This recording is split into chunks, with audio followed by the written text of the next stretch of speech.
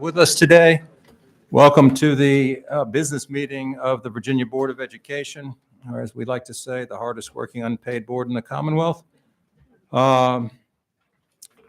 obviously have a lot of people, and to the extent we can maintain enough decorum to get through the meeting properly, I would certainly appreciate that. We're going to begin, as we always do, with a moment of silence followed by the Pledge of Allegiance. I ask that you keep in your hearts today specifically and honor the memory of the victims of the tragic shooting at University of Virginia. So we'll have a moment of silence followed by the pledge.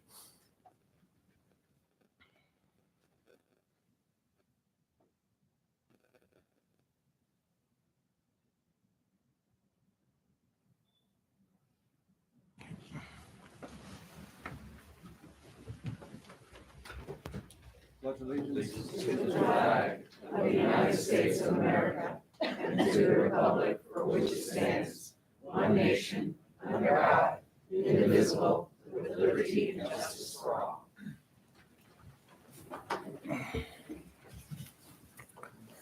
Okay, first order of business is the approval of the minutes from the October 19 and 20 meetings of the board.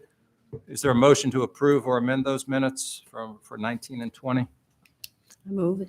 Thank you, Ms. Dutta. Is there a second? Second. Thank you, Mr. Hanson. All those in favor signify by saying aye. Aye. Aye. Any opposed? Okay. We are delighted as a board to be back doing some resolutions of recognition. We had stopped for quite some time, both pandemic, and there just had not been, just for concerns about that we had not done these in person, and they are particularly special to board members. Dr. Siebert, can you go to the podium to present the first resolution, please?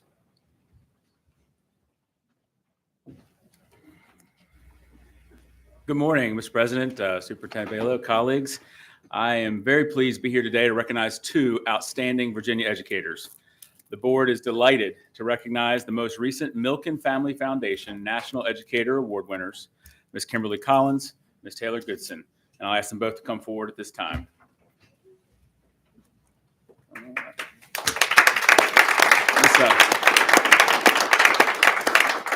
Ms. Collins is the coordinator for the Advancement via Individual Determination Program, known as AVID, at Virginia Beach Middle School with Virginia Beach Public Schools. Ms. Collins is regarded as a champion for her students and has consistently designed rigorous learning plans that challenge students to continue growing, to reflect on their work, while remaining focused on the social, emotional learning. She helps foster a school culture based on trust and compassion, not only supporting her peers through leadership and collaboration, but by taking the time to attend extracurricular events, athletic events, and performances.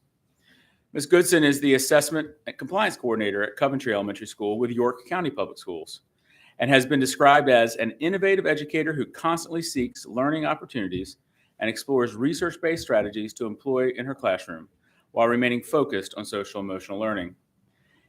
In addition to demonstrating in her collaborative spirit with her colleagues and taking on numerous leadership roles, Ms. Goodman is admired for leveraging her enthusiasm and passion to create an environment in which students feel valued and respected and are motivated to succeed. The Milken Educator Award is an initiative of the Milken Family Foundation. For 35 years, they have celebrated excellence in education by honoring top educators across the country. They look for early to mid-career educators who have a record of impressive achievements already, but more significantly, demonstrate great potential for future contributions to the profession. Each year, recommendations pour into the Milken Family Foundation, and although the selected winners represent all parts of the country, no state is guaranteed a winner. There is no given here. After the expected pandemic-related delays of 22, Virginia has seen two of our very own educators honored by this surprise announcement. There, they learned in the presence of their students, colleagues, Superintendent Balow, and other leaders that they'd been named Milken Educators and would now have access to an elite network of Milken Educators. But that distinction comes with an award of $25,000. I imagine it was quite a shock for both Ms. Goodson and Ms. Collins, but clearly a very well-deserved honor. I speak for the board in saying that we share the Milken Foundation's mission to bring attention to classroom heroes, to validate, motivate, and inspire current and future educators. This morning, we have Ms. Stephanie Bishop from the Milken Family Foundation. Ms. Bishop is herself a product of Virginia Public Schools. After serving as a teacher and principal for 25 years and being named a Milken Educator in 2001, she joined the Milken Foundation. Ms. Bishop, I invite you to come forward, say a few words, and present to the honorees. Lovely introduction. Thank you and good morning, Virginia State Board members and Superintendent Balo. And thank you for inviting me to be with you today as you honor the newest Milken Educator Award recipients in Virginia, Kimberly Collins of Virginia Beach and Taylor Goodson of York County. Again, I am Stephanie Bishop, Vice President of the Milken Educator Awards in 2001, Milken Educator from Virginia, and I am honored to be here in my home state. Superintendent Balo, your participation and support at their assemblies was deeply appreciated, along with Secretary Guadera and Deputy Secretary Snow, who was with us in York County. And on behalf of the Milken Family Foundation, I would like to commend Superintendent Balo for her support of the Milken Educator Awards program. She handled the surprise assemblies like a pro, thanks to all the behind-the-scenes, top-secret planning and coordination by Dr. Meg Homer and Charles Pyle. Virginia joined the Milken Educator Awards program in 1999, and since then, over $1 million has been awarded to the greatest asset in the state of Virginia, its educators. The awards provide recognition and unrestricted financial awards to exceptional educators like Kimberly Collins and Taylor Goodson, who are advancing excellence in Virginia schools. This past June, we welcomed Kimberly and Taylor to our National Network of Excellence at the Milken Educator Awards Forum in Los Angeles, where they participated in panels and roundtables with other Milken educators from across the nation. This school year, we are presenting up to 40 Milken Educator Awards across the country. We value your partnership with the Milken Educator Awards program, and we look forward to many more surprise announcements in Virginia in the future. So now it is my honor to present Kimberly Collins and Taylor Goodson with their Milken Educator Award obelisks.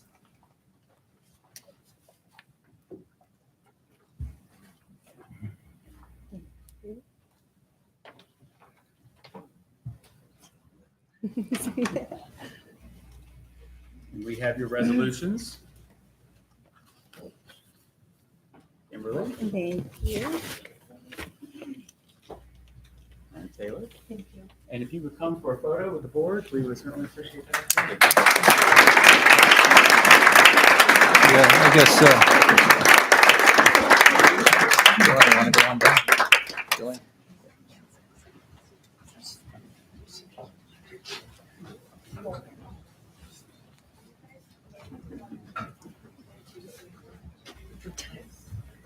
We haven't done this in person with you guys yet, have we? People over here. Yes. You just get between somebody is the deal. Get between them. Yeah. Oh.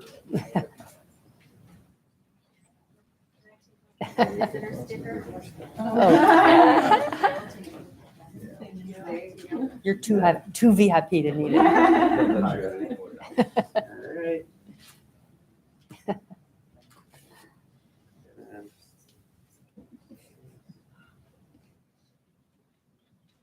Thank you so much. Congratulations. Congratulations. Thank you. Thank you.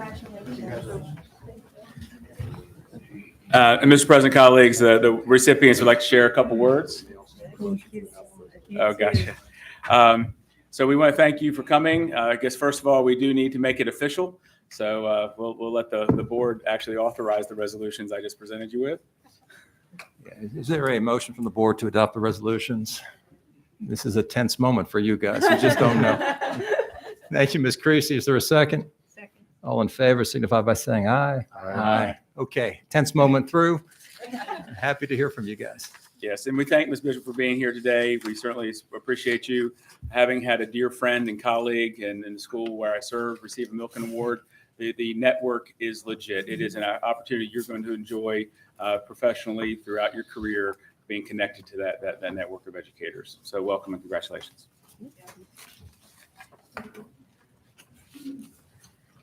So good morning. Thank you so much for this incredible honor. I never could have imagined that my efforts in education would lead to being recognized in such an incredible way.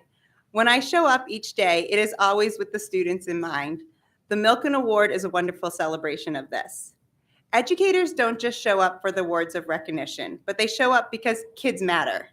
What many see as everyday, mundane moments are actually the heart of education and what we do. These are the moments that spark ideas, plant seeds for growth, and progressively create positive change.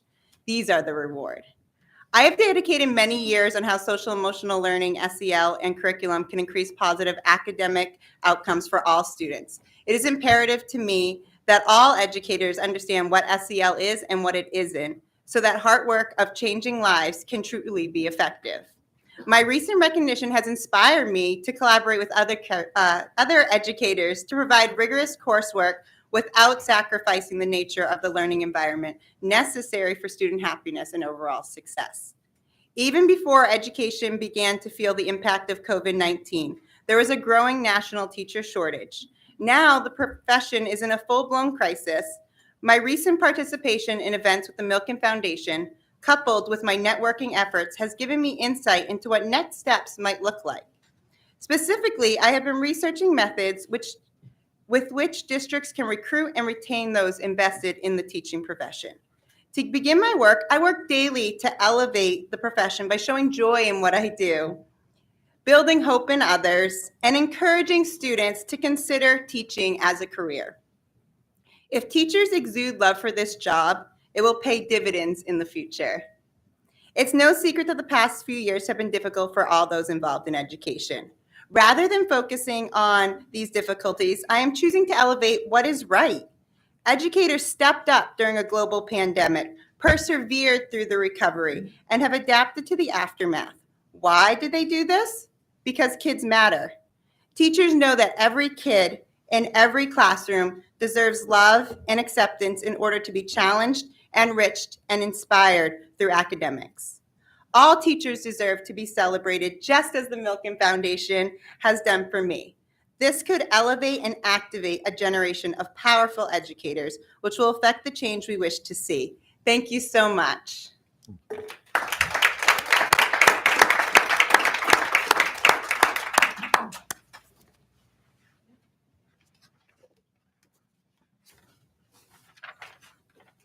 Good morning, and thank you guys so much for having us here today and recognizing our Milken Awards. So I just wanted to kind of start out and just share a little bit of history and kind of move into some really important things to me. So I always wanted to be a teacher, and I'm sure that people like me have shared that with you all before. I remember being in second grade, and people would say, "What do you want to be when you grow up?" And of course, I said, "A teacher." So as I went through college and started my early career, I really learned that teaching truly is my passion. I think that it is the most important job in the world. We have the place every single day to work with children, to empower them, to inspire them, to engage them, to just be their best selves. So when I won this award, I always reflect back on the kids, as Ms. Collins shared. That day, there was kids who cried tears. One of my children actually cried for the rest of the day. Happy tears, of course, but the rest of the day. Other kids hugged me and just congratulated me, made cards. Some kids asked if I was going to buy a Lamborghini. They also asked if I was going to retire, so which I shared no, that neither of those were going to happen. But that excitement has not ended there, and that's what's so amazing to me. So at the beginning of this school year at open house, one of my families from last year came up and found me, and we were having a conversation. And the mom said to me, "Do you know what my daughter wants to be when she grows up?" And I said, "Yeah, she wants to be a teacher. She told me." And she said, "That's true. But after last year, she wants to be a third grade teacher just like you. And she wants to win the Milken Award just like you." That moment, I'll never forget. It was so powerful to me to inspire a child to want to do this amazing work that we get to do every single day. So I leave you with this. Right now is a critical time in education. We all know that. It is our job to find, recruit, and keep amazing teachers who want to be here working with our children, who want to help them be the best that they could be every single day. So the student I spoke about earlier, I know that one day she's going to be the one standing right here sharing with the Board of Education after she's won the Milken Award. So thank you guys so much for your time. I really appreciate it.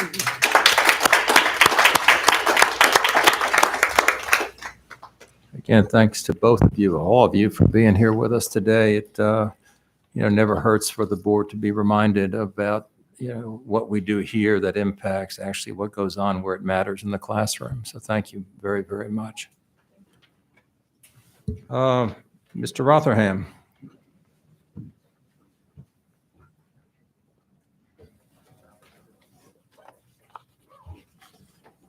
Slightly different perspective. Mr. President, I have a resolution to commemorate November 2022 as Family Engagement and Education Month. I'm pleased to present the board's resolution to commemorate November as Family Engagement and Education Month. The board recognizes that strengthening relationships between parents, schools, educators, and communities is critical to meeting Virginia's commitment to high expectations and excellence for all students.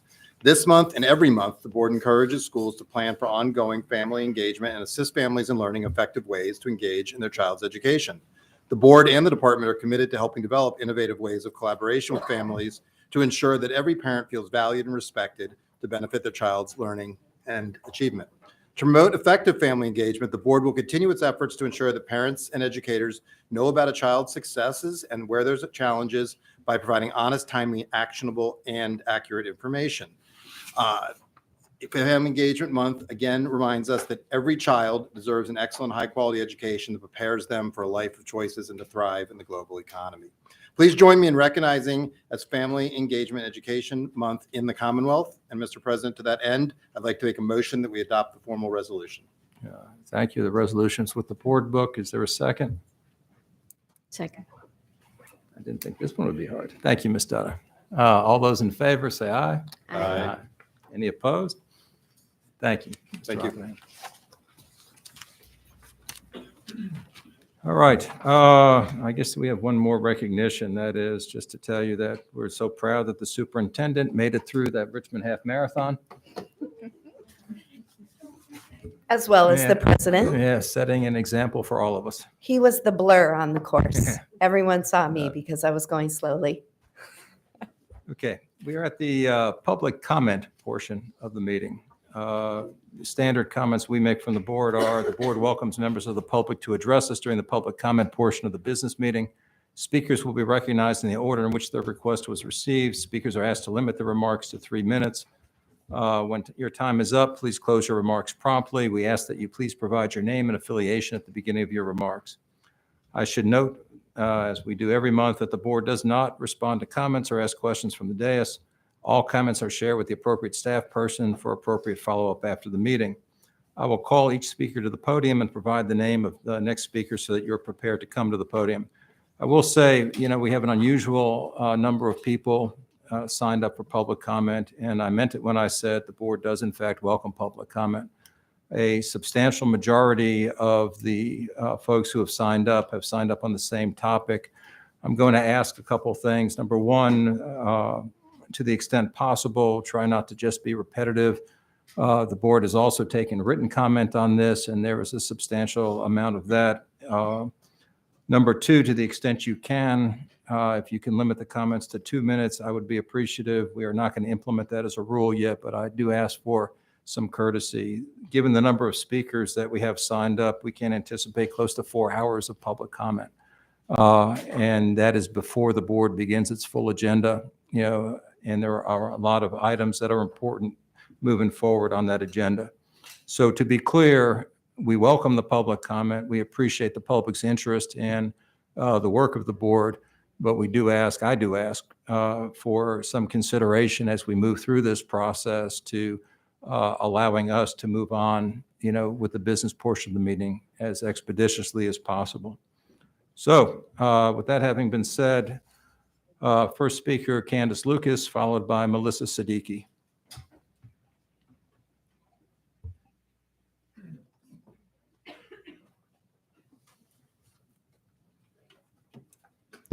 Good morning, board members and Dr. Barlow. Balo, I'm sorry. My name is Candace Lucas, and I am an advocate on behalf of children with disabilities, specifically children of color. I come before this board, been coming before this board for about 8 years. I want to read a quote to you. This quote says, "Let me state this. I think all schools that receive federal funding, public, charter, and private, should be required to meet the conditions of the Individuals with Disabilities Act. Don't you agree with me?" That statement was made by Senator Timothy Kaine to your husband, to Betsy DeVos, on January 17th, 2017. So my question becomes, do you believe that? Right now in Virginia, that is not the case at all. On September 1st, 2022, and this is why we requested that this board demand monthly updates regarding special education from the special education department. Dr. Balo received a letter from the Office of Special Education, okay, federal, the feds, documenting that Virginia is still not in compliance with protecting parents' rights, still not in compliance with making sure that parents receive the services that they need for their kids, still not in compliance with making sure that parents have a right to an independent evaluation, still not in compliance with ensuring the procedural safeguards of our families are protected. We do understand that the IDEA is a civil rights law. It is a civil rights law. If you don't know that, please educate yourself. So when it's being violated, civil rights are being violated. And we can't say, oh, it's a denial of faith. It's child abuse. It is child abuse. I need this board to stand up. Was that 2 minutes? I'm going on to 3, please. Can I have my 3 minutes? Thank you. Okay. And the bottom line is that we need you to stand up, because I keep having to come back and things are not getting done. It's insane to expect things to change and keep the same people in place. Children are dying. And you know Chris Jones, the young man that murdered the 3 football players, he went to Verina High School in Henrico. And Child Fine failed him. Child Fine failed him. Chris Jones, the young man that last week shot and killed 3 of his peers, went to Verina High School where my daughter graduated from. Child Fine failed him. And you guys are failing so many other children. I want to know when the next Chris Jones is going to come across the TV, because you're not implementing IDEA. So we can have a moment of silence for the kids, but why don't we have a moment of action? Okay? We can go ahead and talk about family engagement. That was just words to me. I don't stand for the pledge because we don't have liberty for all. So I need this board to do your constitutional duty and supervise education in the Commonwealth. Ms. Siddiqui, followed by Ms. Halverson.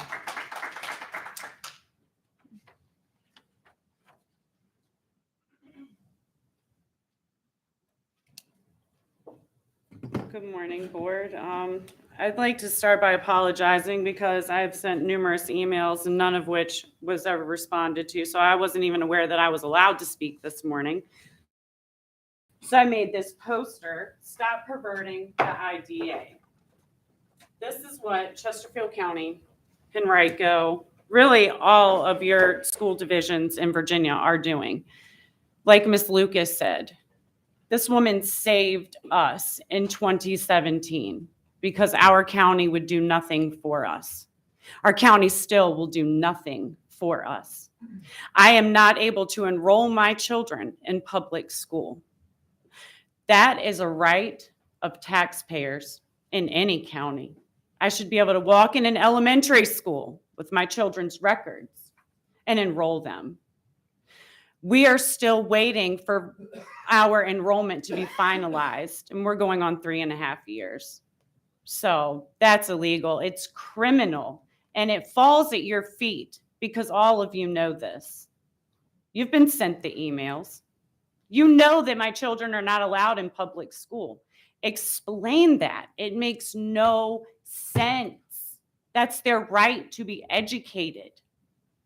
This woman not only has gotten us through due processes, which, yeah, we lost, but thank God in appeal in federal court, that judge looked at me and said, you know what? I don't see you making up all of this, going through all of this for no reason. So I'm going to order private evaluations. Well, damn, those private evaluations showed that my 13-year-old's reading and comprehending on a 3rd and 4th grade level. Chesterfield County told us they evaluated him. He was perfect. Those are the words that they gave us. He's right on track. For what? For a disability check? What is right on track when you're 13 reading on a 3rd and 4th grade level? I have begged for interventions. My child has now been suicidal twice on your watch. We just pulled him out of a hospital 3 months ago. I told you guys last meeting, I'm not going to do this. I will not bury a dead child. And if I do, I swear to God, you will never get rid of me. I will be in your face every meeting going, why didn't you do it? Why didn't you do something? Why didn't you do something? Why not you? Why not you? Why not you? Do something.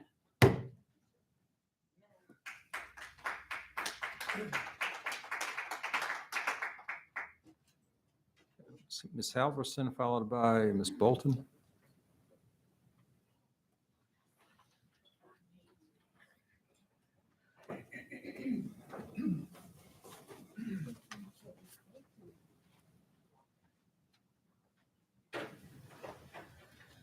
Good morning, Board. I'm Good back morning. again this month about my son, Alexander Halverson from Powhatan County. I've sent multiple emails, received the letter from Jillian Balo for the correction action plan.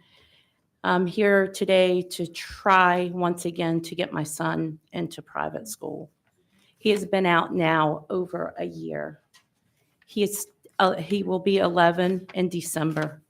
This is a travesty. My son, once again, cries every single night.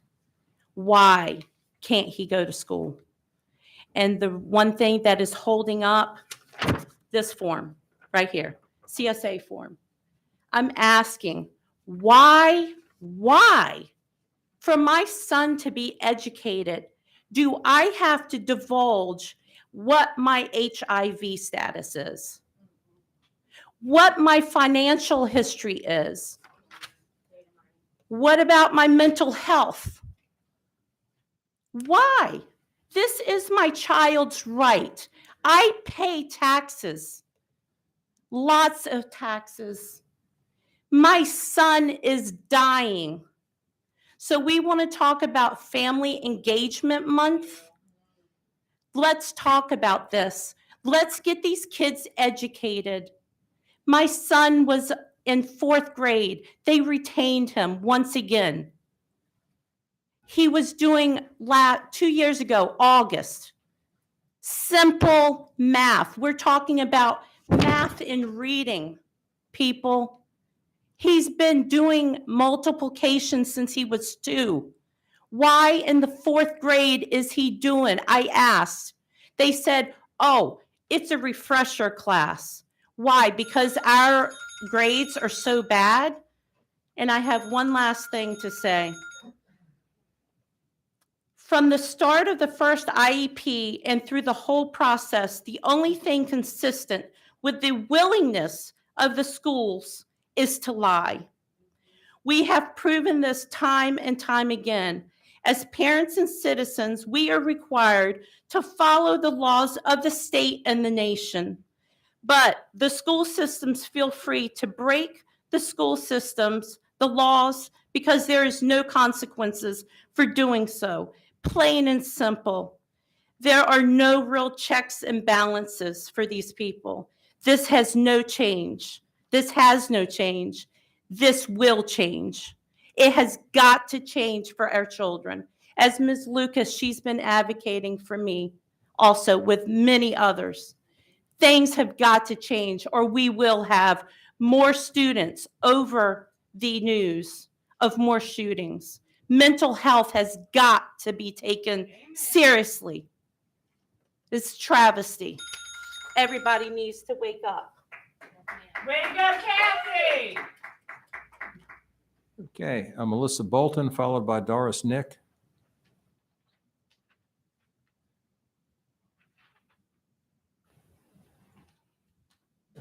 Is Doris Nick here?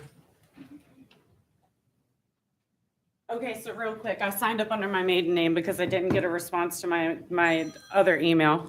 Really quick, I just want to say, we need to get the pornography materials out of schools. Okay, so I'm really trying to teach my child reading and comprehending on a 3rd and 4th grade level, where he should be reading with school books. And currently, we have a book in Chesterfield County Public Schools that literally, I'm not going to say the word because I'm not that kind of, but the P word. I eat pee. Yeah, excuse me. P. I am saying P, so please do not, because this is in a middle school library Okay. and 4 of them. Hold on a minute. Hold on.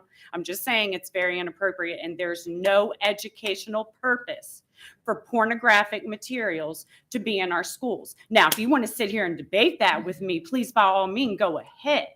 I don't want to debate anything with you. Okay. I want to move on to the next speaker. No problem. Thank you.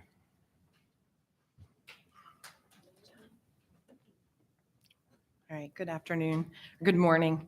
I would not want to be in your shoes. The reason why you have 4 hours worth of comments is because parents are mama bears and they want to protect their cubs. And what we've been asking, you just have to listen for just a few minutes. There is no action holding these school boards accountable. And we need you to be accountable. As elected officials, you should have even more integrity and we should be able to hold you accountable. Some of you are new in this position, but what we understand and what all the parents here need to understand is that y'all have taken money to do all of these things. You have taken the ESSER and the ARP money and the funding, and there's a book. It's called the Ed COVID-19 Handbook. Parents, if you haven't seen it, go take a look. It explains all the things that they've been doing all across the United States between the social emotional learning, pushing of the LGBTQ, the extra technology, the jab push and masking our children, compromising their immune systems. All of this has been funded by the U.S. Department of Education. That's why we are in this mess, okay? We are concerned. We do not like what has been happening, and we want to hold you accountable. You don't respond to emails. All these parents are saying the same thing. I sent an email also. We want our children protected.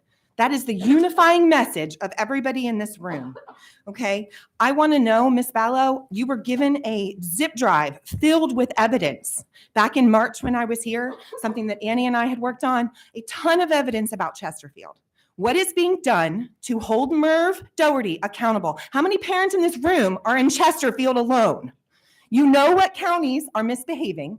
You know what superintendents are not doing their jobs. Do something about it, and you will not have 4 hours of public comment. It's unexcusable, and you need a process. What is your process to hold people accountable? I sent an email. I didn't get a response. Do y'all want to know what the process is? It's time we FOIA, apparently. It's time we FOIA to get answers that we've been looking for. Protect the children and stop choosing to take funding that harms our children. Thank you. Thank you. Great job. David Behringer, followed by Scott Brabrand.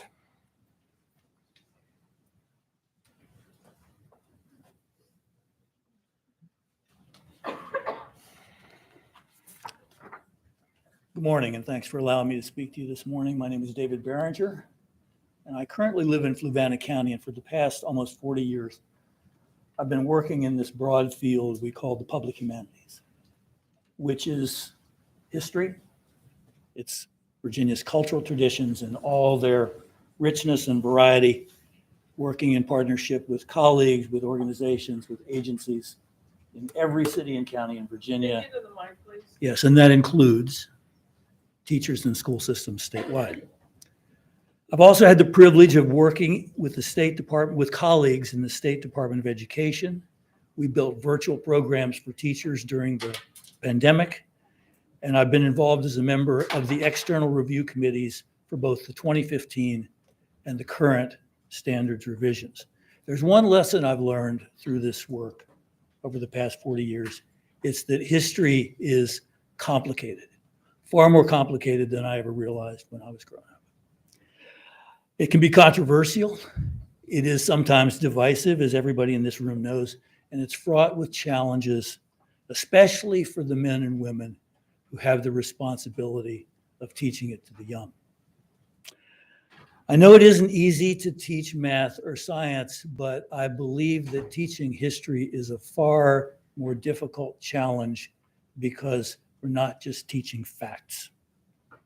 They have the responsibility, history teachers, of shedding light on these very complicated stories of Virginia, the United States, and it's not simply providing information. It's creating informed citizens who understand the past and can use these lessons to make decisions in the present. So I think almost everyone in this room would agree that teachers, and that is history teachers especially, need all the help they can get. So I'm closely familiar with the process that produced the first draft of the 2023 standards, the one that was produced by your DOE history program staff.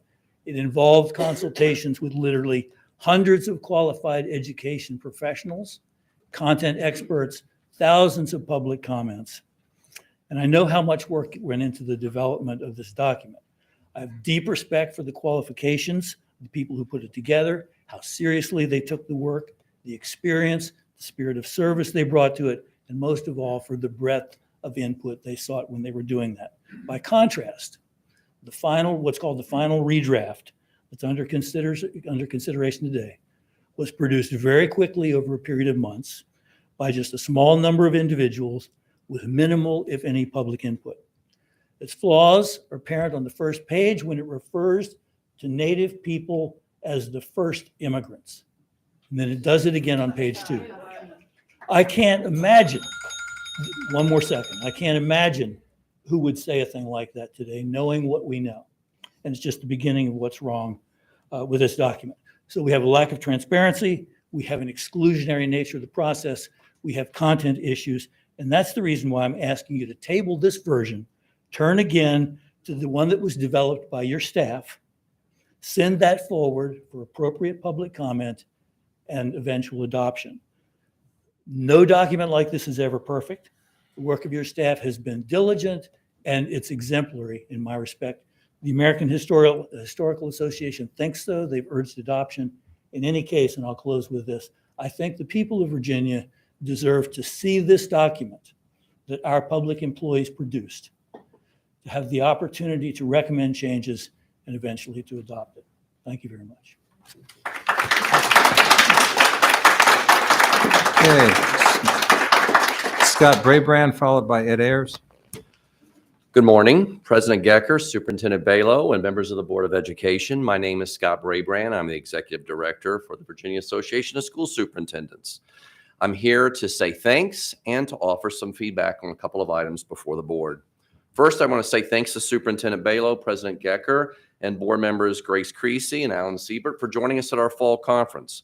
We talked on several important issues before the board, and we reaffirmed the importance of collaboration with stakeholders across the Commonwealth on educational issues. We hope Superintendent Balo and President Gecker can return for our winter conference right here in Richmond, Virginia, January 9th. And we will be putting invitations out to all of the board members to come. We need to continue to have close collaboration as we move forward. Second, I want to provide feedback on the timeline presented yesterday around accreditation and accountability revisions. This important work must be done in collaboration with key educational stakeholder groups, and VAST stands ready to work with you. It's important to know, though, that VAST remains strongly opposed to any changes in accreditation and accountability this year, including any changes this year in SOL cut scores. As discussed by President Gecker at our fall conference, it's important all topics before the board follow the standard protocols and procedures already established by this board so that we can work together, and that strategic communications and engagement is critical for any changes in accreditation and accountability. Any changes to cut scores need to involve our teachers and educators who know the SOL content best. We know that high expectations and agree that high expectations are important, And teachers and educators need to know that VDOE and their school districts will provide the professional development and support for them to meet these high expectations. Finally, we appreciate your thoughtful review of attendance data for accreditation. Please know that chronic absenteeism remains a significant issue right now in many Virginia school districts with COVID, flu, SRV. My time is up. Please look at that very carefully as you look at chronic absenteeism. Happy Thanksgiving, and we'll see you in the new year. Thanks for all Thank that you you. do. Dr. Ayers, followed by Amanda Grinnells. Good morning, everyone. Thank you for giving me a chance to speak with you today. I speak from the perspective as a historian of the United States who has taught in Virginia for more than 40 years. Throughout that time, when I served as president of the National Organization of American Historians, I have worked to foster collaboration among academic historians and teachers in our schools. Why? To help our young people in schools across Virginia to understand the past in its full humanity and complexity. And to do so, they have to care about the past, engage it, and even wrestle with it. I contributed to the curriculum frameworks for the proposed standards that were reviewed in August, focusing on African American history. It was satisfying to help rectify the many omissions and misrepresentations that have marred history education in Virginia for generation after generation. And it was gratifying to see the impressive ways, even during the pandemic, the department coordinated the insights of so many Virginia teachers, historians, parents, and community members. As the DOE considers displacing that document, in which so many Virginians have invested so much, I urge you to consider the advice of the American Historical Association. The AHA represents 12,000 historians of every political persuasion, expert in every moment of American history, in every era and region of world history. The association has worked for decades with teachers around the nation on their state standards. The executive director and staff of the AHA have twice offered to come to Richmond to talk with the DOE about what they have learned in those collaborations, but the AHA's offer has not been acknowledged. The letter made points worth considering nevertheless. The AHA praised the integrated and aligned instructional program laid out in the collaboratively produced document from August. They said the results are robust and should be a point of pride for the board and the secretary, as well as for the hundreds of other Virginians who contributed to them. They noted that cognitive research have documented that history students need extensive, structured practice in considering multiple perspectives. Like mathematics, biology, and other disciplines, history has core concepts such as context, contingency, and causation that require practice to master. The AHA expressed no concern about the length or complexity of the August version of the standards. Indeed, the document is long, they said, because it admirably contains and integrates materials that provide easy reference for trained educators and districts. Teachers can rely on it as a central and shared resource. A simpler digest, the AHA suggested, might be composed to communicate to parents and others, but the standards themselves should not be truncated. So here's what I draw from my own experience in that commentary. It is important to remember that a broad and representative body captured a progressive chart of skills, carefully building from one year to the next. The people serving in that work called for the scaffolding of information to build understanding over time and from one course to the next. They collaborated on a broad document so that teachers in one class could see what teachers in others were teaching, so they could review the lessons from the previous year and lay the foundations that followed. They suggested open-ended questions and instructional detail to teach students how to think historically, how to confront the past in human foundation and complexity. In short, the people who worked on the August draft composed a workable, practical guide to offer a coherent approach to the enormous complexities of the world's and nation's history. And many have continued to contribute to those draft standards and frameworks in the months since August, addressing previous concern. That rich resource is, in its sophistication, inclusion, accuracy, and specificity, superior to what is being presented to you now. The list presented today offers only the illusion of efficiency, burying ambiguity and confusion in the minds of young people rather than accountable principles. The August document, in short, takes advantage of decades of collective commitment to and experience in Virginia school. Equally important, the open and inclusive process that created that document embodies the democratic participation that the standards rightly celebrate. I urge the board to adopt the revised version of the August document as the basis for your important work before you. Thank you for your commitment to our students and our Commonwealth. Thank you, Dr. Ayers. Amanda Grinos, and then followed by Susan France. I apologize for the mispronunciations. It's okay.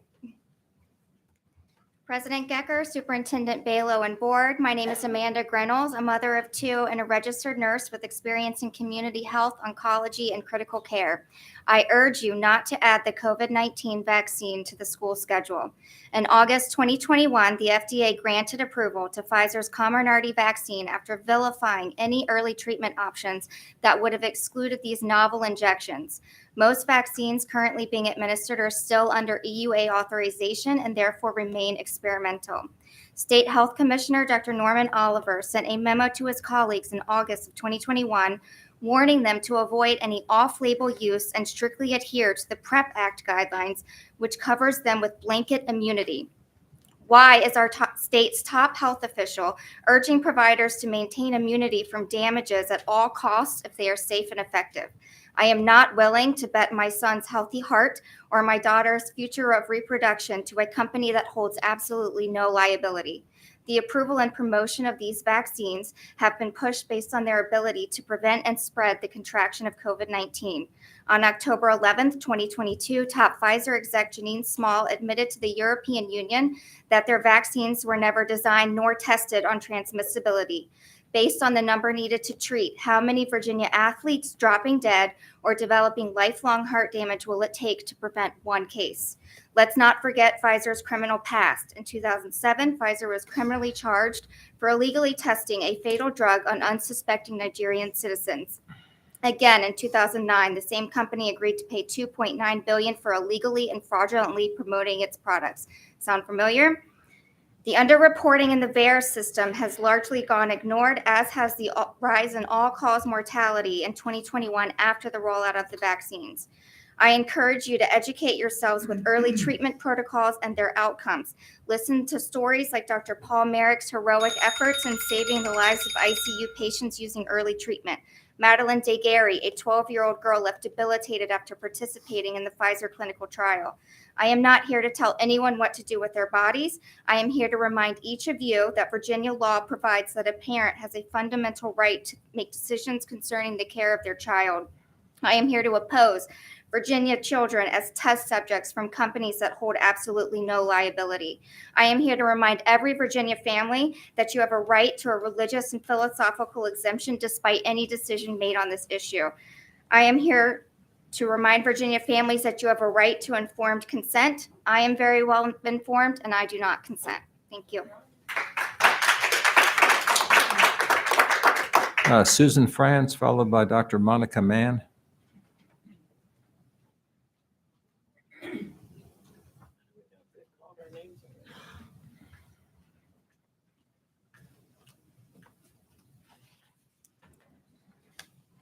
Good morning.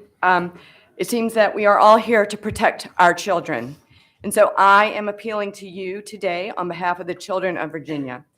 Based on your biographies, almost every one of you has children and some of you have grandchildren. I'm asking that you do everything in your power as members of the board and as concerned parents and grandparents to prevent a COVID immunization from being put on the childhood immunization requirements for entry into Virginia schools. You've already heard that the advisory committee recommended that this be put on the immunization schedule. Despite their vote, the vaccine is dangerous and it is not effective. I want to introduce you to Maddie DeGaray. She was 12 years old when she entered the Pfizer trial for the vaccine in 2020. Immediately after her second shot in January of 2021, she had severe chest and abdominal pain. Her symptoms progressed to paralysis of her gastrointestinal tract, seizures, and other neurological difficulties such as loss of bladder and bowel control and fainting. Currently, she's paralyzed and receives most nutrition through a feeding tube. At this time, there is no indication that she will ever return to the happy, active, smart young lady that she was prior to taking the vaccine. These situations are real, not rare. In June, Senator Ron Johnson of Wisconsin held a press conference to highlight these devastating situations. There are many more stories I could tell you of devastated lives and deaths, but I'm limited by time. The information is available if you choose to see it. It would be a travesty if Virginia children are required to take this vaccine for school entry. Once again, I appeal to you as mothers, fathers, grandparents, and public servants to do your research and do what is in your power to prevent this from being required for school entry. While I understand you do not have the power to make this particular decision, you do have a voice and a position of influence. I've been taught that silence is consent. If you stay silent, you are consenting to allowing our children to be maimed or murdered. Thank you. One more thing. As I was driving down here, I heard that the Midlothian High School is having a Transgender Appreciation Week. This does not belong in education. And I'm not going to get off on that one. You've heard my medical testimony, and I hope that you will seriously consider this. I have papers for you all to look at.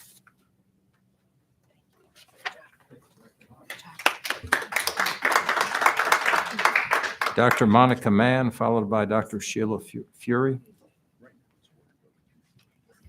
Hello. Hello. My name is Dr. Monica Manns, and I humbly request that you implement the original proposed revised 2022 History and Social Science Standards of Learning. That included recommendations by the African American History Commission. The original standard designs team and the commission were comprised of historical scholars, social science and history educators, museum scholars, diverse parents, and community members from all parts of Virginia. These should be the entities that design our standards, not those who do so under the cloak of night and have an agenda that is not student and community centric and is not responsive to the diversity experiences within our community.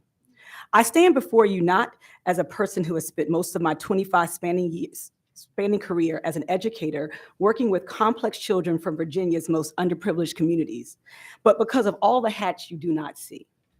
I wear the hats for those who I do hold dear to my history and my heart. My ancestors are enslaved people from Virginia plantations, and I am a manifestation of the enslaver's rape or of a forbidden love based on the color of my skin and the texture of my hair.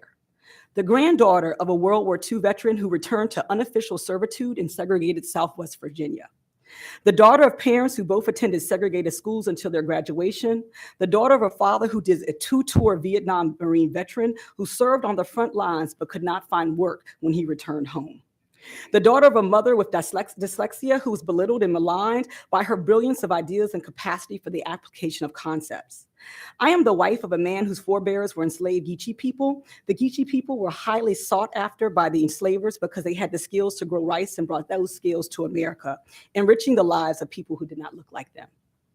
I also wear the hat of my chosen family, a family of young people who were past students and part of our state foster care system, who I have loved and been loved by, and who have now given me 5 amazing godchildren. My chosen family also includes 2 best friends, now family, of Asian origin, who both attended Virginia schools. They have shared how harmful it was to them that they never saw themselves in their history books, outside of the one-liner about Asian people building the Transatlantic Railroad. The family's immigration experiences nor the historical contributions of people of Asian orientation to America were never examined. That is not okay. I provide my background to ensure that you understand the significance of why I stand in opposition to your decision to curate a document of standards of learning like those proposed. The newly proposed standards are predicated on the expectations of rote memorization and exclude opportunity for students to contextualize historical facts. As a teacher who had to implement similar rote memorization standards in the past where quantity over quality was used to diminish the opportunity for critical analysis, I know intimately how this ends. As a recognized innovative educator, I made the lessons as engaging as possible, but due to time and expectations, the students were not given an opportunity for thoughtful discussion, analysis, application to current events, and perspective taking. I saw their flames diminish. For students to be truly engaged in social sciences and history, it requires not only verified historical facts, but inquiry, analysis, application, and thoughtful discourse. Due to time, I will not end. I will give my information to record. Thank you, ma'am. Dr. Sheila Fury, followed by Emily Mathon.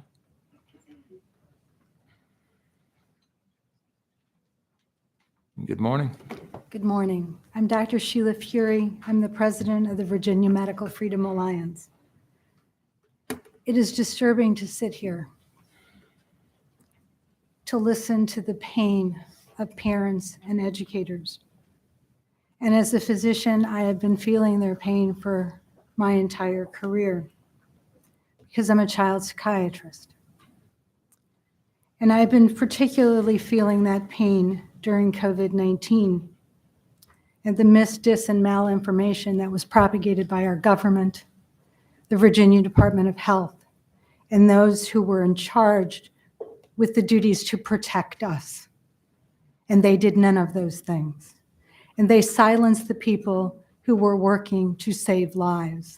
And they continue to silence the people who are trying to save lives. We have been sold a crock about the COVID-19 jabs.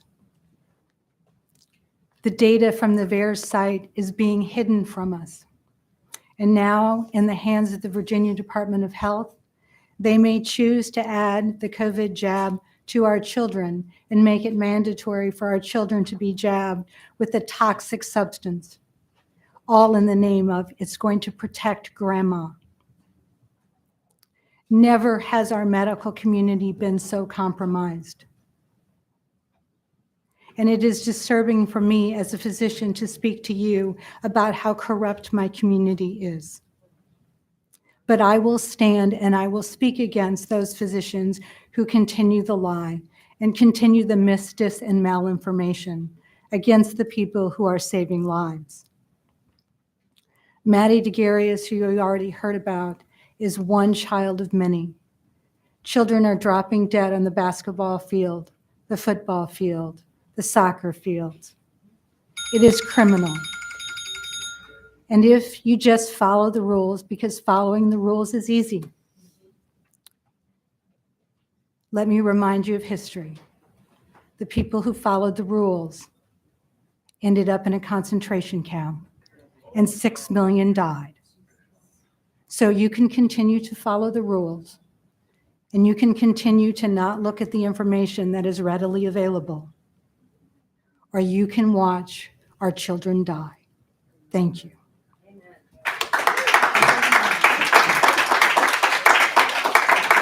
Emily Mathon, followed by Basia Gartenstein. Good morning. Good morning. I'm speaking today to you in opposition of the overhaul of the history and social studies standards, the draft of which Superintendent Balow shared last week. Just last month, Balow assured you as the school board and us as the public that we want to hear all voices, which is why she requested a delay. But in reality, she wanted to include a small number of voices, those of a consultant and small team that have a particular and specific set of viewpoints. Removed is the expertise of the Virginia Commission of African American History Education. Erased are the voices of thousands of parents like myself who submitted public comments. Dismissed are the years of work put in by the Virginia Department of Education staff, national experts, and the diverse range of individuals that invested in this effort. The proposed revised 2022 standards were thoughtfully crafted by experts in education in the fields of history and social science. They were created with students and their education at the forefront. This final redraft reads as if party and votes are the main audience. The Virginia Code states that the standards of learning in all subject areas shall be subject to regular review and revision to maintain rigor and to reflect a balance between content knowledge and the application of knowledge in preparation for eventual employment and lifelong learning. The Board of Education shall include in the standards of learning for history and social science the study of contributions to society of diverse people. For the purposes of this subsection, diverse includes consideration of disability, ethnicity, race, and gender. By undermining the years of work already invested by a large range of stakeholders, this current attempt at revising the standards is disrespectful and problematic. I urge you to reject this current overhaul and return to the draft proposal in summer 2022 to bring to the public engagement sessions and public hearings. Don't compromise the education of Virginia students. I'm a white parent of 2 white public school students in Virginia. I want my children to have a complete and accurate understanding of history so that they can not only not repeat the atrocities of the past, but help create something better. Thank you. Thank you. Okay. And you'll be followed by Megan Forensi. Thank you. Thank you so much. My name is Basia Gardenstein. Good morning, and thank you for allowing me to address you. I proudly represent the Jewish Community Federation of Richmond. We're a nonprofit that functions as a convener and hub for Jewish life in Richmond, which is the home of 16,000 Jewish residents, and we're part of a network of 146 Jewish federations across North America. I am a bit shaken by the comments that were made by the woman two times before me. As someone Jewish, I really request that comparisons about the Holocaust are not made to anything without close consultation with the Jewish community. Today, anti-Semitism is on the rise. Thank you. Anti-Semitism is on the rise, and while Jews make up barely 2% of the US population, the FBI's 2020 hate crime statistics shows that crimes targeting Jews comprise of 55% of religious bias hate crimes. Last year, the majority of those hate crimes took place in Virginia, a stat quoted in last week's meeting of Governor Youngkin's Anti-Semitism Commission. We are grateful for the Anti-Semitism Commission that the governor established, the first in the country. And if we're continuing to shine a light on discrimination, we must learn about the origins of this ideology to bring to life never again for Jewish people and marginalized, unrepresented groups in our midst. Part of the work of the Federation is assisting local educators to teach the lessons of the Holocaust in partnership with the Virginia Holocaust Museum. We also respond to incidents of anti-Semitism in local schools by providing educational resources to teachers and administrators. Additionally, we educate on Jewish religion and peoplehood to promote understanding and exposure. These standards undermine our work. The new standards of learning are vaguely worded and will negatively impact the teaching of the Holocaust and its important lessons, as well as the Jewish tradition and people. Learning about the Holocaust and other dark chapters in our history, including slavery, Jim Crow, and their enduring impacts on our society, is crucial to ensuring that these historic mistakes are never repeated. Understanding Judaism and ancient Israel are also essential components of addressing anti-Semitism. Without our essential comments in September and August standards of learning being accounted for, our attempt to address hatred toward the Jewish people in the Commonwealth is undermined, as I said before. Please consider using the edits sent on the August draft of the standards of learning instead of the November 12th draft. We appreciate your service to our schools and are here as a resource if there's anything you need. Thank you very much. Thank you.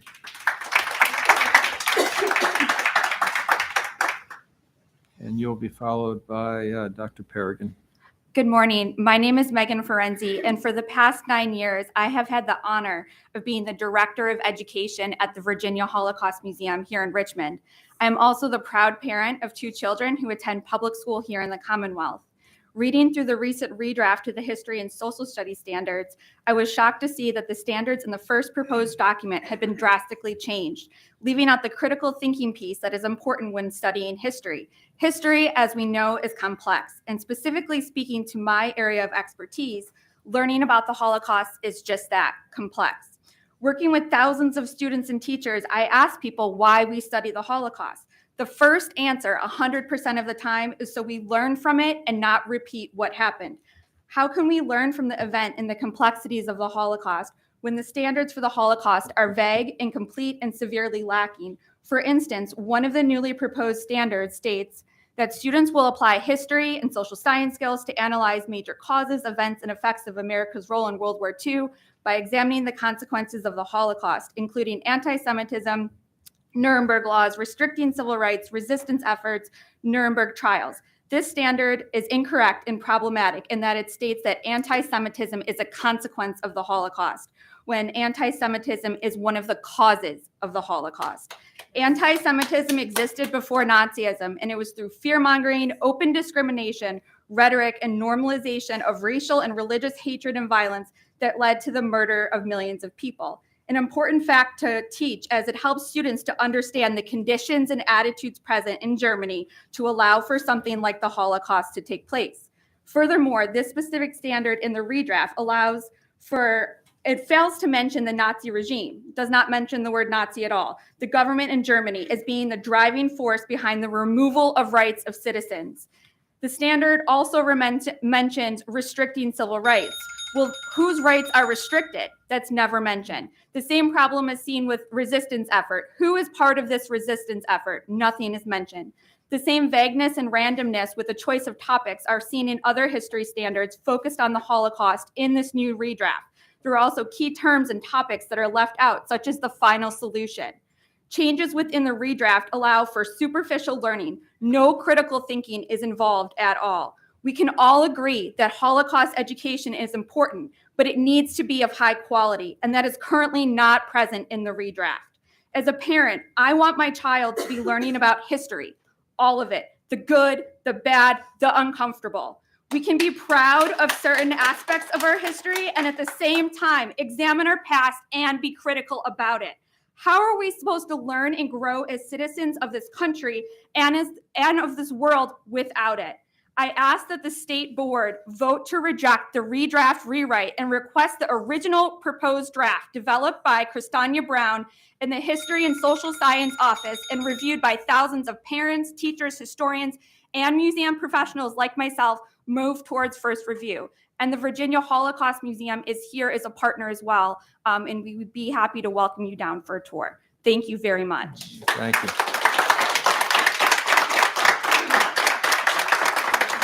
Dr. Perrigan, followed by Catherine Carter. Good morning, President Gecker, Dr. Balo, honorable members of the Board of Education. I'm Keith Perrigan. I'm Superintendent of Schools for Bristol, Virginia. I also serve as the president of the Coalition of Small and Rural Schools of Virginia. The topic I'm here to speak about today is not nearly as heavy as what you've heard other speakers speak on today. However, it is a very important topic for students in high poverty school divisions like our coalition represents, and especially the city of Bristol, Virginia. I'm here to provide comment on item J, the School Construction Assistance Program. As supplemental information, you should have a copy of several recommendations that our coalition and other education groups have submitted to you. For the last 5 years, our coalition, which is made up of 80 of the 132 school divisions in the Commonwealth, has been advocating for the Commonwealth to return to the pre-Great Recession practice of providing just modest assistance to localities for the purpose of improving school facilities. During the summer of 2021, our coalition hosted a statewide Crumbling Schools tour that highlighted a deteriorating school in each of Virginia's 8 regions in a locality that was struggling to fix the issues without some state assistance. That tour, in conjunction with recommendations from the Commission on School Construction and Modernization, which Mr. Gecker and I both serve, led to the budget language that you're considering today. Although we are thrilled that this opportunity now exists, the current recommended language is restrictive and will prevent some of Virginia's most distressed localities from taking advantage. Bristol is one such locality. Bristol currently has the 4th oldest school buildings in the Commonwealth and has been working to find a solution to replace some of these buildings since 2011. Unfortunately, Bristol has reached their legal debt capacity and is struggling financially because of bad decisions by former city leaders. However, because of the hope that Delegate O'Quinn's legislation provided that actually led to this budget language, and along with creative financing that was provided by our Industrial Development Authority, we were finally able to get a project approved that will shutter and consolidate 3 of the oldest school buildings in the Commonwealth of Virginia.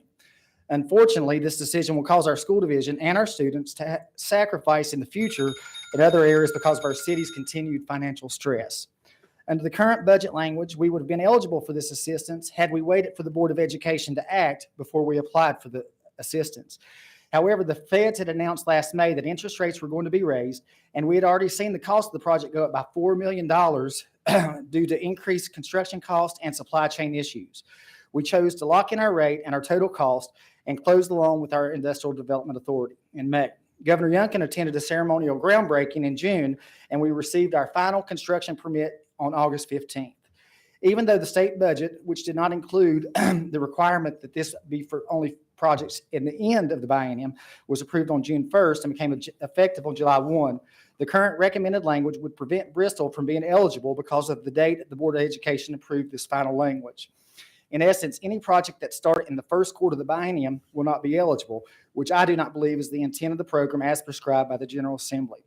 Had we waited to receive the final rules of this program, our interest rate would have risen 4 additional times since May and costs skyrocketed, almost a little over $10 million. I hope the Board of Education will consider the recommendations made by VSBA, VAS, VACO, and COSARS, specifically to consider any project that starts or finishes in the biennium for which this program was approved. Thank you very much. Thank you. Catherine Carter, followed by Kathy Hicks. Good morning. I am Catherine Carter. I am opposed to forced vaccination of children. The vaccines are FDA approved for emergency use. However, the President of the United States has declared the COVID-19 pandemic is over. Therefore, there is no need to coerce parents into vaccinating their children for an illness they are hardly most unlikely to contract. In addition, there's a conflict of interest with incestuous relationships circulating money within a circle consisting of CDC, pharmaceutical companies, at the taxpayer federal government funds to pad the coffers of entities sponsoring the distribution and administration of their patented vaccines for which they earn humongous profit. Furthermore, any clinical trials of the COVID-19 vaccines are still in progress, and there are no independent clinical trials. Clinical trials consist solely of those conducted and interpreted with bias by the pharmaceutical companies that produce them. These companies enjoy and distribute a hefty profit to entice educational bureaucracies like VIDO to implement potentially life-altering and threatening irrelevant vaccines to children for a so-called pandemic disease that does not exist. The burden of funding these vaccines that can cause both local and systemic adverse reactions such as myocarditis falls to the taxpayer. Also, in event of chronic, lifelong debilitating reactions, the burden of extended care for vaccine injuries sits squarely on the shoulders of parents, many of whom struggle to afford food and fuel. What risk is each member of the board who votes to make forced COVID-19 vaccination a requirement for school enrollment and attendance willing to take?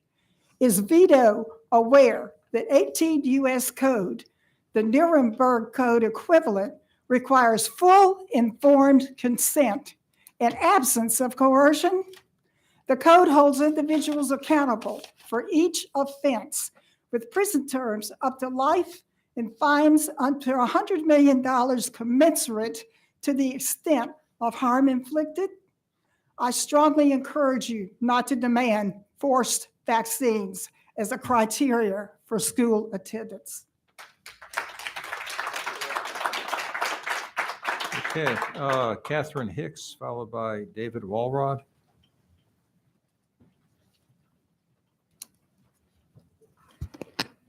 Good morning, President Gecker, board members, Superintendent Bellew. My name is Kathy Hicks. I currently live in Orange County. I have spent over 6 decades in Virginia schools, first as a student and then as a proud social studies teacher. I was also a supervisor of social studies for a district and also served as the president of the state social studies supervisors. I would like to express my concerns about the proposed draft of the Virginia Social Science Standards that we presented today. There are so many troubling aspects of these new standards, and the first is the bait and switch maneuver to get them to the board without the public knowing. These new proposed standards could not be found on the History and Social Studies VDOE webpage, only if you search through the board agenda page. They were not up there and put on until a few days ago. That is outrageous and disrespectful. It is disrespectful of the process for creating the original standards.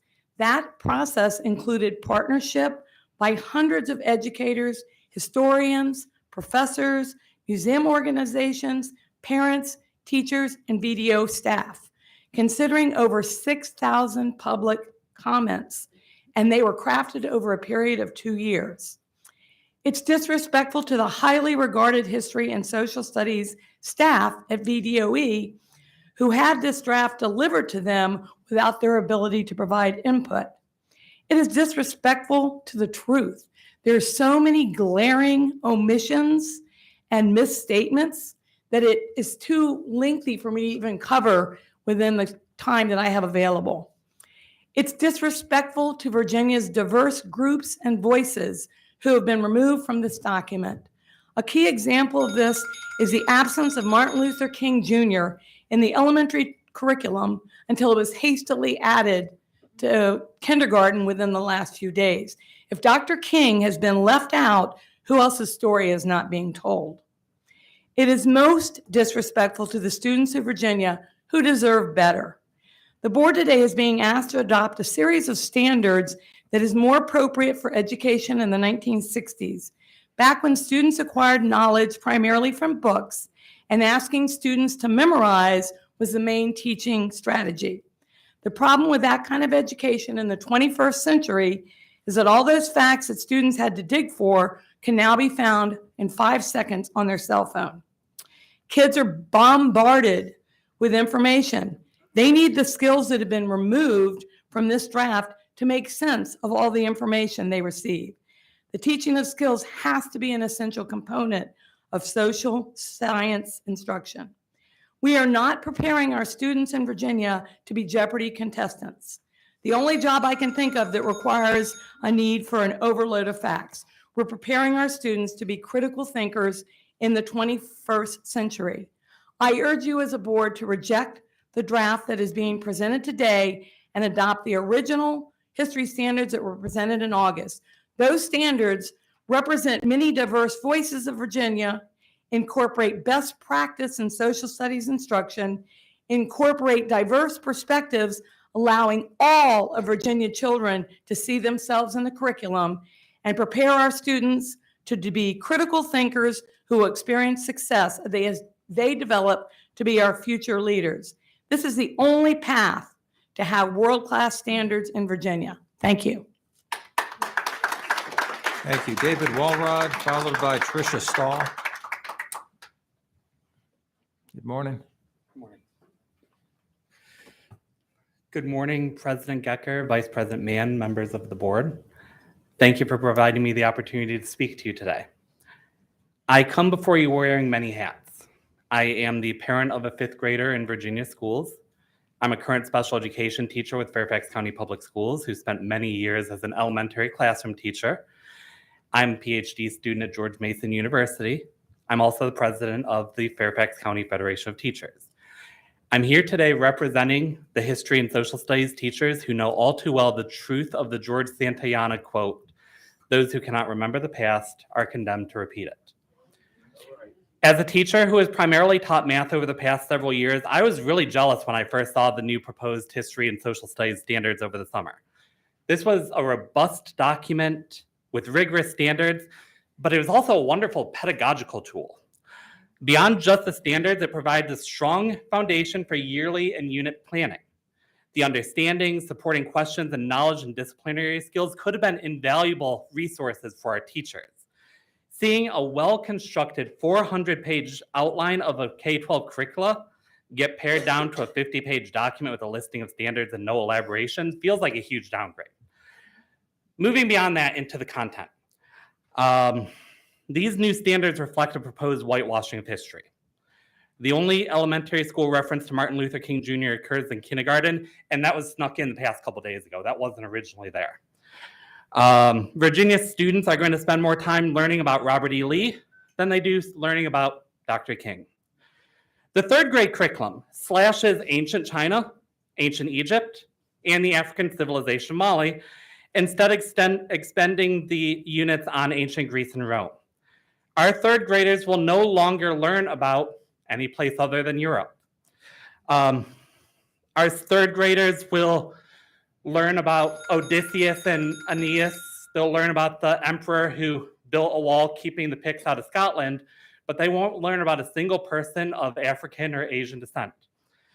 Mali was part of the 3rd grade curriculum since the 2001 revision when Jamestown moved to Virginia Studies.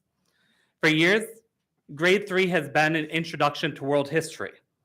So is the world only Western Europe? I urge this board, say no to whitewashing, say no to the downgrading of our standards, and return to the August framework. Thank you. Tricia Stahl, followed by Brendan Gillis. Good morning. Good morning. I hope that every one of you really do believe this. Every child is a promise. Every child is a promise. We must remember that during this difficult time. I did not know. I hope you'll never have to use this as an excuse to comply. Again, we shut this nation down, the world down over this. We've seen the falsehoods associated. The data and the research clearly show that the risk to children of COVID-19 is lower than the common winter illnesses, and that children are a marginal factor in the spread of the virus. The experimental biologic does not work. In fact, it is common that those who have had the experimental biologic have a higher incidence of contracting the disease and doing very poorly with it because it attacks the immune system. There is scant knowledge on the safety of the vaccine. We have to remember that the FDA approved this and received a permit for emergency use only. Biden said we're over COVID. FDA approved this for the permit only. Data shows a link between the vaccine and incidences of myocarditis in our children. 90% of cases occurred after the second vaccine. There's plenty of professional opinion that exists today to show that the vaccine's authorization should not be extended to children under 16. In fact, under 65 in some states, or some nations, I should say. In recent weeks, calls have been made that preparations should be made to vaccinate the children. That would be irresponsible and neglectful. I'm a pediatric nurse. I'm alarmed when you look at the inserts in the scheduled vaccinations in America. The number of consequences and side effects are listed right there. I graduated in 1976. All of a sudden, Big Pharma started advertising on TV, and pediatric facilities were popping up everywhere. And when you look at the inserts in the vaccines, you see why. The risk to children who contract the virus is extremely low. For children, the risk is even significantly lower than the risk of the common winter illnesses such as influenza. And I will close by asking that each of you please read the first 30 pages of Robert Kennedy's The Real Anthony Fauci. You will learn everything you need to know in that first 30 pages. And Big Pharma controls America, the CDC, the VDH, and I hope not each of you. And I know you don't feel like you're in a position to make a decision about resisting or not complying, but I'm telling you, we have got to stand up for these precious children. You may know that the mRNA technology is absorbed in the testes and in the ovaries.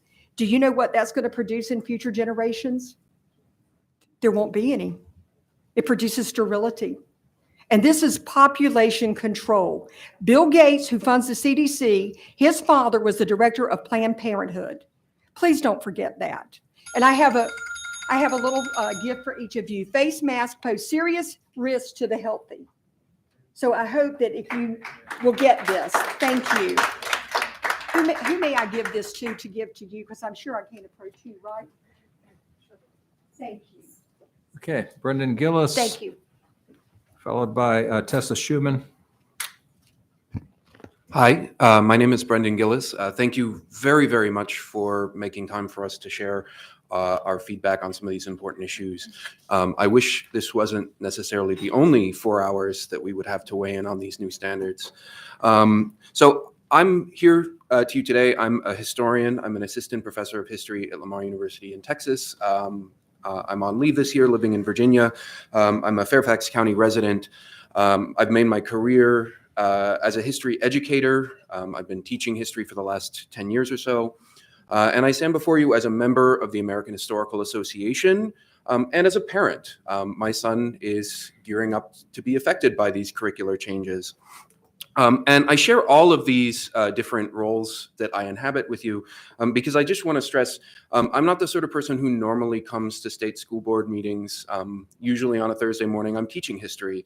And there are many, many like-minded people out there who share concerns about the process through which this newly revised set of history standards is being pushed through, and also the content of those standards. So let me just say the American Historical Association, as you've already heard, wrote a letter addressed to the board encouraging you to consider adopting the August standards, but also offering help and support in terms of revising any new standards that you do wish to adopt. And I really strongly encourage you to take advantage of that opportunity. As you can see, there's a lot of teachers, historians, community members, and parents out here who really want to be part of this process, and didn't necessarily see that there were new standards announced on Friday night. So this is a very, very important process. We take it very seriously. And just a couple of points I want to stress. You've heard about some of the contents that's missing here. I just want to reiterate, as an educator, inquiry is not an afterthought. There is a promise throughout the new materials that inquiry and skills will be addressed more fully in the curricular frameworks. That may be, but it's also, as many of us know, a key principle of what history education is all about. So please don't shove inquiry to the side. And lastly, transparency. The original August document was the result of years of conversation and interaction between experts, community members, and whatever happens going forward, we want to be part of this process. So please include us. Thank you very much for your time. Thank you. And I know I say we don't respond to anything, but I would like to make it clear, because you made a comment that this was the only opportunity you thought. The board is required, but would do it anyway, to go out for public comment around the Commonwealth and public hearings that are noticed 30 days before each hearing. So this is a first review item for the board. It is not the final review. And as I said, we're required to, but by inclination, we would do it anyway. We do go around the state seeking public input. And the superintendent reminds me the department is doing community engagement sessions on this also. So Tessa Schumann, followed by Crystal Parker.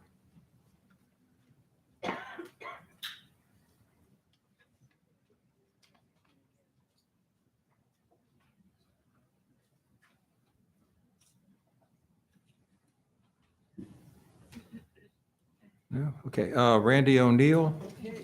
Oh, Good morning, Board. I'm going to make this quick. I'm hoping to solve some problems. In 2000, Virginia Tech built the mobile chemistry lab. It rode around to 4 divisions in Southwest Virginia and the city of Richmond right here. It made those sites, those school sites that are 100 years old and fallen down and full of asbestos, into a state-of-the-art education platform.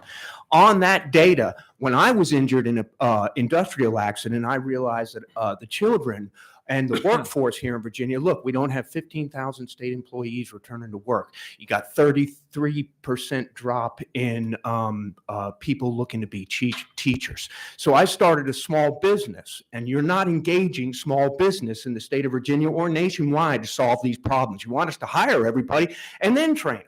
So in 2002, I built this mobile chemistry lab. So when the governor runs around talking about labs, nobody knows what he's talking about. And I wonder if he does. So a chemistry lab, okay, that rode around and lifted the grades, all the boats in Richmond Public Schools by 32%. I've got the letter right here. Sadly, the school saw that as a threat and they discontinued it and they sold it to the University of Pittsburgh, and they've been rolling with it, okay? So what I do is because I'm all about data, because I'm a small business and I have to produce this stuff. So I'm published by the CDC. I am recognized as a practitioner in and out of school with community health. I am also a presidential fitness partner.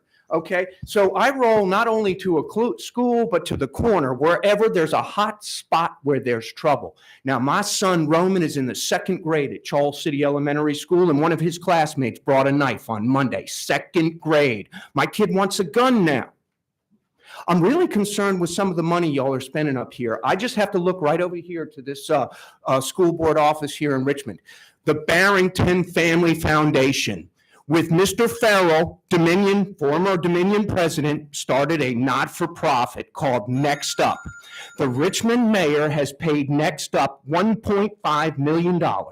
The schools over there in Richmond are paying Next Up $450,000 a year for a program that costs $250 for 1 hour of food cooking classes per student. I've worked in all the schools in Richmond. I bill $3.33 an hour. I'm K through 12. My pre-K, first grade, I teach them about resting and accelerated heart rate. My second, third graders, I teach them about resistance training and interval training. My fifth graders, sixth graders, we talk about the heart rate, SOLs, okay? So when you want to put a skill to a vocabulary your children cannot read, that's it. You do it through physical exercise. Physical exercise. You get to read. My kids read inside this rig, not to mention watch educational videos. We have got to take the health of the children far more seriously. PE is a joke.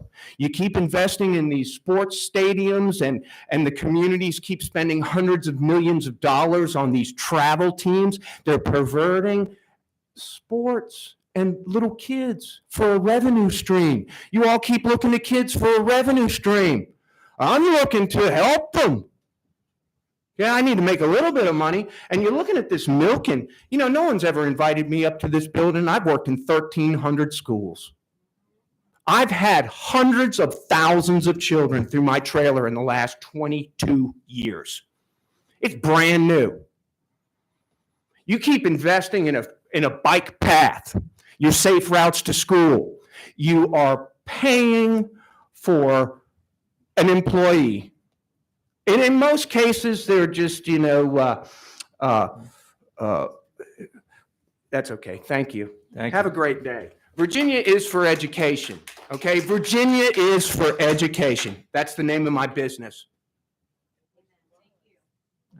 Delegate Bagby? Excuse me, you skipped my name. Crystal Parker. Oh, I did. Schuman was not here and I was next up. I'm sorry about that. I didn't see you stand up, and so we kept going. But thank you for reminding us. Absolutely. My name is Crystal Varner Parker. I'm a Presbyterian minister in the Presbyterian Church USA. I am a product of Virginia Public Schools, a mother of 2 Henrico County students, and I've already sent you a letter addressing my concerns with the 11th hour substitution of these standards, but I would like to address a few things within them. This new draft is cloaked as being politically neutral, whereas it presents a politically biased and narrow version of history. These standards rely heavily on materials and framing from the classical schools movement, which holds a narrow Euro, and Christocentric set of values, which does not represent historical accuracy or include the diversity of Virginia's students, the teachers, or the district leaders. These standards perpetuate a situation in which countless students are left being and feeling unseen in the classroom and curriculum. As a multiracial student of Japanese and Native American ancestry in Virginia Public Schools, I know firsthand how it feels to be unseen in our curriculum and classroom. It was through a book discovered in a library by Yoshiko Uchida that I learned the incarceration of Japanese American citizens. This was not taught in our curriculum in 1980s and 1990s, and I should hope that the incarceration of Japanese American citizens will receive more content than the mere effects of the war on the home front in our Virginia history and social science standards, considering Japanese Americans were placed in a relocation camp in the Homestead Resort in Virginia. We have taken many steps forward in regards to how we teach history and social science in Virginia, and the work of the Educators Committee was set to help us take many more. These standards proposed for first review today take many steps in reverse. Native Americans are referred to as first immigrants, with the underlying implication that they had not been here for 10,000 years and that perhaps our land was just up for grabs. We are also returning to the language of the benevolent slave owner and happy slaves who are happy in their former homeland. We cannot hide from the fact that human beings were brought to America, sold to the highest bidder without care or concern for their humanity or family of origin, and that these enslaved persons were simply trying to cope. The original standards what educators had been using for the last 7 years made needed updates based on research and best practice. And Virginia, like many states, as has been stated prior, is in the midst of a critical teacher shortage. Adopting these new standards, which would be filled with inaccuracies, would require teachers to overhaul their curriculum, stands in direct opposition to addressing teacher attrition and retention. I'm asking and urging you to not go forward with this first August of 2022. Thank you. Thank you. Followed by Lisa Guernsey.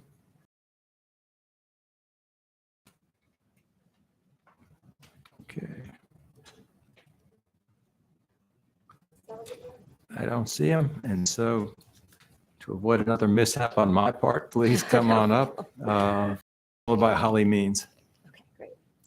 Hello, and thank you very much, all of you, for your service and for the opportunity to speak to you today. My name is Lisa Guernsey. I'm a longtime Virginian, and I'm a parent of 2 daughters who are graduates of our public schools and are now at our state's public universities. I'm also an education policy analyst and a journalist who has spent 2 decades reporting on educational media and teaching and learning around the country. I'm here to urge you to vote no on first review of this new draft of social studies standards. You've already heard many eloquent reasons why this draft won't work. It includes embarrassing omissions, and it could lead to major disruptions in staffing, with middle school teachers being asked to teach what has been elementary school content and vice versa. But most importantly, it appears to have been developed without public input. In an administration that has staked its reputation on parent input, on openness and transparency, and on giving students an education that prepares them for the future, this draft misses on all 3 counts. The previous draft was not perfect, but it was getting us close. It emerged from the time and expertise of more than 200 people on 9 committees. They came from all corners of the state. They included business leaders and a parent advisory committee. Many committee members spent hours examining the standards line by line, debating and coming to consensus on what was most accurate and what was developmentally appropriate for each grade. In addition, the department has taken in more than 6,000 suggestions, and that's not even taking into account the input from the year prior, in which public meetings held in many regions across the state and online brought Virginians together to improve the way African American history is taught. Contrast this with what you have before you, and it feels like this comes out of nowhere. Earlier this fall, I wrote for the Richmond Times-Dispatch about how Virginia's standards could make us proud. Now I worry that we will be a national example of what not to do. Please don't move Virginia backwards. Thank you. Thank you. Holly Means, followed by Zoe Aquino. Good morning. Morning. I am a Virginia educator of over 26 years who holds degrees in history, education, education leadership, and political science. I'm a member of the VSSLC, and most importantly, I'm a parent of children in the public school system. I'm here to speak about the social studies standards of learning being presented today, and I beg your attention. I would like to speak about how the standards are wrought with errors, from historical to grammatical, how they are developmentally inappropriate for K through 3, how they glaringly omit and overgeneralize content, especially those involving marginalized groups like the Jewish, African American, and AAPI communities, indigenous peoples, not immigrants, and women, or about how the standards address a curriculum framework that has not even been created yet. Instead, I want to talk about the review and revision process and my role in it. As an educator, I have been a part of the standards review process several times and in many different capacities, from developing standards to reviewing public comment. I am a teacher who was part of the process, who then taught the standards I had been a part of creating. I had full faith in this document because together we had built standards through a democratic process in which I had a role and a voice, and I beg your attention this morning, please. This process amounted to almost 2 years of consideration and included extensive review and revision by professional educators and historical experts, and the input of thousands of people in every review cycle we have done. The final standards document was fair, balanced, and nonpartisan. How? Because of the many voices included in the review, allowing for accuracy and diversity of content from their varied perspectives and lived experiences. In fact, the process I am talking about is the very one that created the 2022 revision standards put forward to the board this past August. You spoke earlier of public comment being open. We've already had public comment, and we created those standards in a democratic process, and those are not the ones you are presenting here today. Your standards were not a part of a process. They were not reviewed by citizens, not vetted by content experts, not discussed by educational professionals, and did not even include our state history and social science coordinator and her team. As a pedagogical and content specialist, I would never suppose to write a document of such consequence as this without seeking advice and input from professionals and stakeholders like parents. This speaks to why your standards document is so flawed in so many ways, developmentally, historically, and in its lack of cultural inclusivity, as I spoke to earlier. To conclude, I can emphatically say that in my capacity as an instructional specialist, I do not have faith in your standards document, not only because I have carefully reviewed it and see its Eurocentric nature, but it was not created with a process. It is a document without input, transparency, review, revision, or diversity of perspective. Instead, it was made with political motivations, purposely undermining the contributions of viewpoints of people like me. Show you value, Virginia educators, parents, and citizens, and go back to the review and revision standards created within the process guidelines. You passed a resolution for the Milken Award winners and for commemorating family engagement. Let your actions honor this. Thank you. Zoe Aquino, followed by Ha Tang. I think after those two, the board may want to take a quick break. All right. Well, good morning, Mr. Chairman, members of the board, and superintendent. My name is Zoe Aquino, and I'm here once again on behalf of Humke Center, a community-based organization organizing with Asian Americans in Virginia. This time, I'm joined here by my colleagues, community organizations like mine, and Virginians from across the state to talk to you once again about the history SOLs. It took about 2 years for the Department of Education to get the original SOL revisions ready for you in July.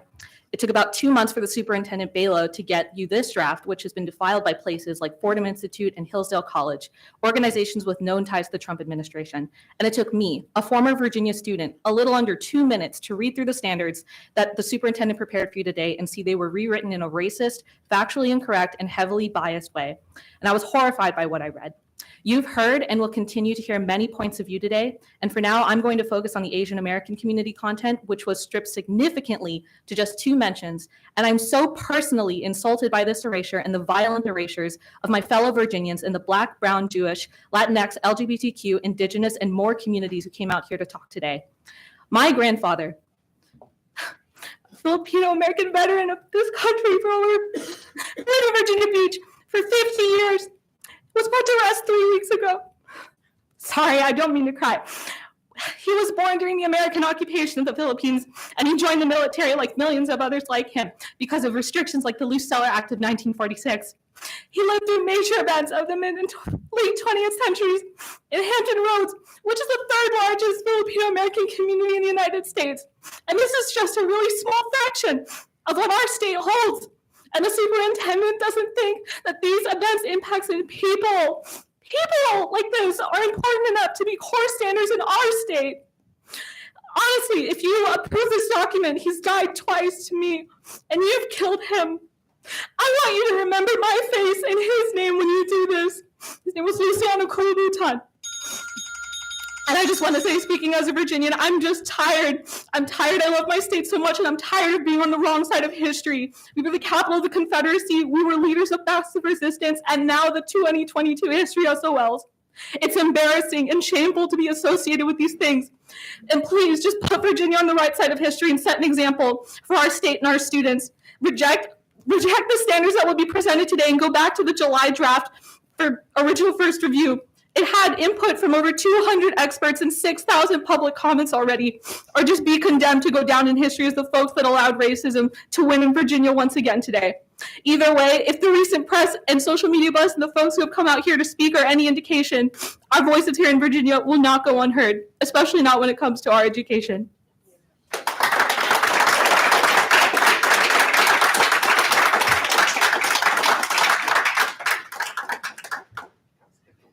Okay, Ha Tang.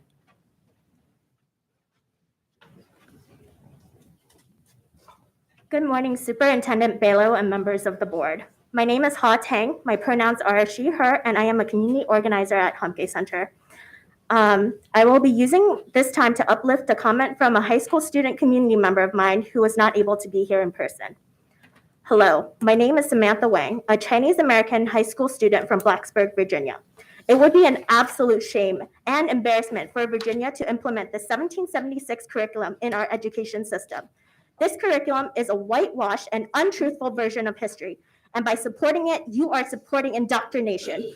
But instead of telling you all these reasons why the curriculum is harmful, I will paint a picture of our school system if we implement the newly proposed SOL standards. In first grade, students don't know of Martin Luther King Jr., a man who represented equality for all, regardless of skin color. They won't learn about him until sixth grade.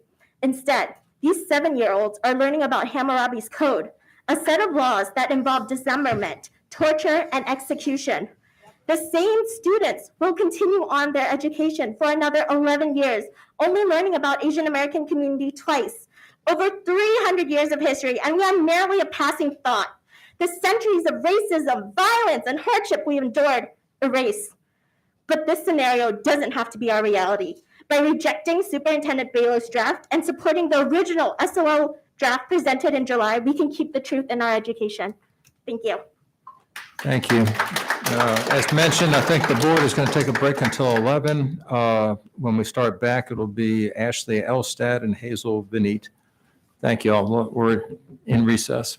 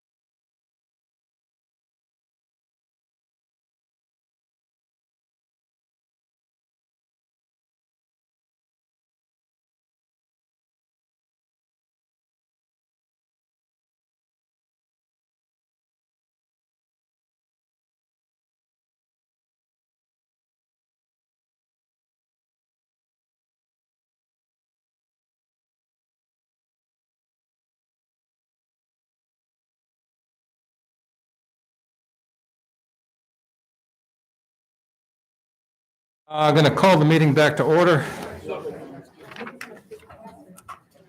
Ashley Elstad, followed by Hazel Benit. Hello, I am not Ashley Elstad. I'm her co-worker Soo-Kyung Oh at the Hamke Center. I'm, dear members of the board, my name is Soo-Kyung Oh. I'm here today as a director of Hamke Center, a community group whose mission is to organize Asian Americans to achieve racial, economic, and social justice. I think you've heard from many in the room today about the shockingly egregious concerns about the content. I want to be really explicit also about the process. This is November, right? Since August, we have heard the words from the superintendent, right? Oh, we need another month because we need to clean up we need to clean up this draft, or there are there's omissions here as well, right? Like George Washington, why isn't he named the father of, a father of this country and whatnot? I just want to be very explicit around how are any of us supposed to trust the superintendent and the Youngkin administration at this point when it comes to what they intend to do? Again, how many times have we been misled about what they say they're going to do? And now we are here today with a completely different set of standards. We haven't, and there's some other concerns here about we haven't even seen the curricula framework, right? So for all the shocking omissions and inaccuracies we're seeing in the standards, we're not even going to see the framework until next year, which is then when apparently this is all supposed to be applied. I'm inviting the board to deeply reflect on what the public has gone through in these past few months. If the Youngkin administration thought that they could get away with promoting inaccurate and politically biased history and social science standards that were developed behind closed doors without out-of-state actors with known agendas pandering to Christian nationalism and white supremacy, you know what? They didn't factor in all of us and all the other people who have testified today to strongly urge that the board reject the Youngkin standards and to move forward, vote for first review of the standards that were brought to you in August. I also there are some other issues that I think, hasn't been paid as much attention that I'd like to just preview a little bit now around what else the guiding principles discussed around limiting teacher-created curriculum. That doesn't exist for any other subject. Why is it only for history and social studies? How are teachers supposed to do their job, trying to connect history with current events, if everything that they have to do has to be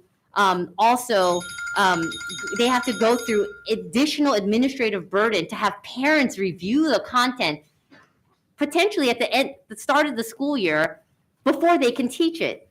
It's taking away a lot of flexibility for teachers to try to make history and civics actually connect with students nowadays. So, I'm also here today as a parent living in Norfolk, Virginia. I want my child to learn about the great and awesome responsibilities of being American, about civics. That means learning about how government works, the role that people like him, not just great white men, have to shape the course of history, the responsibilities of voting, volunteering, and speaking publicly. I want him to learn, as Dr. Newby Alexander stated in her written comments to you, critical thinking, civic debates, and classroom confidence. He's not going to get that from the Youngkin standards. He's going to be this Asian American kid who, once again, is not going to get to learn about his history in his classrooms. So, again, I'm urging the board, please take decisive action today. Vote, reject these Youngkin standards. Vote for first review on the standards that were brought to you at the August meeting. Thank you.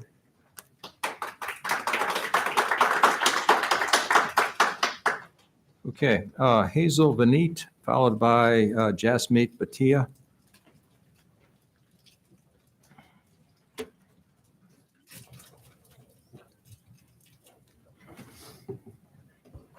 Good morning, guys. My name is Hazel Vinny, and I'm a current sophomore at the College of William and Mary and a graduate of the Fairfax County Public School System. I'm here to say today that I'm disappointed in the standards presented by the new SOL draft. As a first-generation American who grew up wanting to learn everything about both my homes, here and in India, I was always deeply curious about the experiences of all Americans. I was raised to understand that my education was my voice, and this new proposed draft is taking a voice away from Virginia's students. The standards presented in the new draft are not inclusive and simply just don't tell the whole story that Virginia students need to know to understand themselves and the world around them. Given the specific standards, there are pointless and frankly age-inappropriate ideas presented in the drafted curriculum. Ideas like the Founding Fathers being guided by Judeo-Christian beliefs and the intense focus on patriotism are unnecessary and untrue. The removal of mentions of Martin Luther King and racism do the students a disservice by not teaching them about necessary history that they need to know. The original draft presented over the summer was more inclusive and actually talked about the true experiences of minorities in our country. Minorities make up our country. I encourage the board to review that draft and consider the curriculum that hundreds of people put so much time and work into. Our country has an intense focus on patriotism, but to me, patriotism is knowing and recognizing our country's history and addressing what we can do to be better. For the future of our students and our nation, I urge you all to reflect and listen. As students, we need representation, we need a voice, and you all have a power to make that happen. Thank you.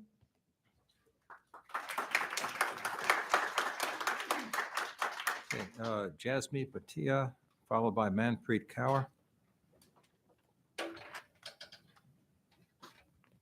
Good morning, board members. My name is Jasmeet Singh Bhatia, and I've been living in Richmond, Virginia for the last 10 years. I have a son who goes to first grade in Henrico County, and I'm concerned about the social studies curriculum being developed by the board here. But I would first like to start by thanking you for giving me an opportunity to speak here and being open to hear the public comments. I'm here speaking as a member of the Sikh community, which is the 5th largest religion across the world, with 25 million Sikhs across the world. And Sikhs' contribution to United States have been dating for last 125 years. I'm here to urge Virginia to join 14 other states in the country to include Sikhism in their social studies standards and curriculum frameworks. Like all parents, I want to ensure my child is safe in the school. And as you can see, my identity, I look different. I wear a turban on my head. My son also wears a smaller turban, which is called a patka. And wherever he goes, he looks different. And for him, for his classmates to know about his history, about who he represents, is very important for his safety. So a lack of inclusion translates into ignorance, and ultimately it breeds animosity. I've been to public schools earlier before my son, and I've heard comments which were shocking to me as to like, where are the kids learning that from? And what I've learned now, it's not where they're learning, it's about lack of learning of those things. They're not being made aware of other things. Upon reading the most version of the draft, I was glad to see that Sikhism is still being continued to be included in world history and geography standard at the high school level. But that's not enough. Sikhism must also be included in the curriculum frameworks moving forward. Research by the Sikh Coalition, which is a organization, faith-based organization in the country, has identified 67% of turban Sikhs are being bullied in the school. The turban is an intention where Sikhs are accountable to be held for greater purpose of fighting for justice and maintaining our uncut hair. However, it is being misinterpreted. Sadly, due to this ignorance, Sikhs have faced significant violence, discrimination in post-9/11 America. Unless these changes are made to start representing marginalized groups like ours, the standards will not be culturally relevant or inclusive. Students will not be prepared to encounter diversity. I would also like to express my concerns about the continued delays we have seen. I'm disappointed to hear reports of delays on the curriculum frameworks, as they are necessary to truly weigh in on the standards document. We would also encourage that these standards are released earlier so that communities like ours have time to review and provide feedback. I implore you all to include Sikhism in the standards and curriculum frameworks, to provide transparency as to the status and review process of the curriculum frameworks and to recognize the concerns of marginal communities who are unhappy with the updated standards draft. Thank you for your time and consideration and being open to listen to our feedback. Thank you. Thank you. Have a good day. Okay.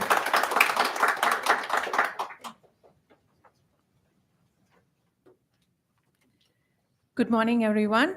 I am Manpreet Kaur, and thank you for giving me an opportunity to speak at this hearing today.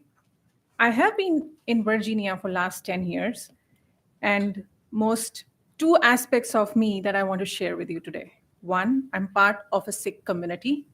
I'm a member of the world's fifth largest independent religion, that is Sikhism. And the second aspect is my education.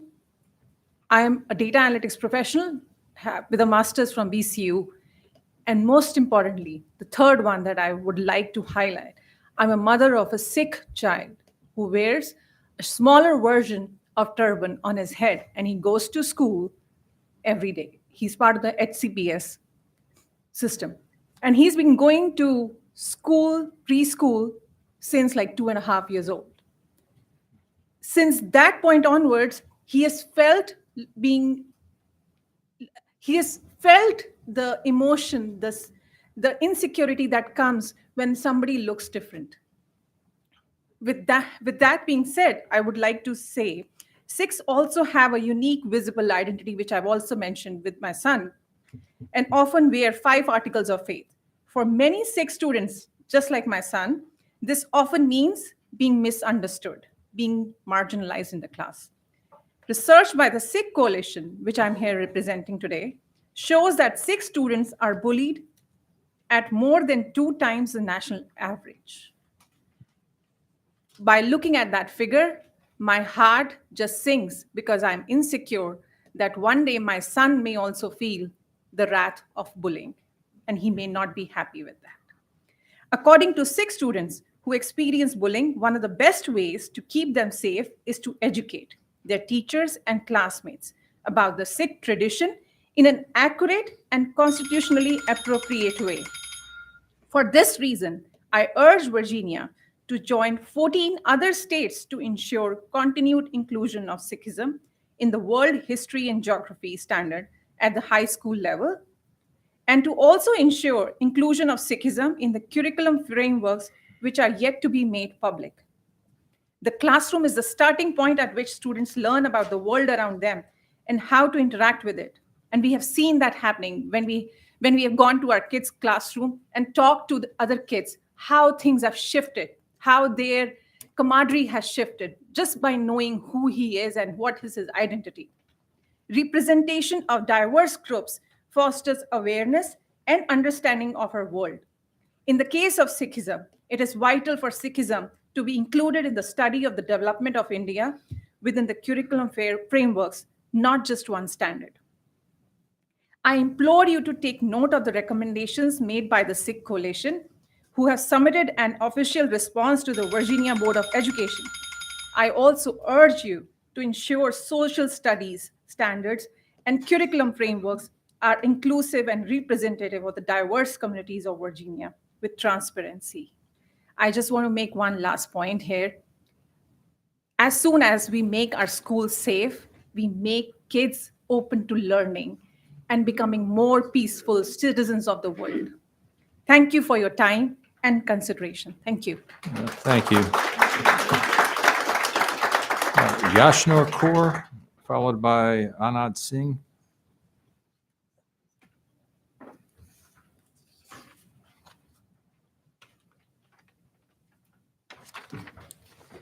Hello, my name is Yashnor Kaur Sandhu, and I'm a student at Virginia Commonwealth University. I'm majoring in biomedical engineering. And prior to attending VCU, I was a student in the Virginia public school system. Right now, Virginia is presented with a critical opportunity to include the untold history of the Sikh community. I'm glad to see Sikhism's inclusion in the World History and Geography standard in the most recent draft, but maintain that that is not enough. I urge you to include Sikhism in the curriculum frameworks as we move forward.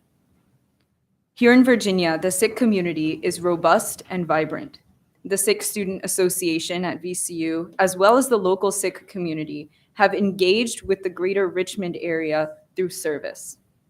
Just to mention a few examples, we've done meal preparations at the Ronald McDonald House, food service at elderly care homes, and donated masks and meals to frontline workers during the height of the pandemic. As the fifth largest independent religion, Sikhs believe in the concept of one God, the creator who loves and sustains the whole of humanity. Sikhs believe that everyone is equal in the eyes of God, regardless of gender, ethnicity, race, or identity.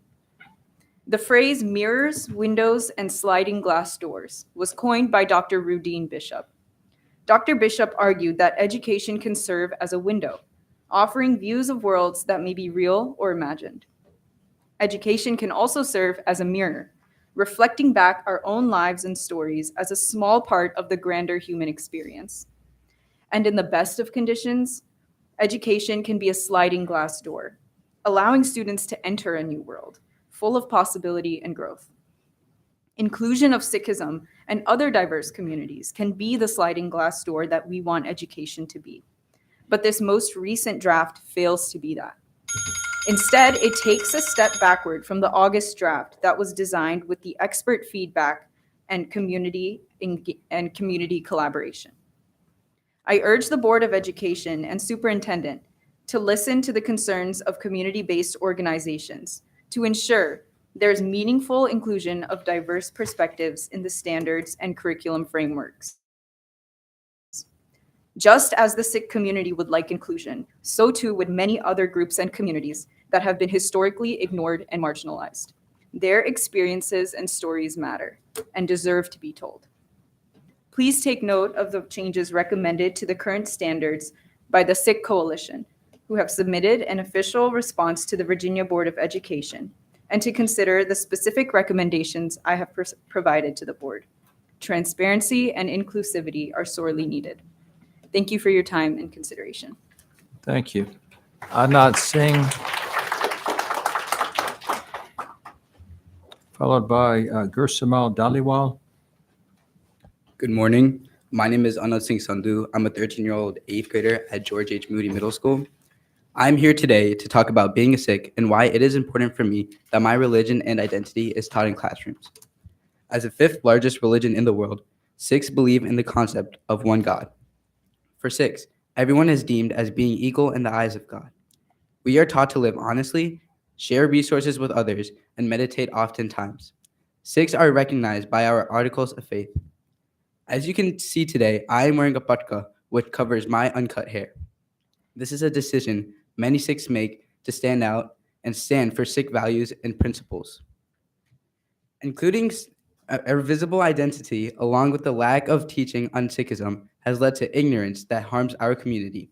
From an early age, I have had classmates call me a girl because I have long hair, or have called me a terrorist and a bomber because of my head covering. Some of my peers have even taken it a step further and removed my patka without my permission, or have threatened to cut my hair. Including Sikhism in state standards is a great first step to reduce bullying and the lack of awareness about my community. This would help in ensuring Sikh students are safe by making both educators and students aware about Sikhism and its practices. What we learn in school is what will shape our perspective in the future. I want to ensure that future generations of Sikhs do not see and experience the bullying and hate we have seen, and that all students feel safe and feel like they belong in the classroom. I hope Virginia will join 14 other states in including Sikhism in their social studies standards and curriculum frameworks, and that other communities who have experienced hate and violence and have been victims of ignorance are also represented in social studies standards. Our voices matter, my voice matters, and we can't afford to go backwards. Thank you and have a good day. Thank you.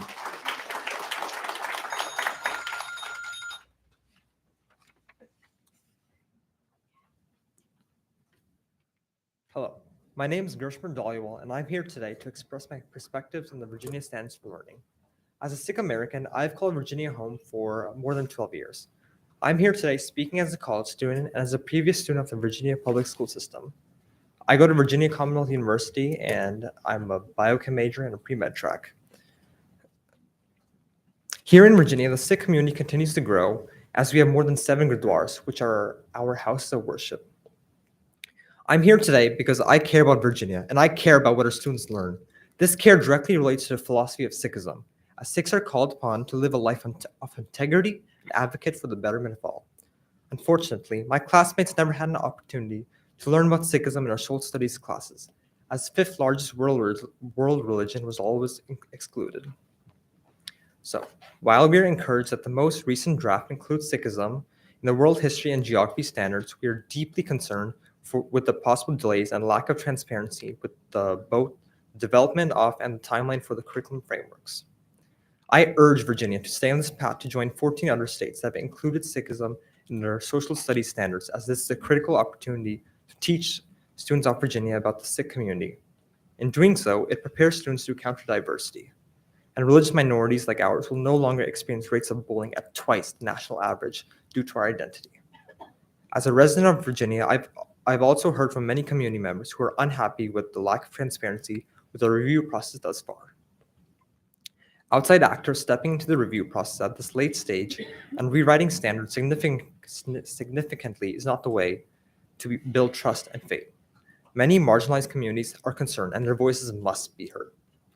Sufficient feedback was already provided by Virginia's educators, historians, community members, and parents. There was no reason to delay this process, and we urge you to hold the timeline that has now been proposed. Alongside my statement, please also take into consideration the concerns of groups that represent our diverse communities, who are concerned with how they are represented in social studies standards and how they may or may not be represented in the curriculum frameworks. Thank you for your time and consideration today. Thank you. Okay, Simran Singh and Grace Chahal.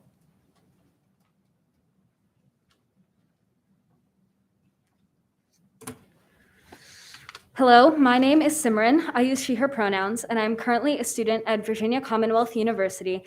I'm a psych major on the pre-med track, and I'm a graduate from the FCPS school system. I'm here today to talk about being a Sikh and why it's important for the Virginia Social Studies standards to include teaching about Sikhism.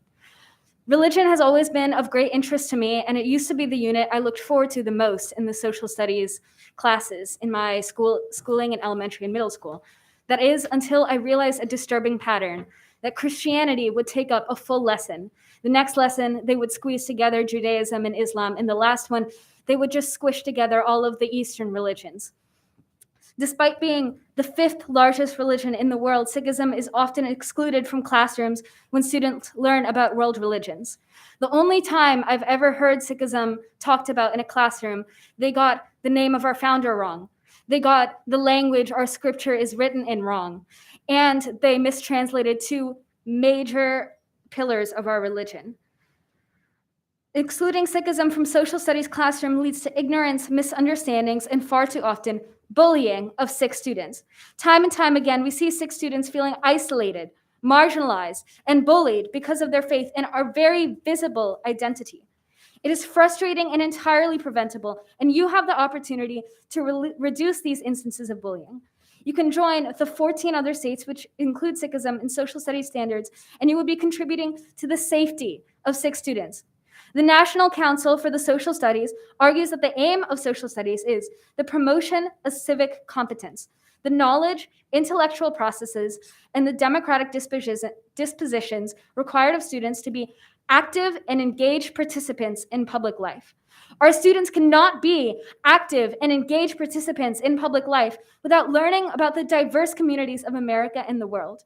The draft released last week fails to properly tell the stories of these diverse communities, and we cannot have faith that the unreleased curriculum frameworks will achieve this either. I urge you to listen to the concerns of Virginians who are alarmed with the most recent draft and are dismayed with the continued delays and lack of transparency with the curriculum frameworks. Ample time is needed for community members and experts to weigh in on the curriculum frameworks, and that cannot be done when they are separated completely from the standards.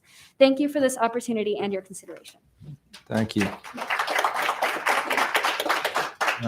Grace Chahal and Ting Yi, and I'm sorry, I'm not even going to try to pronounce this, and I apologize for that. Go ahead. Hello, my name is Grace G. Chahal, and I currently attend the University of Richmond.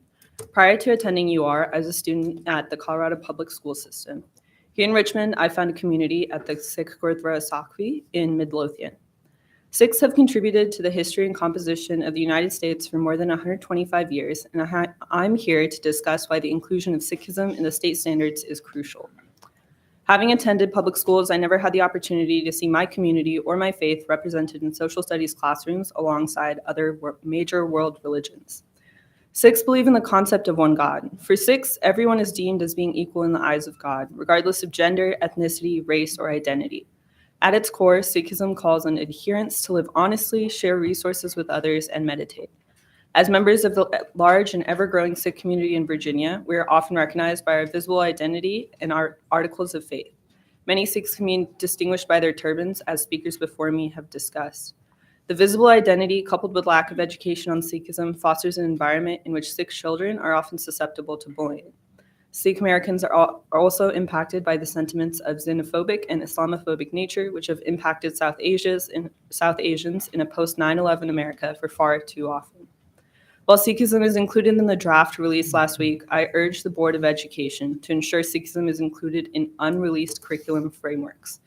Inclusion doesn't just mean being included in a list. It means meaningfully teaching students about communities, and that cannot be done without the mention of Sikhism in just one standard. Along with urging you to keep Sikhism included in future drafts, I'd like to express my concerns with the sudden involvement of external parties, resulting in a brand new standards draft. We are lucky to have amazing educators, historians, and experts here in our own backyard who just spoke to you earlier. And those experts and educators have already spoken and provided their best feedback. Ample opportunity has been given to organizations and experts to provide feedback alongside other members of the Commonwealth in months prior. Additionally, I find it unacceptable that there is a lack of transparency in when the curriculum frameworks will be available to the public. We deserve to be notified of when curriculum frameworks will be released, how they are being developed, and who is involved in the process. Once again, I thank you for this opportunity and consideration, and I urge you to listen to the concerns of groups such as the Sikh Coalition and others who are calling on you to ensure the standards and curriculum frameworks are inclusive of our diverse communities. Thank you. All right, let me try this. Ting Yi Wee.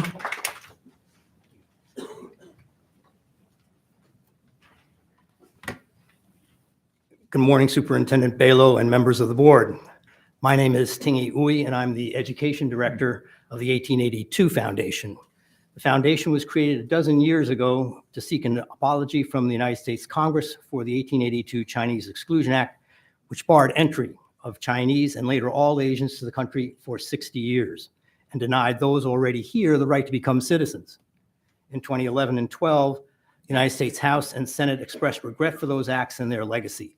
The Senate resolution says in part that it acknowledges that this framework of anti-Chinese legislation with the basic founding principles are incompatible as recognized in the Declaration of Independence, that all persons are created equal. And it is also incompatible with the spirit of the United States Constitution. The new draft of the SOL has no mention of this, only an anodyne reference that says students will explain, quote, the contributions of new immigrants and evaluating the challenges they faced, including anti-immigration legislation. The August revision did include it with considerable context. I believe I speak from important perspectives here. I am of mixed race background. My father is overseas Chinese from the Dutch East Indies. My mother was Dutch. I am a Virginian of almost 50 years. I began teaching history in 1975 in Fauquier County. Later, I taught in Fairfax and became a high school administrator and finished my career as an administrator in Loudoun County. I now live in Petersburg. I was honored to be a part of this standards review process as a result of our work with VDOE, School Divisions, Virginia Humanities, the Library of Virginia, the Virginia Museum of History and Culture to help create a more inclusive curriculum. One glaring difference in the philosophy between the original draft and the new one can be seen here. In the original, it says, a locally developed curriculum should include a variety of instructional materials and be reflective not only of the local community, but also the diversity of the Commonwealth, the nation, and the world. Teachers are encouraged to go beyond the standards and select instructional strategies and assessment methods appropriate for their students. The new guiding principles to this revision now says the standards and state-developed curriculum frameworks, which we do not have, will serve as guides. The curriculum selected by a local school board should provide a level of consistency and comprehension so that, quote, teacher-created curriculum is unnecessary. The reinstitution of the discarded curriculum framework will likely again become a prescriptive document that eliminates opportunities for school divisions and teachers to tailor content and skills for their students.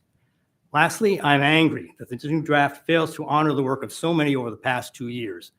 Also concerning is the tone of the principles underlying the latest draft.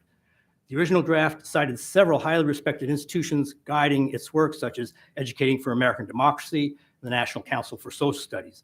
It also referenced Virginia's legislatively mandated studies that produce the profile of a Virginia graduate and Virginia's 5 Cs, which this board is committed to follow. The newly revised standards lack such basis and references for supporting its principles. I urge you to adopt the original draft. Thank you very much. Oh, thank you. Sarah On, followed by Elise Sau.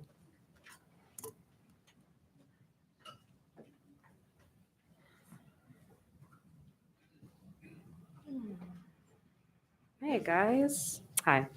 My name is Sarah On, and I'm a former Virginia K through 12 and public college student. I was born and raised in Virginia, went through the entire school system. I'm here because Superintendent Balow, you need to move forward with the Virginia history curriculum revisions process using the original revised version presented to the board on August 17th, 2022. The one that Virginia-based experts, historians, committee groups, and teachers worked on. This new draft that you sprung on the public has been rewritten by people who aren't even from here. For example, Hillsdale College, which you pointed out by name at one of the previous meetings, which I thought was especially weird because Hillsdale College is notorious for spreading COVID disinformation and also for having ties to right-wing dark money groups known to attack public health measures. So you want us to trust them to influence our children's education. I thought it was highly political, sneaky, and I want you to know that Virginians are watching this process. And Superintendent Balow, as you yourself are new to Virginia, I believe, I would hope that you would want to listen to Virginia voices in this process. And speaking of Virginia voices, people already mentioned that the new draft removed most of the educational recommendations made by the Virginia Commission on African American History Education. I thought it was worth mentioning that maybe if you didn't disregard their edits, maybe if you listened to the input of the committee groups that were formed, the indigenous people of America wouldn't be referred to as immigrants in this new draft. This process was supposed to be transparent and democratic, but unfortunately, it's been the complete opposite. It's been politicized, it's been subverted. And Superintendent Balow, you have disregarded the integrity of Virginia's public processes by blatantly throwing away the peer-reviewed work of hundreds of qualified professionals and the input of thousands of Virginians. So I please beg you to reject the new standards that were designed by outside actors with political agendas and proceed with the original draft presented to you on August 17th, 2022. Thanks.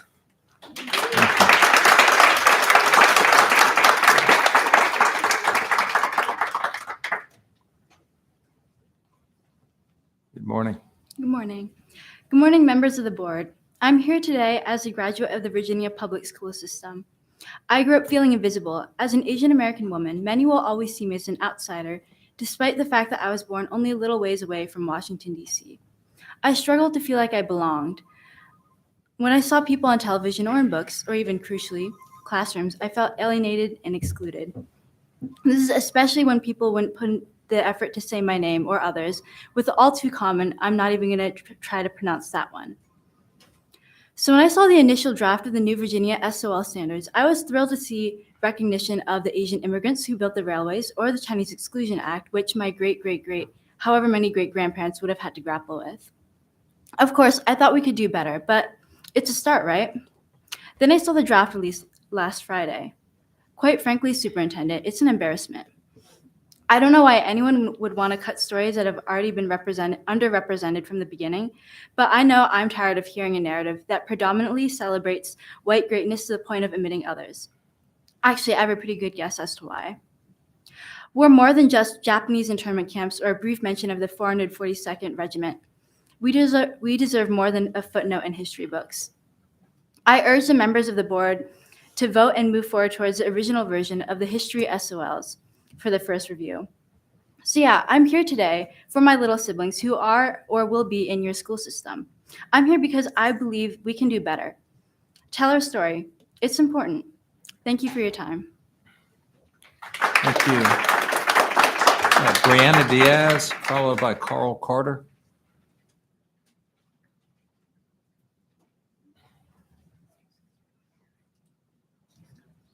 Okay, thank you. Hi, guys. My name is Arrington Evans. I'm an undergraduate student from Virginia Commonwealth University, and I have come to speak today on behalf of the NAACP VCU chapter. I've also come to speak as a Black student who grew up in the Virginia education system from kindergarten to 12th grade.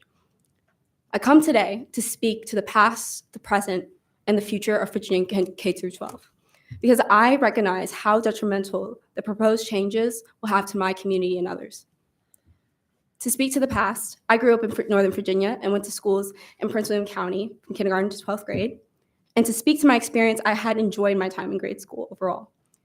I made friends, did sports, and enjoyed learning. I grew up loving history and learning about the past, and more specifically, catered to my community's past. History has always been my favorite subject because growing up, history inspired me. The Virginia education system has given me so many opportunities, such as taking college credit classes, dual enroll in AP, and committing to academic programs like Virginia Girls State and intensive law and trial at Stanford University. But as great as the Virginia education system has been for me, it could be better. To speak to the present, there's not enough Black history being taught in K through 12 Virginia, which is why there was an attempt to progress and expand the standard of Virginia K through 12 education. In 2022, why wouldn't we want to expand education and teach history to be more inclusive and understanding of all communities in the Commonwealth of Virginia? In 2022, who is comfortable with these proposed changes? Entirely. In 2022, this isn't about improving the narratives in history. This is about suppressing people of color's voices. In 2022, what is being proposed today is an erasure of history. To speak to the future as a member and leader in the NAACP organization, I want to emphasize the fact this is not just about Black issues. This is not just about people of color. This is a erasure of history overall for future Virginia youth growing up in Virginia K through 12 education system.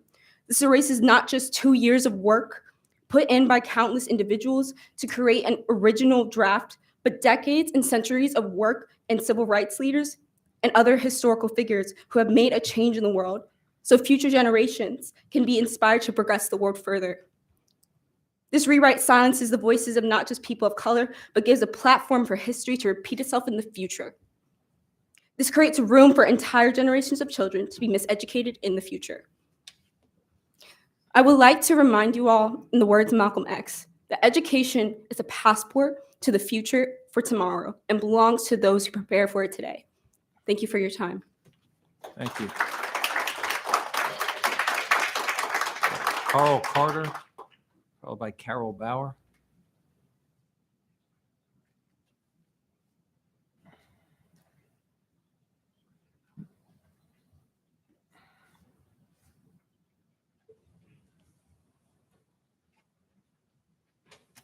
Good morning, President Gecker. Good morning. Board members, Superintendent Balo. My name is Carol Bauer. I'm a proud elementary school teacher, a nationally board certified teacher, and also the Vice President of Virginia Education Association.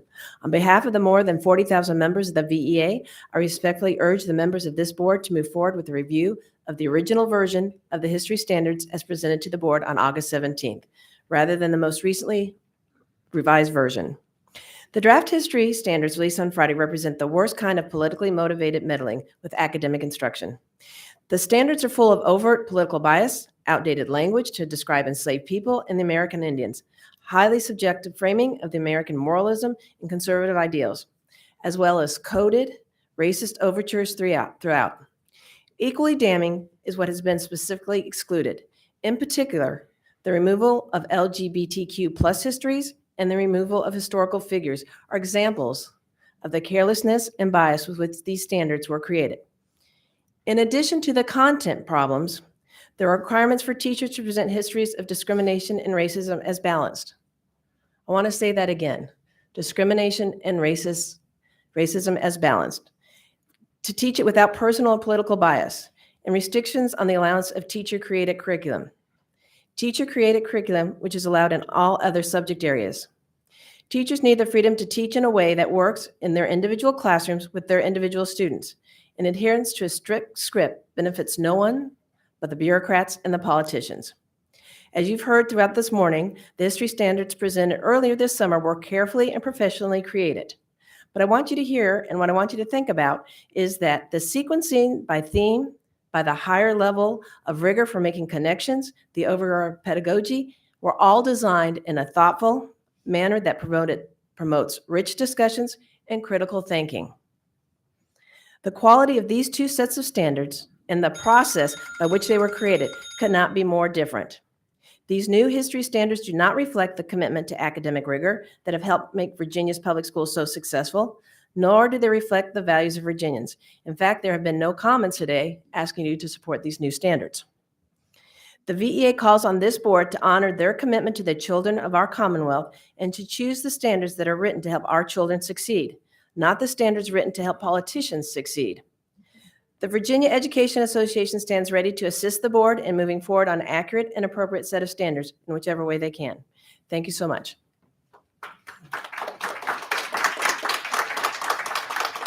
Okay, Colin Absher, Monica Hutchinson.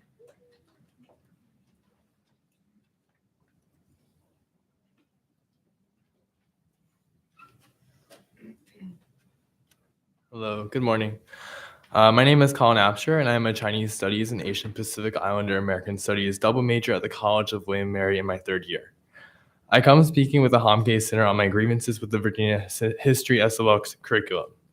As a resident of Virginia from birth, I have been a part of the system since before I can remember. In high school, I was a part of the Commonwealth Governor's School of Virginia. I expected to be enriched in broader terms of every subject, and history is no exception. However, I was not enriched. I was instead fed a larger serving size of what 2018 to 2019 Virginia thought U.S. history looked like, white hegemony. I was not informed of the truth.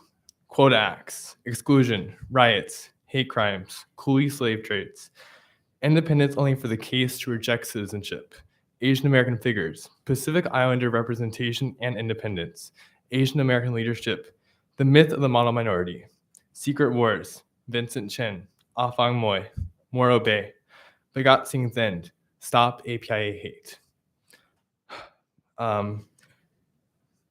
I could go on for hours for what is missing, but the thing is that I had to go to higher education to find out the truth of American history. Only 63.8% of Virginia high school students go on to higher education. That leaves more than a third clueless of the people that actually built America. Furthermore, the proposal that is on the table at present runs counter to pedagogical research, fact-based epistemology, and peer-reviewed work. As an ally to the APIA community and scholar in this field of research, it is necessary to call out the blatant incorrectness that the superintendent is praising to be a significant improvement.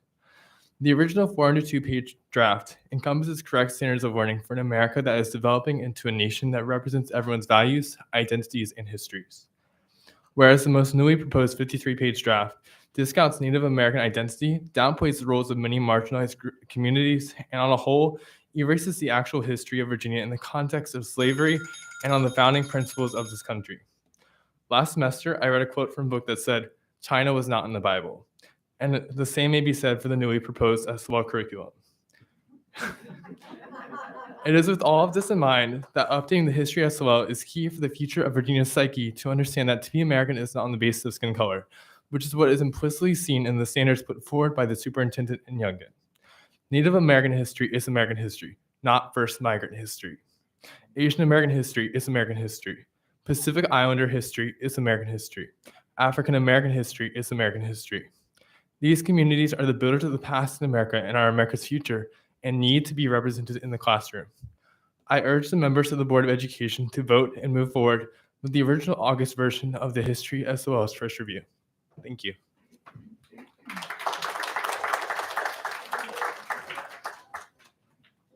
Thank you. Monica Hutchinson, followed by Christine Trock. So my name is Monica Hutchinson. I am the first vice president for Henrico County NAACP. And I am here to ask the board to reject this new revisionist, whitewash version of the proposed standards and adopt the original standards presented that was inclusive, diverse, and while not perfect, was a much more accurate and complete standard.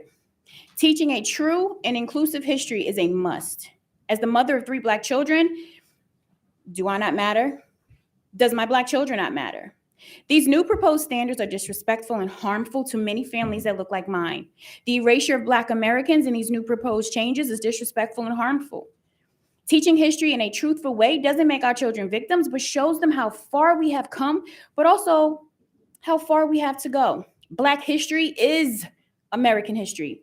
Ever since our ancestors were first forced to these shores, our Black ancestors have helped build our country every step of the way. Many speak of patriotism, but what is more patriotic than loving your country even when your country hasn't always loved you back? These new standards revert back to teaching history from a very white-centered point of view, full of white savior complex. Where is Harriet Tubman, Frederick Douglass, Dr. King, and others? Juneteenth was taken out of these new whitewashed standards, but has since been hastily added back since the backlash started. But will the teaching of Juneteenth address the fact the Emancipation Proclamation stated for the first time that Black men could enlist in the U.S. military and that 200,000 Black men did enlist overwhelmingly for the Union? Or that when General Granger made it to Galveston, Texas, he had with him 2,000 Union soldiers, many of whom were Black Union soldiers. The fact that Black Union soldiers were the ones to tell enslaved Black people they were finally free is powerful and empowering. For Black Americans, freedom is and always has been complicated. Will our children learn the truth about the 13th Amendment? The fact the words abolish slavery are not in the Constitution? Or how about the slavery loophole that allows slavery for those convicted of a crime? This past election cycle, 5 states had slavery on the ballot. To once and for all close the slavery loophole in the 13th Amendment: Alabama, Louisiana, Tennessee, Oregon, and Vermont. Sadly, Louisiana actually voted it down. Our children deserve to see themselves reflected truthfully and accurately in the pages of their history books. When discussing topics such as slavery, the Civil War, Reconstruction, Jim Crow, the Civil Rights Movement, and more, we must allow the space for critical thinking to ensure the lived experiences of our Black ancestors are shared and centered. Black history is American history. The fact we have to fight and defend our very existence shows how we have failed past generations, and that failure must not continue. We had to have a law passed that says it's okay for our hair to grow out of our head the way it does naturally. Our hair has been criminalized. Our skin has been criminalized. Teaching about Madam C.J. Walker may not make sense to you, but it does to me and is a learning opportunity for all. White supremacy must not be allowed to thrive any longer. We must stand together. We must fight back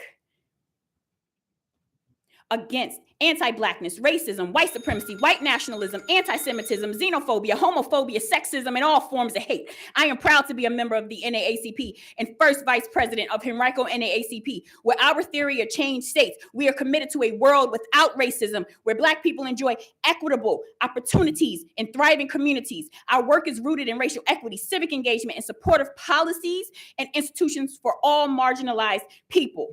While I can only speak to a Black lived experience, I proudly stand with the beautifully diverse communities from across Virginia. We stand on the shoulders of giants. We are our ancestors' wildest dreams. We are the threat to the system of white supremacy, and it's time for all of us to dismantle it once and for all. Thank you.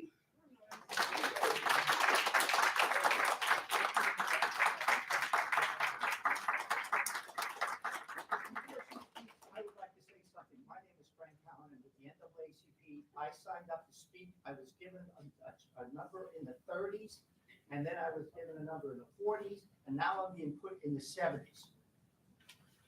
All right, so I don't know why a member of the state NAACP that was supposed to speak a while ago is being put back so much. Thank you. Okay, Christine Trock, please. Good morning. It's still morning. My name is Chris Trock, and I'm here to speak as a parent, a grandparent, and a public school educator of 28 years. Currently, as a division leader in social studies education, I understand the process that it takes to revise standards in this great Commonwealth, and I want to speak primarily to that process. The work of revision values the contribution of hundreds of stakeholders and thousands of public comments. It is done in an open and transparent manner. It is done over months of tireless efforts. That process culminated in a set of standards of which to be proud and was to be presented in August this year. Delays were requested for various reasons, and at the 11th hour on November 11th, only days before today's meeting, the new draft came out and clearly did not respect or represent the individuals of diverse groups across the Commonwealth who worked through this process. The August document included expertise from highly respected and qualified individuals, starting with Christania Brown and her VDOE team. It included teachers, historians, museum partners, university and college professors, community members, parents who dedicated time and energy to this work. Their time and expertise has been dismissed.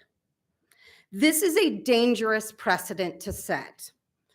Who decided that Virginia Code can establish a process and stakeholders who work through and maintain integrity to that process ultimately cannot present the work of that process?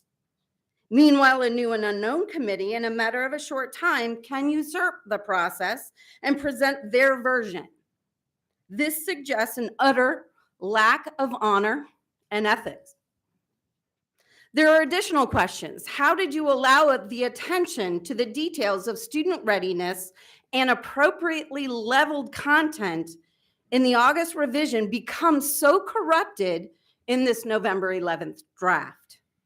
Why were the edits from the African American History Commission mostly missing from, or when present, very generalized in this new set of standards shared on November 11th? The process was completely set aside for this new draft, which have omissions, inconsistencies, and inaccuracies in it. There are too many to note, but you have already heard. I know that various news outlets have asked you to comment.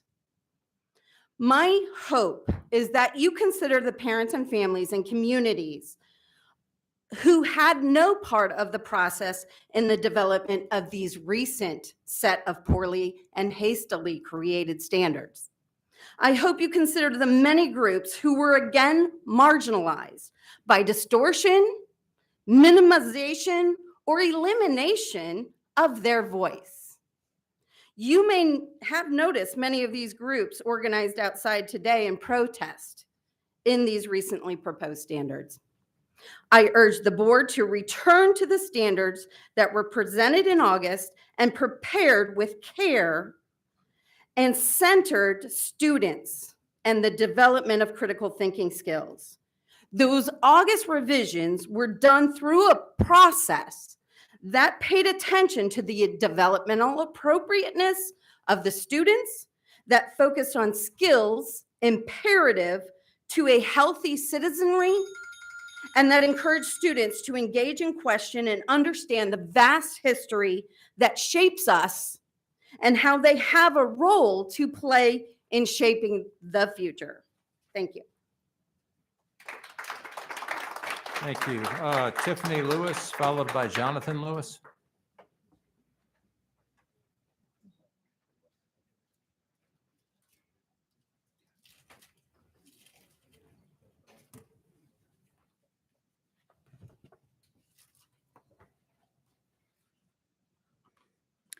To the board, good morning, and thank you for this opportunity to speak. I am here in support of the original proposed revised draft of the Virginia Social Studies Standards, not the current revised redraft. I stand before you as the descendant of Virginians who survived enslavement in this country and who rose above its confines to invent, to construct, to create, to read, to write, to speak, to preach, and to educate. I stand before you as the great-granddaughter of a woman who in the 1960s worked the voting polls and welcomed Black voters to the registration tables to exercise their rights. I stand before you as the granddaughter of a man who in the 1960s, as a college student at Virginia State University, participated in sit-ins at Woolworth's lunch counter and who stood flat-footed and recited the preamble to the Constitution of these United States of America as he had to prove his natural-born citizenship before exercising his right to vote as a young man in his 20s. I stand before you as the granddaughter of a war veteran who in the 1960s left his wife and 6 children to defend this country in the Vietnam conflict. I stand before you as the great niece of a Black female school teacher who in the 1960s found herself in the front of a classroom of white and Black students at a newly integrated elementary school, who conversed with white and Black parents and worked in a school of predominantly white teachers where she had to face question, discrimination, and projected doubt on a daily basis. I stand before you as the daughter of a man who in the 1960s integrated his elementary school and was one of the only Black children in his 5th grade class. This is Virginia history. Virginia history is American history. When you see me, you see them. When you hear my voice, you hear theirs. I stand before you in 2022 as an educator who has had the honor of teaching students of various races, ethnicities, religions, sexual orientations, socioeconomic statuses, and abilities. I have designed and delivered lessons that connect students' lived experiences with the unfamiliar content with which they are expected to demonstrate knowledge. I have seen students productively struggle and grapple with information, and I have seen students engage in dialogue, healthy dialogue, compose written responses, and articulate connections between historical figures, events, and contributions of people who in fact look like them and they themselves in an effort to elevate curriculum and comprehension. I stand before you today as a wife and mother of 3 who cannot allow my children and their peers the unfortunate mistake of not learning the full history that their parents, grandparents, great-grandparents, and great-great-grandparents, many of whom are still alive and well today, sacrificed for them to reap the benefit. I contributed to the public commentary of the original edits, and it is offensive to know that the time and effort that other citizens, including myself, provided are being discarded. The social studies standards are just that. They're the study of society, of all of society. It is insensitive and unacceptable to attempt to extract standard information about history and diverse historical figures from the curriculum in a society of tax-paying citizens of diverse races, ethnicities, religions, sexual orientations, income levels, and abilities. A society that contributes so much for so many. I owe it to my ancestors and to my descendants alike to stand in this moment and to speak our truth.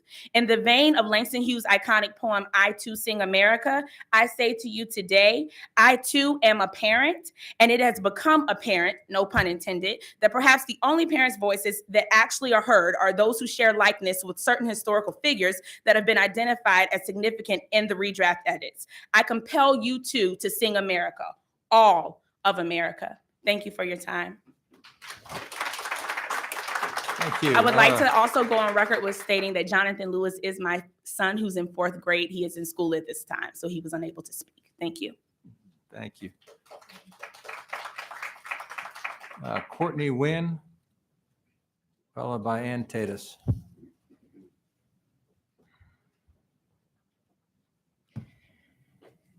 Good morning, President Gecker, members of the board, and Superintendent Balo.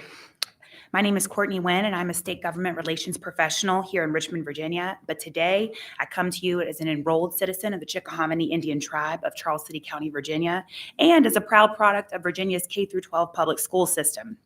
I come to you to ask you to reject, with prejudice, the recent proposed curricula standard changes in Virginia's K-12 history and social science curricula. The proposed kindergarten history and social science standards being considered for first review today egregiously mislabel Native Americans as first immigrants, asserting that Native Americans immigrated from Asia. This is a harmful misrepresentation and revision that will contribute to a further erasure of the existence of not only Virginia's indigenous peoples, but indigenous peoples on the North American continent at large. Indigenous people are linguistically considered the earliest known inhabitants of a particular place. Modern-day indigenous peoples, such as myself, are descended directly from those ancient people. Indigenous is a specific term that differentiates indigenous people from the settlers who came here to colonize the land, enslaved peoples brought here by force, and immigrants who come later to an already established nation. Indigenous people have resided on the American continent, a land that Indigenous North Americans have traditionally called Turtle Island, for somewhere between 15,000 to 40,000 years. The exact number is actually not known. To categorize these peoples as first immigrants, effectively conjoining them with another group entirely, erases the ancient ties they have to this land, the sovereign nations they have built, and the continuous stewardship they have shown to this continent through time immemorial. To categorize them as such is shameful, but to do so during Native American Heritage Month, a time in which we celebrate and learn more about Indigenous cultures around the United States, is deeply offensive and disrespectful. In the guiding principles slide deck prepared for today's review of these standards, VDOE describes immigrants as people from around the world who have come to our shores seeking freedom and opportunity to build a better life, contribute to our communities, and add to the rich history of achievement in our country. While this is indeed a noble definition, simply put, Native Americans and Indigenous people are not this. Indigenous peoples have already inhabited, thrived, governed, lived, and died on this land long before the Commonwealth of Virginia or the United States of America was even a thought. To implement this language would directly violate the improvement benchmark outlined on slide 9 that seeks to implement presentation of content in an unbiased and dispassionate language. This language is not unbiased or dispassionate. In fact, it is weaponized to implement a revisionist historical narrative. In addition, while this Department of Education seeks to promote consistency in the content taught at each grade level across the Commonwealth, inserting falsehoods into our history and social science standards would move Virginia farther away from the established history taught around the country and around the world. This does not help make Virginia the best place in the country to get an education. It actually moves us further away from that goal. As such, in the future, I urge the Board of Education to firmly reject these proposed standards. But to correct this misstep, I would encourage the Department of Education and the Youngkin administration to create an ongoing dialogue and forge direct relationships with Virginia's tribal leaderships so that such an egregious historical misrepresentation never again makes it to the page of an official state document. Thank you, and happy Native American Heritage Month.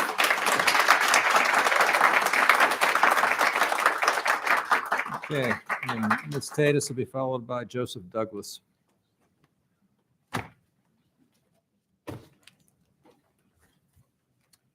You can go ahead and pause that because I'm going to take more than 2 minutes. My name is Ann Tatus. I'm the co-founder of Virginians for Children's First, and I am a half German, quarter Dutch Jew, quarter Iroquois Indian. So what does that make me? It makes me an American and a Virginian is what it makes me. Okay. I'm standing up here and I'm listening to hours of people talk about something that they don't even know about. The framework for the August is literally should be called Socialism 101. Everybody missed the mark. C3 framework for college, career, and civic life for social standards is what they used for that. This is an improvement. This is removing us and taking us further away. You may not like it, but go back and read it. Everything is about global citizenship. Okay? And the word pedagogy. Read Paulo Freire, Pedagogies of the Oppressed before you start reusing the word pedagogy. Competency-based education, inquiry learning, critical thinking, top-down learning, teaching critical thinking in kindergarten and then teaching the facts at the bottom is the reason why, and I am ashamed of everybody who came up here enraged at the history standards, and nobody mentioned that yet again, Virginia is the last in the nation in reading and in math, especially for the historically marginalized that you all come up here saying that you represent and speak for. Not one single person brought up the fact that we are 50th again in the nation. Our children cannot read, our children cannot write, and our children do not know how to do math. And yet everybody up here that's so enraged and so proud of where they came from, not one of you mentioned those children. That's embarrassing, and I am proud that I am not a member of either political party. I would rather be on the moon than be a part of this bipartisan swamp. So let's talk. Real quick, what I came here to talk to you about is this. UNESCO Mahatma Gandhi Institute. Look it up, okay? The UN goals for 2030. Social emotional learning. Let's talk about that. It is literally education, not experimentation. It is literally a social experiment on our children that we have allowed forever. There's no proof that it works, yet it is embedded in every single curriculum. Let's talk about more Ms. Bailows like this, because Hunt Institute, Panorama, you know what I'm talking about. But the UNESCO Mahatma Gandhi Institute, it literally says SEL for SDGs. Dissonance and SDGs. Why do we need SEL according to UNESCO? Because of dissonance. Since dissonance is an unpleasant emotive state, subjects of dissonance require emotion regulation capabilities to navigate the behaviors and prerequisite antecedent to attain the SDGs. The article builds a case for how the United Nations Sustainable Development Goals can be achieved through social emotional learning. Do any of you understand what globalism is? Oh, our governor does, certainly. You recently put out, because I get the Teacher Direct, top 10 skills identified by the World Economic Forum for our children to learn. There's no math, there's no reading. None of that is required according to the World Economic Forum for our children to learn, because who's deciding what our children learn? Chamber of Commerce, the people who need cogs in a machine, no matter what color your skin, no matter where you come from, to fulfill what the Virginia economy, as I said 2 months ago, out of Amy Gadara's mouth, needs to fulfill for their workforce education. That is not the role of children, and I'm so tired of coming up here telling all of you how you are failing every single 1.3 million children in this state. Joseph Douglas, followed by Jeff Cartwright. Originally was going to say good morning, but good afternoon. President Gecker, members of the board, Superintendent Ballo. I'm Joe Douglas, and I'm speaking on behalf of Virginia ASCD. You probably know it as VASCD. And I want to talk today about our opposition to the proposed social studies standards of learning. I had prepared remarks, but I don't want to go through and reiterate all of the eloquent remarks that were said today in opposition to the standards. VASCD stands in support of all the opposition to the proposed revisions to the social studies standards of learning. But I do want to jump down into some of my prepared remarks and just say that VASCD believes the content and timeline considerations that accompany the current revision will be detrimental to our schools. In fact, the American Historical Association, who's been mentioned many times here today, and if you don't know about the AHA, it is the most prestigious historical association, not just in the United States, but in the world.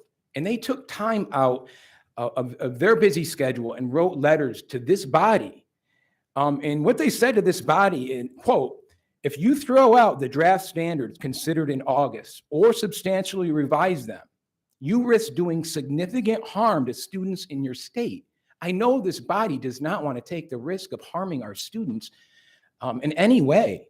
And in that same letter, they go on to say, the initial document is good work and the state should be proud of it.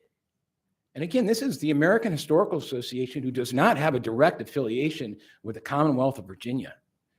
I really encourage this body to take those documents and those letters and really read them and take them to heart. This is the cream of the crop in the world and leading historical thinking and skills. VASCD is confident that you take your role in setting and revising standards very seriously, and we strongly recommend the board reject the updated revision in return to those submitted to you in August.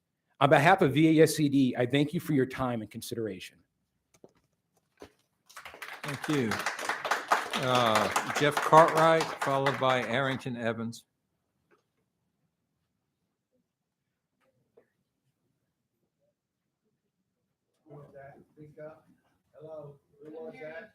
I'm sorry, Jeff Cartwright, followed by Arrington Evans.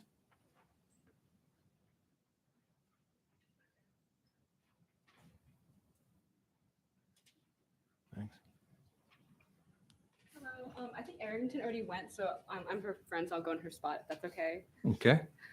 So, my name is Isabella DeFulvio, and I'm an Asian and Pacific Islander American Studies major at William & Mary, and I also grew up in Loudoun County and went through the Virginia public school system. And as a student in the Virginia public school system, I never saw myself represented at all. I didn't learn Asian American history. I never read a book centered on the Asian American experience, and never had discussions on race and diversity.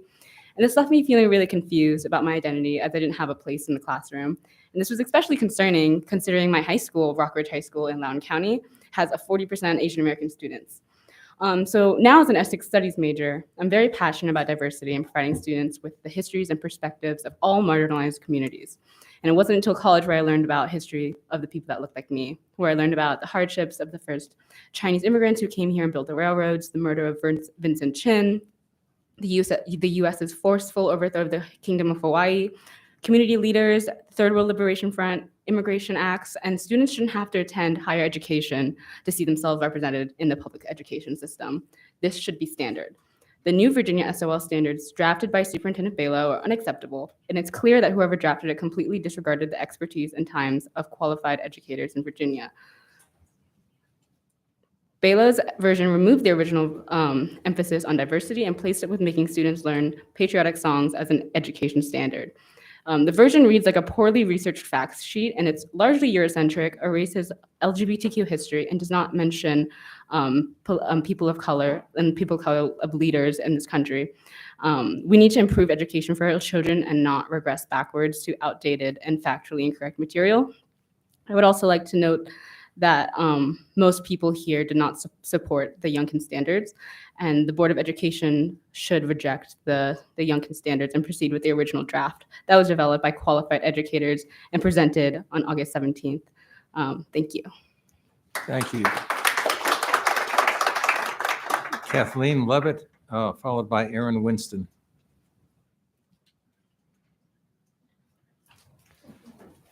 Can you see anyone? Are either of them here? Kathleen Levitt, Aaron Winston?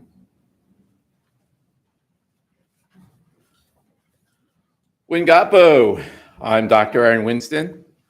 I'm indigenous to this land. Wingapo means hello in our very indigenous language.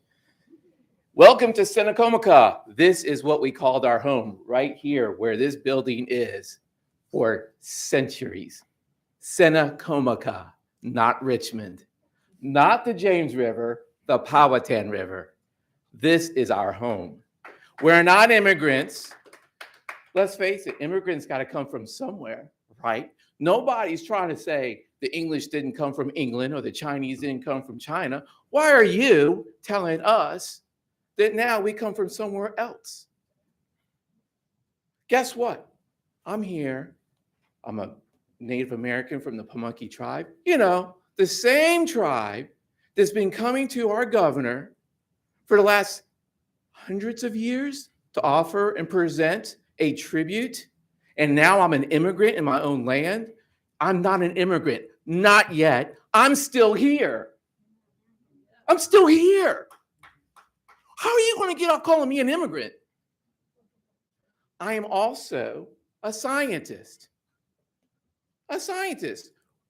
This draft is not science. It's not factual. If you follow the science, as long as there's been Homo sapiens sapiens, that means human beings like us, right? As long as there's been Homo sapiens sapiens walking upright, making tools, and living in civilizations, we have been here.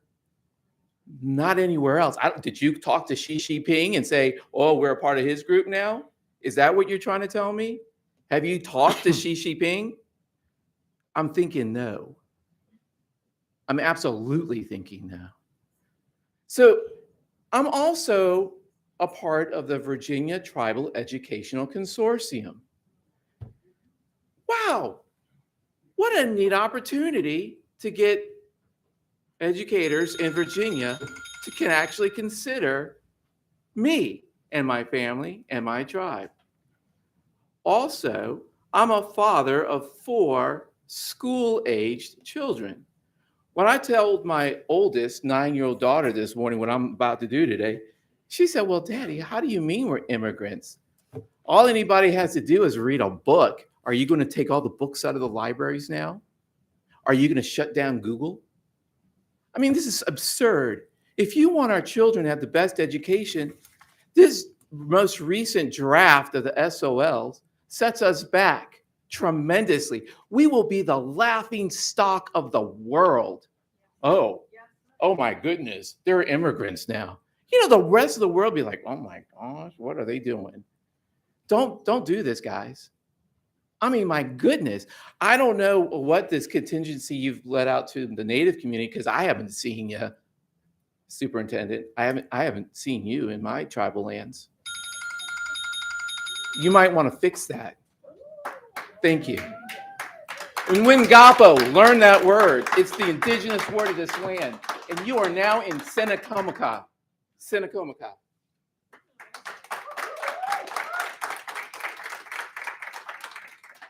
Okay, Isabella DeFulvio, followed by Cheryl Binkley.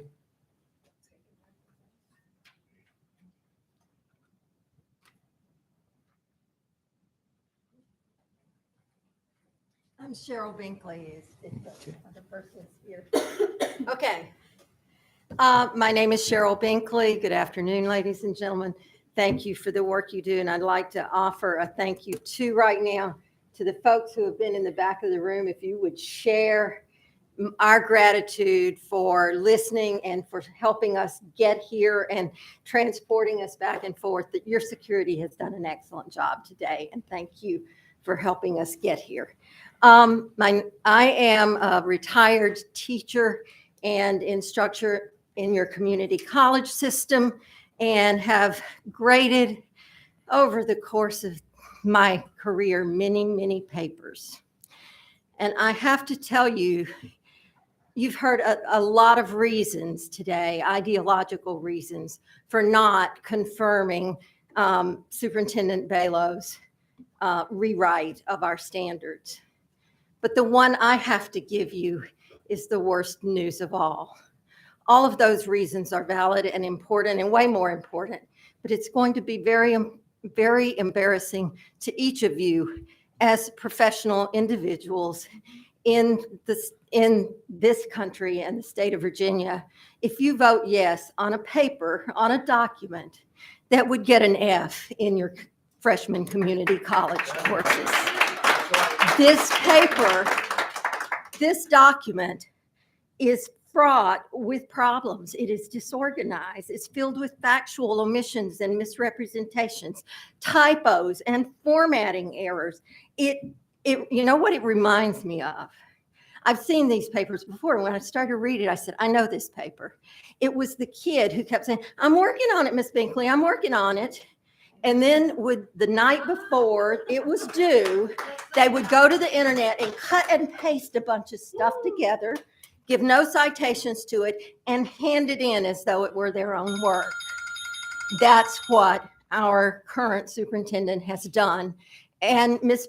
Bird Carmichael has done at the consultancy. In 15 days, they've cut and pasted something together to have something to turn in, and it would not pass muster in Virginia colleges or high schools, and we don't want any part of that. Thank you. Okay. Barb Zedler, followed by Michael Carabinos.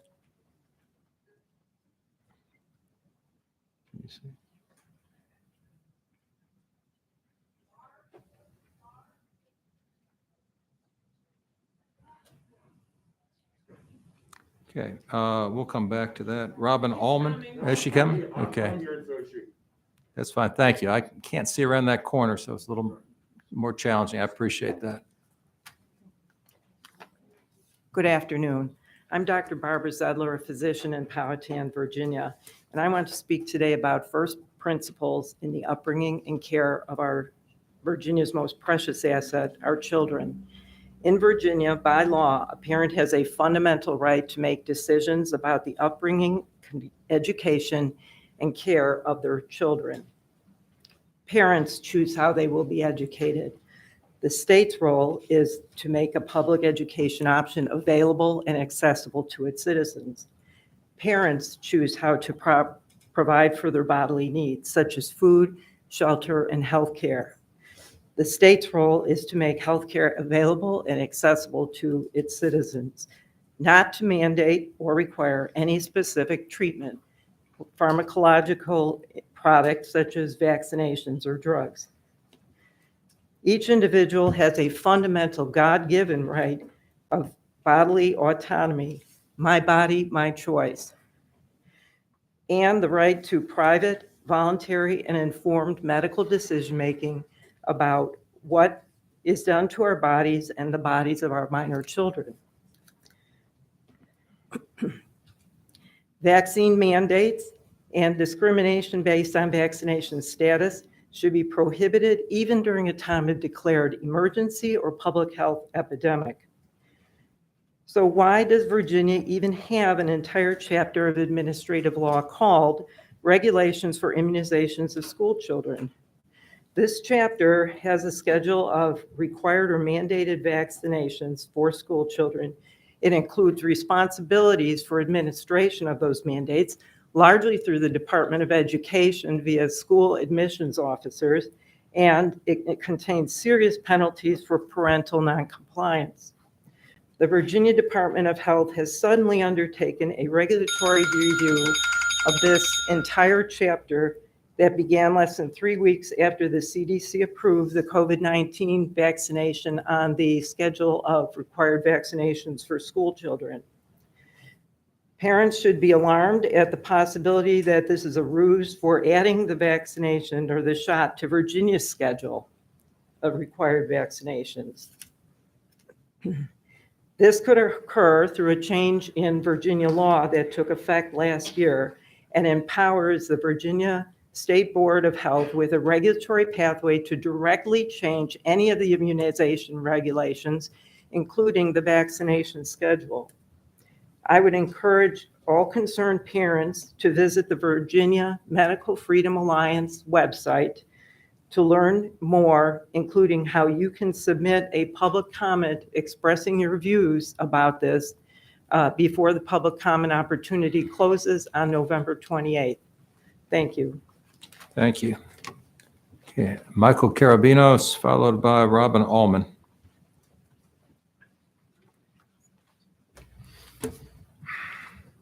You know, perhaps with improved social studies standards, we'll get away from the time when everybody says anything they don't like is socialism. I'm Michael Carabinos. I'm a Chesterfield dad. I support medical science, including, like George Washington, compulsory inoculation when necessary. I support librarians, teachers, the First Amendment, and the rights of all students to be respected. I oppose censorship and the bullying of trans kids. I'm a descendant of an enslaver, and my ancestors fought for the Confederacy, the 5th Georgia Cavalry, and the 48th Georgia Infantry. Some of those battlefields can be seen out these windows. I say this because before you can know where you're going, you have to know where you come from. That is why it's vital to teach a complete and accurate history to our children. Now, others have addressed the content of these phoned-in standards already.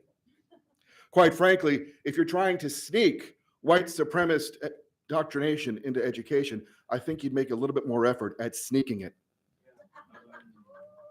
So I'll add some numbers. 2 years of collaboration for these original standards that we saw in August. A 2-week rush job for what was presented on the 11th. 211 experts across historians, educators, and members of the public versus the work of a private contractor, Bluebird, aligned with conservative Fordham Institute.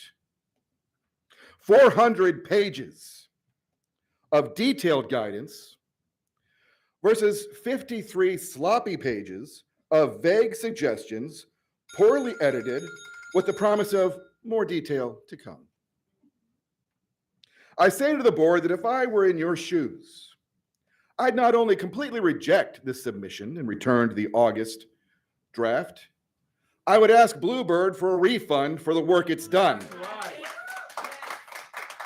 For 2 years, I listened to manufactured moral panics generated by right-wing dark money groups, screaming about indoctrination of our children, and I now can see nakedly that all of that was set up to enable the actual right-wing indoctrination being attempted here.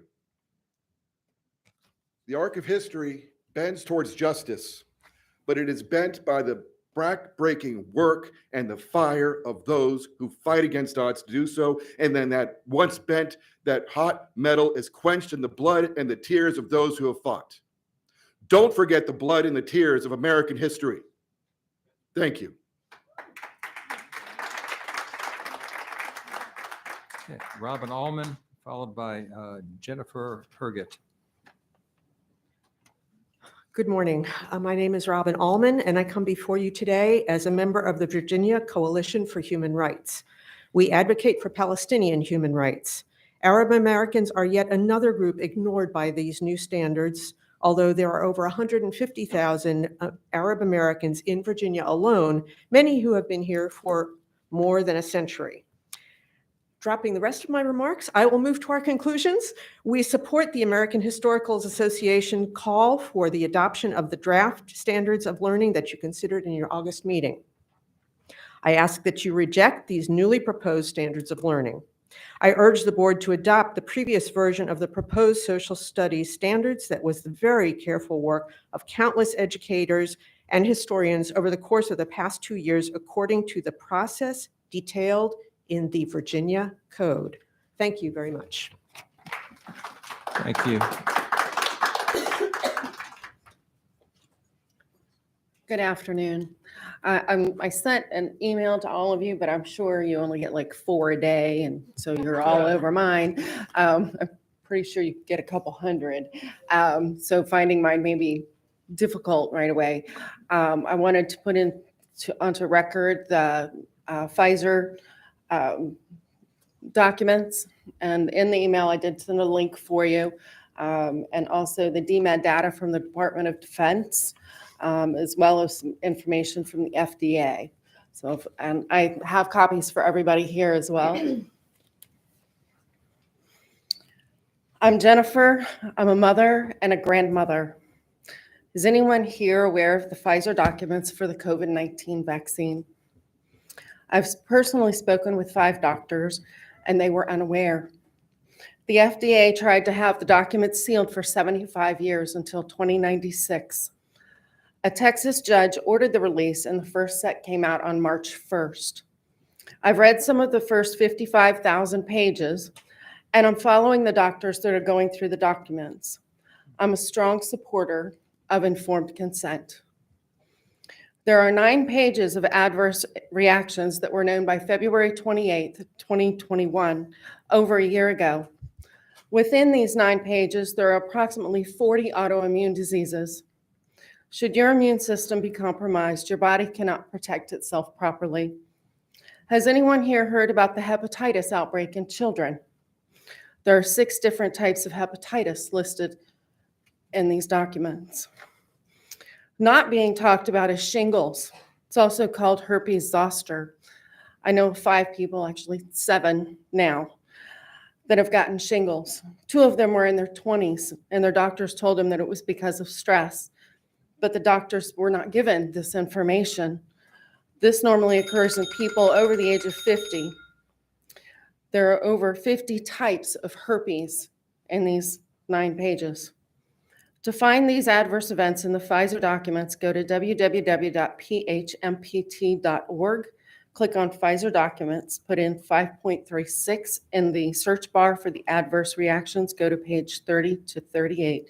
And these are only the side effects known as of February 28th, 2021. I begged you to look through them with personal family members that are vaccine injured, and one that died.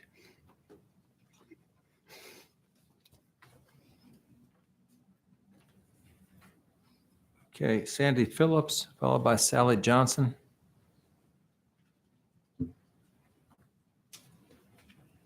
Anybody?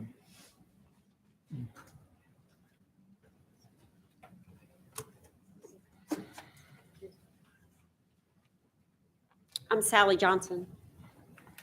I'm addressing the board this morning, or this afternoon, as both a mother and a grandmother of children in the York County Public School System. My youngest is still in high school. My oldest grandson's getting ready to go into kindergarten. So first of all, I want to say that the Virginia Department of Education, their response to the COVID pandemic, which was a huge overreaction to a disease that was not dangerous to children, has failed our children.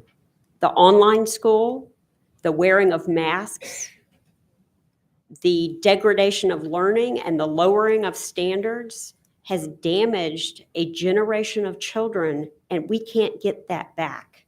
There are children who learn to speak and read wearing masks, and the teachers were wearing masks, the peers were wearing masks, and now they speak in mumbles because that's what they heard and that's what they learned. We can't get that back. My daughter had to wear a mask in high school, and she had panic attacks and headaches, and she got to where she just refused to go to school. It was horrendous.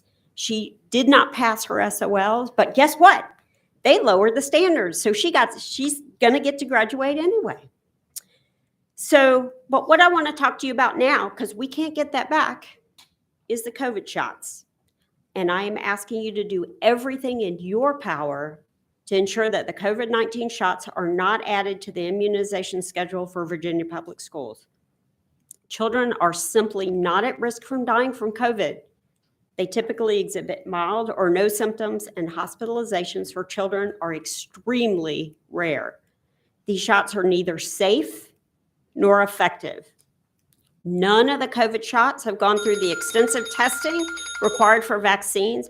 All of them, the mRNA and the more traditional Novavax, showed severe side effects in their brief clinical trials: seizures, other neurological problems, blood clots, strokes, myocarditis, pericarditis, autoimmune diseases, especially in children. 1 in 200 toddlers showed serious side effects in the clinical trials. Children have virtually no risk from COVID, but now they're dying from the shots. And are they effective? Studies have shown there's a brief, minimal protection they provide, but that wanes quickly. And within 4 months, children who have had the shot are actually at a higher risk for getting COVID than if they hadn't had it. And their cases tend to be more severe. How is that effective? I know there is tremendous pressure on you to mandate these shots for everyone. The pharmaceutical companies stand to make literally trillions on these shots, with booster after booster paid for out of our taxpayer dollars. I beg each of you, put politics aside, follow your conscience. It is not normal for young, healthy people to be having heart attacks or suddenly dropping dead. Don't let our children's blood be on your hands. Thank you. Holly Hazard, followed by Diane Jones.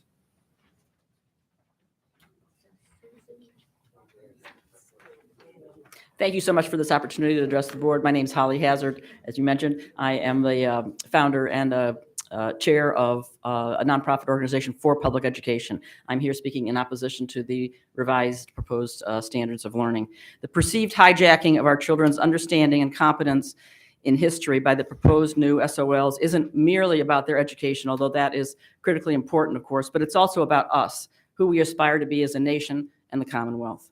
No one will win, not those of us who want to take us back to a time when we didn't tell the whole history about Native Americans, about enslaved people, about civil rights leaders, and not those who embrace a reckoning with our past, even if it makes people uncomfortable. No one wins if we toss history into a political pot. I'm old enough to know that wherever we are on the political spectrum, whomever has, quote, won the latest election, we will shift the other way If our children are then tugged and pulled with one set of quote truths and then another when the other party is in power, they will become not educated at all, but cynical about the most basic lessons, who we are as a people and what lessons we've learned. Virginia had an intellectually honest set of standards for our children before this current board set out to work. By most accounts, this body of work has been dismantled in favor of warping an understanding of our past to fit a narrow political agenda. Please don't do this to our children, to our Commonwealth, and to our future. Please adopt the SOLs as they were drafted after years of work by thoughtful professional experts in the area. Please respect the intellectual honesty and provide our children with an honest history of our country and our Commonwealth that they deserve and that from which our nation will continue to thrive. Thank you. Thank you. Diane Jones, followed by Frank Callahan.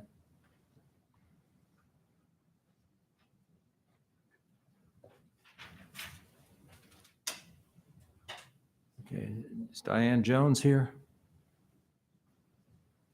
And what about Mr. Callahan? Grace, can you see anybody moving over there? No. Okay. No. Thank you. All right, that exhausts the list of people who signed up, as is our habit and practice. If there is anybody who has not yet spoken, who would like to speak, you are welcome to speak now. So let's please, line up, or I know we can do this in an orderly way.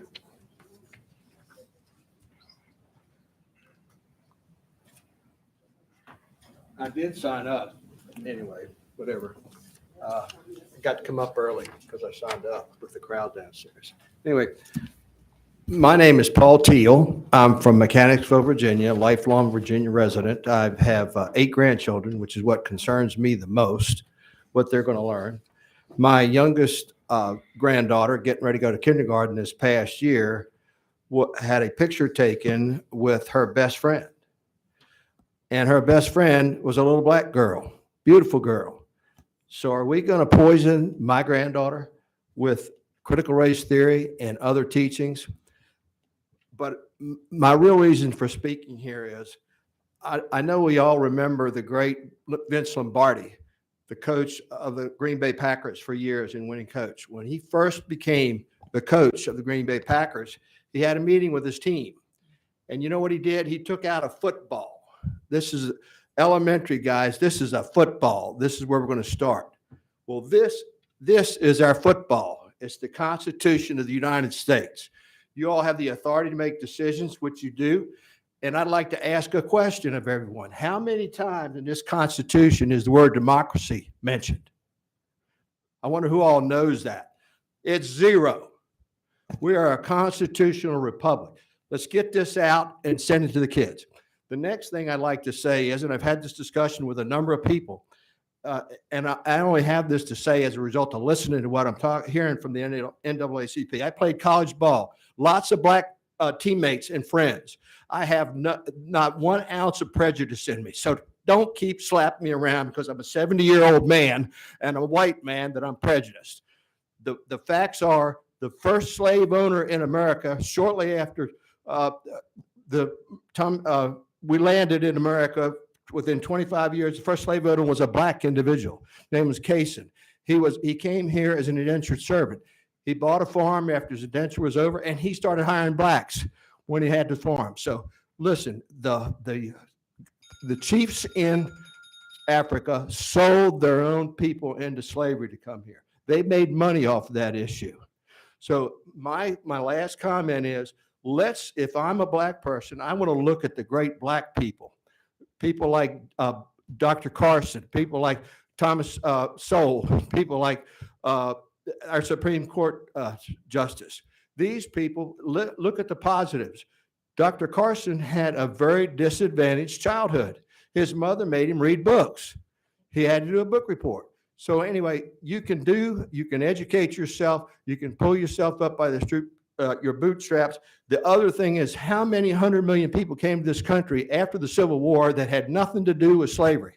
England, Ireland, Scotland, Spain, all these countries, Italy, Poland, they came here as Americans to wave the flag, as did my father. Thank you for your time.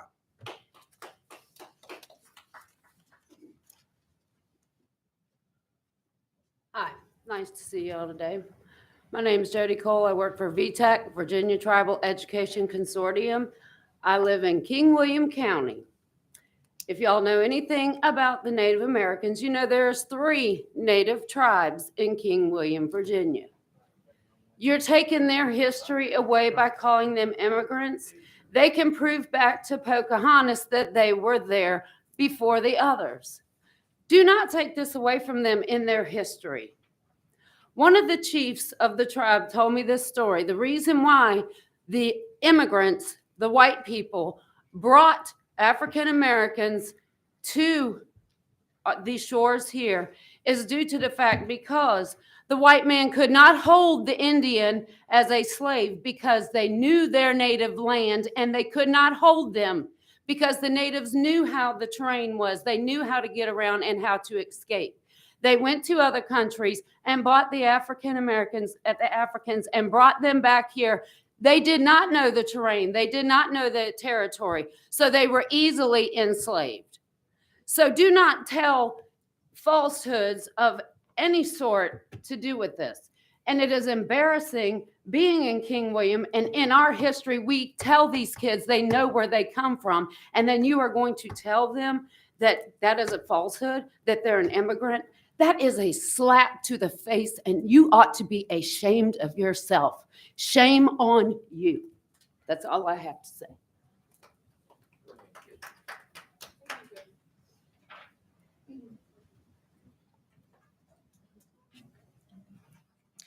Wengapo.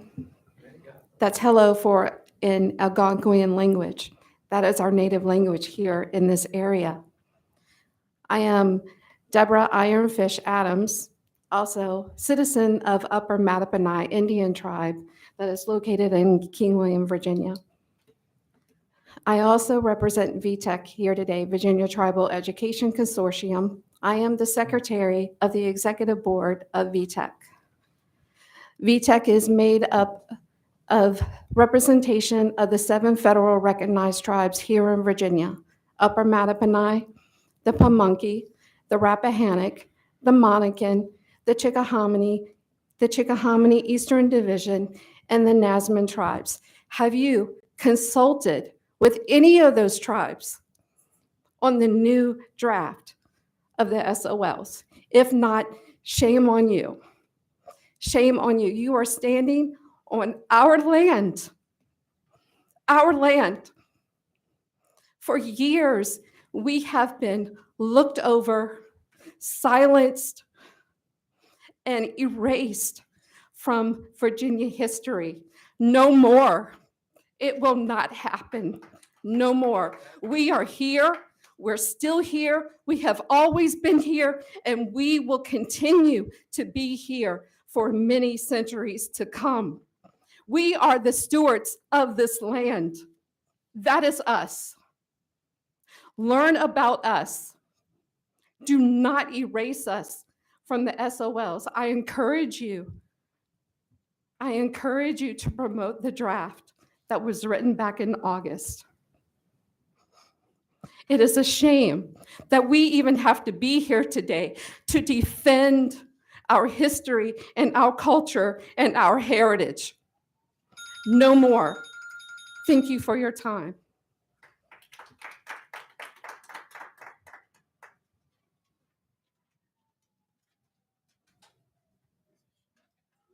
Wingalpo, thank you for your time today.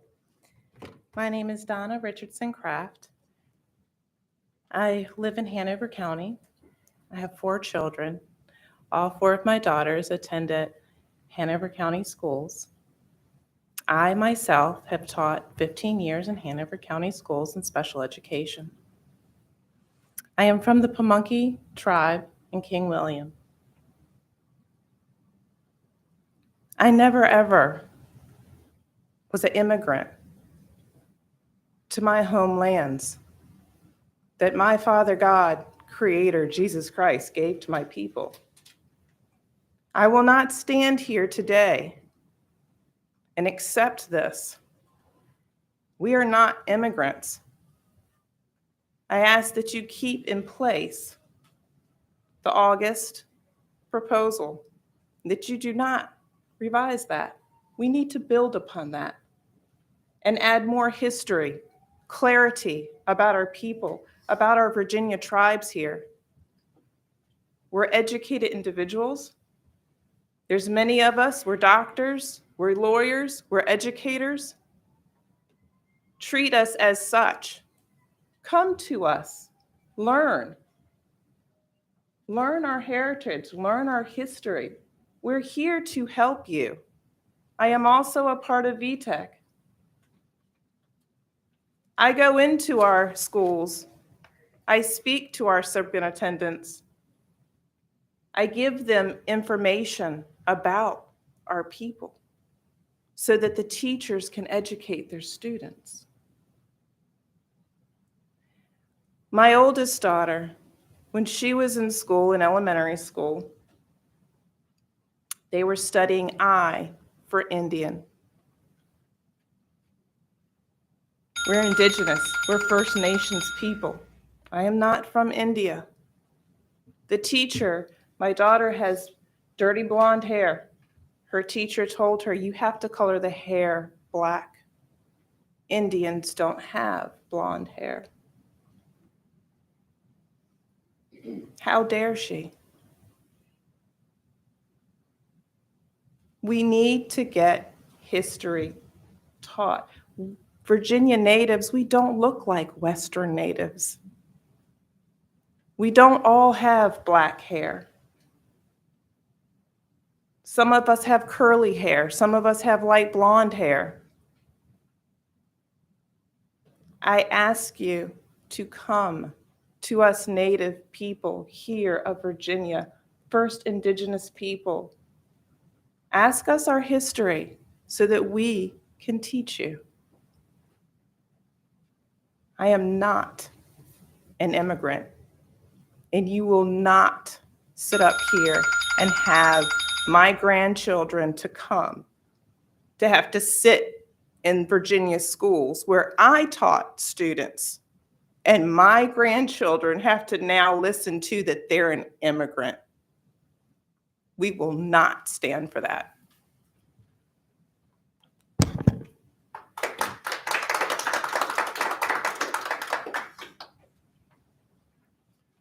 Wingapo, my name is Kerry Wawelka Canaday. I'm an enrolled citizen of the Chickahominy Indian Tribe. I have taught in the Virginia school system since 2003, having taught grades 2 through 7. Most recently teaching second grade at Ettrick Elementary School in Chesterfield County. I resigned on November the 7th, and I'm now a full-time employee of VTech. I'm here in support of the original revised 2022 History and Social Studies Standards of Learning. I beg you to please accept those. I know that my daughter is one of the ones that worked on that. She holds a master's degree in special education. I would love to see y'all include our history. When I started school in Charles City County, schools were still segregated. I'm 61 years old. I started Samaria Indian School. They integrated when I was going to the 5th grade. I had never gone to school with the black kid until then. When they integrated, most of the white kids in Charles City and teachers left. People need to know our history. My relatives up until 1958, 1959 that got a high school diploma was sent to Oklahoma. From the 7th grade on, they were sent to Oklahoma to get a high school education. The only way they could get one in Virginia was to change their birth certificate to black and go to a black school. And we fought hard for our identity. Walter Plucker tried a paper genocide on us to eradicate and get rid of us. And now it seems as if you're doing the same thing. And we need that to stop now. We are here. We're not going anywhere. We've always been here. We always will be here. I come from a family of chiefs. My great-grandfather was one of the chiefs of the Chickahominy tribe. And we're not going to go down without a fight.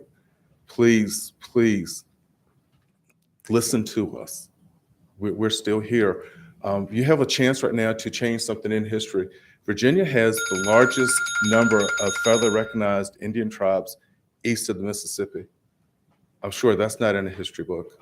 The only thing I ever saw in a history book about Virginia Indians was the massacre of 1622 when Opie Kankanu supposedly massacred white people.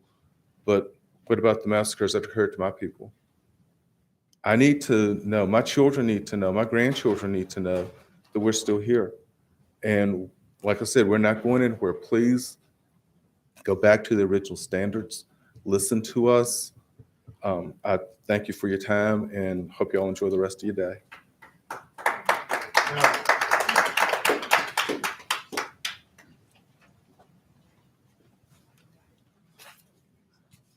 I'd like to thank the board for this opportunity to speak, and I guess I'm the last speaker of the day, so I'll try to be brief.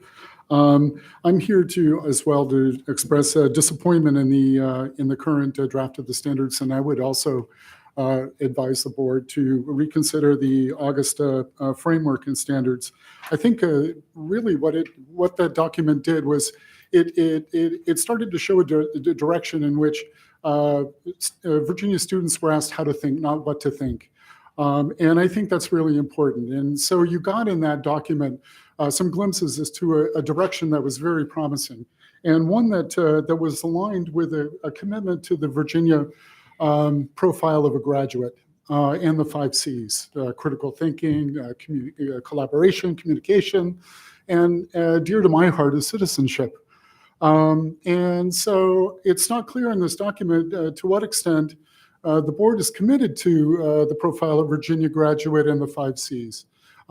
This isn't really, I mean, the social studies standards were sort of an embodiment or an attempt to bring the lofty goals of Virginia down to the curriculum level and specifically into the social studies. But it raises questions for me as to how committed the board is to the profile of Virginia graduate, which I think is your North Star. And it's not clear from the content standards that the spirit of the profile of a Virginia graduate are carried down in based on many of the comments that have been presented by everyone who has preceded me today.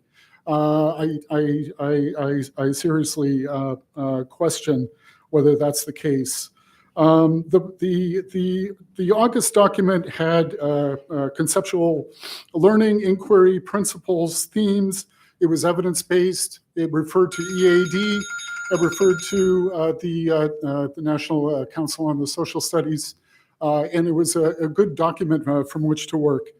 In terms of citizenship, it embodied a multiculturalism here that is evident in Virginia today.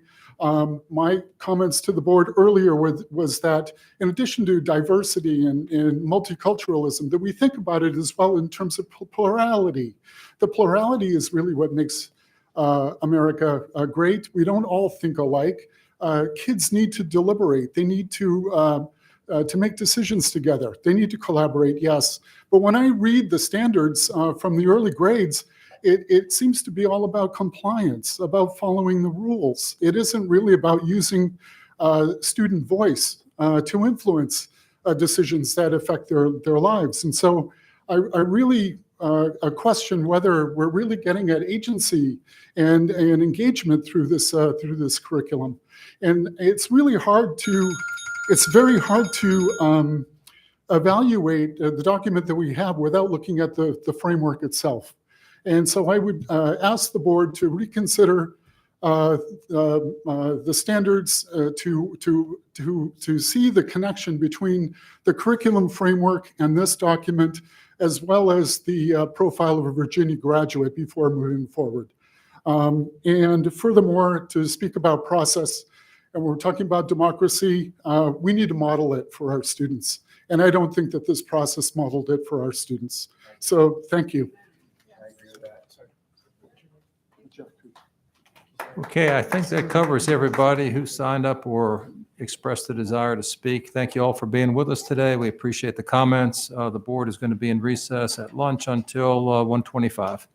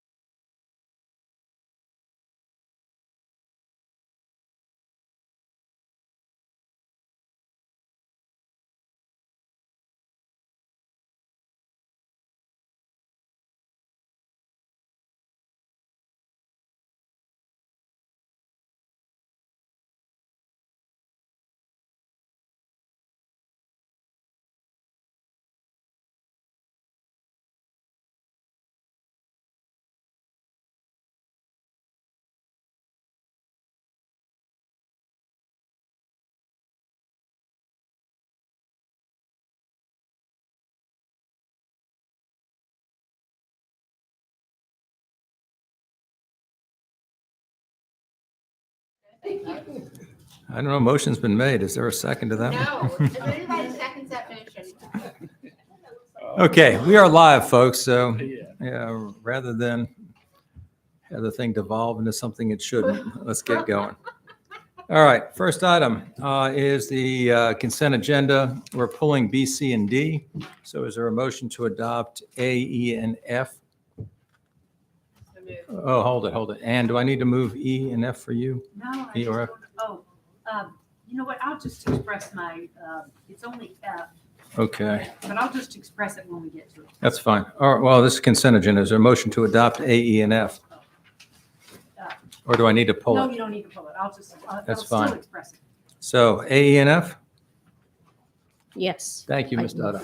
I appreciate your paying attention. Is there a second? Too many of them over here. Thank you, Mr. Brief Hanson. Discussion before we vote, Mr. President? Sure. I'm going to vote affirmatively on the consent agenda, but just want to note that I don't mean to be opining on the matters having to do with George Mason University within E and F, but rather than go to the trouble to separate them out, I'll just note that I recuse myself as to those pieces. I appreciate that. Okay, all in favor signify by saying aye. Aye. Any opposed? Okay, item B, C, and D, can we take them together, Ms. Dutta, do you think? Absolutely. All right, Ms. Dutta asked that they be pulled, and I don't think, or do we require more staff presentation, or did you just want them pulled? I for the- don't know, and I know I've had conversations with the superintendent about this, and I wish she were here, but Well, then we can wait. I'm not going to make you do it without her here if you want her here. I think at this point, I get the feeling it's just going to be a comment from my side, but yeah, it would be great if Okay, if she so were we will here. move on to item G, final review of James Blair Middle School accreditation indicator, and we will come back to B, C, and D. Thank you. Of course, yeah.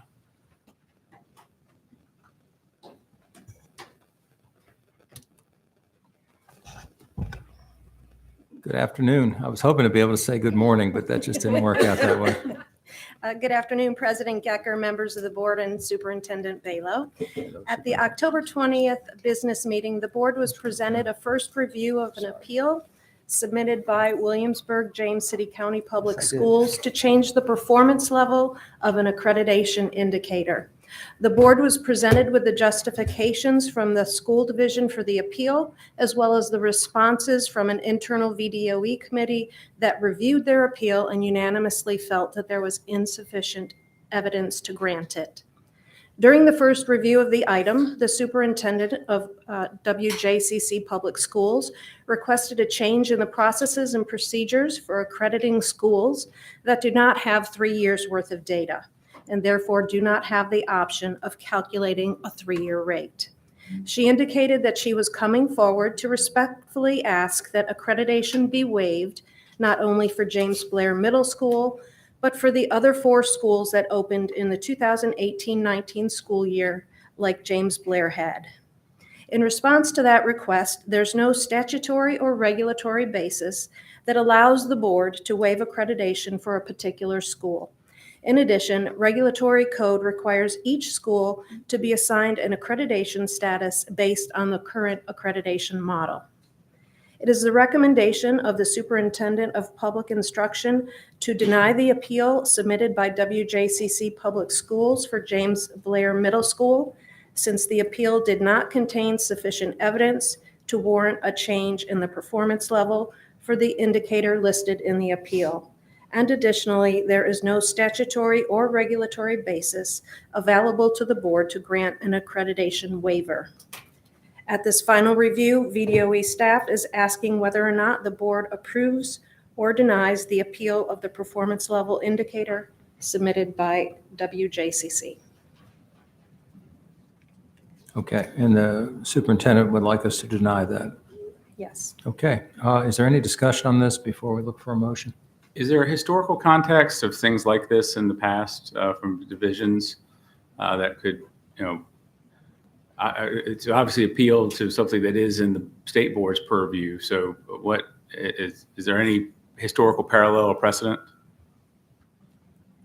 I think the only one I can remember, Alan, is Roanoke with Dr. Bishop. And I'll be honest, I don't remember the details of that, but I do remember we, effectively, I wouldn't say gave accreditation, but we upped where they were based on an appeal. And that was, I think, when Dr. Kennedy was still president of the board. President, if I can speak to it, and staff I'm sure can too, but there was one year when we granted one or two, and then we did something that changed or tinkered with the standards a little bit such that we didn't think that it was, that those precedents were no longer relevant anyway. And then the next time we had a bunch of appeals came up, I don't think any of them passed. Not to say that we shouldn't ever grant an appeal, but we tried to make it such that they would be rare. Or the necessity for same would be rare. And I totally botched that. And Shelley, you guys can tell us, Amy. Yeah.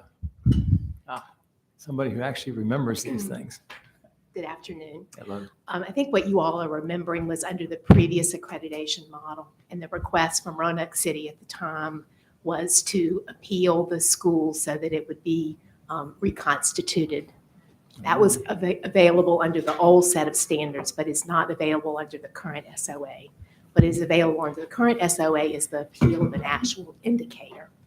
And the issue with James Blair Middle School's appeal is that it does not provide sufficient evidence for the indicator that's being appealed, nor do you have any authority under, as Amy said, the code or regulation to waive accreditation for a school.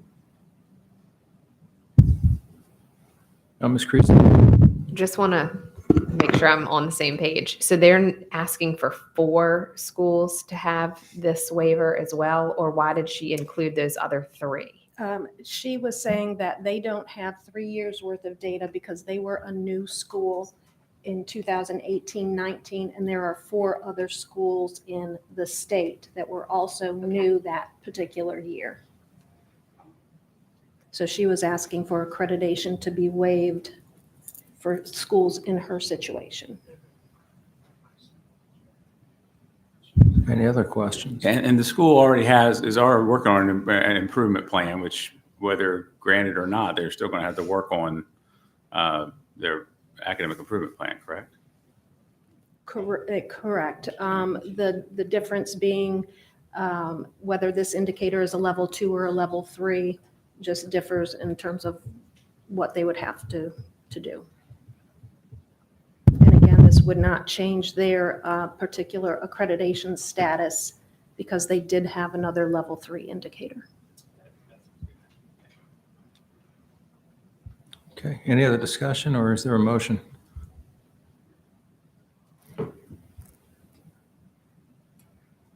I would be happy to entertain a motion to deny the appeal. How about that? We'll make it easier. So moved. Thank you. Is there a second? Okay. Ms. Creasy, thank you. All right. Any other discussion? So, all those in favor of the motion, which is to deny the appeal, signify by saying aye. Aye. Any opposed? Thank you. Thank you. All right. One more time, final review of the Board of Ed's 2022 Annual Report on Conditions and Needs. Ms. Webb.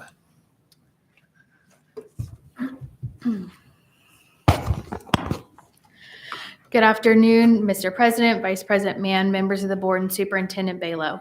I'm pleased to present to you today for final review the board's 2022 Annual Report on the Conditions and Needs of Public Schools in Virginia. This report is required by the Constitution of Virginia and 22.1-18 of the Code of Virginia, which outlines that the annual report will be submitted to the Governor and General Assembly that presents the conditions and needs of public education in the Commonwealth. The current draft of the report includes sections on learning loss, staffing challenges, student achievement, the impact of principal leadership and support for new teachers, enrollment, education funding, and an update on the board's work over the past year. Since first review, the sections have been reorganized for a better flow. Additional data points have been added based on your October discussion, and an executive summary has been drafted for your review. Since our work session yesterday, a section has been added on chronic absenteeism and student behavior, and clarifications have been made throughout the document as you requested. Language has also been updated that Dr. Mann put together as it relates to parent involvement. All edits made since yesterday's work session are highlighted in green in the Word document in your board book. So again, please be sure to click on the Word document, not the PDF document. Also, since first review, all of the supplemental technical reports have been finalized and are also included as the supplemental reports. They will be combined into one full report when it is submitted to the Governor and General Assembly. The Superintendent of Public Instruction recommends that the board approve the annual report for final review and allow staff to make technical edits in advance of the December 1 submission date. I'd certainly open up the floor for additional edits, comments, feedback on the edits that have been made. I know you're just seeing them, but certainly happy to keep discussing them here this afternoon. Okay, we had the one paragraph dealing with the importance of parent-educator partnerships. Is that one resolved? I believe it has been fairly resolved. I know that a couple, Dr. Mann had sent it out, and a couple of folks had responded to that email as well, with some clarifications that I've tried my best to make sure that those were also included. And Mr. Hansen had sent an additional sentence to be added as well. That's also highlighted in green. The sentences that Mr. Hansen added are underlined, and that is on page 25.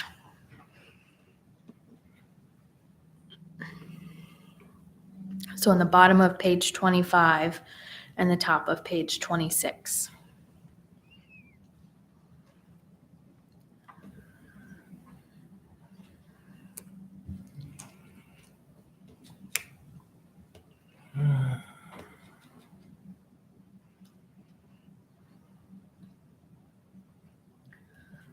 And if we, Mr. President, if we need to give folks additional time to review and I need to come back in a little bit, I'm happy to do that as well. You know, the sad part is, of course, we're I going to know. be here during the whole time. I know. You know, we've already had substantial documents added to the board book while we were doing public comment.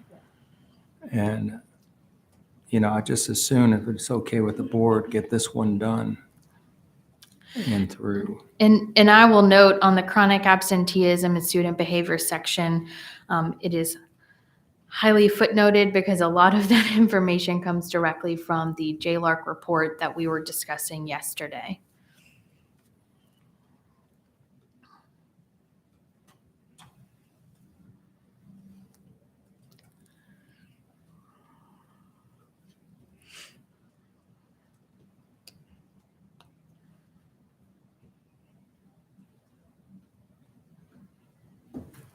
Has everybody had a chance to look at this? And of course, prior to final submission, I will do one more review for any punctuation, grammatical errors, things of that nature. Is there, you know, general consensus or something like a motion to adopt this as our annual report? I appreciate staff's willingness to take on sort of a final edit. I would like to be included in the final edit if it's the board's will, you know, that I get one final shot also, not to make substantive changes, but again, to, you know, just go back through it one more time with staff. And Mr. President, one more thing to point out that I forgot to mention, that I just want to be sure I captured it correctly. This is on page 32 in the looking ahead section. I added a sentence in there about the board exploring the uses of multiple measures to better understand student achievement, including discussing the implications of the standards of learning, NAEP, and other national assessments. I know we had a conversation about that yesterday. I just want to be sure it's captured appropriately. Okay, is everybody on board? And is there a motion therefore to adopt this as our report, subject to final edits by staff and by me? And again, you know, edits like last time, not the substantive piece, but just trying to make sure everything we think is in there is in there. If so, is there a motion? Thank you, Dr. Mann. Is there a second? Thank you, Mr. Hansen. All those in favor say aye. Aye. Aye. Any opposed? Okay, before you leave the podium, let's just say this. You made Gotta it. come back one more time. No, but this is the one I wanted to do it at.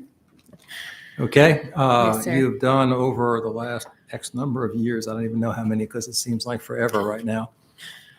Just an incredible job guiding the board and, doing everything we wanted and frankly telling us what it is we ought to be doing when we didn't want to. So the experience, with having you with us has been just incredibly great.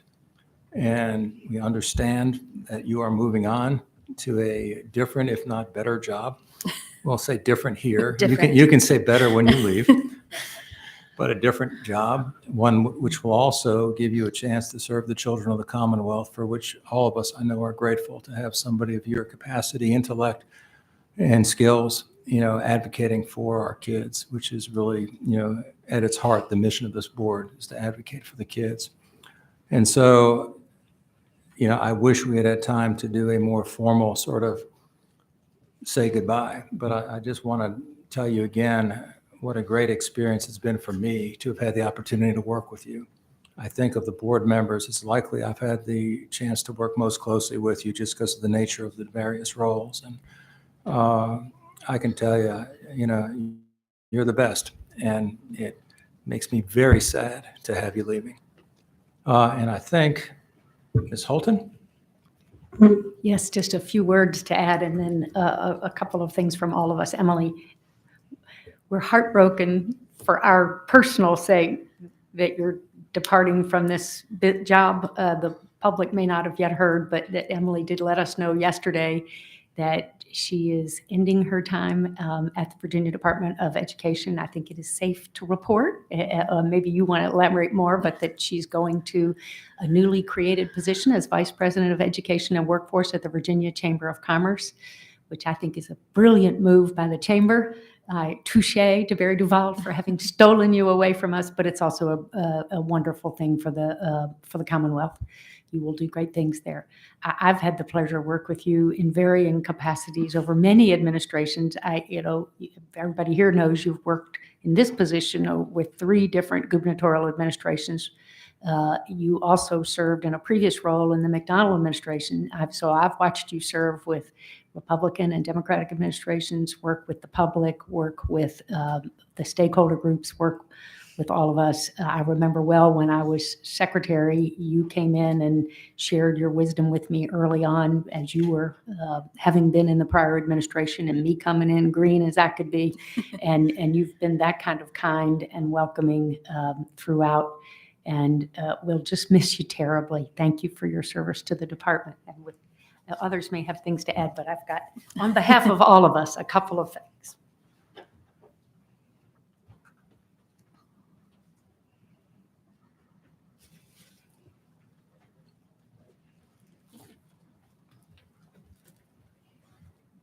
Make me cry.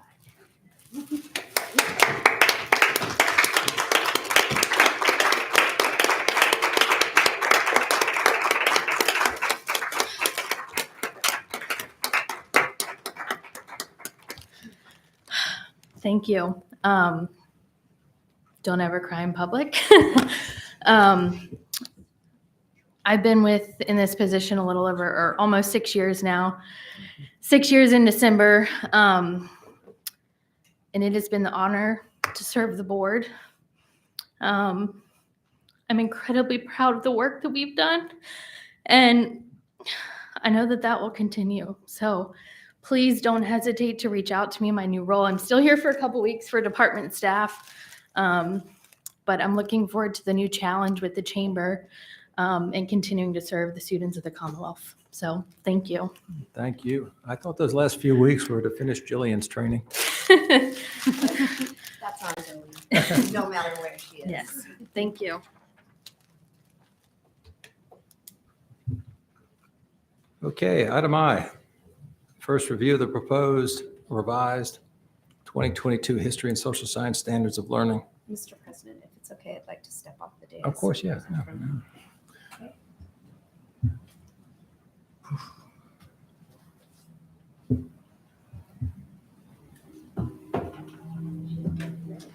This is the second first review. The second first review.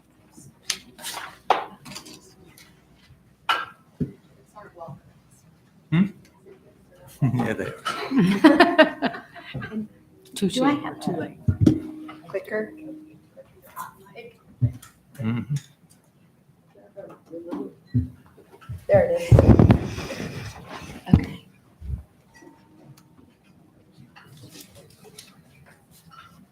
All right, well, yeah, I too wish we could say good morning, but we can't. It's afternoon, and thank you. This is a very different vantage point. I asked permission from the president to step down and to present from here because in part, I want to make sure that I introduce you to Sheila Bird, who is sitting to my left, who helped on this final leg of the standards preparation for you today.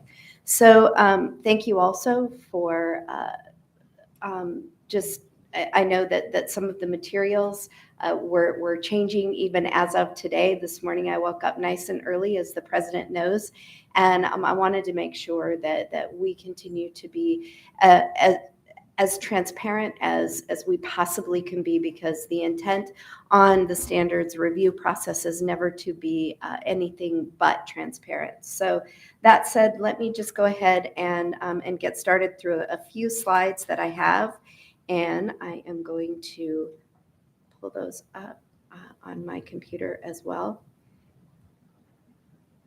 Bear with me for just a minute. Okay, so I'm just going to start by acknowledging a couple of things. First of all, you all have heard me say many times, you heard the governor say, we want the best in class history and social science standards. We want students to learn all of Virginia and U.S. history. We want to make sure that students learn how to think, not what to think. That is still the goal. And even there was nothing about this morning's comment that made me think that we're not all sharing that as a common goal going forward. It's a matter of making sure that we get this right and have best-in-class standards going forward. Certainly, we heard from a number of folks across the Commonwealth this morning that have concerns, and they're valid. And I want to publicly acknowledge, as I already have, that I apologize for not just the omission, but the error of calling Indigenous peoples of Virginia immigrants. They were here long before any other settlers or any other groups were, and I apologize for that error. So that said, I want to just let you know that there is work to do today and going forward to make sure that we do have best-in-class standards. And I appreciate the diversity and the passion that came into the room this morning as they shared concerns, as they exercise their First Amendment right, and what we hope is a very public and transparent process up to now and going forward. So as you know, today I'm asking for a first review of the standards document, and this happens every 7 years. Standards revision is every 7 years. I'm going to switch, maybe. There we go. Here's a current snapshot. In 2015, the SOL document, the standards document that came in front of you, was about 48 pages long. And 1 year later, those were adopted in 2015. In 2016, 1 year later, the curriculum frameworks were released. They were not released at the same time. Once the standards document was accepted as the standards document, then the work began on the curriculum framework. It was divided into 13 separate frameworks that totaled a little over 700 pages. Fast forward to the 2022 standards that have been in the works for almost 2 years, and as we heard this morning, are inclusive of many voices across the Commonwealth and really across the nation. And the decision was made early on to combine the curriculum frameworks and the standards document into one document.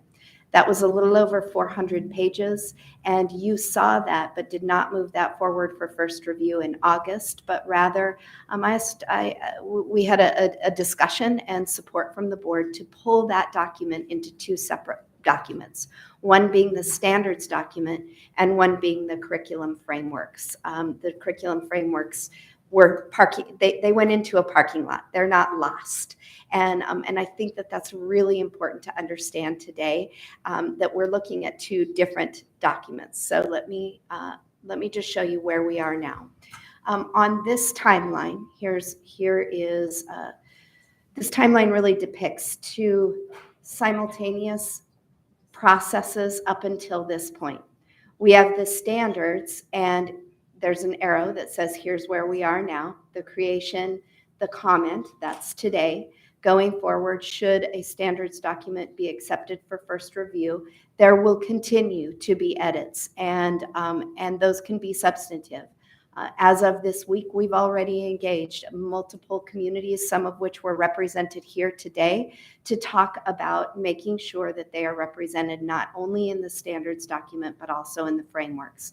I also commit to you today that I'll reach back out to the groups that were here today to help them understand where some of the information is in the curriculum frameworks, and also for me to understand whether it needs to be represented in the broad learning goals of the standards document. Once the standards are adopted, we will move forward with implementation in the year 24-25.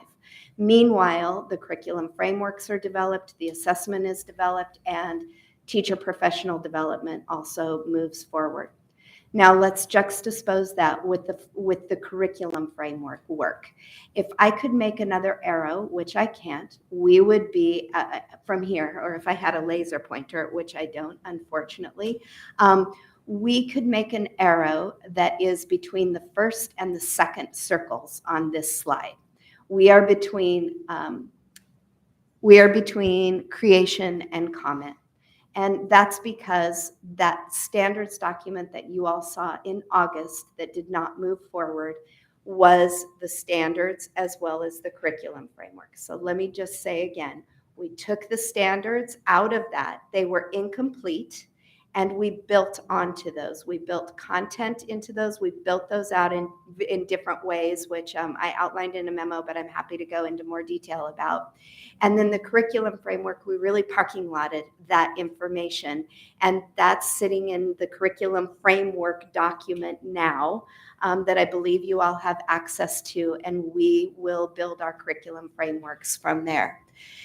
Those are also subject, as traditionally has been the case, those are subject to input by this board, adoption by this board, and further public comment and transparency in that process as well. It is really important to me that we reach out during the curriculum framework phase and engage teachers as one of our primary audiences and one of our primary communities that we seek input from, because that's who uses the curriculum framework. It's the bridge between the materials that are used and the teaching that happens every day and the standards document, which is much more public facing and states the broad learning goals. So I'm going to just skip ahead for a moment because I think that this is really important to talk about. In the decoupled, I'll use that term, that's the separated document from August, the curriculum framework and the standards document that was combined. When we did a straight separation, this is what Virginia U.S. History Standard 14 looked like. And I'm going to read it out loud. The student will apply history and social science skills to understand the causes and effects of the civil rights movement by evaluating and explaining the impact of Brown v. Board of Education decision, the roles of Thurgood Marshall and Oliver W. Hill, Sr., and how Virginia responded to the decision. B, explaining how the National Association for the Advancement of Colored People, the NAACP, and the 1963 March on Washington, the Civil Rights Act of 1964, and the Voting Rights Act of 1965 had an impact on all Americans. And C, analyzing the impact of the Black Power movement. So when we did the straight separation, this is how that went into a standards document. When we went back out for review over the last month, the reviewers felt like this wasn't enough. And so this is what it translated into the standards document. And I do not have my glasses on, so let me see if I can pull that up and read from my computer. Yes, much better. Bear with me for just a moment. Maybe. No.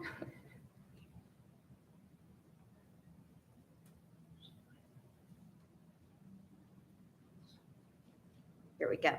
Okay, so when we built those standards out based on the feedback that we received, same standard, Virginia U.S. History, now it's 17 because additional content has been added to the standards document.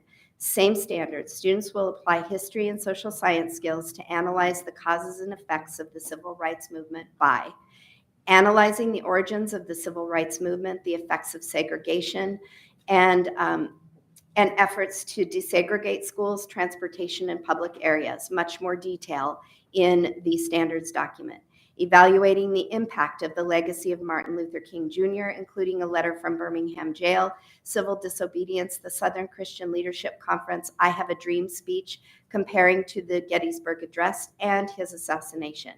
Analyzing key events, including the murder of Emmett Till, bus boycotts, Little Rock Central High School, desegregation, Greensboro sit-ins, freedom rides, Birmingham demonstrations, 1963 March on Washington, Freedom Summer, and Selma to Montgomery marches with additional emphasis on events in Virginia. And D, evaluating and explaining the impact of Brown v. Board Education decision, the roles of Thurgood Marshall and Oliver W. Hill Sr., and how Virginia responded with massive resistance with a focus on the critical role of Virginia communities and people such as Prince Edward County and Barbara Johns. E, explaining how the National Association for the Advancement of Colored People, NAACP, the 1963 March on Washington, the Civil Rights Act of 1964, and the Voting Rights Act of 1965 had an effect on all Americans. F, analyzing the effect of the Black Power movement, and G, describing the tenets of the Civil Rights Act of 1964. So this is just an example of what was built out and strengthened in the standards document, again, so that the public as well as educators can see it's not just a matter of a couple of sub-bullets or sub-letters under the standards, but there are some distinct learning goals. Then in the curriculum framework, we would build that out even more with resources and as we always see in curriculum frameworks. But any other information from that combined document is sitting in the curriculum framework right now, waiting to either be finalized or built out. So I think it's important to know that the information, again, from that combined document is not lost. In many cases, it was built upon and expanded in the document that's before you today. And then, and if it wasn't, it is put into the curriculum framework from which we will continue working. Let's see here. Let me get back here.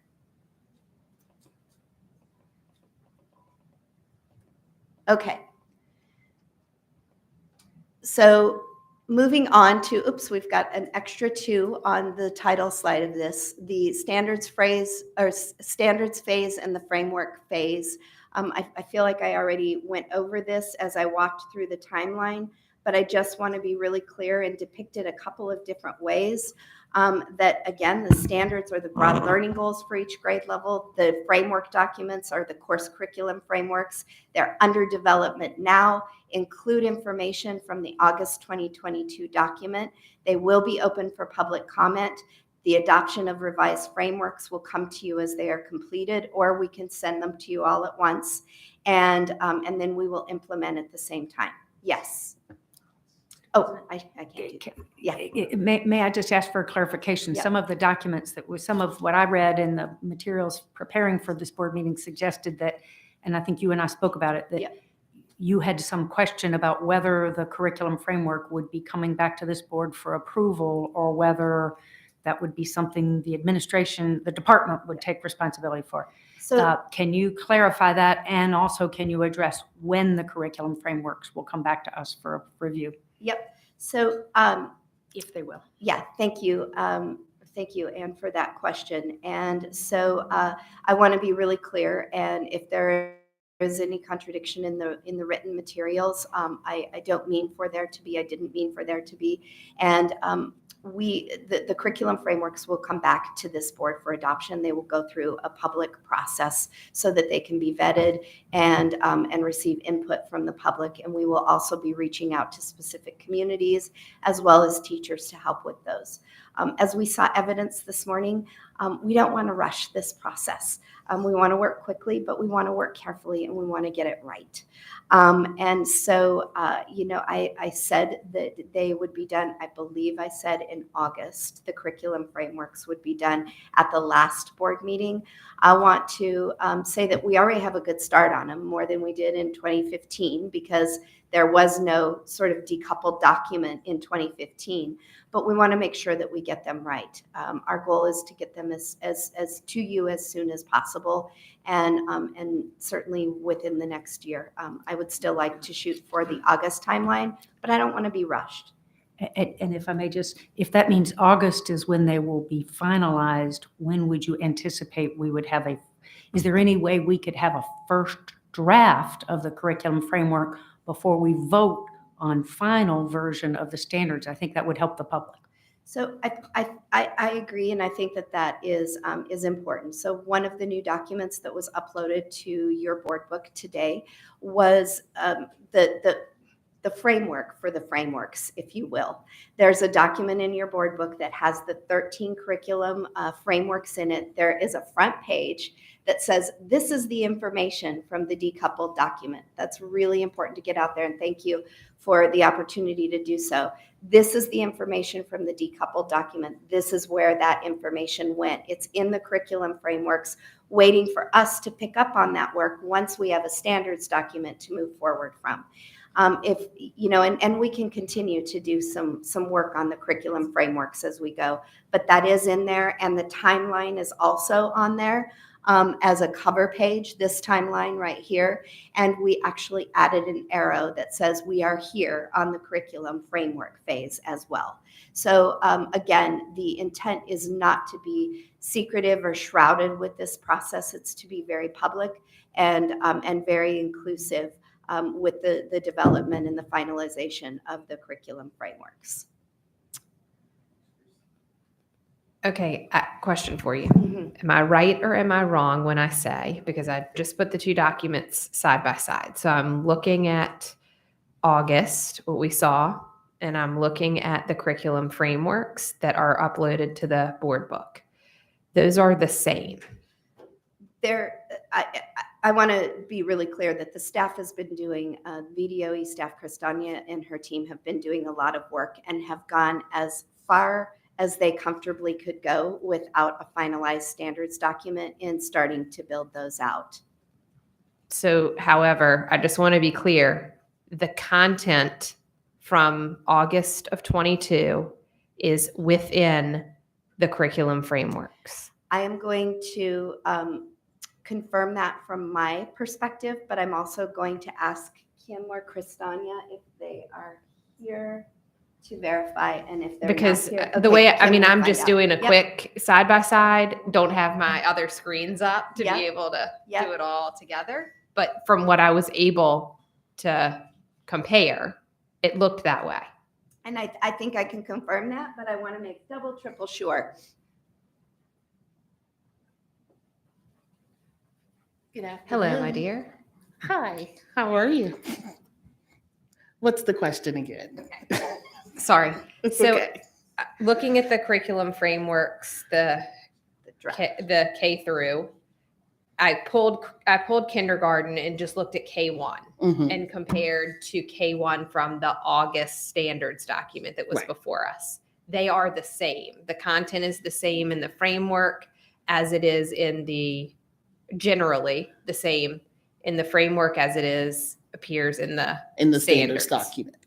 Okay. Yes. So in other words, we are not veering off of August completely. We should not be, no, because when you look at the curriculum frameworks, you should see standards. Correct. And then at the top of the pages for the curriculum frameworks, that same standard should be there. Yes, thank you. That's all I wanted to know. That's an easy question. Becky. But I'm sorry, that requires me to make sure I'm not misunderstanding, because the frameworks that were uploaded an hour or two ago to our board do not align with the standards we were given last Friday. I mean, the framework says 3.10 talks about slavery, and the standards say 3.10 talks about economics of tobacco. Or, I mean, in other words, the framework that we were given an hour or two ago corresponds to the August draft, not to the November draft, Okay, so- unless I'm drastically missing something. Yep, so remember, and I have it up on the screen, the timeline. We have two processes. We have the standards process and we have the curriculum framework process. What you have in your board book is the decoupled side, the other side of the decoupled documents. The decoupled document, it is the curriculum framework side. So once there is a standards document, we do need to align those. And we do need to make sure they have work to do, the curriculum frameworks, and I put a cover sheet on that. And Kristania and her team have indicated with a watermark on there, those are draft frameworks. We are not moving those forward today, at least as I'm prepared to do, because they are under development and they require work. Okay, so I'm going to move back to the just again a depiction of the timeline from a little bit longer perspective.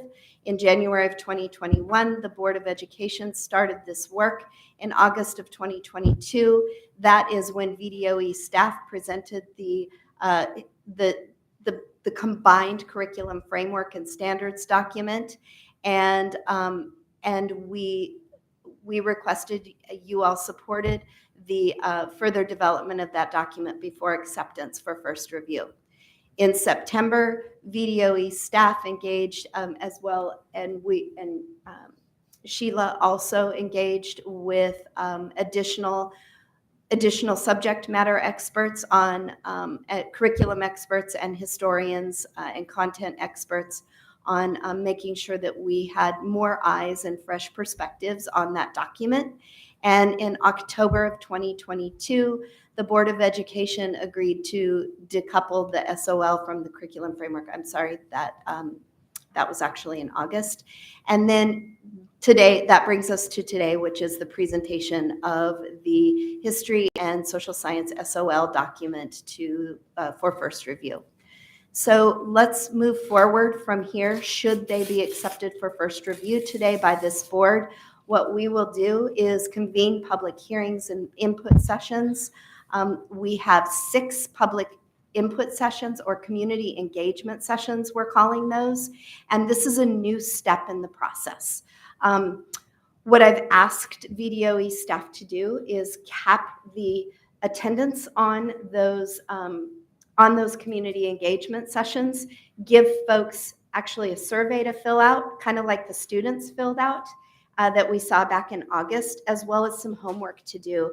And part of that is identifying what small group they want to be in to discuss the standards and continue to give feedback. That feedback will come to the department from the community engagement sessions, from the public hearings, as well as we'll continue to take written feedback as we have throughout the process. And we will continue to convene as an internal group, as well as convene external groups who have been part of the process to check for factual accuracy, age appropriateness, etc. So here is just a little bit more detail on what would happen between now and February. Acceptance, again, pending acceptance for first review of the draft standards by you today. November 28th to December 16th are the public engagement sessions. January 9th through 13th, we give a 30-day we're running close to that, but we'll give plenty of notice for the public hearings. We may either need to adjust that it is, or else I'm incorrect on the 30 days. No, 30 days. Dan's saying it's 30 days. January of 2023, our team will review and take additional input from our reviewers. And then in February is when the final review and adoption of the standards document would come before this board. Meanwhile, we will continue to work on the standards frameworks. So, let's see.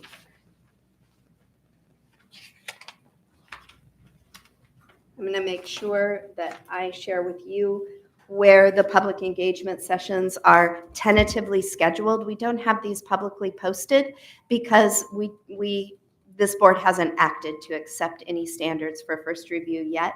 So I was reluctant to put these into a memo, but I will say that they are in Northern Virginia, Central Virginia, Southwest Virginia, and there is a virtual session as well. So spread out across the Commonwealth, and we want to make sure that as many voices as possible are heard throughout that process. So you all saw the revised history and social studies science standards guiding principles. I am not going to go over those again today for the sake of time and because I think that you all want to discuss maybe some things that are separate from the guiding principles, but I can certainly go back to that if you would like me to. I do also want to talk about just some of the high-level changes that were incorporated into this draft today. We provided more specific and thorough treatment of slavery, Reconstruction, Jim Crow era, and civil rights movement in all three grade spans. You saw an example of that I read out loud just a few minutes ago. The impact of the United States Declaration of Independence and Constitution on other countries, a fuller explanation of the Electoral College and an examination of the Federalist Papers that are most essential to understanding the Constitution. Moving through introduction to the Constitution and the three branches of government in grades K through 3. The reviewers, the final set of reviewers felt like that was lacking, and creating a staircase or a scaffold of standards that builds on students' understanding of what citizenship is and details its rights and responsibilities. Also, a revision of repetitive and vague skills-based standards subject to multiple interpretations by teachers. In the standards document, we focused much more on the content that was measurable, and in the curriculum frameworks, that's where we'll see much more of the inquiry-based and the critical thinking and the skills-based activities in the curriculum frameworks. Also, a presentation of the content in an unbiased and dispassionate language, removal of behavioral aspirations that are misplaced in history and social science standards document, and a recommended sequence that promotes consistency in the content that's taught at each grade level in the Commonwealth. I'm going to pause there and see if there are questions, and then I have just a couple more comments, and then I'd like for Sheila to just speak for a little bit about the process.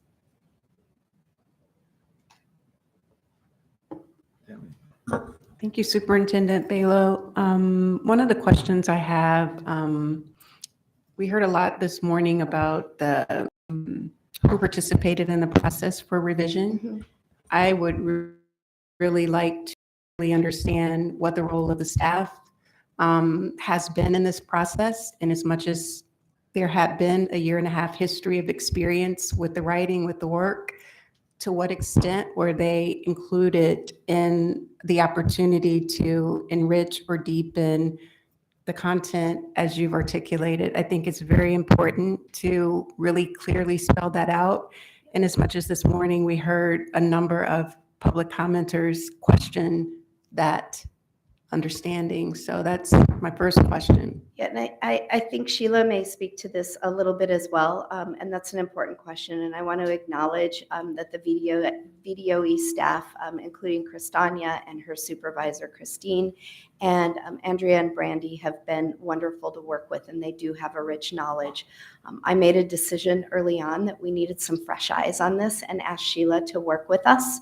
And Sheila has largely directed that work with both staff and with additional reviewers. The staff has been involved in this final leg. They've continued to develop the curriculum frameworks that you have in front of you today, and have continued to finalize the standards document, suggesting a number of edits as recently as late last week, I believe it was. And so they have been part of the process, but it's looked a little bit different on this final leg with Sheila bringing a fresh perspective into the work and into this final leg. And Sheila will probably talk as well as the staff could attest to.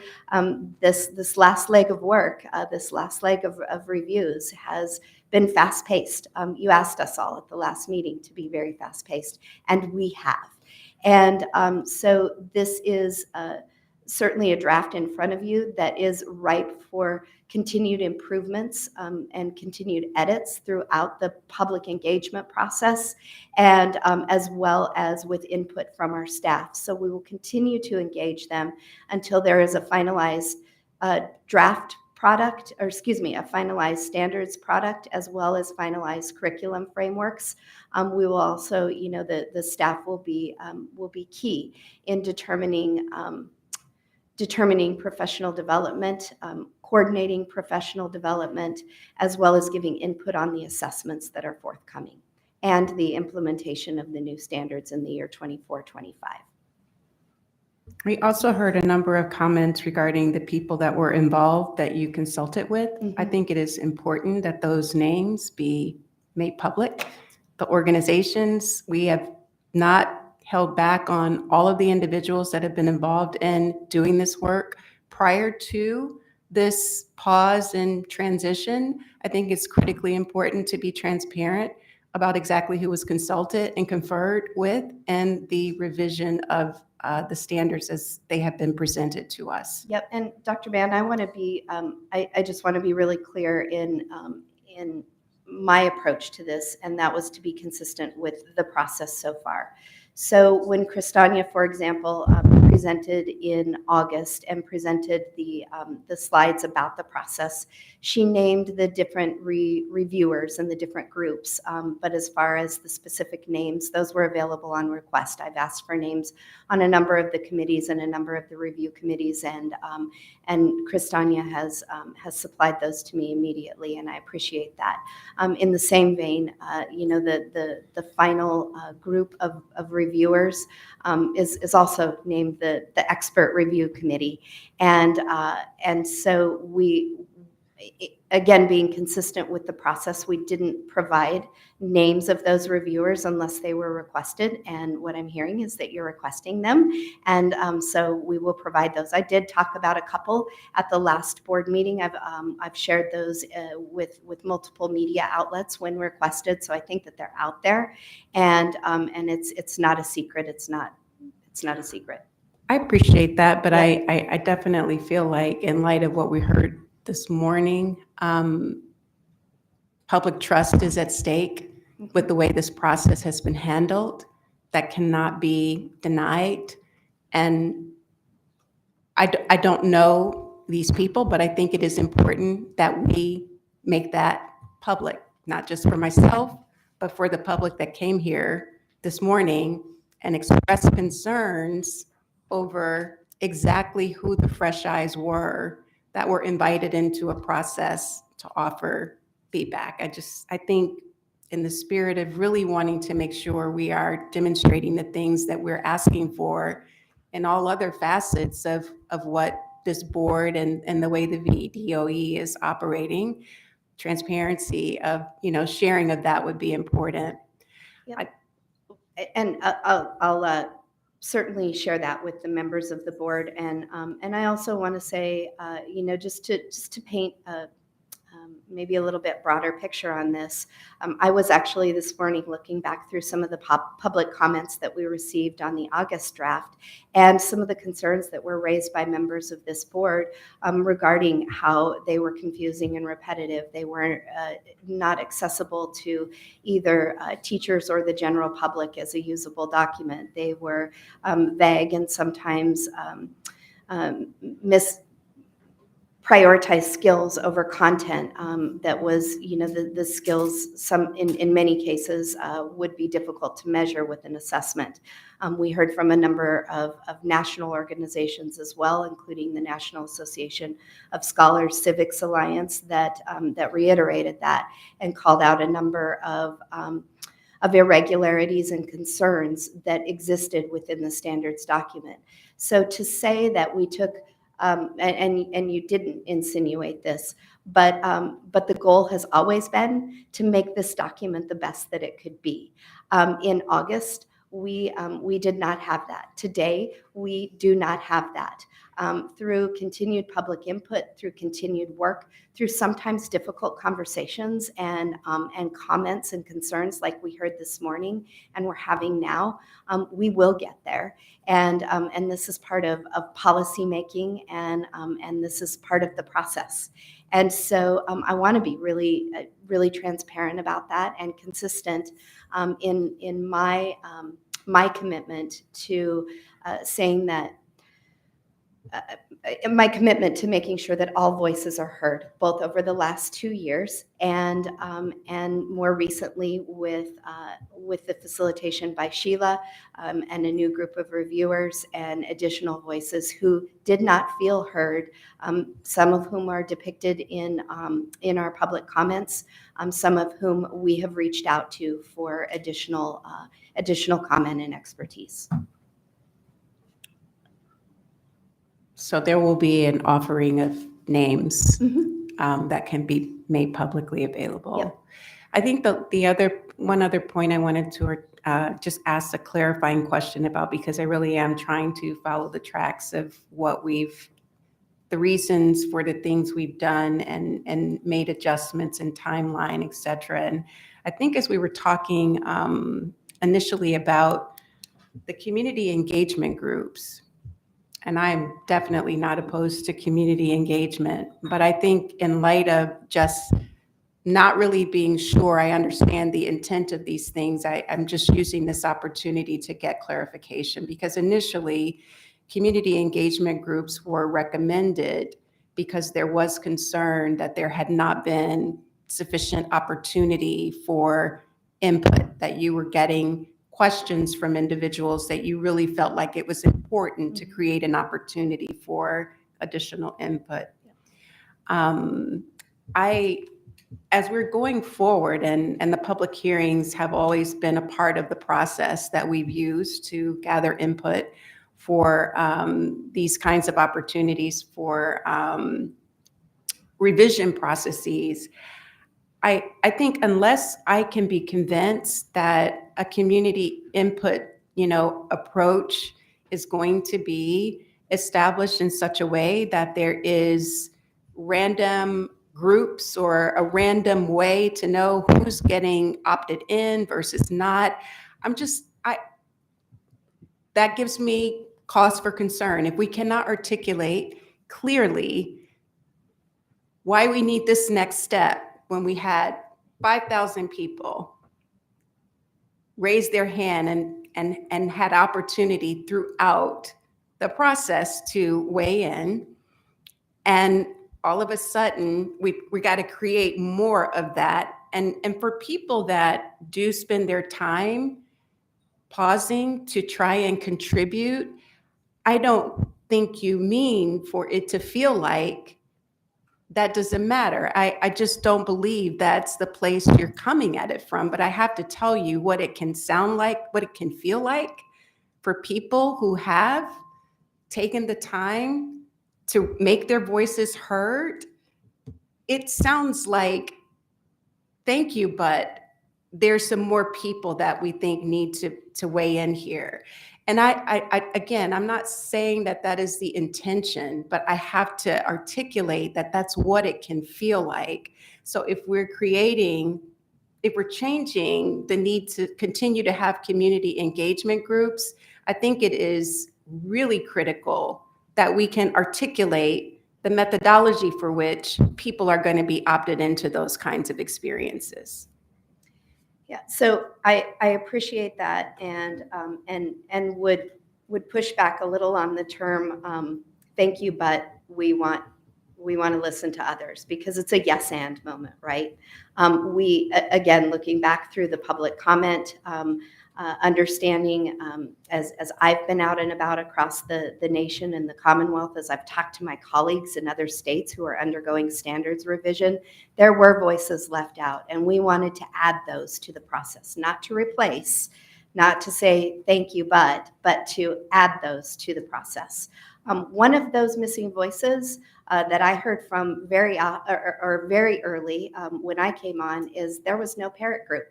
And so Kristania and her team reached out to a parent group, to the Parent Teacher Association. We had a short Zoom with them. They reviewed the standards and did not have concerns.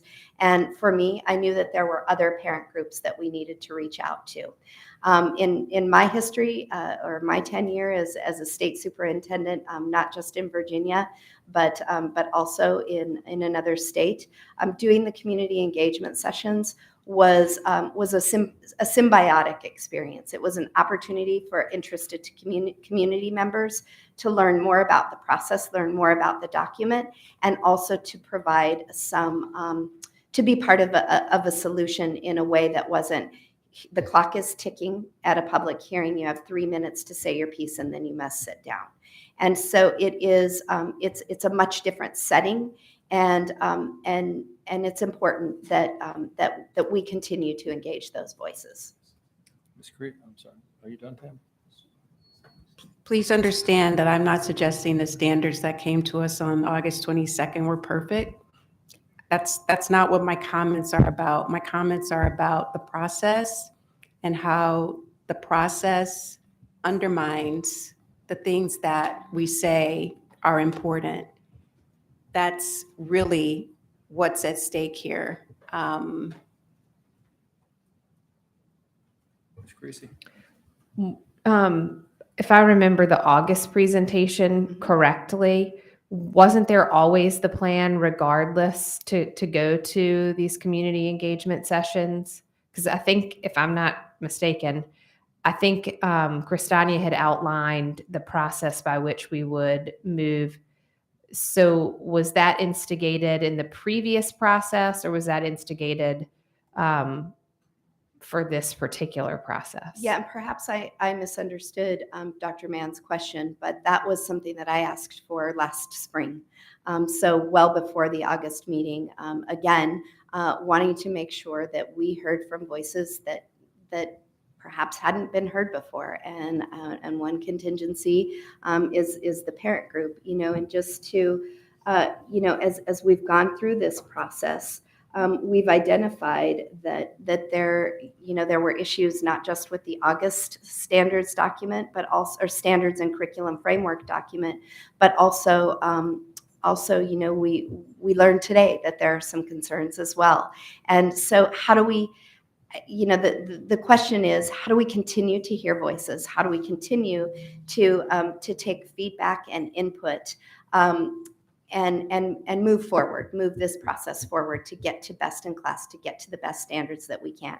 I think that offering a variety of ways to do that is the best way to do that. Hence the community engagement sessions, the public hearings, as well as opportunities for written feedback, and not just after today, but as I have throughout, reaching out to our Sikh community, to our tribal community, and I will absolutely reach back out to them. Earlier this week, we had a Zoom call with the Jewish community, and had an opportunity to talk through the standards document, the curriculum frameworks, and that is something people are interested in. That maybe 7 years ago, they were not as interested in. But we have a really engaged parent and public contingency in public education right now. And rather than say, we're going to do public input the way that we always have, I want to make sure that we are that we're creating more entry points for the public to have input and have a say. Hence the extended time, more voices, the addition of the community engagement sessions. Ms. Holton. If I may, Ms. Balo, both a comment and a question. I welcome public engagement, and as long as it takes us, I am eager to hear from everybody here. I understand the role of the community engagement sessions, et cetera. My comment is I do want to note that today we've heard in person from many members of the public. We have received letters from hundreds of parents. We've received, I'm told, another 500 letters that haven't even been submitted to us yet because this process was so condensed. They came in too late to get to us yet. But I am told that they, like the hundreds we have already seen, are overwhelmingly in favor of the August 22 version rather than the November version, and raise very serious concerns about the November concern. So we're hearing from a lot of parents, and they are not on board with the draft that you're asking us to go forward on. That's my comment. My question is, I want to go back to Dr. Mann's question. Can I just respond to that really quickly? Sure. One thing that I heard loud and clear this morning is that a lot of the commenters believed that their input was gone. If it's not in the standards document, it's gone. That is not the case. All of that information from the combined documents is now in the curriculum frameworks, and there will be an opportunity to build onto that. And so I want to make really clear in communication that that what I heard today is that we gave input and it's not reflected in the standards document.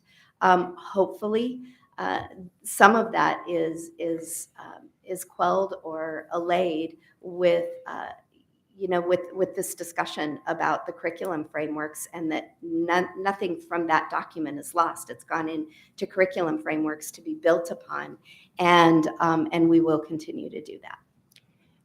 Thank you.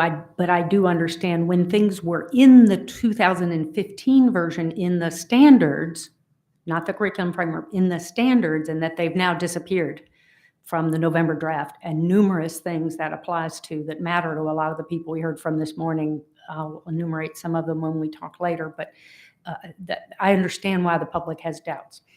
My question is, going back to Dr. Mann's, can't we get a list of, can you tell us now who some of those reviewers are? That's going to matter to my consideration of the conversation today. And I've confessed that I've been so overwhelmed reading Board of Ed board book documents this week. I haven't actually read much of the press. So if you've told the press, I don't know what you've told them. Who are these reviewers that we've been using besides Ms. Bird Carmichael? Yep.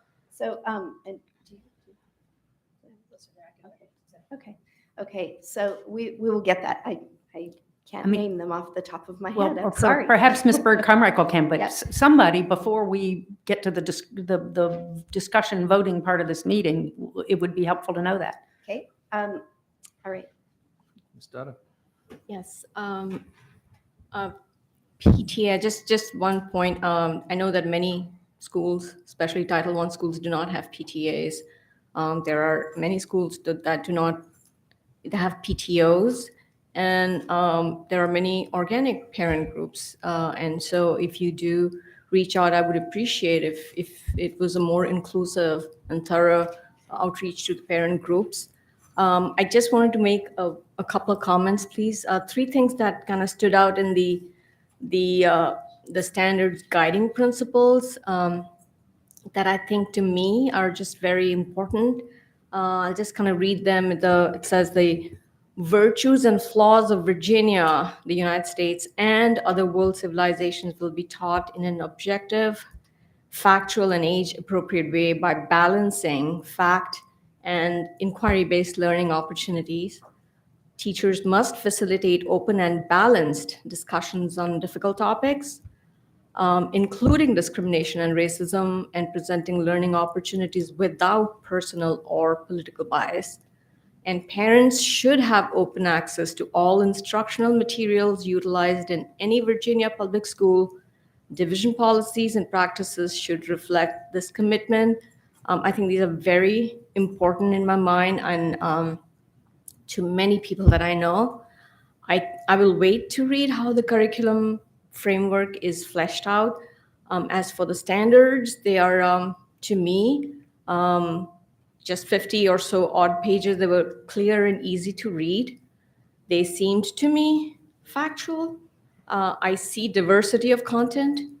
A speaker earlier said something about teaching history is not just about teaching facts. I don't know about that.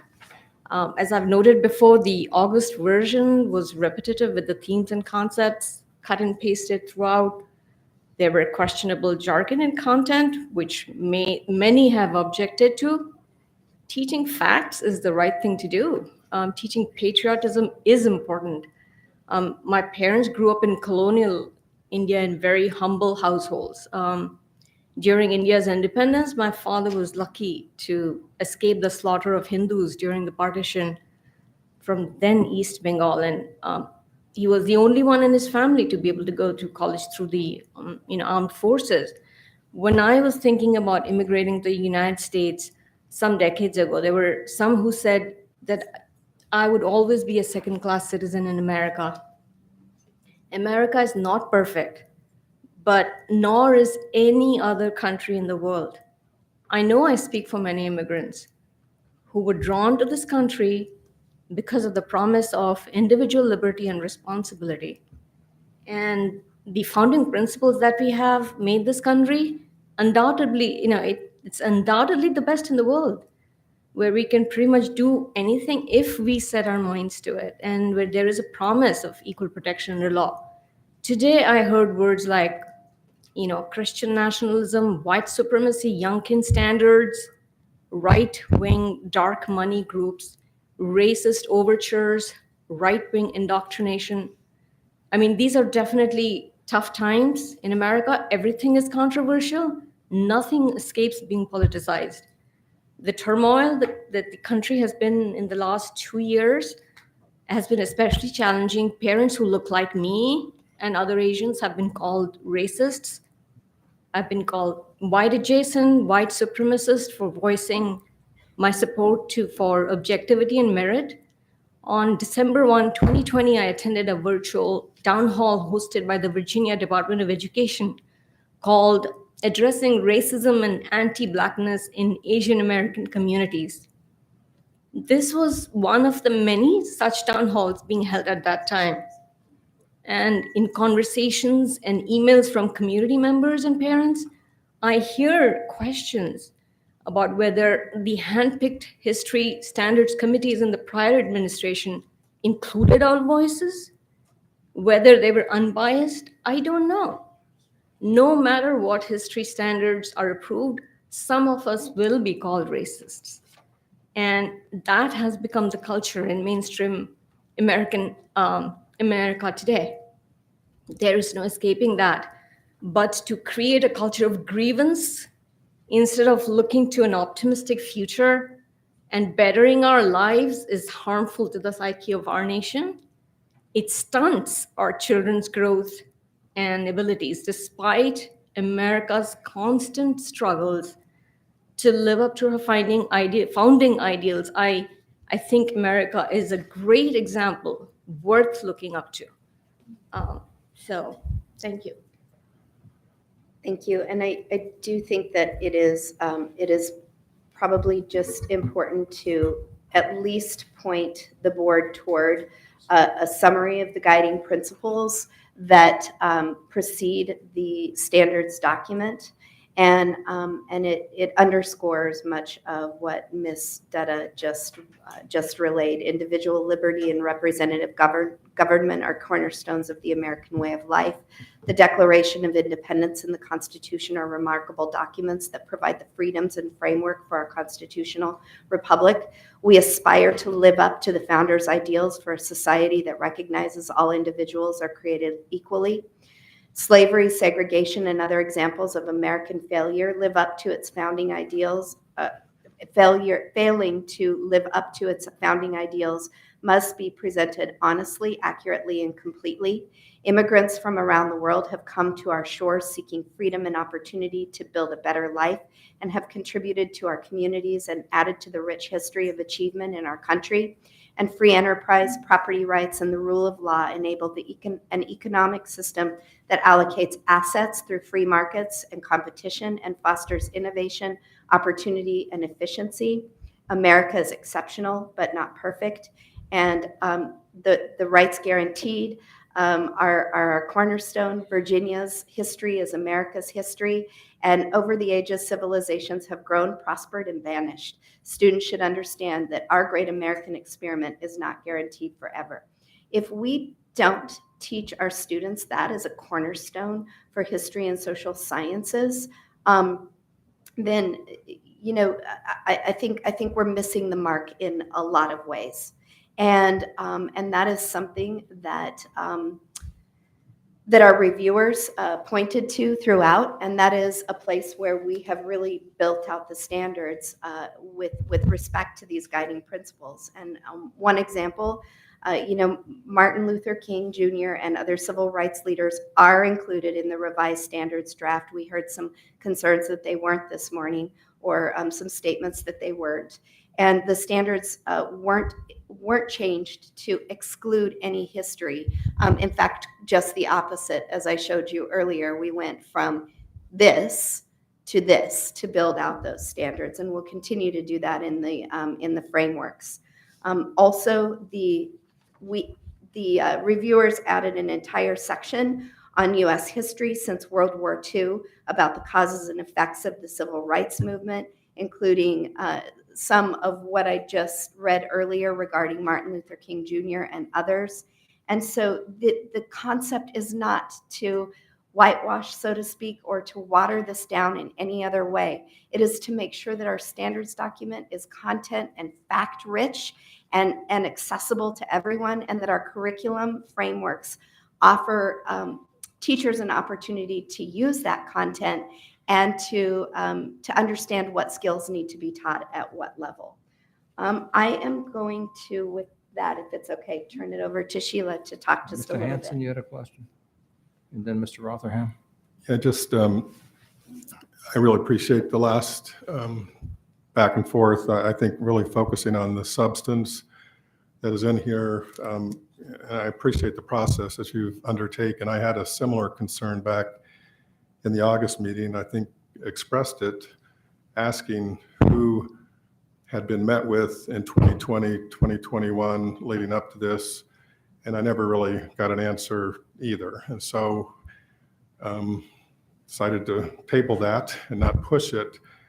But I think it's important for us to focus on the substance, and I'm looking forward to who you talked to, what you got input from. But I would also say that the world didn't stop in August or July, from a public input standpoint. It wasn't perfect, the prior process, I'm sure.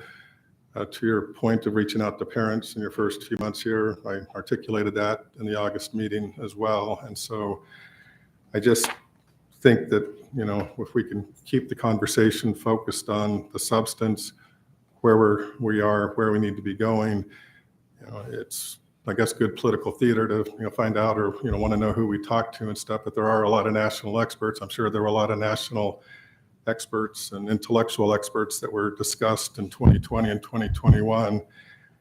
My curiosity didn't push me to, find out exactly who those were. I was going more on the substance of what we were viewing this summer. And so I just think that I would respectfully, just thank you for reaching out to additional people, because I was frustrated that I wasn't sure who we had talked to, if there was a fulsomeness. To me, the substance of what we were reviewing in August was lacking in many ways from its approach. And I just appreciate the work that's gone on to help us get to this. I'm also grateful that we've been able to bifurcate this just as it was done 7 years ago, so that we can have the processes broken down into both the standards and the framework. So thank you for what you've been doing. Andy, and then Dr. Mann. I want to make sure, so I think, and probably other board members, I have questions about the standards themselves, questions about the curricular frameworks. We're holding those, and we're still, right now, Mr. President, prefer we focus on sort of process and those points. Is that correct? Actually, if I had my way, we would go through the presentation and then run the full discussion at the end, but Okay, I'm okay with that. I'm happy to yeah. let While we're on- obviously I'm content letting everything go now, but Well, I want to you hold, know, then at- hold. At some point, I think you're right. We need to organize our thoughts into, the process, the content, and where we're going from here. But, So- I know the superintendent just finished speaking, I think, and then it was about to turn it over to Ms. Byrd. And, let's finish up this round of questions and then we'll go through Ms. Byrd's presentation, if that's okay. I don't have a long presentation, but I'm happy to share with you what my experience has been coming into the middle of this movie.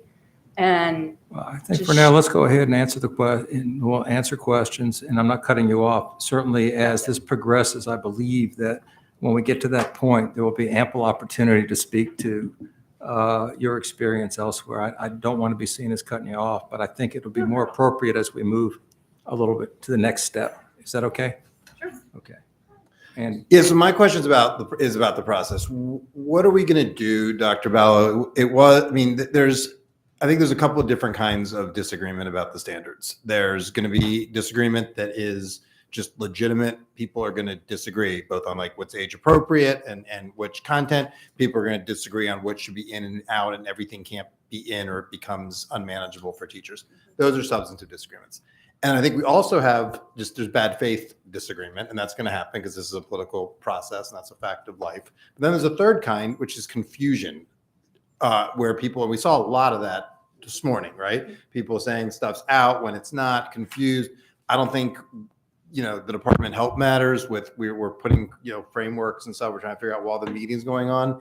And I think that it's very important on a complicated process like this that we try to get like the noise to signal ratio as much towards signals. We're actually talking about the content and some of the stuff that's been raised, not confusion. And this has been this is not the first time. The last draft, everybody lost it because George, I can't remember, George Washington or something, like each time. Sorry. Then he actually came. Each time. So this one, we've got confusion about what's in and out. What are we going to do going forward? Because it seems like the next few months are pretty important to get.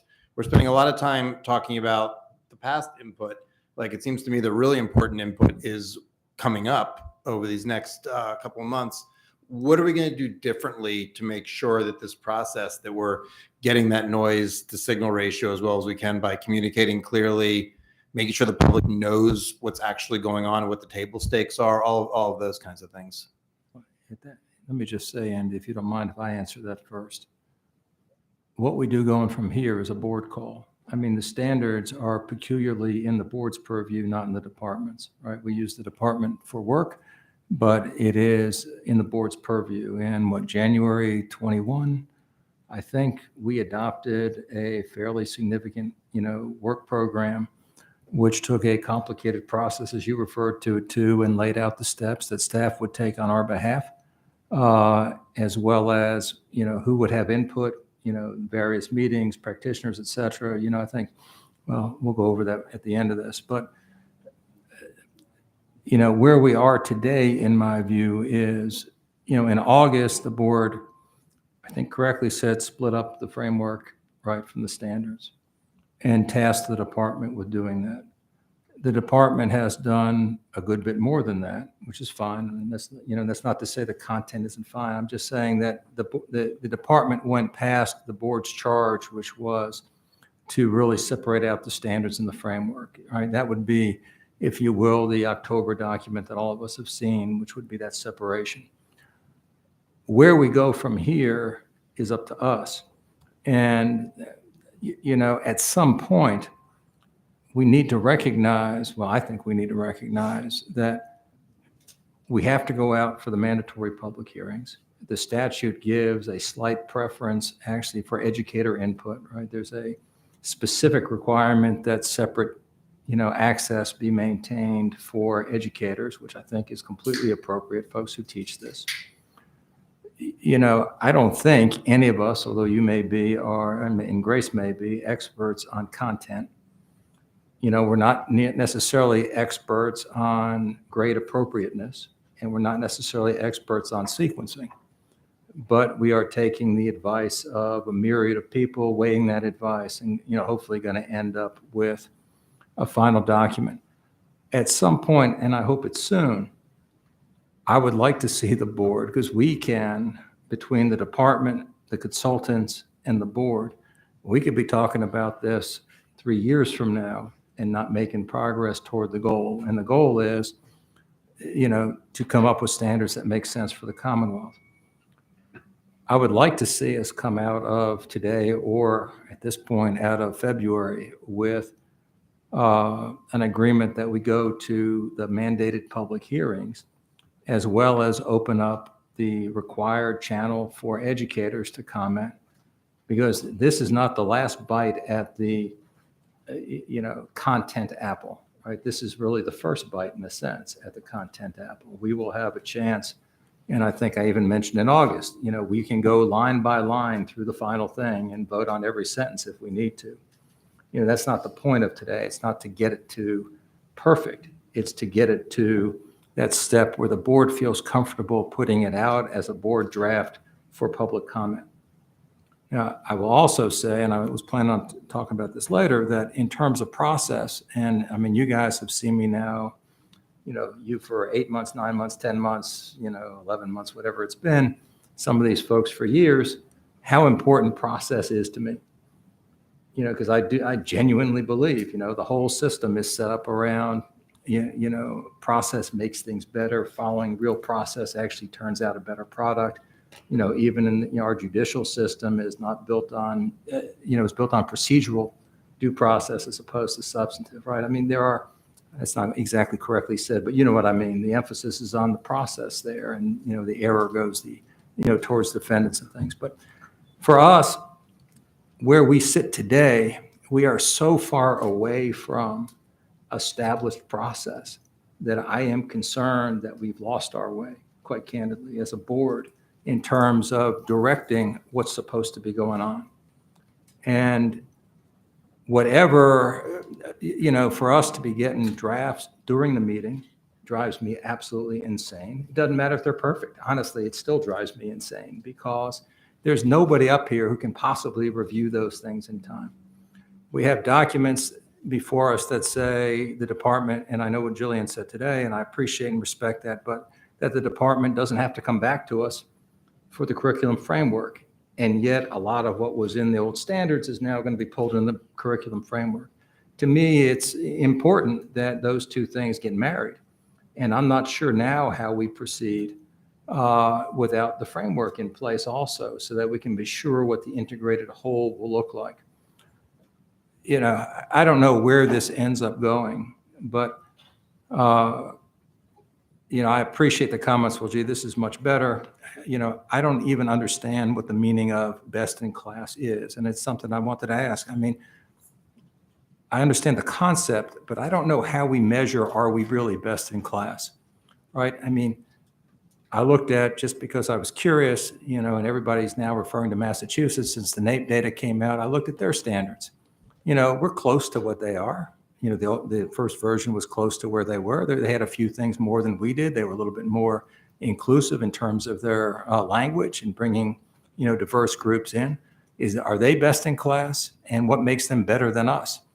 You know, I don't know what our goal is when we say we want to be best in class. And I understand the phrase that's caught on, you know, we want to teach history full and fair and, you know, all that stuff. But again, I don't know what that means in terms of the documents. How do we compare ourselves to other people? And how do we compare ourselves to, you know, what we had? You know, we have a document this morning we've already apologized twice for and said the omissions were inadvertent, right? Well, actually 3, Juneteenth, King Day, and, you know, having indigenous people referred to as immigrants. I don't know how many more items like that are in this. And that's because we haven't gone through the exhaustive review, frankly, that Kristania and her team did on the August version. And so although, you know, I can read this and say, well, yeah, this all makes sense to me. I can't read it and tell you it's the right document for the Commonwealth to teach history from. And that's troublesome to me. And, candidly, I understand the idea of bringing in groups that we don't know exactly who they are, but that is troublesome to me also. I mean, we ought to be able to weigh, sort of the points of view. I mean, that is a known thing as we teach. We're moving toward more fact and less inquiry. I don't know if that really is best in class. I will tell you that of the educators who have called me, uniformly they say, for example, that the sequencing in elementary school is inappropriate. Can I tell you why? Honestly, I can't. Right? Not my field of expertise. You want to know how to build a building? I can tell you that. You want to know, how to build these standards? Not my thing. But I have to rely upon people who, we respect and who call in and say, hey, sequencing is wrong. We're not teaching what we need to be teaching. That way is on me. And I guess this is the very long-winded answer to your question, but I'm not sure where we're going from here because I don't believe that this board ought to legitimately put out this document as the work of the board, given the length of time or lack thereof we've had to review it. And frankly, given the absence of transparency with regard to how it got to where it got from where it was, when the direction was separate out the framework from, the standards. And, it's, I mean, you guys know I like to move things through, and it bothers me when we get this far behind and really seem to still be meandering in the wilderness. Anyway, I know, Dr. Mann, you have some. Well, I think there's two things here, though.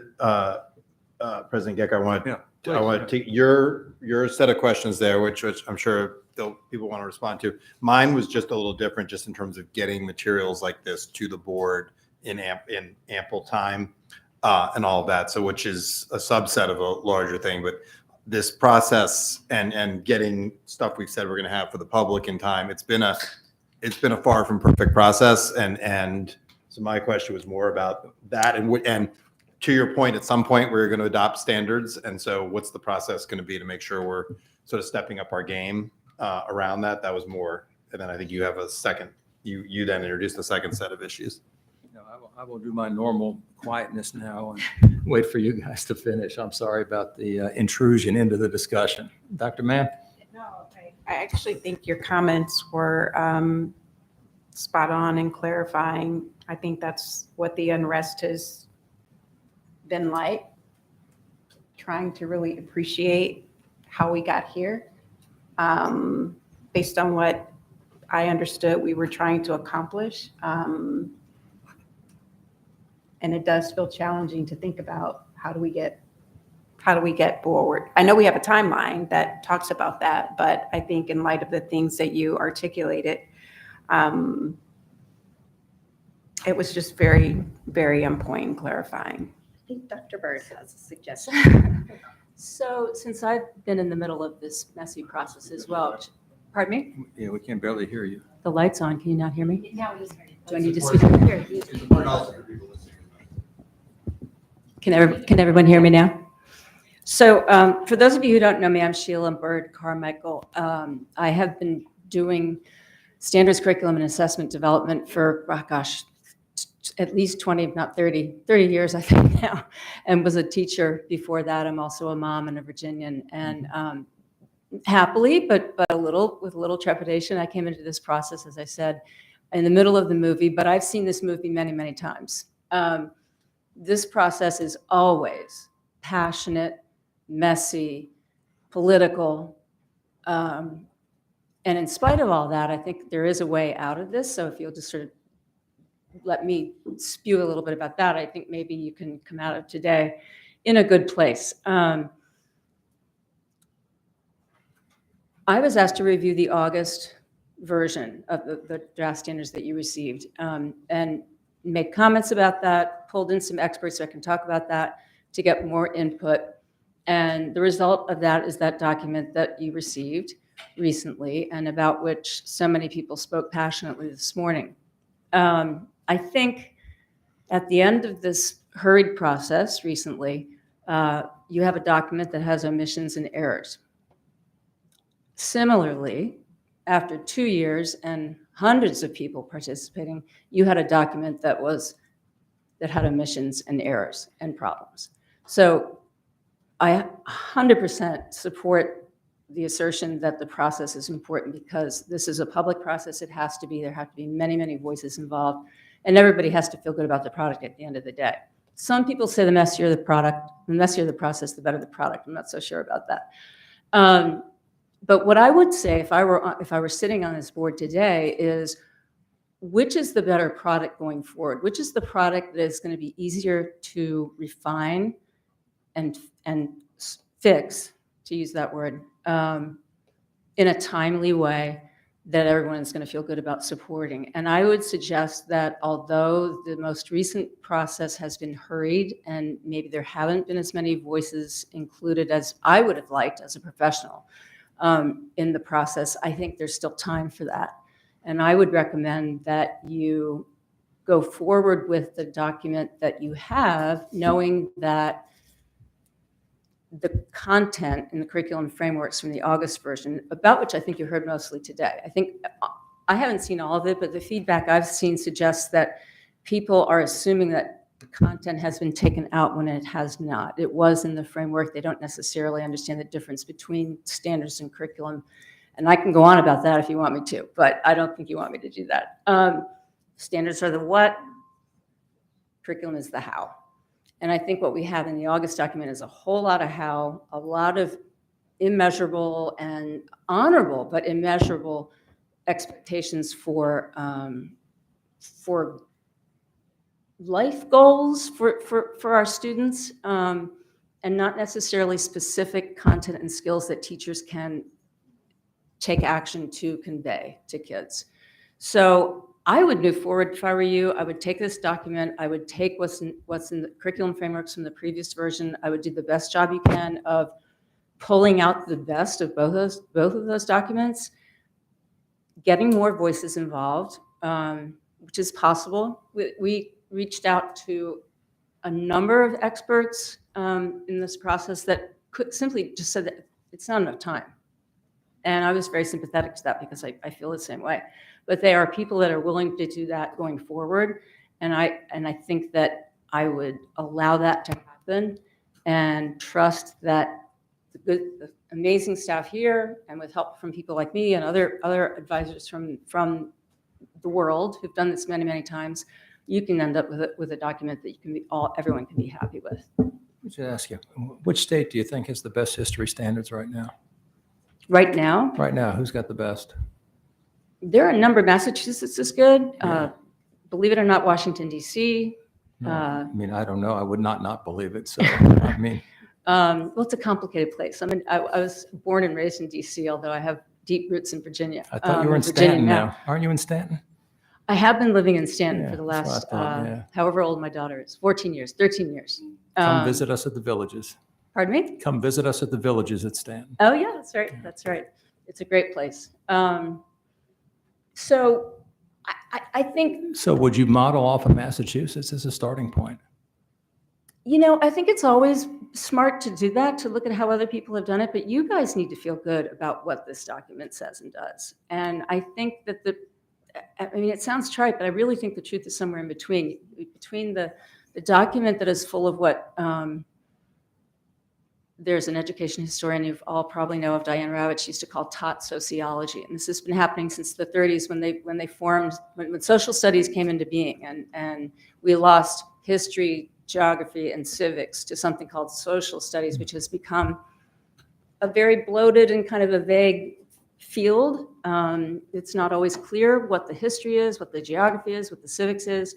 We've moved into a place where the skills, absent of content, but in and of themselves, are leaving our children bereft of actual content knowledge. And I understand the goal of wanting kids to be able to learn and hone and apply those skills, but they can't be taught in isolation. Kids can't think critically about nothing. They have to have something to think critically about. So I think with the two documents that you have, there is a happy spot in between. And if we move forward with more voices, very good transparency, I think in very short order, I don't see any reason why you couldn't have a decent draft, more of a final draft than what you have today in either of those documents by January. There's so many documents. I just want to clarify or comment about two documents. So you said the two documents we have, pulling out the best of both. I think you were talking about the curriculum framework from August Yes. and the standards test. So you're saying, again, I heard you say that we need to pull the best out of both documents to be able to move forward. That's my professional opinion, yes. And I don't think it's impossible to do. I really don't. I mean, we're very passionate about these things, but I think, we can also be reasonable if we sit down together and work it out. It's very interesting what you mentioned about social studies being lumped together, because growing up in India and having studied in India, we were taught history, we were taught geography, we were taught civics, and there were 3 different teachers. They would come in teachers. And so this was very unique to me, for my children to see this kind of education. So I can read you just an excerpt. I pulled this out because it holds up so well over time. What Ms. Ravitch wrote in, I forget what year this was, but she talks about the research that she began in the 80s about history instruction in the United States. And she said, this curriculum of me, my family, my school, my community now dominates the early grades in American public education. It contains no mythology, legends, biographies, hero tales, or great events in the life of this nation or any other. It is taught sociology. And its intent was, during the progressive era, right, to make education more practical, right, to equip students to go out into the world and make a mark. And while I understand that goal and I appreciate that goal, I think what happens far too often in standards document is that the statements themselves end up being really empty of any content that's really actionable, even though that's the goal. So for example, this is just the first, literally open any page. This is the first one I pulled up when I was making notes for this morning. In first grade, in the August document, we're asking students to demonstrate skills for historical thinking, geographic analysis, economic decision-making, and responsible citizenship by determining cause and effect of what I'm not sure, to analyze multiple connections between past and present. I don't know how anybody does that. I don't know how an adult does that without a predicate, right? There's the cause and effect of what? And I don't mean to sound critical, but it's frustrating for me as someone who's been doing this for so long that we're still in a place where we're expecting children to do this instead of to appreciate what I know from my teaching experience, my experience as a mother, that young children love great stories. Great history is great stories of the great people and the bad people too, of history, right? We need compelling storytelling and content to capture kids' imaginations. It's a little bit like in English, where we have skills-based standards that say, today we're going to determine how to find the main idea. And maybe you read a paragraph about police dogs, and the next day you read a paragraph about firefighters. What is compelling to children about that, right? What are they learning when they're being asked to just find the main idea? Wouldn't they much rather, from their perspective, wouldn't they rather read a great story about a great American? I don't know. Jackie Robinson jumps off at the page to me because I recently did a curriculum unit on him with a bunch of different types of texts, fiction and nonfiction. And that I've seen in classrooms. That's compelling. I've seen kids in kindergarten have Socratic seminars, interesting discussions where they have to talk about a text, a common text that they've read, analyze that text, make assertions about their opinions, and support them with evidence from the text. Grounded in text, it's tethered to content. So I understand the goal of this, but I think that there has to be a balance. And I'll end by I often quote the Dalai Lama, who I think is sort of in a category with Dolly Parton and people that everybody loves. He said of enlightenment, he said, we must not confuse our goal, which is enlightenment, with the standards by which we judge our success toward meeting that goal. And I think in standards writing, we're so passionate about the goals, what we want kids to do, the habits of mind we want them to have, that we confuse those goals with more specific, more teachable, more measurable standards that are going to help our children get to that goal that I think in almost every case, I think we all share. That paragraph was from kindergarten, right? That you First just- grade. First grade, okay. It's interesting because so when I read that paragraph, and I think it's something not terribly different in kindergarten, I went over those paragraphs over and over, and I asked my family, do you think how do you measure these goals? How do you, it's just so confounding that I couldn't believe what teachers would take out of that. So, yeah. Anybody else? Yeah, Sheila, on these standards, do you worry? I take your point on the previous one. That's something I agree with, and I do think like kids need content, and then that's how you learn to think critically. And there's abundant research on this. It's one of these ones we keep in the education field. We keep fighting about because It's an old story. Yeah.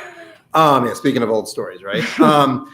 Content matters, but do you worry on the new standards? It seems like there are places where to create that content, we've got like lists of stuff that are not all sort of equal in importance and like. Yes. Okay. Because it seems like one of the things it seems like this might need is some of that stuff needs to probably come out. Some other stuff needs to go in. Like there's some of them are actually, I think, really good, but some of them I was like all these things are not like on this list, you know? I wholeheartedly agree. I think that, I don't want to get too technical, but in standards where we talk about grain size, some of the standards are lengthy and have long lists of names. Some are very short. Some are more skills-based, more content-based. It's messy right now. I mean, I would say that this draft is more like a first draft than a final draft for sure. But I think that it is an easier draft to refine than the 400-page conflated standards and curriculum framework that we had, even when they're pulled apart.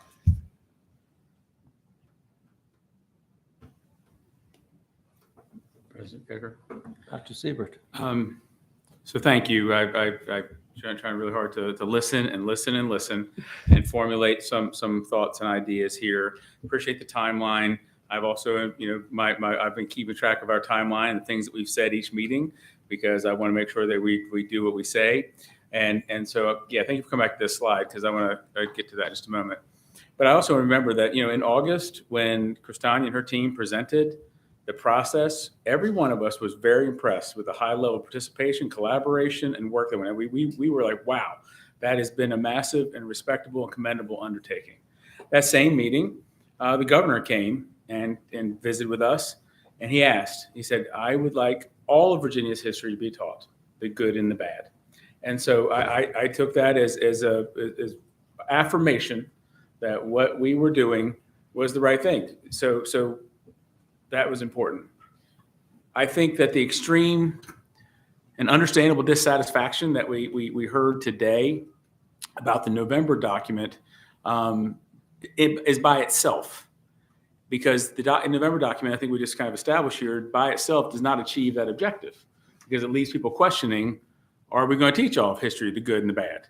And so, we just heard the idea of pulling out the best of both documents.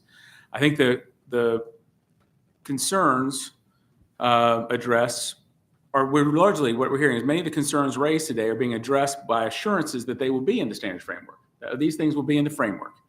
But those were not posted, and that gets into some of this process challenge we have, that the framework examples were not in a timely manner.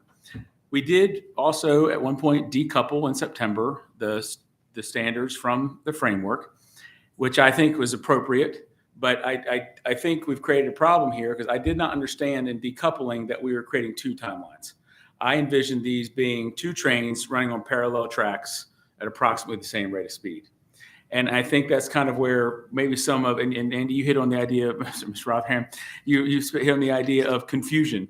I think we've created the conditions for confusion. And so whatever we can move forward now will benefit mightily from having a curriculums framework associated with it. I think next summer for a curriculum framework is too late. If the framework is the tool to kind of make this right, then we're going to need it sooner. And again, we've been dealing with this challenge of time and capacity all the way through. The August documents have been out there since August. People reference them today, so there's certainly people working from them and looking at them. The November document has only recently been available, but I keep hearing again that the frameworks are essential, and the idea of pulling out the best of both documents. So that's where I am thinking right now. When I'm getting at process-wise, is how do we pull out the best of both, so that we can, because we got to get the conversation going, and we got to get the process moving again. But I think that earning the trust back is absolutely essential. And it sounds like the framework is the way, including the framework in the process on a parallel track at the same rate of speed is the way to do that. I just totally agree, Dr. Siebert. I think when we talked last time about splitting, it wasn't to have an elongated process. It was to have a simpler set of standards, more sharpened, to take to the public, to take to the parents, and to have more transparency. And I think especially with the trust issue right now, they've got to be on the same path as best we can, maybe overlap a little bit, it cannot be this. I think it's got to be at least totally congruent, or at least halfway, just looking at it visually, because I do think that what's not here is what caused a lot of the anxiety out there, and in lacking communication, lacking context, lacking, and I just don't think we have that luxury anymore. So I just would really second what Dr. Siebert said. If I'd like to understand if it's possible or not, I think it should be. But I think one of the previous slides, when you had what happened in 2015, with it being like a two-step, 2-year process, that was then, this is now. And I don't think we've got that luxury. I think we've got to have the content and the substance together. Not exactly on the same path, but I think they've got to be congruent. Yeah. I'm sorry, Julia. I didn't realize you were responding. Yeah, Go ahead. Yeah, that's sure. Absolutely. Just a quick response, and I appreciate that, Mr. Hansen, and just to reiterate, yes, in 2015, 2016, the curriculum frameworks came out 1 full year later, but there was nothing developed when the standards were passed. We have a really good basis that is full of rich skills, critical thinking, inquiry-based learning, to start fleshing out the frameworks. Just the example that I shared today with the civil rights, again, I'm going to go back to it. This is what was in the straight decoupled document. This is what's in now. It's richer, it's more robust. That takes some additional work on the curriculum framework to make sure that there are skills associated with each of those, as well as inquiry-based learning opportunities and perhaps resources, primary documents, et cetera. So, I think when we decoupled the document, nobody quite knew what that was going to look like. And when we did decouple it, we had neither an adequate standards document nor an adequate set of curriculum frameworks. And that's where we are. So that, and I don't want to fill gaps in a standards document without the input of reviewers and professionals. And so we continued to work with VDOE staff, with reviewers, et cetera, to make sure that we were able to build that standards document out. The curriculum frameworks as they are today are draft frameworks, and they have that additional information in them. I know that Sheila has some ideas because she's been working a little bit more on the curriculum framework regarding timeline and trying to get those more onto a parallel track. Before we get to that, if I may just, I'm sorry. I'm sorry. Yeah, no, it's yours. Thank you, Sheila, for that context. I haven't, two things. I still haven't heard an answer as to who are the extra reviewers that have been involved in the process to date. So I don't know whether you're the person who can answer that or somebody else. But adding on to that, in the moving forward spirit that Mr. Hansen and Dr. Siebert have suggested, I heard this morning that the American Historical Association has offered twice to be of assistance to this process, hasn't yet heard back from the department, but still stands ready. I understand from previous information we've heard that they are the national experts on what history is taught, including at the higher ed level, and that they have also been intimately involved in helping write K-12 standards in a number of other states. Are they a good partner that can help us forward and help us expedite this process going forward? And would you recommend them to the department as a potential partner going forward, or do you have concerns about them? I think we should hear from as many people as we can, with as many perspectives as we can. But I'm suggesting as a, we need a primary writing partner or a primary. Can they play a role in helping us resolve these multiple documents going forward? Sure, they and many others that I think would love to be involved. Yeah. And then who are those others? So just name some of the organizations you've already engaged with or you want to engage with. From and that we have reached out to more recently and tried to get input on want to get input from on this draft are people that you would recommend. Andy recommended. I heard in the meeting recently trying to solicit input from the Core Knowledge Foundation.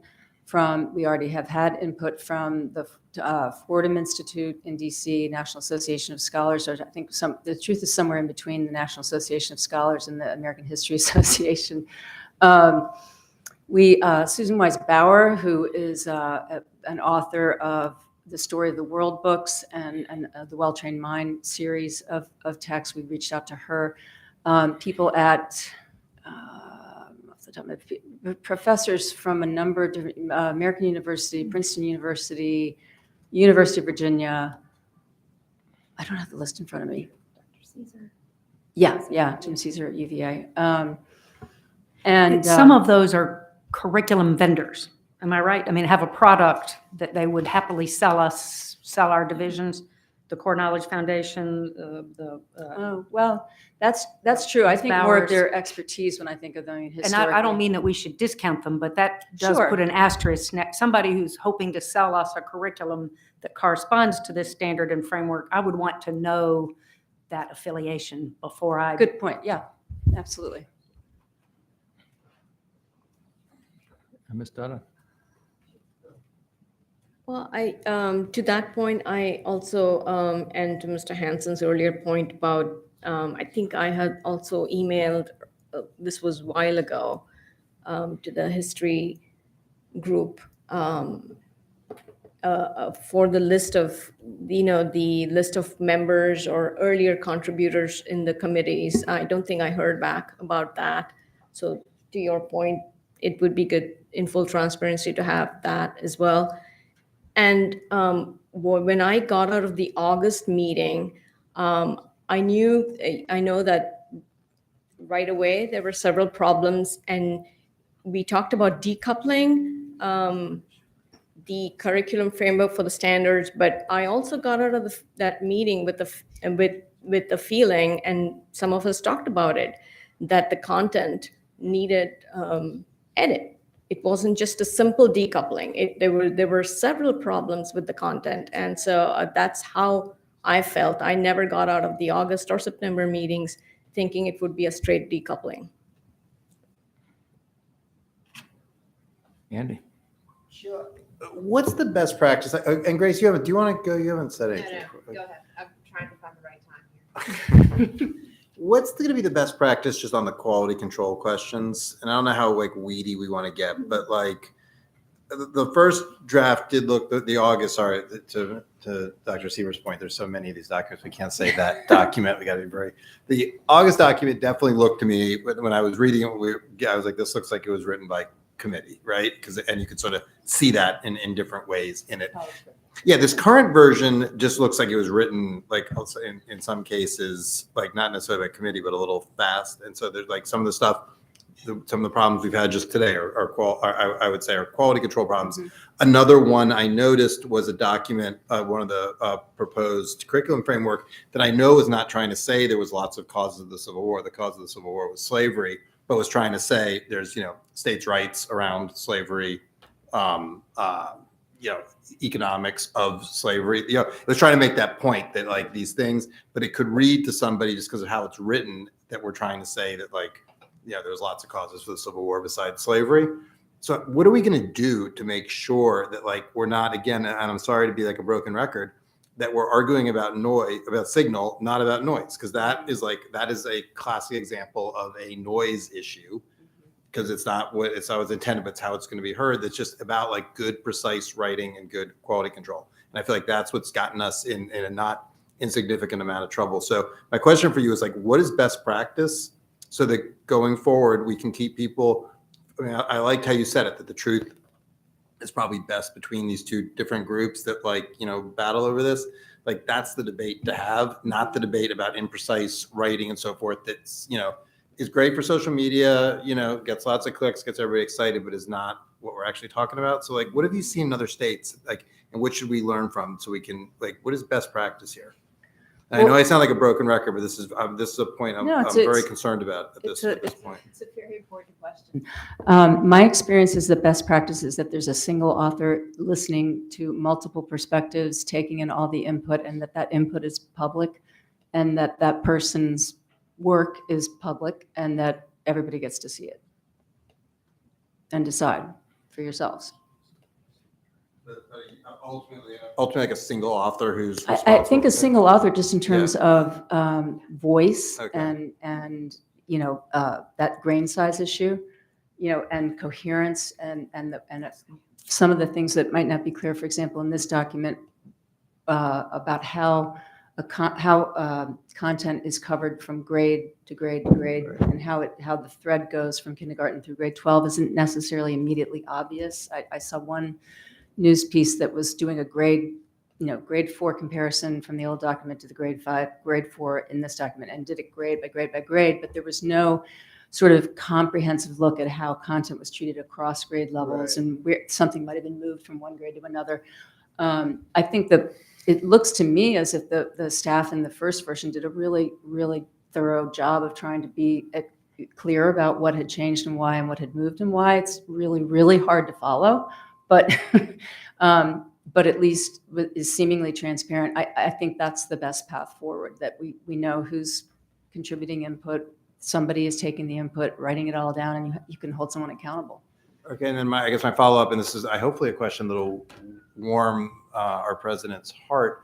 It's about process. Is there any state you've seen that's done that process particularly? So I'm not talking about who's got the best standards or the highest whatever, but just on process, anyone who's done that especially well, and have you seen anywhere where it's gone off the rails and you would advise us to not? More often the latter. But where it's gone off for reasons that we can avoid.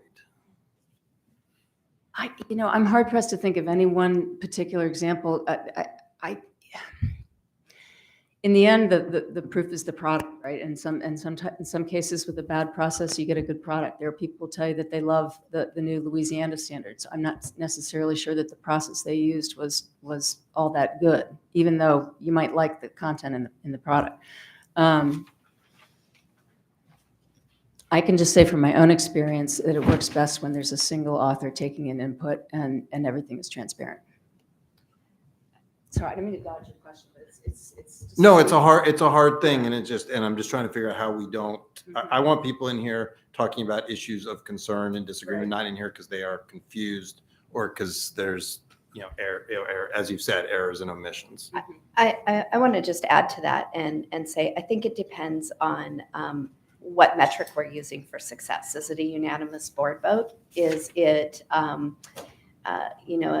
quantity, a 42-page document versus a 700-page document? Is it a Fordham rating? Is it an article by a renowned historian? So I think thinking about the metric for success it makes the answer to that question really, really different.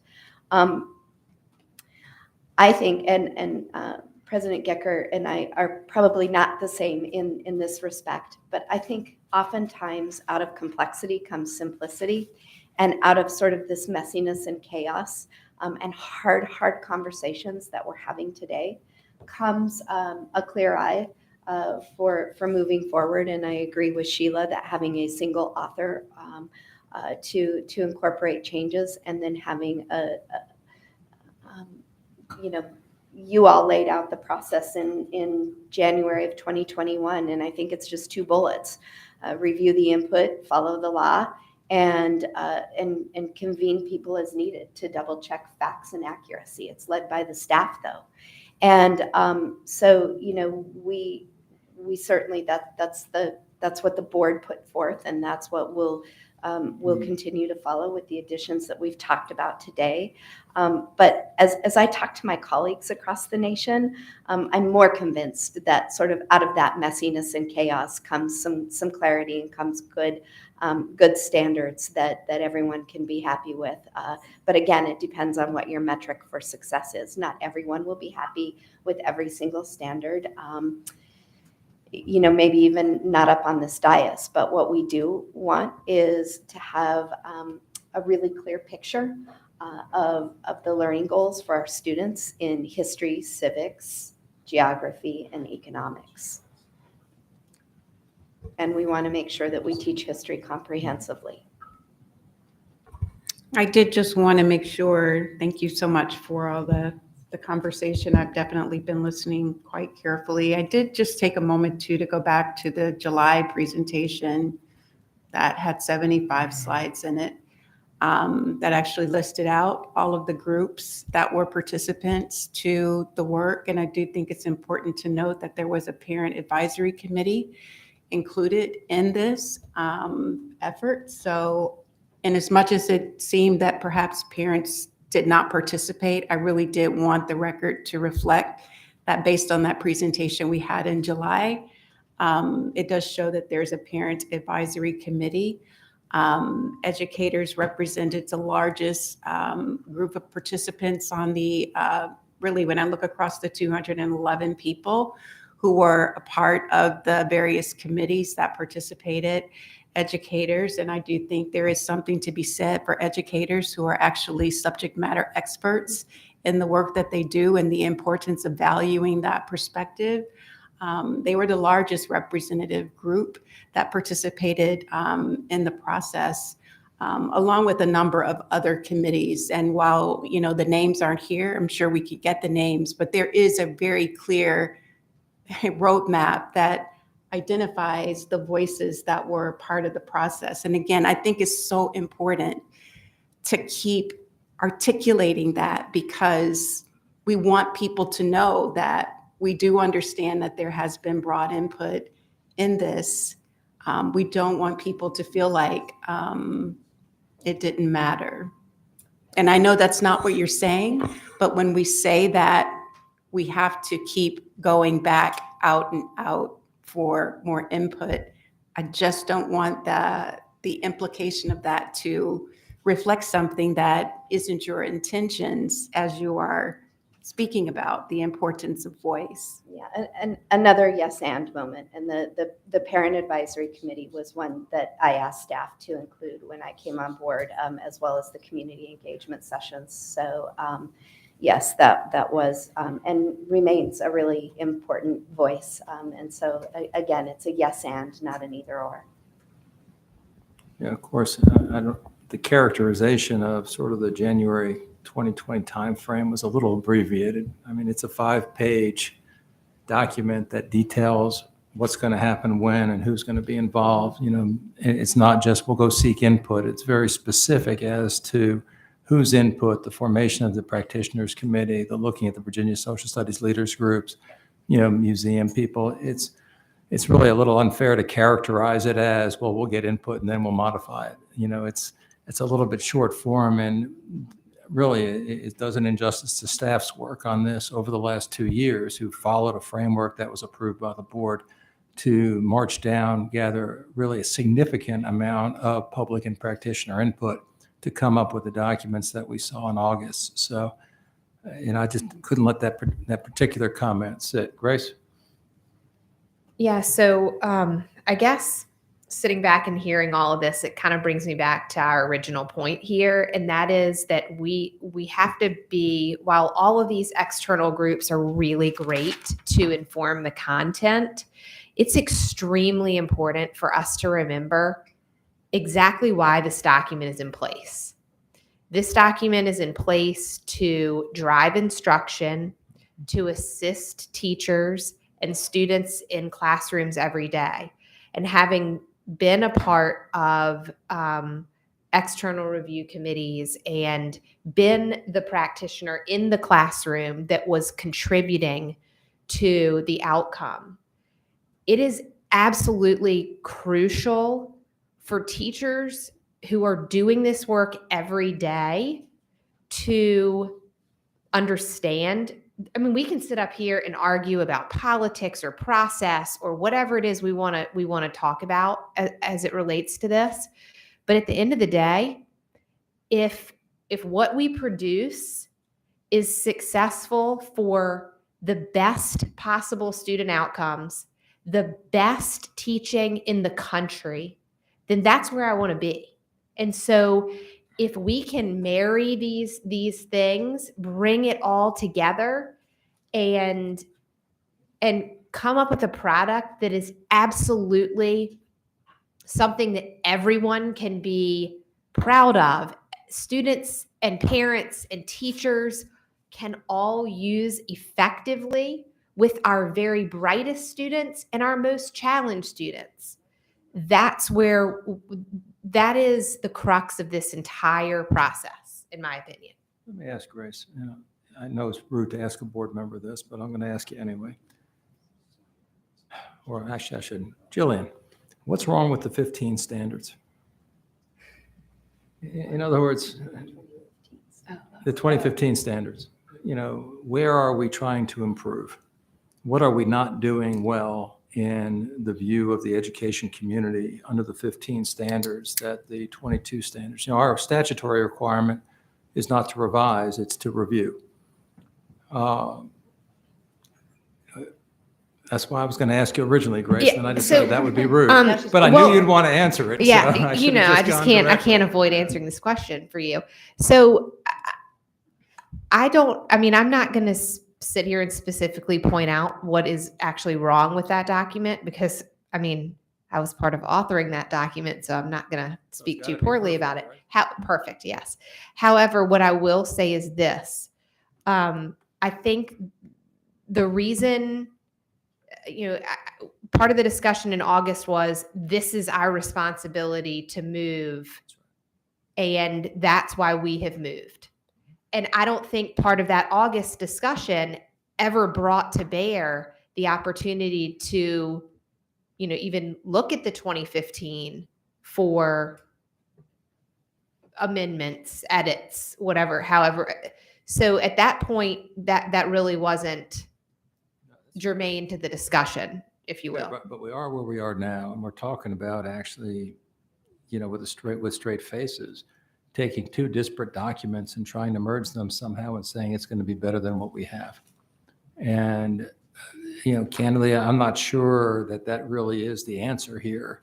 I would like to, I understand, for example, because when Governor Northam put together the African American History Education Committee, right, they came back to the board with a bunch of proposed changes and, to include, a more full view of history, right? That the 15 standards didn't have. There were a list of things, and you can agree with all of them, you can agree with some of them, doesn't matter. But there was a list of things, and rightfully or wrongly, I said, we have a process for this. We're going to go through the process, and changes to the standards will be considered as part of that process. So that's one area where I know we believed that or at least a segment of the population, including me, believed that the 2015 standards were lacking in terms of their overall inclusiveness.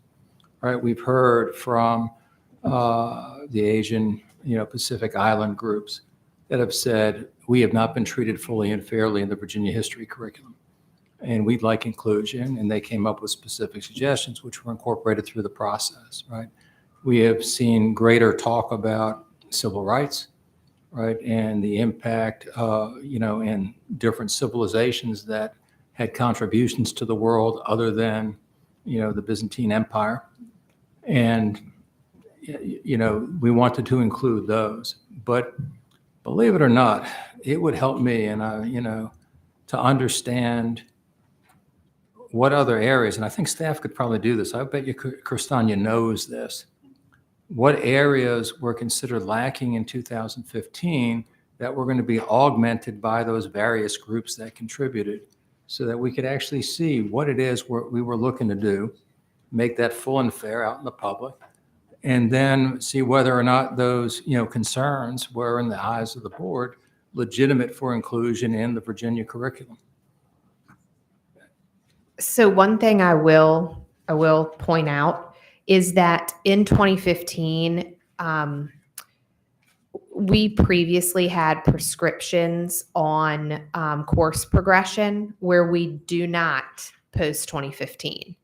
That becomes a problem, which I have heard repeatedly from the field, because you get students who are, coming from one division to another. And so, for example, my content was civics. We had school divisions that taught civics in 7th grade, school divisions that taught civics in 8th grade.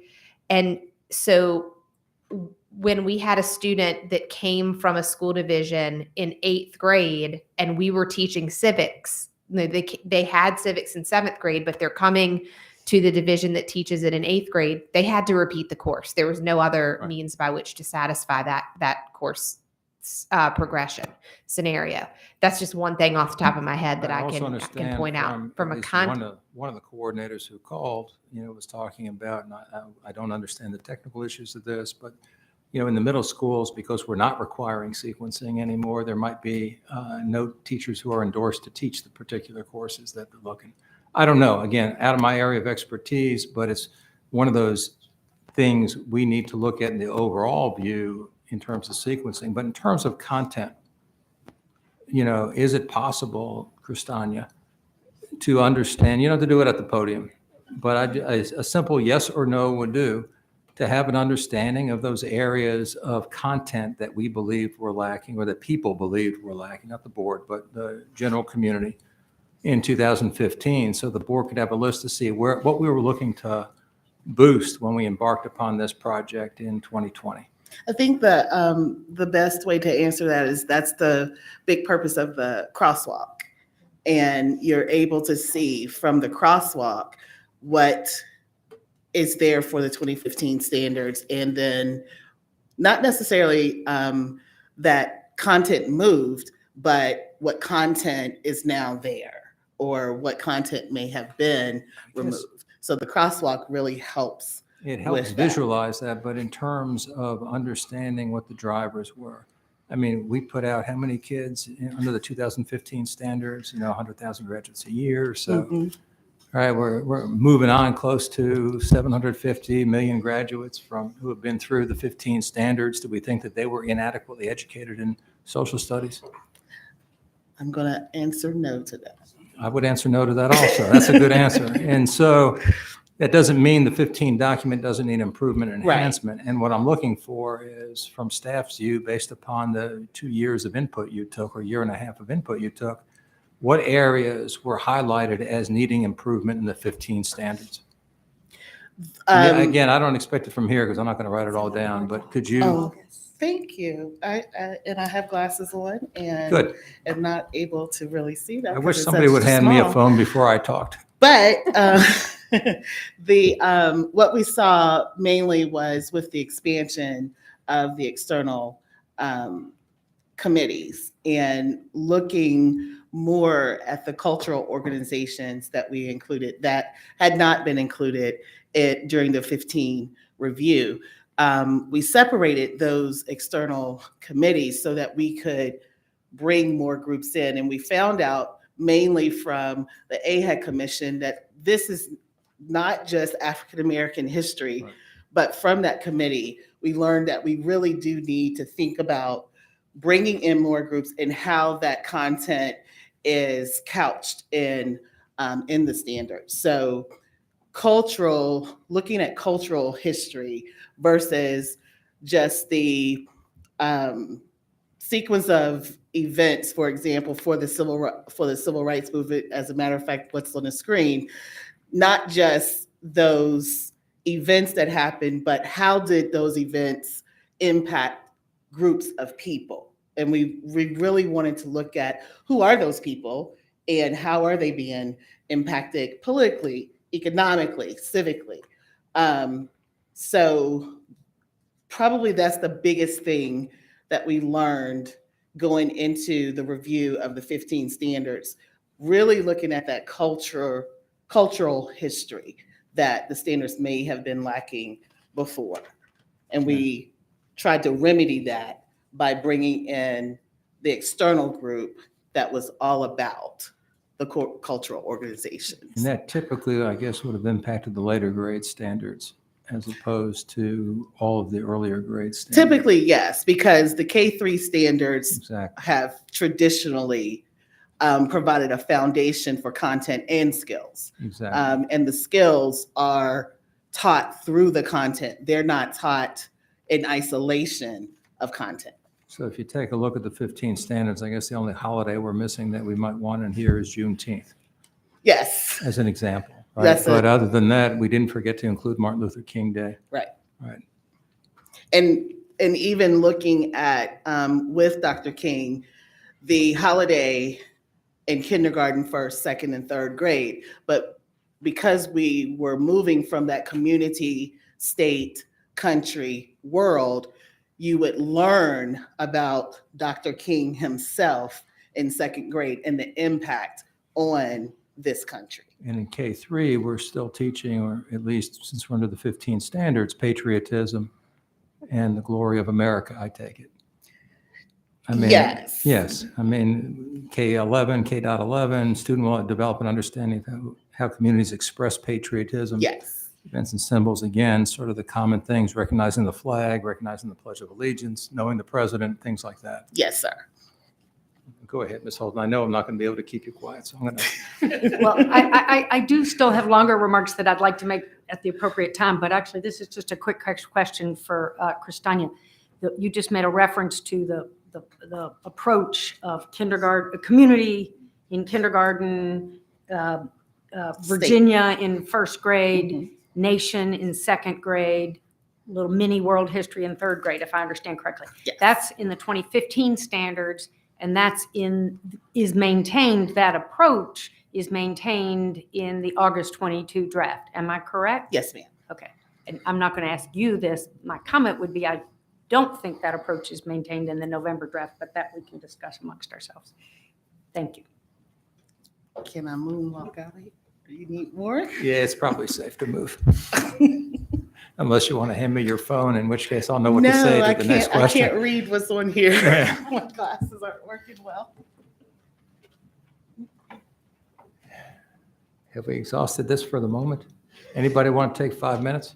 Yeah, I was going to suggest that, especially because I think a lot of people have a lot to say. Is that Maybe okay? all of us still have one more round, Yeah. my guess would be. Fair enough. Let's do 10 minutes. We'll be back, 4:12.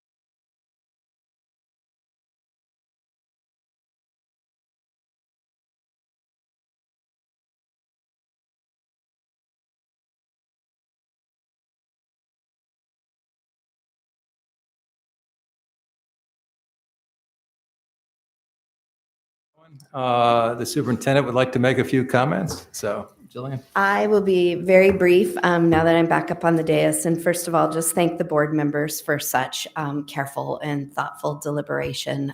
As I said before, I think that sometimes these conversations and periods of time are difficult and chaotic, but I am a firm believer that these are the exact discussions that lead to really great product and policy. So thank you so much for being deliberative, for being thoughtful, and for being civil. We are modeling well for the children in Virginia today. And every day that I've been a part of this board. Secondly, I want to own the VDOE has lots and lots and lots of initiatives and balls in the air right now, and this is a process that certainly over the last few months has me reflecting on how we can improve the process going forward. And probably as Kristania experienced before I came, and certainly as I experienced in the state where I used to be the chief, and that you all reflected today, that process is usually very, you do this at this month, this at this month, this at this month. So thank you for your benevolence in allowing us to make sure that those additional voices were heard, that the additional work was done. And so that said, I think it's important to find our pathway forward for the exact reasons that Grace stated. And that is, we want every single student in Virginia to continue to have access to the very best history, civics, geography, and economics education possible. So I just wanted to say that going forward, again, this has been an opportunity for me to reflect as the state superintendent, and just making sure that that transparency remains, that process is clear, and that it's articulated, and that that I state the adequate time that we need to get the work that we need to be done, instead of, to get the work done that we need to have done, instead of saying, I think we can get it done by then, and then we're rushing to get that done because we've got a lot of other things going on, and it turns out that it was a really tight timeline for the important work that's going on. And that's a reflection for me professionally, and a reflection in and a commitment going forward. Ms. Creasy. I'd really like to bring this discussion home, if I may. I'd love to see the effort. So yes, let's do this. Mr. President, what I would like to do is make a motion to direct the superintendent and the department to combine the 11.8 framework and the 11.11 standards, and ask them to additionally engage in whatever way they see fit with the American Historical Association to help us ensure that the end of this this product is the best in class. Is that no, the curriculum framework that was the 11.8 framework, that is, remember my questions earlier, that is come from the August document. We'll say I'm a little bit confused, as is the superintendent. So perhaps. Okay, so remember my question a few minutes ago, which was the curriculum framework that is in our board book right now that has kindergarten through whatever, that came from the August document. See, we have all of these documents. It is decoupled. It's the other side of the decoupled document, the Correct. frameworks, the parking lot of frameworks, right? Correct. Mhm. So is everyone on the same page with me where I am now? If I might offer a friendly amendment. Okay. That we use, because the public hasn't actually seen any of that. It just got added to our board books at lunchtime. I don't even know if it's been posted yet, but that perhaps we could refer to the August 22 version, but designate it as a decoupled version. Okay. Let's do this a different way for a second, Grace. Okay. What is it you're looking to accomplish? Then let's make the motion.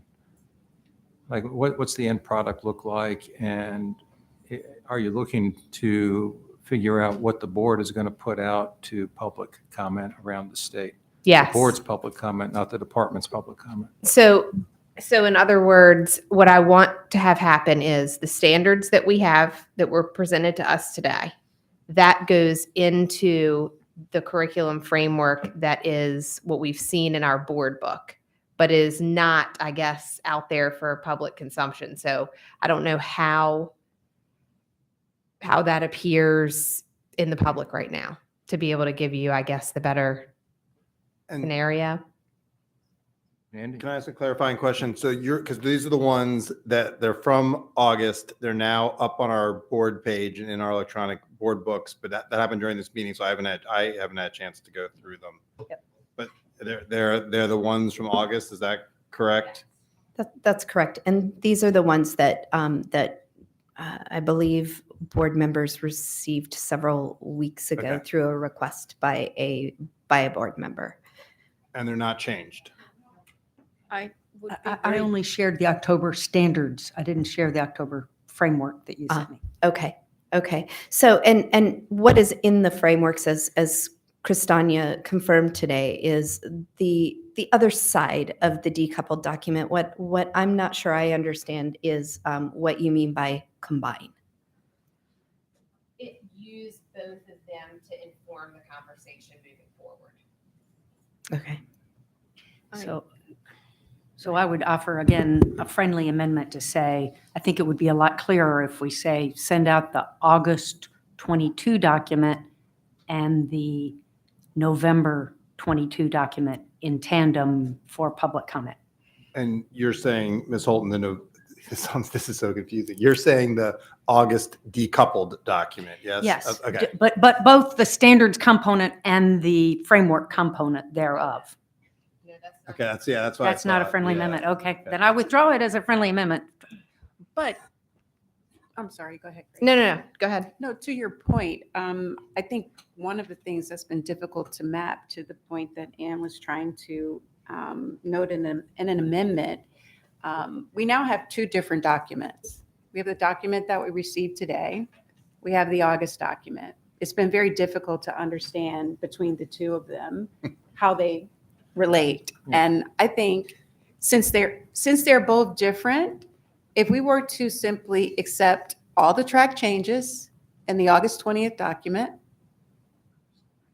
along with what has been produced today, so that there's an opportunity to really see and appreciate what's between these two documents to inform what the third iteration of this is going to look like. Have we seen the red line copy? No, right? I mean, I guess the difficulty I'm having, Grace, is, as I said before, I don't believe that we ought to put out the document that was delivered, let's say last Friday, right? The one that's in the board book today as the standards, as a board document for public comment at this point.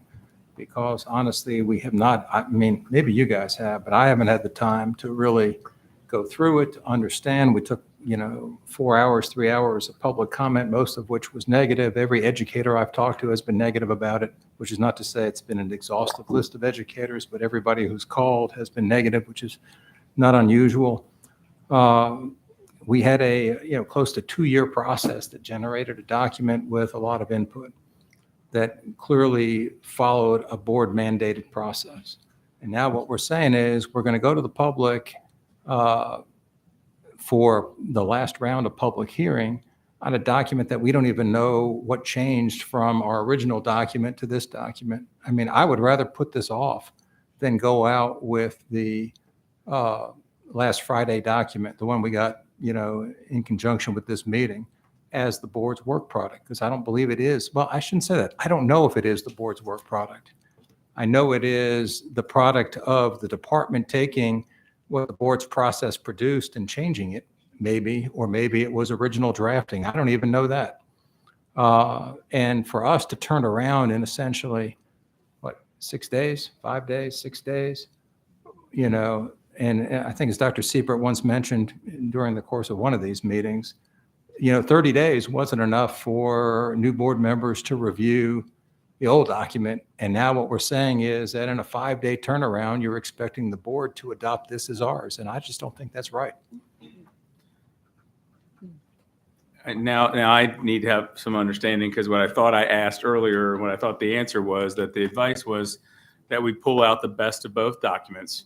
And what I thought pulling out the best of both documents was that we get the framework from the August draft, have that and the November standards, because we talked about the confusion and that the concerns raised about the November standards are reportedly addressed in the framework. So that's where my thought was, if the standards and the framework would move forward, now we have public comment that represents the work of both worlds. But in fairness to the department, the August framework is not the framework they're proposing for the November standards. And they don't match up. And they don't match up, in- yeah. You know, in grade 3.1 in the frameworks, we're talking about the Constitution, and in the standards, we're talking about European rivers. I mean, they don't work together. I view it as such a breach of faith with the public to do what you're suggesting.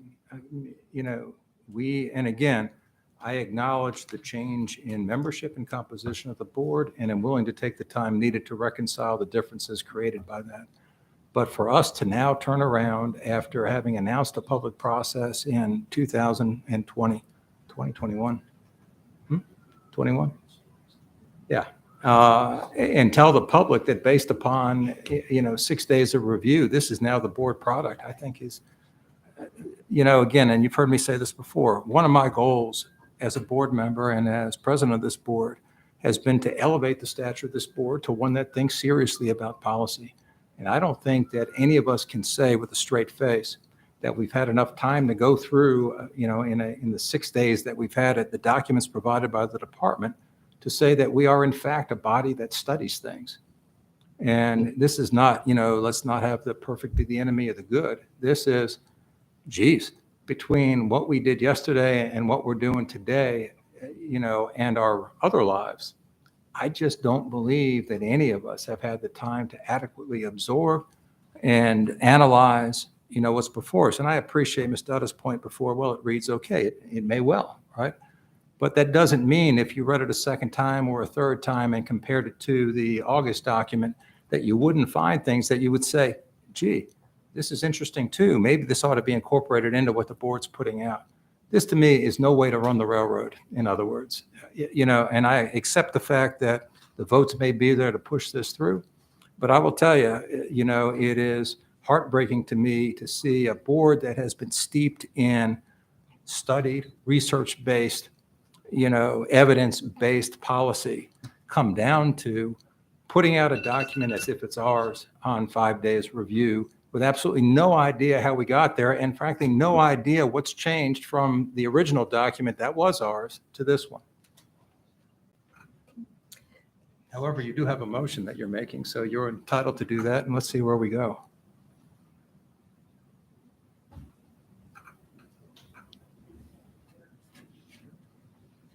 I have a question, and maybe it's for you, Ms. Bello, but and for my colleagues. I mean, I have a couple of principles here. I think one, the governor said best standards, that should be our North Star. Second, minimizing confusion. And then third, moving this process forward.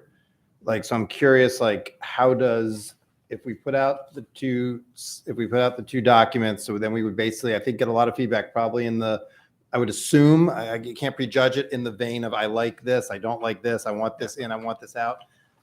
How does that, in terms of moving the process forward, how does that fit with not creating confusion and moving the process forward? Is that your sort of out of messiness, we could get some order, or out of messiness, do we get more messiness?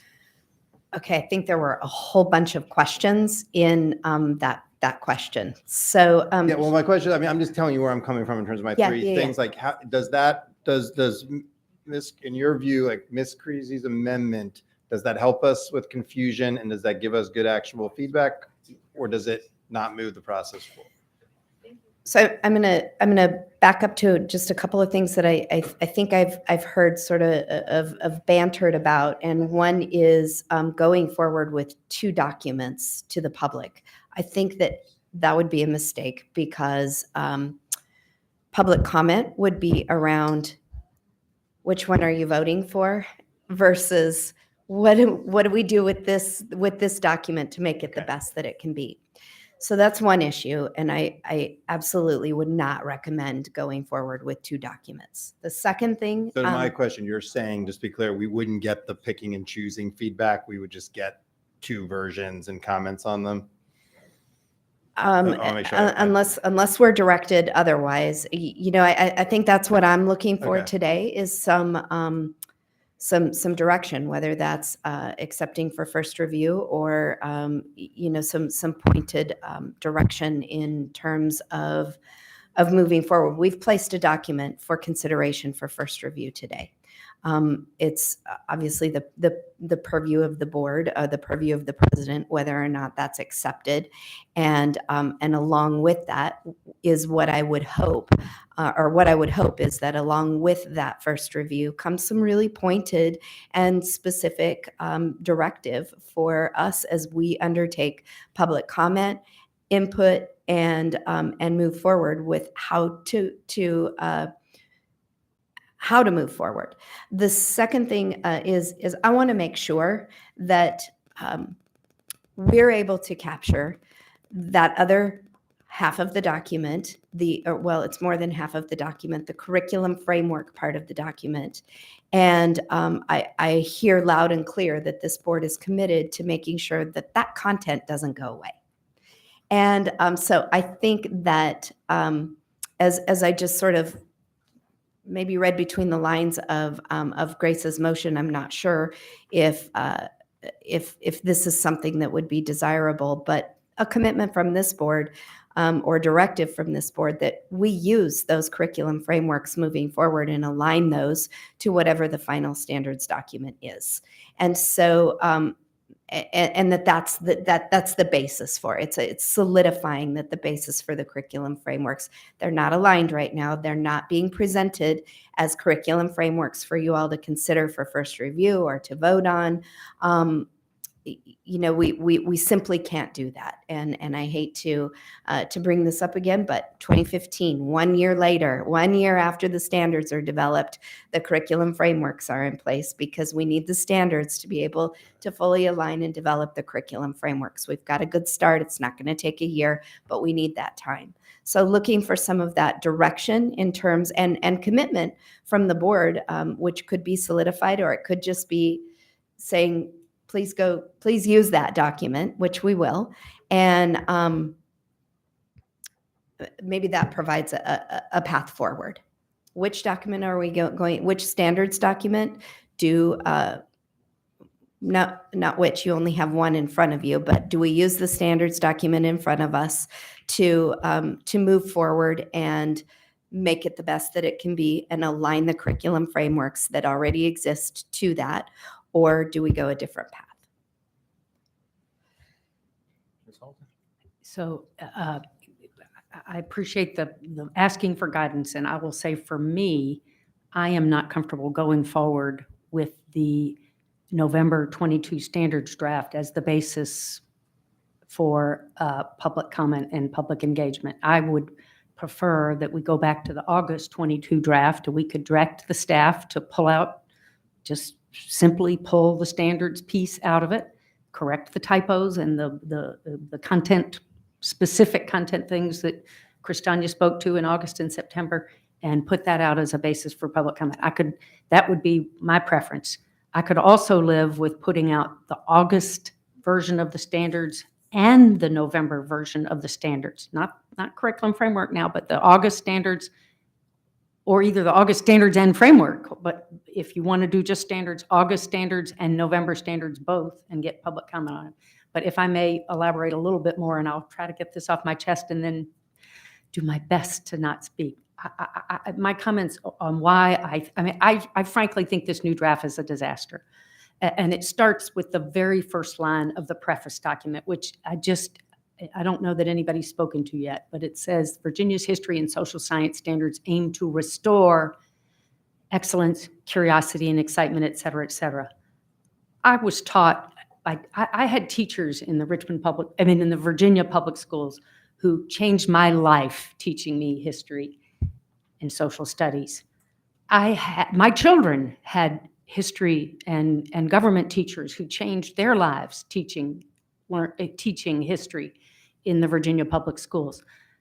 The work that I have seen go into this document by hundreds of historians, educators, DOE staff, et cetera, over the last 2 years, I'm sure it's absolutely, I hope and pray that it's not intentional, but that's disrespectful to them to say that we need to restore excellence.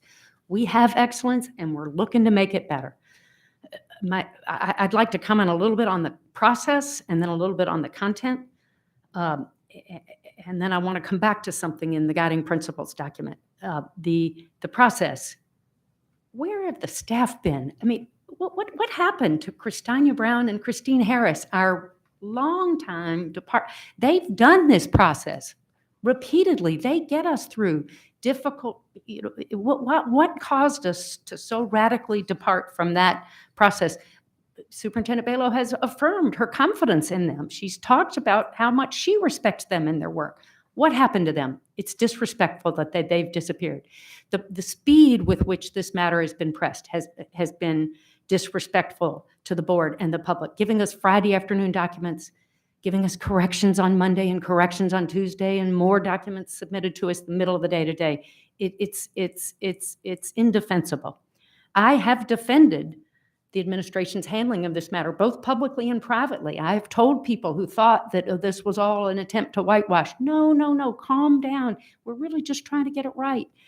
I no longer have that confidence. I no longer can say that to those folks. Prior commitments have repeatedly been violated. And I don't mean to say that it's intentional, but that's what's happened.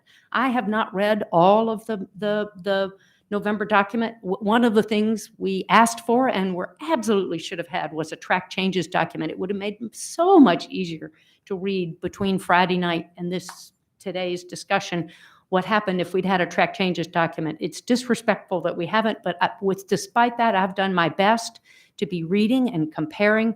I mean, the August draft also gave you track changes back to what's in the 2015 standard. So if we had known what was in 2015, the comparison back to 2015 would have been helpful. But so I have focused mostly on the early grades. I have not read all of the public comment. We haven't even been given all. We've been told that 800 public comment came in yesterday. We haven't even been given it yet. I will draw everybody's attention to, if you haven't seen it, the Virginia Association of Social Studies Leaders, I think the Virginia Social Studies Leaders Consortium submitted comment that Emily sent us this morning. It's very persuasive. These are the pros, guys, and they call this document a disaster. We've heard from respected leaders in our legislature calling this document, calling it whitewashing. As I say, I have focused primarily on the early grades, so I want to comment a little bit on the content in the early grades. I acknowledge the department's recognition of the accident that Martin Luther King was left off the holiday list. I think this was on Tuesday. They told us that Martin Luther King and Juneteenth were accidentally left off the list. I understand that Superintendent Balow has acknowledged today that the first immigrants reference was also an accident. The nature of the accidents in the early grades, and as I say, that's been my focus, are extreme. If you compare, simply even comparing the November draft to the 2015, the existing standards, it is a major step backwards. So for instance, grade 3, as we talked earlier, grade 3 has always been a little mini world history. This is not a woke Northern Administration document. The 2015 existing standards have us, in our mini world history, have us study Greece, Rome, the Empire of Mali, China, and Egypt. It's now Greece and Rome. There's now a Egypt unit moved down to second grade where we're supposed to be studying the nation, but nevertheless, China and the Emperor of Mali are gone altogether. Africa and Asia have disappeared from the elementary school curriculum. There is no discussion of Africa or Asia in the list of continents that I learned in third grade, fourth grade, in my coming up, you learn the continents, right? The 7 continents and the 5 oceans. It's gone. I'm sure that's much of that wasn't intentional, but it's just sloppy. They didn't try to start with the 2015 standards. And one of the things the social studies leaders has pointed out is that this draft is such a total rewrite from 2015, unlike the August 22 draft, that it will require years of developing new curriculum and reteaching elementary school teachers who haven't had to learn about the Code of Hammurabi, et cetera, et cetera. Because in third grade, we talk about European geography. It's so Eurocentric. It's just mind-boggling. Second grade, which in the 2015 standards, again, we're not talking about some recent woke document. The 2015 standards in second grade are focused on the nation. That means we learn about Martin Luther King. Now, we've put him back on the holiday list as of yesterday, but he's not back in the nation's leaders list that second graders are supposed to study. He's not back there yet. Somebody made reference to Jackie Robinson earlier. He was an exemplar of a nation leader that was in the 2015 standards and isn't here. Thurgood Marshall, Cesar Chavez, all missing from second grade standards now. What happened? First grade is Virginia history that we heard from a number of our Virginia indigenous tribes earlier today. But first grade, Chief Powhatan and Pocahontas have been there forever, and they're not there now. It's hard to see how you don't call that whitewashing. You certainly can see why people would feel like it is. As I say, I haven't looked in great detail at the later grades, but I did just, use a little search function. I see numerous additions to Ronald Reagan added throughout the curriculum. And, Ronald Reagan deserves to be in there where he was in the 2015 standards and in the August 22 draft as for his role in ending the Cold War. Very, very significant contribution. But the 6 or 7 additional references to Ronald Reagan, and how many references to our first African-American president in a country with the original sin of slavery that continues to have the impact that it does in our nation. How many references to the first African-American president, Barack Obama? 0. I don't know how you can't call it whitewashing. No Obergefell, no reference to LGBT. I hear the superintendent saying that she's met with the Jewish community, but we heard today from the Holocaust Museum representative. And, I know from my time as secretary that our Virginia standards really have been regarded as national models, the gold standard on how to address the Holocaust. Maybe it'll be added back in the frameworks, but I can understand why people are worried. The short sample curriculum frameworks we were given today, inadequate. The profile of a graduate disappeared. I could go on and on. I won't. The one I want to end on is there is language in the preface document, if I can find it, that I want to address. There's language in here that says,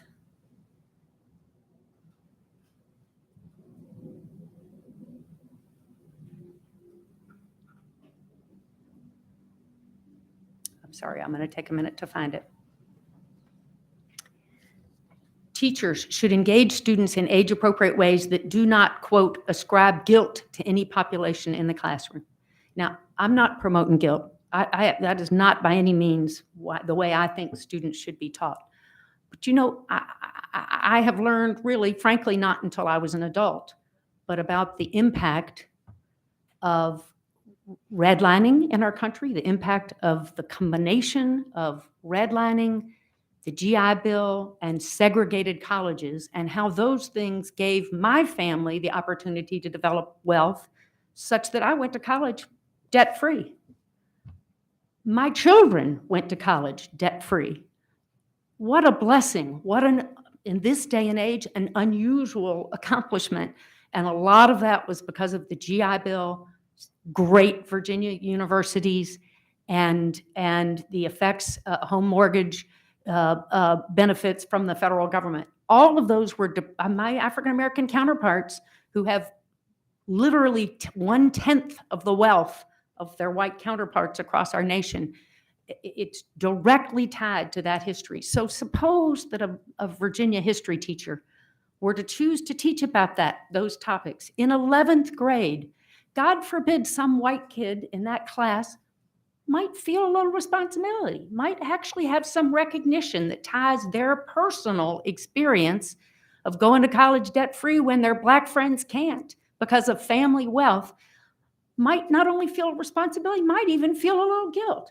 And then is that teacher going to potentially get fired over that? Is that ascribing guilt? Well, that may seem speculative, but I tell you what, teachers are self-censoring already on this, and teachers are getting fired in other states that have adopted language about don't ascribe guilt.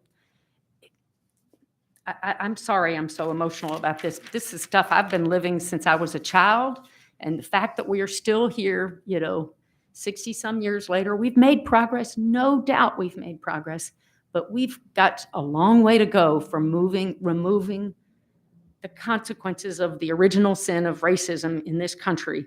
And this document does not advance that goal. If there's some compromise that sends out both sets of documents, I could live with it. But what I would prefer is that we move forward with the work that the cast of hundreds, including thousands of parents, with barely a peep of anybody. I mean, I can count on one hand the number of comments we have heard. I don't know what the superintendent has heard, but the number of comments we've heard throughout this process that says we should go forward with the November version instead of the August version.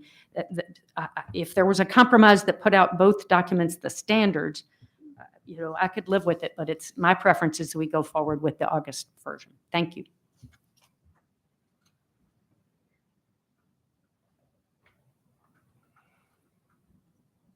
Anybody else want to speak on this?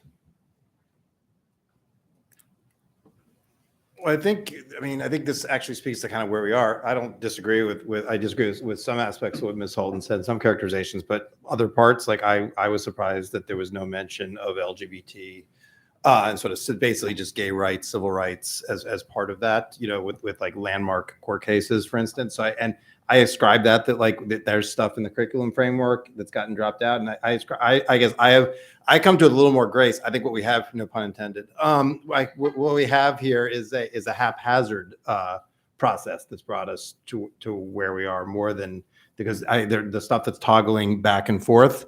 And so I look at other stuff like I was surprised the Scotch-Irish, where there wasn't more on that. I don't know how you really can understand Virginia if you don't understand sort of the different kinds of people who came here. We have it's noteworthy we talk about people who are forcibly removed from what's now Shenandoah National Park, which most people are sort of unaware of that, but you have to sort of know the history. There's other global stuff we could go on. I think we all have. I think if we went around, I suspect all 8 of us here have stuff that we're that we're concerned about. I thought it was light on some aspects of abolitionism and that movement, but a lot of that stuff's in the curricular framework. So is it really light? So I think what we're struggling with is less like enormous disagreements and more like a serious content management problem. And you can hear that in sort of the ideas. Do we move 2 documents? Best I can tell, I don't think there's support for moving the August document in total, but we're talking about, do you take out the curriculum frameworks and move those? Dr. Bala said she didn't support that. Do we just move this with some number of changes? I think we'll be here for a while. So I think it's we're struggling. I think more that it's less about disagreements on a lot of this stuff and more about how do we manage this content given where we are and the process. Well, I think there are some disagreements, but I think the thing I'm concerned about as we talk about what to do with the curriculum framework, and we sort of trust that's where it is. I keep going back to, or at least what I thought I heard, I understood, and I think this is right.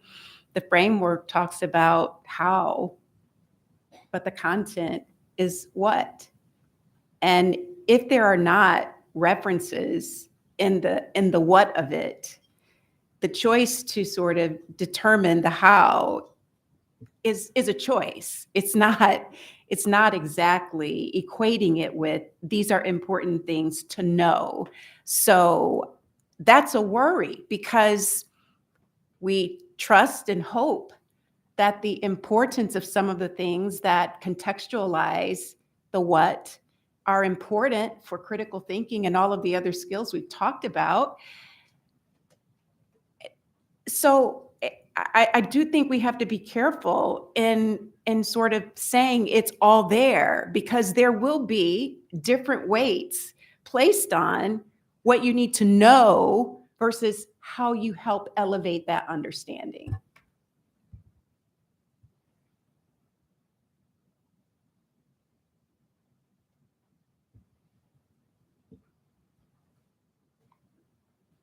Mr. Hanson? If we went with Grace's approach and the lack of alignment, I'm just wondering could that physically be worked on over the course of the next 2 months while we're getting into the first phase of the comment or meetings in December, but as we move into the January of board, I guess, what are they called? The board meetings out in the field. I'm just wondering if that might still be a workable solution. And Grace, I don't know what you had in mind from having obviously the misalignment of what. Yeah, I mean, so what I was thinking is that would be part of the editing process. To get them aligned. Correct. So let me just take a stab at maybe a path forward. We have the curriculum frame. It's really important to me that that the public understands that, and that there is a statement from this board that that this board and myself and our staff are committed to keeping the input, the feedback from the August 2022 document that went into the curriculum frameworks. So what if we moved forward with the curriculum frameworks as they are right now, and not actually make a motion to move them forward, but as VDOE, we move forward with those and align those to the standards document to get them as I think it was Dr. Siebert said, to kind of get them on the same track at the same time. And based on today's discussion, as well as public comment, we make revisions to the standards document to bring back forward to this board. As you know, obviously, I'm not sure. I'm just trying to see a path forward. Just so I understand this, I don't mean to Yeah. interrupt too much, but No, go ahead. are you suggesting that the content in the curriculum framework from August, that is the document that's going to be changed, is the standards document from this meeting, as opposed to the curriculum framework being altered to conform? In other words, the document that's going to be changed to conform is the standards. You're not going to change anything in the curriculum framework. No, that's not what I'm saying. That's why I want to understand it. Yeah, and you know, I don't have the slides up anymore, but again, going back to, I'll just actually look at my notes really quick. We added an entire section, the historians added an entire section to U.S. history since World War II about the causes and effects of the civil rights movement. That was not in the decoupled document. That needs to be in the decoupled document. And to Ms. Holton's point, that helps build out the whole the story, not just of slaveries and or of slavery and all of I'm not even going to try to encapsulate what Ms. Holton said, but everything that she said, trying to build that out at different levels and at different places. And this is one example. An entire section of U.S. history since World War II standards are about the causes and effects of civil rights, including origins of the civil rights movement, evaluating the impact of Martin Luther King, including, and I won't reread, someone put it up there, the next slide. All of that needs to go into a curriculum framework now.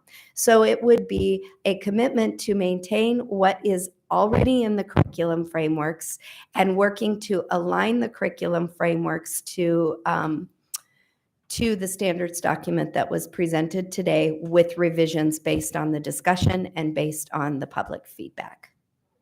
Just a clarifying question. Mhm. Does that mean the curriculum framework for third grade, for example, is it going to be is it going to address Mali and China, or is it going to be limited to European history as the standards now are? Yeah, so, and I want to be clear about that too. Mali and China aren't taken out. Well, they are. They're They- not in the standards. They're not in that grade level. Well, they're not anywhere in elementary school. And they are still in the curriculum framework. So if that is something that needs to go back into third grade, and that is something that I heard today from public feedback, that's something that I'm hearing from this board, we absolutely will put that back in. But in other words, the third grade standards document says this is all about Greece and Rome. The 2015 third grade standard says this is a mini world history covering 5 places from around the world. So unless you were to change the grade 3 standards document from November, you know, Mali doesn't fit in there. The framework, there's nothing for the framework to fill out. And it's not just grade 3. You have the same issues about grades 2 and grade 1 and kindergarten. Again, I haven't gotten much beyond those. Maybe this isn't tenable, but I'm just pulled up slide 8 of, maybe if we can go to slide 8 if somebody's controlling this.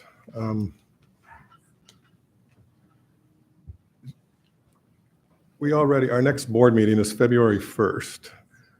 The next board meeting after that is March 22nd, 23rd. If we ask staff to work on getting these 2 documents aligned over the course of the next 6 weeks by the end of the year, and we just slide this back, I frankly felt like we were going to have a very difficult time getting to February 1st to begin with. And this still allows us to work on what we need to get accomplished throughout the rest of 2023 into 2024 for the following school year, if I remember correctly. But this would allow us to have our public engagement sessions in January, our public hearings in February, and our final review for adoption at the March 22nd meeting. With all due respect, Mr. Hanson, I appreciate the comment, and I also appreciate the idea that we're not going to get there soon. I'm not sure that we ought to be going out with documents, you know, sort of before we have some of these base level things. I'm not suggesting we do. I'm No, suggesting well, we wait. If we're going out in January, we're not going to have the meeting. I mean, just take a. I would suggest we have a meeting first week in January, and Okay. sorry. And can I ask a clarifying question that I think is a friendly amendment to Mr. Hanson?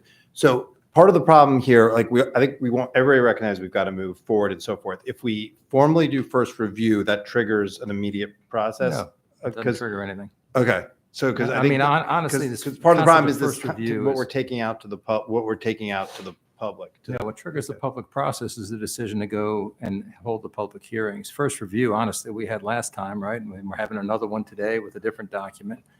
You know, it's a concept that we use in order to say we're going to separate review from action, but it's not really a parliamentary thing. You know, it's just the body's heard both things. They're both before us. But even on a simple issue like, you know, when we say we're going to conform the documents, does Mali come into the proposed standards, or does the curriculum framework get changed to reflect, you know, Greece and Rome, thank you, alone. So if we say reconcile the two, the question is which one trumps? I don't even consider reconciling the two. I think the November 11th document is the new document. I think it's got a lot of work to be done to it, and aligning it to the framework. And with all of the great work that's gone into getting the substance of the framework together, obviously it will need to be adjusted for some of the adjustments that have been or might be made in the standard document. But to give staff time to get this aligned, give us time to review, not 5 days, 3 days notice, a more aligned set of documents, to me is.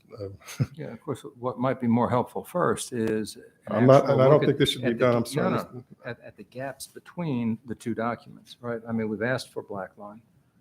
And so you don't know if you want the document that was on today's agenda to be sort of the base, and have concepts in the August document brought into it that we consider to be important, or if you want the August document to be the base and have concepts that got put into the November document put into it.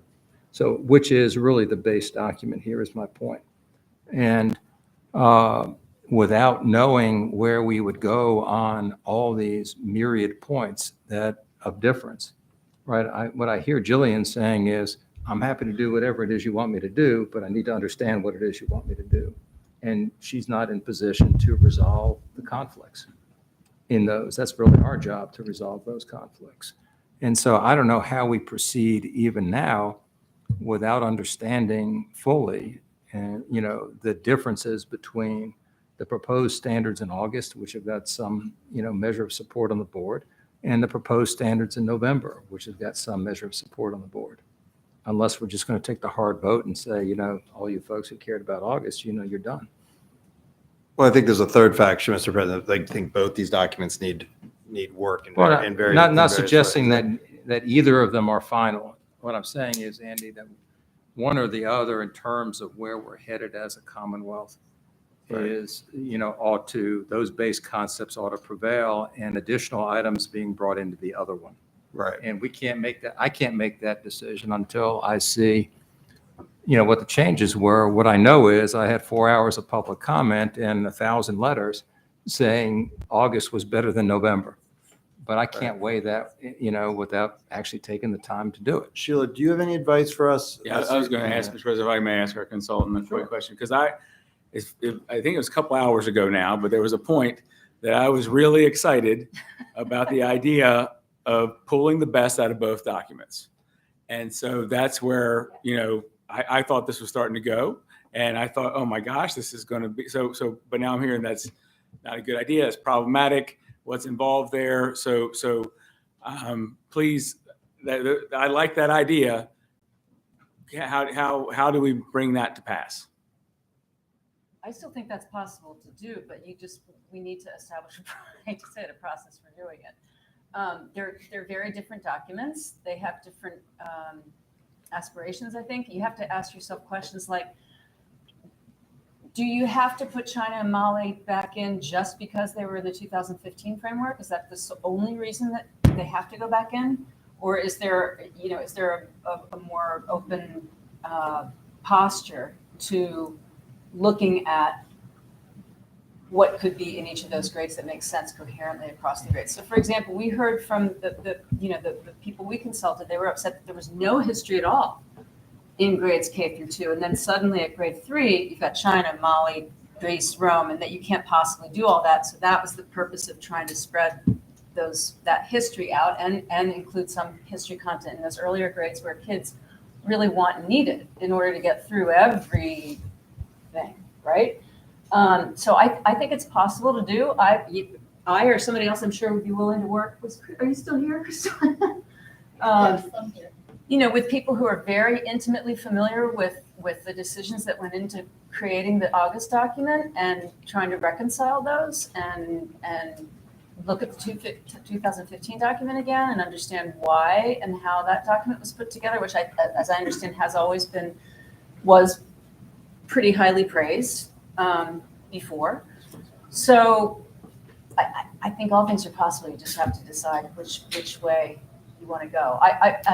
As an outsider, I would say that you should try to combine and make the standards as good as they can be first without thinking. I think you can't do the frameworks responsibly without knowing what the standards are going to be first. They can move on parallel tracks, but if it's Mali used to be in 3rd grade and now it's somewhere else, then the frameworks that were developed to go with that. Well, again, that would even be helpful for us to know from a red line version of why. And I think it answers Ms. Holton's question of But again, I didn't really put two and two together to get to that point. So I think a red line version, the context of why some things might be in a different place, or just the rationality of that's, I think, is what's missing. And without context, people can come to conclusions which aren't helpful. So I just,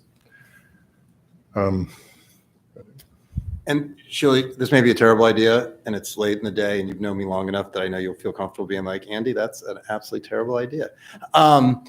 The redlining is helpful, but I think even more what people are worried about, and the August document had some of this said, the standard's been moved, this piece, but like what people are more worried about, I think the public, is like what's in and out, right? And you have to make decisions, because if we don't, we're not doing standards, we're doing an encyclopedia. And so stuff like you, and that's true with the curricular frameworks. So redlining is one thing. Is it possible to just, that we, as we revise this, we could have a list on like, this is what's in and this is what's out? Because I mean, as we've seen, like there's a bunch of stuff that was put in that I don't think people are even realize is in, that was not in the earlier standards. Like, is it possible, I guess, to do like, if you will, an in and out list to help people understand, here are decisions we made, and then people are going to agree or disagree, but at least it's clear. We're not having this sort of parlor game of this isn't in and this isn't out, which is just, again, creating a ton of confusion and needless angst. I see the logic of that, but in all honesty, I think that the document itself needs stand on its own. a little bit of take a breath and look and see whether what's actually in there now at each grade is really the right stuff. I think I would freely admit that I think that the process was a little hasty and could be much better with a little more input and with an attempt to combine or reconcile or marry or whatever the word is. What is the best of both worlds, and get it into one document and then explain that to you. That's what I would want if I were. And I'm not necessarily recommending the red line. I think there needs to be some way, but I think to your point, Andy, the document at some point is going to need to stand on its own two legs. It's got to shine. It's got to, be reflective of what it is, and kind of almost have that aha moment. And I don't think we've had that with either. And so I think that's why I'm suggesting what I'm suggesting with the time frame, is that I don't think either versions are at the point where they need to be. So, and I think to your point, we'll recognize it, I think, when we get there. So let me ask if I understand that maybe there is a path forward in what you just said, Andy and Bill, and that is that we have two documents. We have the August document and the November document, and maybe the comfort level lies somewhere in between, or at least knowledge of what's in, what's out, and certainly. Moving forward, there are opportunities for refinement of this document. The second thing that I think I'm hearing you say is let's try to be on a little bit more of a parallel track with the curriculum framework, so that everyone is assured that content isn't going away. That to me helps us not to necessarily do a third document, but to refine. And I'm not sure. I'm not sure. It's somewhere in the middle of the August and November documents, and It is a third and document. and that is maybe where we need to be. I'd love to hear from Dr. Siebert. I have an idea possibly on a motion to help us maybe move Well, forward. then I guess I withdraw mine. Well, Because it's still on the table. I think yours Oh, is it still failed for lack of a second. Oh, well, okay. I didn't realize that we were just in the middle of a discussion. No, well, usually that's after the second. We haven't heard a second yet, so you don't have to withdraw it, but you can if you want. Sorry, you're asking me a question. I'm just curious. You've been like, what do you think on this? I have an idea for a motion, but we haven't heard from you, so I certainly wanted to before I. I have been saying for months that I was concerned that extended delays are going to create problems for our teachers and our school leaders and the people who do the work in the field. And that if we go too long, we start overlapping with the math standards review, and we're really going to hurt and challenge our elementary schools moving ahead.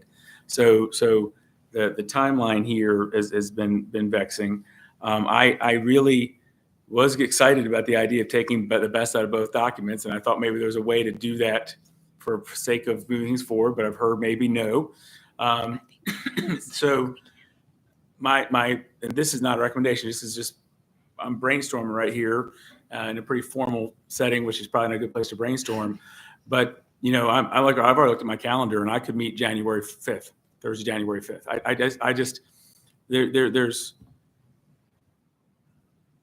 We have got to keep, as President Gecker said earlier, we got to keep the process moving.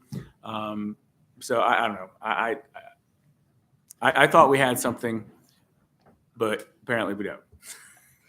Well, and I thought the question about taking the best of both was challenged only because there are structural elements that come with the November document that are misaligned with the framework. That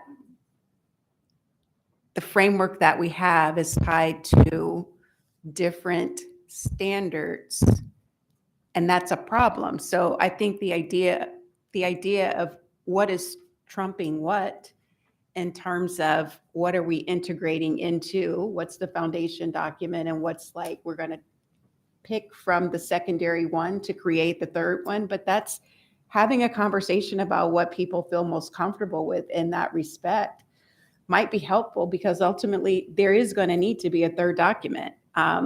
There's no question about that.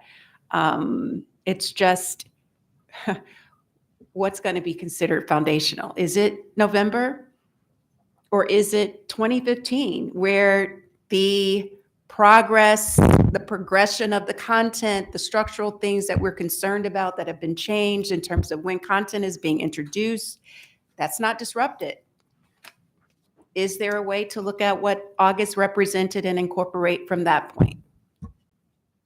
As to that point, I just want to take brief exception to the characterization of the 2015 as not having any history before third grade. The first grade, maybe I misunderstood it. First grade is a clear introduction to Virginia history. Second grade is a clear introduction to the nation's history. Kindergarten is a little vague. It's community, but it's beginning to understand locally indicated historical concepts. That's in the standards, and almost everything I said earlier is in the standards in 2015, all of them fleshed out by curriculum framework.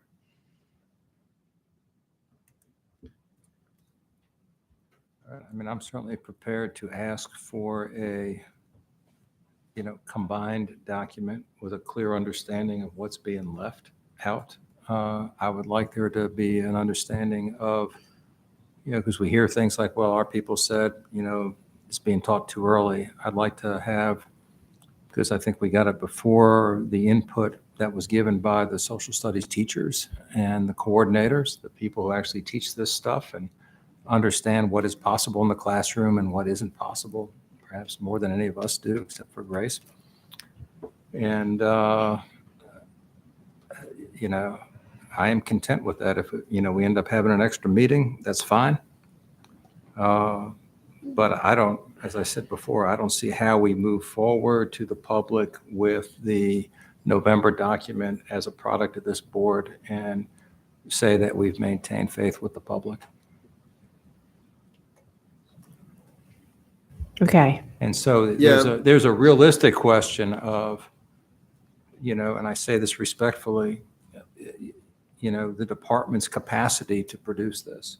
And I know you've got staffing issues, and I mean, do we have the capability of moving this through on a realistic time frame, without, and I heard, and I certainly don't discredit the idea of everybody in the universe looking at this at some point or another. But at some point, we've had a lot of people look at it. Let's go ahead, bring it in-house, make the changes, combine the way you think this board is going to end up being happy with it, and roll that out, and not have to show it to everybody else before it comes back. Well, so I guess my motion to possibly would be, and does Grace have to withdraw? No, I already did, She withdrew. but can I make a comment before we? Okay, so the superintendent made a comment about wanting to ensure that we continue to uphold the previous public comment that had been made on the August document. And so I think that with that, that can inform some of this work about what is intentional that needs to be retained from the August document.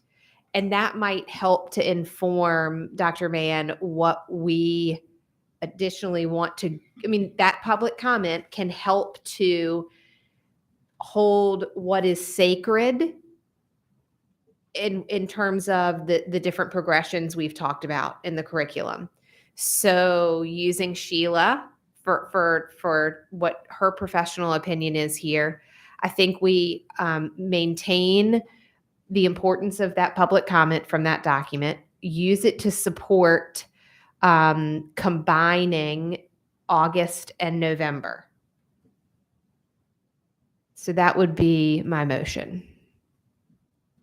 I have a friendly amendment, which Okay. is that because we've got to, that we work from this existing draft, but we incorporate that, but we need a document, because we are going to end up with and we modify it in accordance with this and with the feedback from the board and feedback from these different groups that we're going to continue to engage with. So essentially, we don't go out on first review, but we continue to move forward to get a document that we're prepared to, and that we commit to today to moving forward to get to a document that we're comfortable putting out. That includes just getting what everybody has said, these errors and omissions, just getting it. So we're putting out a document that's going to lead to, we want the best standards. We should probably aspire to have the best conversation about those standards that we can as well.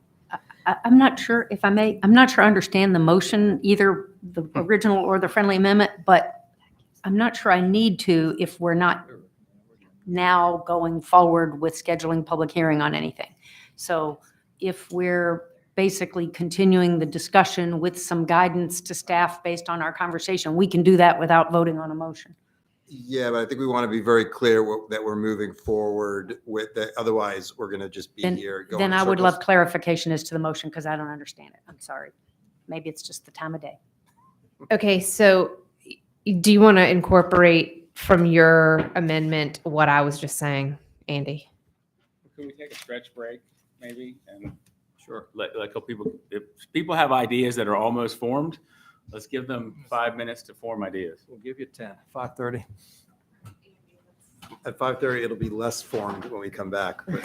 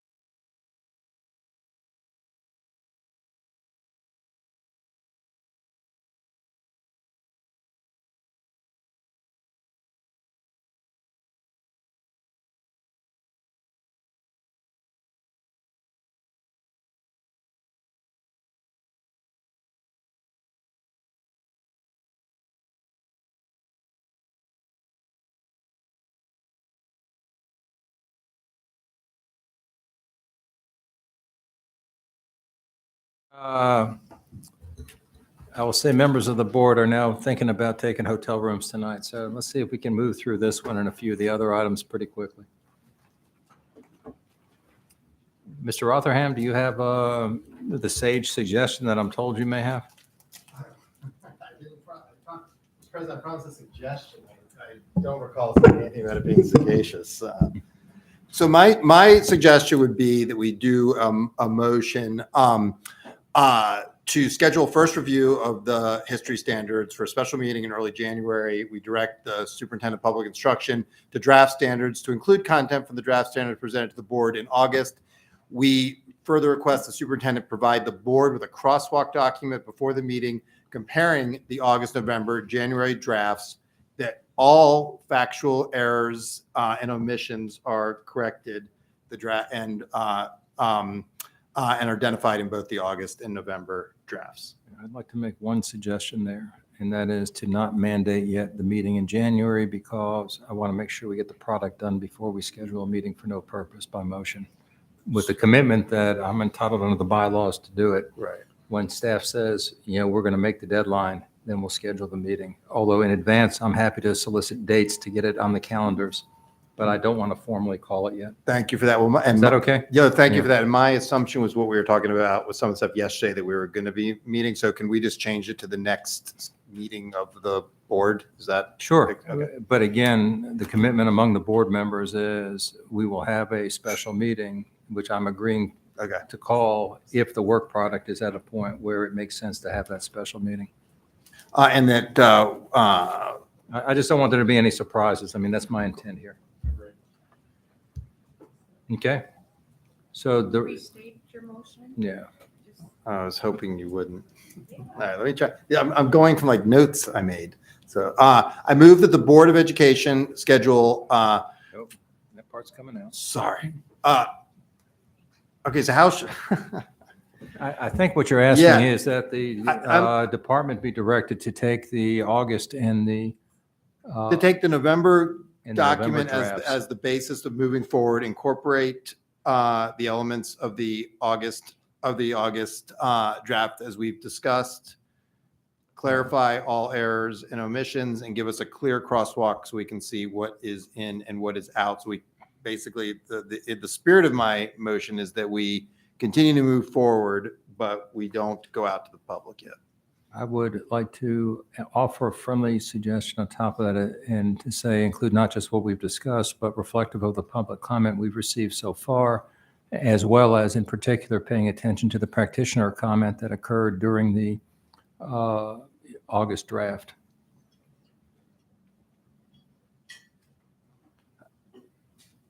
I would say, I would change that to incorporating all feedback we've received. I don't know that we want to start direct, just make sure that all feedback that we received. And actually, if I can make a friendly amendment to my friendly amendment, also just direct the department just to communicate very clearly in all these documents, just make sure that they're being presented, not just to us, but the public in a timely manner, clearly, so people have an opportunity to engage and that the process remains transparent. All right. I think we have a motion to basically, incorporate more things into the draft that was presented today, taking into account all feedback received, comments of the board today, as well as public comment received today and public comment received earlier. So if that's okay, is there a second to that? Thank you, Ms. Creasy. Is there any other discussion? Dr. Ballo, is that clear enough? I want to make sure I didn't throw a word salad at you too. Yeah, no, no, it is. And I'll just paraphrase what I think I heard. So we're going to incorporate elements of the August draft plus comment and feedback and discussion from today's meeting and before into an updated August draft or a refined August draft. Or a and it's third doc, it doesn't matter. Okay, and it's crosswalk. We're going to also provide a crosswalk of all three documents, communicate clearly in a timely manner with a transparent process. And I think I would also add to that just I think the public needs. I want to find a better way to depict all of the great content that from the decoupled document that lives in the frameworks. I want to find a way to bring that front and center going forward so that it's a little bit of a mantelpiece. All right. Can I just ask please. that some piece of that include track changes to the 2015 standards as well? Because that's really what we're amending. Whether that's a separate document or it can be incorporated into one. And I don't need that to go into the motion. I'm just asking that Yeah, it's not Not track changes, just part of the crosswalk. that there be a comparison document that enables us to easily see what the newest recommendations are compared to the 2015 existing standard. I think it's a good idea because that's Me what's too. going to really be hitting the street of what people are currently doing and what they'll need to be doing. I think that's good. Good. All right, we have a motion. Unbelievable. We have a second. Any more discussion whatsoever? Speak now or forever hold your peace. All those in favor signify by saying aye. Aye. Aye. Any opposed? Does the word punt mean anything to anybody? Can I just ask the question, Yes. just to get a copy of the decoupled document that was shared? And I think you mentioned you had a copy of it. Just, again, just to have it, it would be very helpful to see what was actually decoupled in October standards framework. If you could just I think share that went into our board books like at lunchtime today. But there's so many things. So Yeah, if I this could is just true. ask I that know. it be emailed with that title or Yep. that blind CC so that we can Yep. like have it, I would find that very helpful. Yep. And Dr. Bell, Ms. Bell, I just want to say, like, this is, I know this has been, I'm excited we're still moving forward. This is important. We need to get this done. I know it's been a lot to manage. It's also been happening at a time when we've had all this other stuff going on. And so, like, I think you've heard our feedback on things we want to see going forward, but also that doesn't mean we don't recognize how hard everyone's working and just all the multiple priorities that everyone's juggling here. I just want to name that. Thank you, Mr. Rotherham. I appreciate that. And again, this is difficult, but I think that these struggles equate to a great document at the end. Okay, we will move on and back on the agenda. Items B, C, and D were pulled off the consent. Ms. Dutta, you had a question for the superintendent. These are the Praxis passing scores. Right. It was more of a comment, and I think I've relayed via email, and I've had a conversation with Ms. Balo, regarding the Praxis cut scores for chemistry, biology, and physics, and I just wanted to relay that I do disagree with the cut score recommendations by VDOE, which accepts the ETS suggested scores. I think I mentioned it last time as well. And, according to ETS, a state may accept the recommended pass scores, adjust the score upward to reflect more stringent expectations, or, adjust it downward. And I hope and expect the governor's executive directive in September has a positive impact on addressing teacher shortages and retention and recruitment efforts. But I don't accept the premise of lowering standards to build a more diverse workforce or to abate teacher shortages. Yes, professional development is imperative. However, would it fix everything? If so, why even have a Praxis cut score at all? I've read about the teacher, I'm reading about the teacher shortage, and I do appreciate the gravity. I don't, however, believe that it's an either or situation. Lowering the cut score either for student SOL assessments or for teachers is important to maintain a high academic standard. That was going to be my comment. I don't agree with this position. Okay, we appreciate the comments. And however, is there a motion to adopt items B, C, and D as recommended by the department, which would be the ETS cut scores? So moved. Is there a second? Thank you, Dr. Mann. Any other discussion? All those in favor? Well, I just like, I know we want to get home. I support the superintendent's recommendation and we voted, but like Ms. Dutta, the amount of homework she did to figure this out and the amount of research, I think these are ones where reasonable people can disagree. And it was a very conscientious effort. And I do appreciate her raising it. And there've been in the past ones that I've disagreed with. And I'd like to go one step further. My understanding was from the presentation that this is kind of like a new test, and that's where they're kind of piloting these cut scores. So, while I support the superintendent's recommendation also, if this is something that, there's desire to revisit, because we might be looking for things for our agenda a year from now. My point is that I get, if this is a newer test, we're going to use the recommendation, maybe we need to reevaluate that. I'm open to that. And I did look at the documents, the content for both old and new. So most of it's pretty, comparable. And I don't have a problem with the comprehensiveness of the content or the test itself.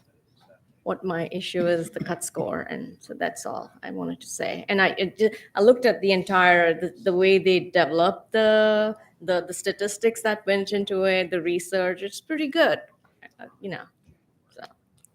so thank you. Thank you for your diligence. I will say, though, that to me, the question on the practice cut scores and all of these cut scores is, are they accomplishing the purpose that we're seeking to accomplish? And here, the purpose is, does the teacher meet the threshold amount of knowledge in order to be effective in a classroom? And even ETS says there doesn't seem to be evidence that if you ratchet that cut score up, you have a more effective teacher. You may have I'm fewer. not sure if ETS, because He said that here. okay, so I know that there was another document included in the October meeting agenda where the National Council on Teacher Quality published 11 out of 15 studies, which did find a positive correlation between licensure, test scores, and student outcomes. And even if you do a online search, just a simple online search, you can get many research papers and published material which do state that raising the passing score on the praxis test does include would increase the quality of the teacher workforce as measured by like value-added student achievement. So there are many ways to look at Fair it. enough. There are lots of research that one can look at. So just wanted to say that. Thank you. Okay, we have a motion, a second, a lot of discussion. All in favor signify by saying aye. Aye. Opposed? No, I There you go. oppose. All right, so that takes us down to Mr. Dickey. Sorry to keep you so late, sir. It's okay. Just another day at the office. Was that sigh was? As he's approaching, I'd like to note that we also have the hardest working staff in the No Commonwealth. doubt about that. Well, I think there is, yes, yet another, here it is.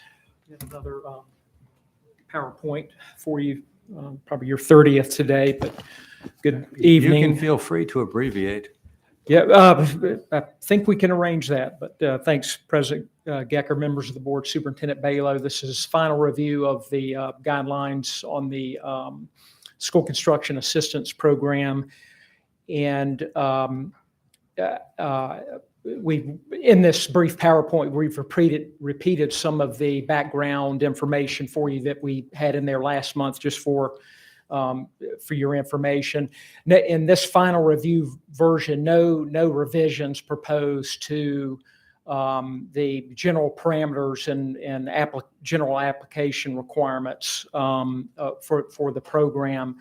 No changes to the parameters for the grants at either 10, 20, or 30%. All of that remains the same. So what we focused on in the final review version for revisions based on comment from school divisions, some comments from General Assembly staff, internal review by DOE staff is some wording clarifications and revisions to 5 or 6 of the 11 competitive application criteria. So the final revisions in the document compared to what you reviewed in October focus on six of the criteria with an eye towards clarification to align to legislative intent as we understand it, and just general clarification and criteria. And I'll just touch on these very briefly in these two slides. Criterion 2 related to access improvements for ADA compliance, Americans with Disability Act compliance, in addition to proposed renovation projects. That particular building need or facilities need in the school division would also apply to new construction. That was a comment essentially from a school division. Similar revision to criterion 3 related to building deficiencies. In the first review version, that focused only on building renovation projects. That's been expanded as well to new construction for replacement buildings, similar to criterion 2. Then revisions to criterion 6 related to points awarded if the project is included in a CIP, in a capital improvement plan. The first review version indicated only in a school division CIP. In some school divisions or localities, capital projects are may be housed in both, or in the local government CIP. So we've inserted or localities current CIP, so the points be awarded whether the project's in the school division CIP or the locality. And then criterion 7 revisions related to in the area of commitment to maintain local revenues for public education during the project financing period. This change deleted financing already executed to only read financing proposed, and that exactly matches the Appropriation Act language. That was a comment and discussion with General Assembly staff with an eye towards the intent of the program right now being projects that haven't started or being planned and are seeking final financing and funding. So already executed, would denote the project's fully funded and likely already begun. Criterion 8 related to fiscal stress, really more of a technical change there. We would just simply strike or have stricken in the final review version the quantitative ranges that exist under the current fiscal stress indicator data, because across years those ranges tied to the qualitative designations of high fiscal stress, above average, et cetera, can change across years as those calculations are updated. So the criterion would only use and assign points based on the high, above average, below average, low fiscal stress designations, and eliminate the qualitative ranges because those vary across years as the index is updated annually.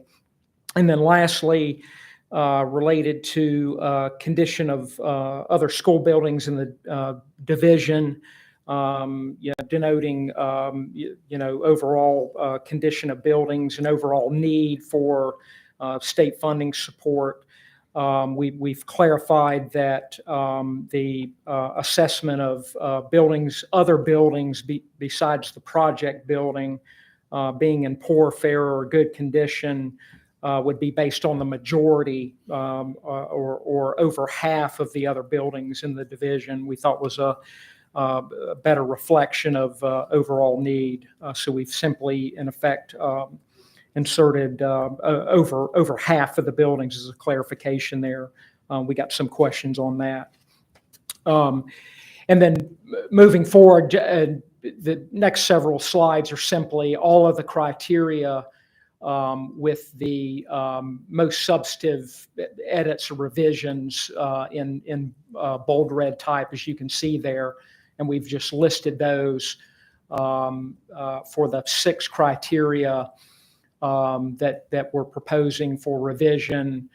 Criteria 2 and 3 would allow those 2 criteria to apply for new construction for a replacement of an old building, in addition to renovation projects. So those are the changes there, as you can see. And then moving over to criteria 6, we've inserted or locality CIP, so the points would be awarded if the project is in either the division or locality CIP, and that was response to comments from the field. And then lastly, in criteria 7, related to financing proposed, that aligns to Appropriation Act language as adopted by the General Assembly. We struck already or already executed, denoting that's a project that's been fully funded, likely has already begun the construction phase. And then criteria 8, where we've stricken the quantitative ranges that exist right now on the fiscal stress data, because those vary based on the re-benchmarking or updates of that data across years, and it would be based solely on where a locality fell out on the qualitative ranges. So those ranges would not have to be updated every year by striking the quantitative data. And then lastly, the 6th edit or revision proposed, criteria 10, again, condition of other school buildings in the division to indicate overall need, facilities needs in the division. It would specify greater than half or over half of the other buildings being in fair, poor, good condition is a clarification on criteria 10. So those are the substantive revisions proposed. Everything else remains the same. We really we made the revisions that we are proposing. The revisions we felt like that we can, based on reconfirmation of the legislative intent from the General Assembly and discussions the last couple of weeks, and that's what's proposed. And then simply next steps. We have, since we drafted this, found out from the Attorney General's office guidance that these particular guidelines would not be subject to the 30-day public comment period on the town hall, given the nature of these guidelines and their alignment to Appropriation Act requirements. So in that first bullet, that won't be required, as we understand it from the recent General Assembly guidance. And then in the second bullet, or the last 2 bullets on this page, is an opportunity to present issues from the field that have been identified, program improvements, your ideas to improve and change and refine the program. Is your required report to the General Assembly on December 1, and staff will assist with that. That's just around the corner, and we're beginning to tabulate that brief report or letter, and that's a means to communicate issues to the General Assembly. And then on the same day, December 1, the Commission on School Construction meets and is asked for a report on this program and the guidelines, and that's another avenue to update the General Assembly and also present some issues coming from the field and potential changes for the program. And then lastly, Mr. President, the superintendent's recommendation recommends the board approve the final review guidelines as proposed. Thank you, Mr. Thank Dickey. Dr. Siebert? Yeah, I just want to thank Kent and staff for being responsive to questions I did pose. I think the redlining some of the thresholds, I think those are all really, really good changes. So my question really probably is more of a board role question, which I'm obviously still learning, because we heard today from COSARs that a look back to the beginning of the biennium, July 1, would be eminently helpful for those divisions. As staff shared with me, this legislative group is meeting on December 1st, so they may have some ideas there. And of course, the General Assembly will be convening shortly after that in early January. But again, so I'm just trying to wrap my mind around the fact that the General Assembly does a biennial budget, and the biennial budget started on July 1. And have there been other situations or conditions where there's a look back? I know there has been a look back, but it's not explicitly in the budget language. So I just don't know what options were there, because I'm very sympathetic to the work that's happening in those small rural divisions. Yeah, I understand that the staff told us that the intent was something. Virginia is not an intent state with regard to legislative interpretation. I mean, does it actually prohibit us starting until there are guidelines, staff's comments aside? Yeah, or I can think we the take to- the position as a board that July 1 is it? Yeah, I think the totality of the guidelines, are really written to prospective projects, and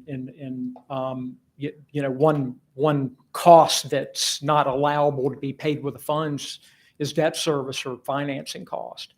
So a project that may have started July 1, that's broken ground. Of course, it's been fully funded. Either cash or debt financed. So let's assume it was cash funded instead of debt, or that there was enough cash that our grant would replace it.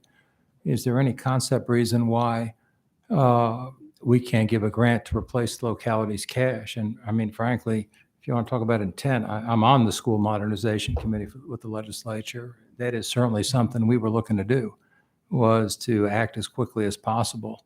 I get the fact that they 100% debt financed it, they're just out of luck. Yeah. But is there a reason we can't say that if you are replacing your equity, essentially, you can't get a grant back to, July 1? My understanding is, and Dr. Peregrine has said a few times now that I've heard him, the governor was down Southwest at a school in Bristol saying, this is great. We're going to help fund it with this program. And if we adopt that we can't do it until the guidelines are done, then obviously that's not going to happen. So, do we have flexibility here, or do you think we just have none? We've had a lot of discussion with legislative staff. I mean, from a staff perspective, that is our conduit. What about the AG's office? No, for those specific scenarios, we've not asked for guidance from the AG's office. I got to tell you, I did sit in on all of those meetings, and there was a clear belief that anything we did to facilitate schools construction ought to be as flexible as possible for the localities. And so, if we could see our way to, I'm not saying fund expenses that we're not allowed to fund, but to have the effective date essentially being the beginning of the biennium, that would be a good thing in my view. Okay, we can certainly, continue to look at that and seek some AG's guidance on that. And I know that may take some setup and some time to do that. Ms. Holton. So does that mean so your opinion today, your best good faith representation to us at this moment is that we can't do a look back to July 1? That's my judgment and assessment. Okay. So if that's so, but we need to, I think I'm right, we need to move on this so people don't continue to, so we don't create more of this problem. Yeah.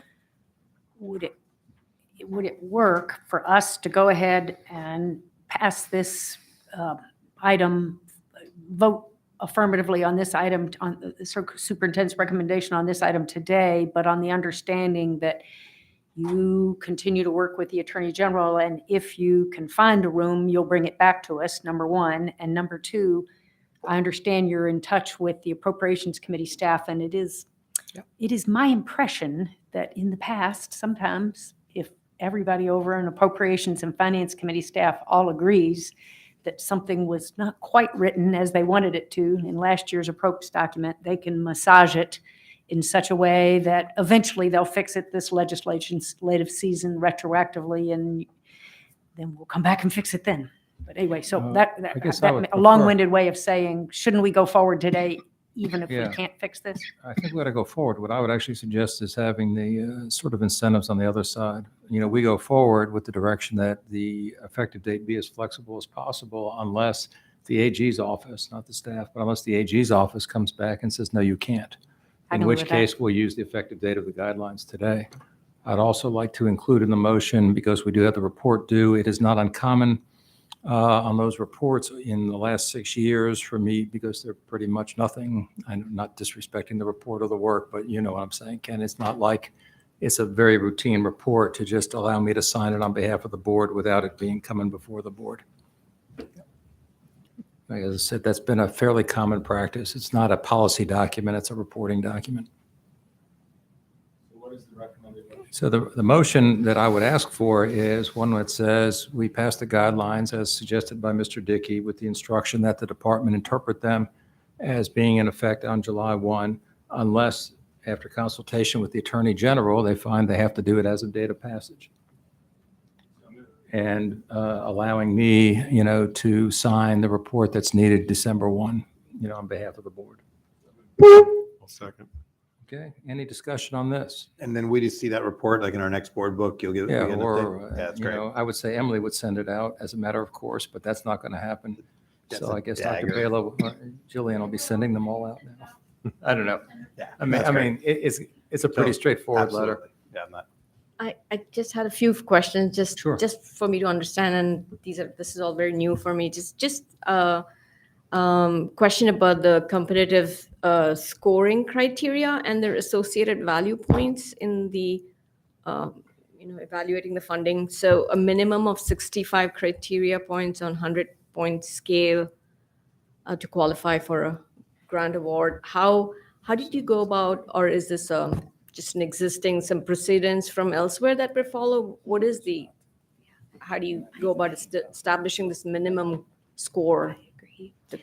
Yeah, and that is a program requirement, and essentially a staff judgmental process. I mean, looking at some simulated data. Staff did that internally on some of the criteria. Legislative staff did the same thing on some of the draft criteria. Where we fell was, that was a reasonable cut point for the minimum scoring points to qualify for a grant based on the totality of the 11 criteria. It's on a scale from 0 to 100. I mean, the maximum points are 100. Looking at, several school divisions around the state, different regions, different sizes, as best we could based on the data we have right now, that was the final, assessment of a reasonable, minimum cut point for a high need, locality division, high need project that So would some qualify sort for of funding. some sort of modeling. Yes, simulation. yes, as best we could without having any true application data from school divisions on some of the criteria. So this Some of it's secondary data, composite index fiscal stress, some of the building condition data we have from 2 years ago. So this is all kind of really new compared to 2 years ago, this whole, Well, this is a brand new program. There's never been Oh, that's right, a yes. competitive, application program for school construction support. There's formula funding, and there has been in the past, but this is the first time there's been a criterion-based, right. program for school facilities. One more question, project costs, question about that. It said it excluded the financing costs. Does it exclude like existing debts and? Yes, it would. re- Yeah, with the incentive and the intent being active construction costs in the active construction phase, not debt service, after the project's completed, put into service. Or non-construction costs, non-construction associated costs. It wouldn't include that. The intent is really the core construction cost, design, architectural and engineering, the core building construction, site preparation for the building, and really the General Assembly, signaled, the priorities there. But the Appropriation Act language specifically excludes financing costs from being a reimbursable cost under the program, which we interpret to be debt service, paying off debt for a prior project. Mm-hmm. And is there a mechanism how does the state do a financial oversight or enforce enforce this the spend of these funds? Is there? Well, yeah. I mean, that will be part of the administrative implementation and monitoring. We'll ask for demonstration of vendor cost. We will ask for documentation as part of this, and the budget language essentially implies that we would do that. We would pay as school divisions incur reasonable ongoing costs for construction. So we will ask for backup documentation on their costs for those that are awarded. Thank you. Yeah. Okay. We have a motion. Have we already done this? I don't remember if we did this. Thank you. Shall we take the vote then? Here we go. All in favor signify by saying aye. Aye. Any opposed? Thanks, Kent, very much. Thank you.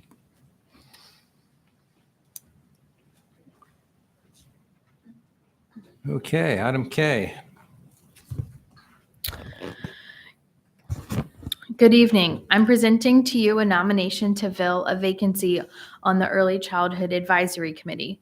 The board has several advisory committees. Many are required by state or federal statute or regulations, including the ECAC. The ECAC vacancy arose after Ms. Creasy's appointment to the board. Due to her appointment to the board, she resigned from her position on ECAC as the representative for the Virginia Council on Private Education. The individual recommended for appointment for this vacancy is Ms. Wendy Lipscomb. She is the Director of Early Learning at Blessed Sacrament Huguenot School. In addition to the VDOE staff recommendation, she also has the recommendation from VCPE. In the code section is very specific that it has to be an individual representing VCPE. The Superintendent of Public Instruction recommends that the board waive first review and approve this appointment to the Early Childhood Advisory Committee. Okay, thank you. The chair would be delighted to entertain a motion to do that. Is there a second? Is there any discussion? Seeing none, all in favor signify by saying aye. Aye. Any opposed? Good. Okay, thank you. I love that one. Final review of proposal to adopt special provisions regarding the determination of performance level for the chronic absenteeism indicator and accreditation years 2023-24 and 24-25. I would say good evening. Good evening. At the October 20th business meeting, the board was presented a first review of a proposal to adopt special provisions to alter the manner in which the performance level for the chronic absenteeism indicator is determined in accreditation years 23-24 and 24-25. Today, the proposal is being presented for final review. There is detailed information in the board agenda item that supplements the summary information that I'll be highlighting tonight. Specifically, the proposal has two parts. The first part is to remove the 21-22 school year chronic absenteeism data from accreditation calculations in accountability year 23-24. This will result in the removal of the cumulative 3-year rate and the demonstration of adequate improvement from the determination of a school's performance level for chronic absenteeism in accountability year 23-24. The 22-23 school year data therefore, will be the sole determinant of the chronic absenteeism rate. And then the second part of the proposal is to remove the 21-22 school year chronic absenteeism data from the cumulative 3-year rate in accountability year 24-25. The cumulative year rate will only include data then from the 22-23 and 23-24 school years. Demonstration of adequate improvement will be determined by comparing data from school years 22-23 to 23-24. The VDOE is asking the board to consider removal of the school year 21-22 chronic absenteeism data because it was negatively impacted by several factors related to the pandemic and was not necessarily an accurate indicator of the school's programs and efforts to engage students in attending school. The board did adopt special provisions in April 22 to remove the chronic absenteeism indicator from the determination of accreditation status in 22-23. For this reason, it should be noted that chronic absenteeism was the only active indicator that was not used in accrediting schools in 22-23. When the board discussed the decision in April of 22, the accuracy of the other indicators did not come into question. The other indicators were impacted by the pandemic, but they did measure what they were intended to measure. When the board discussed this current proposal in October, there was a request to look at an alternate scenario.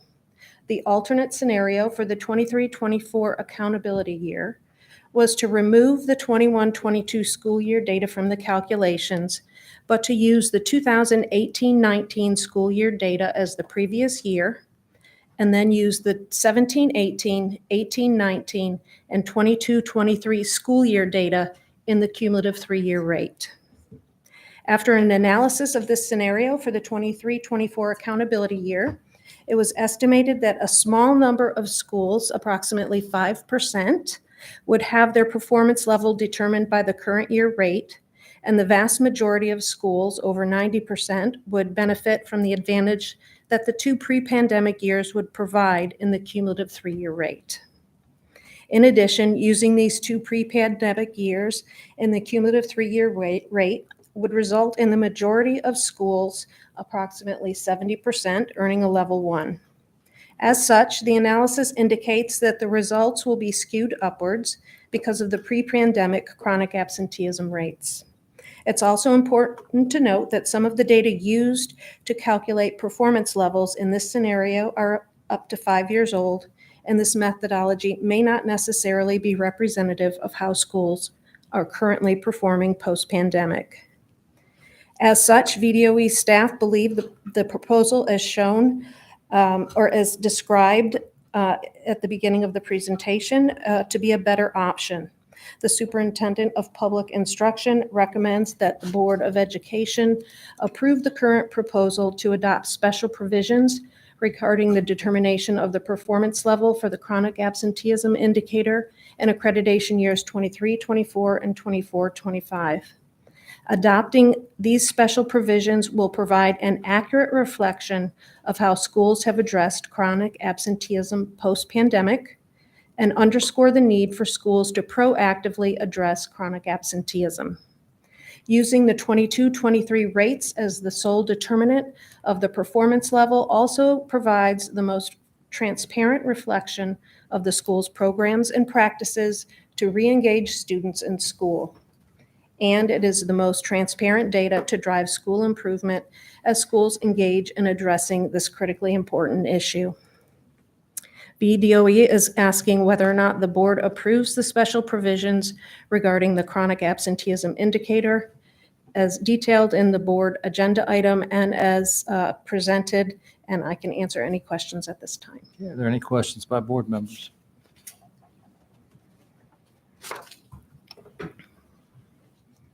See, there's a benefit to being this late. I know it. But thank you for providing the Yes. detailed information that you did as a follow-up to the discussion. I found it very helpful. Thank you.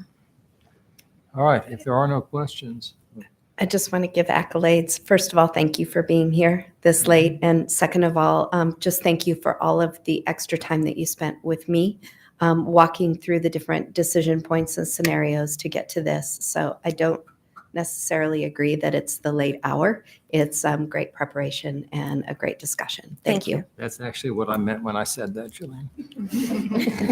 I'm not going to miss a chance. Okay, seeing no questions, is there a motion to adopt the superintendent's recommendation? So moved. Thank you, Dr. Siebert. Is there a second? Second. Thank you, Ms. Dutta. All those in favor signify by saying aye. Aye. Any opposed? Thank you both very much. Thank you. Okay, item M. First review of fast track action to update ABAC 20-490-30's length of school day requirement. Thank you, President Gecker, Vice President Dr. Mann, members of the board, Superintendent Balo. Good evening. Hope to keep this relatively short. This is, again, a fairly technical item, just in the sense of process. What we have here is in 2020, there was a law that was passed that required us to change the required minimum hours for kindergarten instructional time from the previous 540 up to 990. We put an action before this board in June of 2022 that was approved at that time as an exempt action. However, for various reasons, the certification from the Office of the Attorney General didn't come through in time. And as you might recall from our training at the regulatory training last October, if that isn't certified within 90 days of the effective date, we can no longer run it as exempt action. So we're simply representing it to you here as a fast track in hopes that you'll approve that and we can move forward with getting this regulation changed. Okay, are there any questions? Excellent preparation is what I've got to say, clearly. I'm fine with this. I think at some point, and at some point is not 6:20 on Thursday night, we should have a conversation just about like hours of instruction and so forth, and just I think there's a broader conversation to be had around that. Agree. But again, Absolutely. but not You? no. But at some point, I'd like to see the board have a conversation about just thinking more holistically about this and sort of where we are and what we can do. Okay, I don't see any questions. I appreciate the comment from Mr. Rotherham. Is there a motion to adopt the recommendation? Thank you, Dr. Mann. Thank you, Mr. Hanson. All those in favor signify by saying aye. Aye. Aye. Any opposed? That carries. Thanks very much. you. All right. Are we looking for a break or are we looking to move right into N? Move. Okay, item N. This could take a little while. N, discussion on considerations to revise cut scores on grades 3 to 8 math and reading standards of learning. Is you, Jillian, or is this? Dr. Ryder. Yep, I thought it was the superintendent on this one. Okay, I will get us started. I'm sorry, it is late. I'll blame that on me. Okay, so here, I do see my name on here, and I'll just get us started and then turn it over to you. So yesterday, the president and I made the decision to not do a formal presentation on the NAEP scores, although those are included in your board packet, specifically in yesterday's agenda. Just to save time, we didn't do that. I would encourage everyone on the board and in the public to go through that presentation, take a look at our NAEP scores if you haven't already, and perhaps click on some of the links to look at our state report from NAEP, as well as the NAEP release that the governor did, the event that the governor led on October 24th. That said, on October 24th, Governor Youngkin put forward 7 action items, and several of them included the Virginia Department of Education and the Virginia Board of Education, including asking the board to raise achievement expectations and cut scores in grades 3 through 8 reading and math standards of learning tests. Again, this is one of 7 items to address the downward trajectory that was exacerbated by school closures. You'll recall yesterday, if you did have a chance to look at the agenda item, and we had a little discussion on the dais yesterday about how Virginia saw the steepest declines in the nation in 4th grade reading and in 4th grade math from 2017 to 2022. We also saw downward trajectory that was exacerbated by school closures in both 8th grade reading and 8th grade math. We saw the same trends, although with different scores, on our SOLs as well as our PALS reading tests. And bottom line is that Virginia is in a crisis. Beginning to address the crisis by making sure that the data that Virginians receive is aligned is a good first step. And so we have asked, in response to the governor's request, we've asked Shelley and Sarah to make a presentation on our current cut scores, where we are, answer questions for information, and perhaps act on that. Thank you. Our understanding is, Mr. President, I just want to note, I don't want to muck up the process, but I just want to say, I'm not able to give this my full mental attention today. I'm going to do my very best, but I don't know about the rest of you. I am wiped out. And if this isn't an action item, I would just like to suggest the maximum extent possible, we put it off to a later date. I don't mean to, I'm not asking, I don't need a response to that, but if this isn't a vote, maybe other people have got more brain power left than I've got. So I just want to know. I think what may come out of this is a decision on the part of the board to ask the staff, ask the department through, Superintendent Balow, to take a look at the impact of raising scores. Basically more information and this is not a criticism of the presentation at all, but I think there may be a request that there be more information given with regard to, what we think the impact would be if we raise scores. At one point there was some discussion about raising them this year. I think that there's been some clear pushback to the idea of a move the goalpost mid-year kind of raise for the spring. But we do hear, from Southwest, for example, Matt Hurt writes a lot about the relationship between the expectations as evidenced by the cut scores and student achievement. And whether all the data is right or not, that's not my point. My point is that there is some data out there which suggests that there's a correlation, if not a causation, between the higher expectations and student outcomes. And so, I know it's late, and if this were an action item, honestly, I would put it off. But I do think, it would be fair to everybody to at least hear the underlying presentation. I don't think we're going to take a lot of action today. That's not the goal.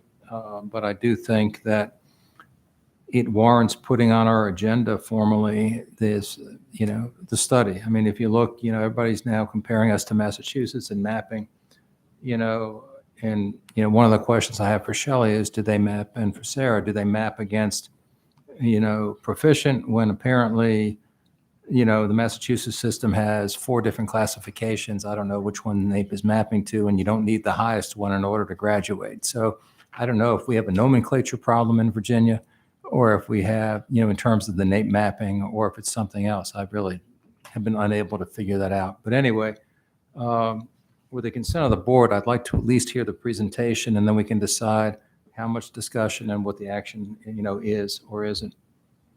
I'll do my best. Thank you. I'm sorry to interrupt you guys. Superintendent Balow, we understood that we were going to be directed to come back with a plan. Do you want us to go through all of the detail in this particular document? Can you give me some clarification? I thought the idea was that we were going to come back with a plan for what it would take to raise the cut scores. Do you want us to go through all the detail that's in this document? I think we actually had that discussion a little bit earlier, Okay. and I might depend on a little bit of your expertise, and I'll explain why very quickly. When you presented this information to me months ago, it's incredibly insightful to see how the board lands on the cut scores that they land on, and what is depicted in that. What I'm hoping for is some forward momentum in, number one, seeing the discrepancy between where our state scores are and the NAEP scores, and also seeing a glimpse of how this board determines cut scores. We don't need to go into lots of detail about Angoff versus Bookmark, unless, of course, that's of interest to anyone at 6:30 at night. But just really talking about how that's done with rationale that we want to continue to provide. Yeah, honestly, I'm not sure Angoff versus Bookmark is necessary, but I No, think. I'm kidding. No, but I do think, I'm about to say it, and sadly in some ways, because I've heard this before, that a discussion, if we're criticizing the cut scores, essentially, it would be good to understand how long we've been doing it and the way we've been doing it and what we believe we achieved by doing it through the Angoff or modified Angoff method. And I don't know if all 8 board members are experts in modified Angoff. Probably not, although I know you are at this Oh, point. gosh, no. Superintendent Baylor, I think if I go through the chart, that might be most helpful. And is it possible to pull up the board items so that we can look at the chart together? Yes, I can't do that, but I'll bet someone could. Let me get the board up. See if you can do it. All right, so just if you will look at your board item, there is a chart. Board item. I have it linked in there. Yeah. I don't see it. It's got a lot of charts. What I see Yeah, it has didn't have a lot of link. Okay, so if you will go to the chart that says summary and background information on proposed cut scores for grades 3 through 8 math tests based on the 2016 standards of learning. Got it. Okay. All right, so first of all, just nomenclature. When we name a test, we name it based on the date that the standards it's based on were adopted. So while these tests were given for the first time in 2019, they're called the Math Test 2016 because that was the date that this board adopted the mathematics standards. So I think as most of you know, when we adopt cut scores, what we do first is we have been convening committees of educators. So it's committees of educators who are familiar with the content of the particular test. So for example, if we're setting cut scores on grade 3 mathematics, in the past we would have had teachers who taught the grade 3 math standards and perhaps some curriculum specialists from the school division. I won't go through all of Angoff. I think we did include a description of it in your board packet if you're interested. But essentially, the committee members go through what are called the performance level descriptors. Those performance level descriptors are based on the standards of learning, and they describe what the student needs to know and be able to do to be proficient or advanced. They then look at those more closely for what a student would need to be able to do to be just over the threshold to be proficient. And the importance of all of that is it provides sort of a consensus discussion of what a barely proficient student will look like. Then those committee members review every item on the test. And thinking about that student who's just over the threshold for proficient, they make a judgment about whether that student would get that item correct most of the time. So if you look at the chart, you'll see that the information from that standard setting committee is represented under standard setting summary and then the standard setting committee recommendation. Does everybody see that? If we'll use grade 4 as Shelley, an example. let me just interrupt for a second. When you say proficient here, what we mean in Virginia is basically ready to move on to the next level, as So in opposed to nine- NAEP proficiency, which is, one of the problems we have is terminology. Right. And so could you describe what we understand proficiency to be? So in 1998, the board adopted a policy description of proficient that is satisfactory performance on the standards. And that has been interpreted to mean that the student is ready to, knows that grade level content. And these performance level descriptors describe in more detail what the student needs to know. So you are correct that our current definition of proficiency is somewhat different than NAEP. Okay, so if we just use grade 4 as an example, we'll see that the standard setting committee recommended 20 out of 50 items to be proficient. Everybody okay with me so far? Okay. And then the next thing that happens with the educator committees is there's an articulation committee. This is a committee that is composed of several members from each of the individual standard setting committees. So it might be three members from grade 3, 3 from grade 4, and so on. And they look at the scores across the test to make sure that they are consistent, and if there are differences in the pass rates or the estimated pass rates, that there's a content explanation. That articulation group sees estimated impact data. And by that I mean there is a estimate of what percentage of students would be proficient, what percentage of students would fall into advanced if a particular cut score were adopted. So you'll see for grade 4, that for proficient, the articulation committee raised the recommendation of the standard setting committee to 25. So the standard setting committee had 20, articulation had 25. And then on the very right-hand side, you see the superintendent's recommendation. And you'll notice in this particular case, the superintendent at the time bumped the cut scores up again to 27. Now I'm going to go back to the left-hand side of the chart because this background information is really important. So the first column says pass proficient cut score for the previous math test. So that means what was the cut score on the test prior to this one? So it would have been the mathematics test based on the 2009 standards, was the one that we set cut scores on in 2012.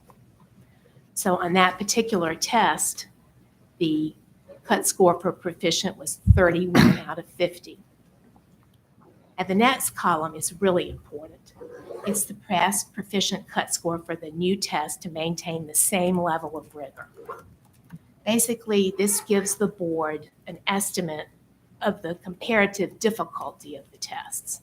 So if we're looking at grade 4, we'll see that the cut score on the previous test was 31 out of 50. But the cut score to maintain the same level of rigor was 29 out of 50. It seems counterintuitive, but because that estimated cut score is lower, this is actually a more difficult test. So the grade 4 test in measuring the 2016 standards was slightly more difficult than the test that measured the 2009 standards. And so that's why that estimated cut score to maintain the same level of rigor is a bit lower. And Shelley, would it be fair to say that the board has set cut scores for each test only once as those tests are developed? That is true in almost all cases. And I'm sorry, every time I come up here, I have to tell you all some history, but there was one situation. No, it's important. This is an important discussion, and I think people need to understand that, when people say, for example, the board lowered cut scores, well, we have never taken, at least not in my tenure, a test and said, cut score was 30, we're going to now make it 29 for next year. It's always been test to test, new tests. And so you are correct that typically the board has only adopted new cut scores when there is a new test. And that means a new set of standards has been adopted, and then about 3 years later, we have a new test. I think the confusion about lowering the cut scores has been when that estimated cut score to maintain the same level of rigor has been higher than what the board recommended. That's right. I think that's where there has been the discussion of lowering of cut scores. Right, although it would be more accurate to say we changed the level of rigor needed to be pass proficient as opposed to lower the cut scores. Correct. So may I ask so I have two questions on that. One is, on grade 4, like the sort of chart that everyone's looking at that show grade 4 standards across the states, and Virginia's were all the way at the lowest. Is that because we've stayed the same and other states have been raising theirs? Is that why we've kind of moved to that end of the chart? Or like what? Okay, and you're referring to the NAEP mapping study. Exactly, yes. Okay. Yeah, that's different. Sorry. And we're getting into some really complex discussions now. So I mean, I can, Well, that's what Ms. Holton asked for. Is it okay to put, is it okay to put that off until you finish this part of the discussion? Sure. Is And that I'll okay? ask Just for the flow? I'll ask two questions. I'm happy to put off that one. And then also, how does not lowering cut scores is one thing. Then you've also got this whole issue of accreditation. So if you change what it means to be accredited, it doesn't affect the cut scores, but it does sort of have a ripple effect. I'd love to hear you just talk about how we think about that. Impact on the kids too. Yeah. all right. So that's just a description of the information you get, and you get that same information, the background information, and then also the information about the various committees who reviewed the test. In the past, this board has not looked. I'm so sorry. So again, looking at these, just so I understand before you move on, you're saying that the standard setting summary, the recommendation was 27 out of 50, right? Yes. And then the background information, 29 out of 50 was the new test. So that is the estimated cut score if we wanted to maintain the same level of rigor on the new test as we did on the old. So if you wanted to maintain the same expectations on the 2016 test as were present on the 2009 test, we would have adopted 29 out of 50. But we adopted 27 out of 50? In this particular case, the Okay. superintendent's recommendation was 27 out of 50, and that is what was adopted. Got it. Okay. Thank We you. have had one situation with reading and where the superintendent, but where the board chose to adopt the articulation committee's recommendation, not the superintendent's recommendation. But for this particular chart we're looking at now, the board did adopt the 27 out of 50. There were two instances in reading, we deviated, I think, from Superintendent Lane's recommendations, and I think that was it. Right. Adopted a more rigorous cut score? No, actually, we adopted the articulation committee, which at that time was, I think one below where he was on each of them. It's tough to remember all of it, Andy, but I'm pretty sure that's right. And I am sorry this is so complicated. It just is. And it's on page 6. Page 6. Okay, I was looking at page 3.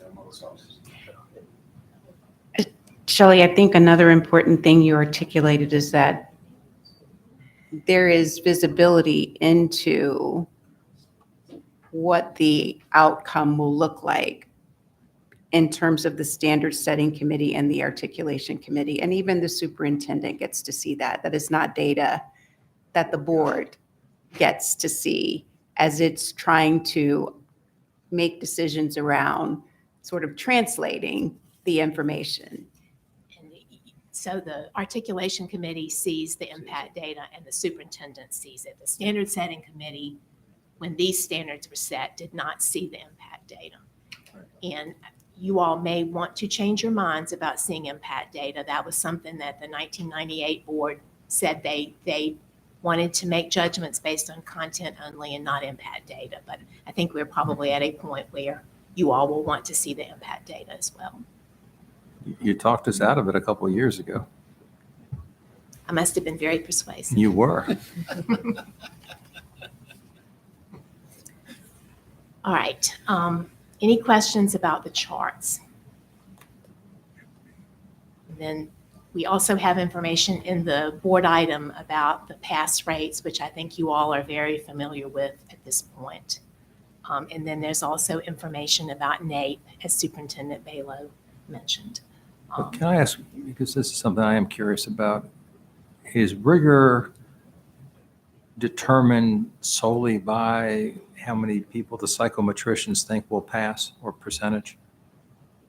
In other words, when we say of equal rigor, is that just means a constant pass percentage?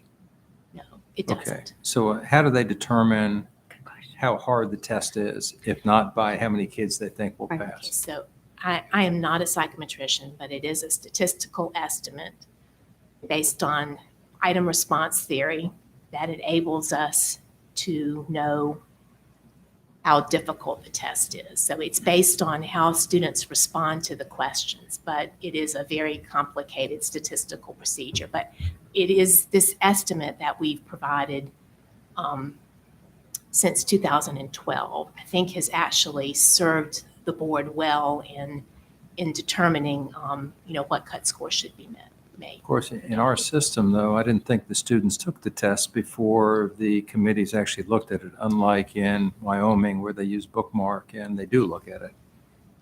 But all of the items have been field tested, so they are item statistics. that Okay, go so they along. use the student field test data.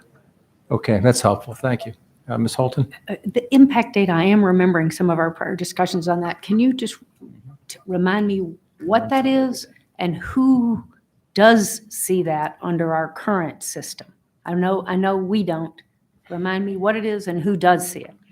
So the impact data is an estimate of how many students will fall into each of the performance levels. So it's a prediction of what the pass rates will be, Yeah. basically. Yeah, well, and so what percentage of kids will be below basic, what percentage basic, proficient, and advanced? And who, so somebody, we do that every time we adjust the test, somebody runs that simulation essentially.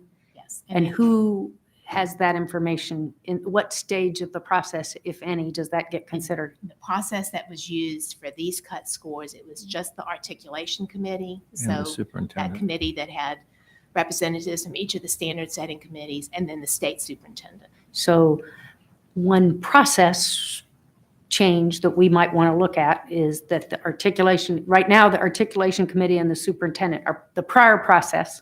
The superintendent and the articulation committee see that data. A process change we might look at, but that would still preserve this, I think, longstanding process would be to add that impact data into the board's considerations. So we would know if we're making a cut score change, are we suddenly declaring everybody passing, or whether we're predicting a major shift up or down in pass rates. Thank you. And we certainly are in a different environment now. The 1998 board, I think, was concerned that they didn't want to make a decision based just on what percentage of students would pass. But we are 20 plus years past the beginning of the program now. Mhm. It was interesting to hear the difference in the bookmark field test approach to trying to understand what students know, linked to standards, I would assume, and the Angoff method, which really does, I'm looking at the distinction between the standard setting committee, which you articulated as, these are educators with subject matter expertise. And you see that, it would be interesting to know to what extent in the earlier grades there is more distance between the items that end up being included, or that the committee believes that a proficient student should be able to address. It is quite a difference. I'm looking at the third grade, 16 out of 40 versus 21 out of 40, right? Just the variability in what feels like, and I know you've described to us the Angoff method many times and the level of precision that goes into trying to ensure that there is some measure of reasonableness associated with which items end up making sense to keep. I may not be explaining this exactly right, but that subjective piece of this is just interesting to think about in the content expert sort of perspective of coming up with the score versus how the articulation committee lands as they actually see what the impact of those judgments are as a result of that analysis. I think that's what I'm trying to get at, just trying to appreciate how that maybe is a correction method for something on the field test basis that seems a little bit less subjective, but Well, and if the articulation committee sees a difference in the pass rates, then they're asked, is there something in those performance level descriptors that describes what a student has to do to be proficient? Is there something that's different in grade 4 and grade 5 that would explain that difference? So we always bring it back to the content. This is very helpful. So for past proficient, this is almost like 55% knowledge, content knowledge is enough to pass a student? Remember that we have to take into account the difficulty of the items. So, I mean, we could give you a 10-item test that was really easy, or we could give you a 10-item test that was really difficult. So it is dependent on the difficulty of the items, and that's why the teachers or the committee members review each test item independently. So this doesn't take into account the weightage of, but just the number of questions? Yes, in this example, it would be 27 out of 50 items that the standard setting committees reviewed, that particular set of items. So which you were talking about, reading or math? I'm sorry, I was still on math. Okay, still yeah, on math. that's fine. If you're still on math, you're still on page 3, right? Page 4. Page 3, grade 4. Right, okay. Sarah, it is getting late. Right, so so it's not weighted. No, it's just the number of items correct out of the total number of items. The 54% of items correctly answered. Those particular items. So how would you then effectively compare from either from year to year or from test to test if there are different weightages? So again, it's where we rely on our psychometricians. Again, their statistical methods for, it's called equating, to make sure that we're expecting the same level of proficiency from students from year to year. And the same number of, say, above harder questions are given out each year, and the same number of below average. And if the difficulty of the items shifts slightly, then the number of items needed to be proficient is adjusted as well.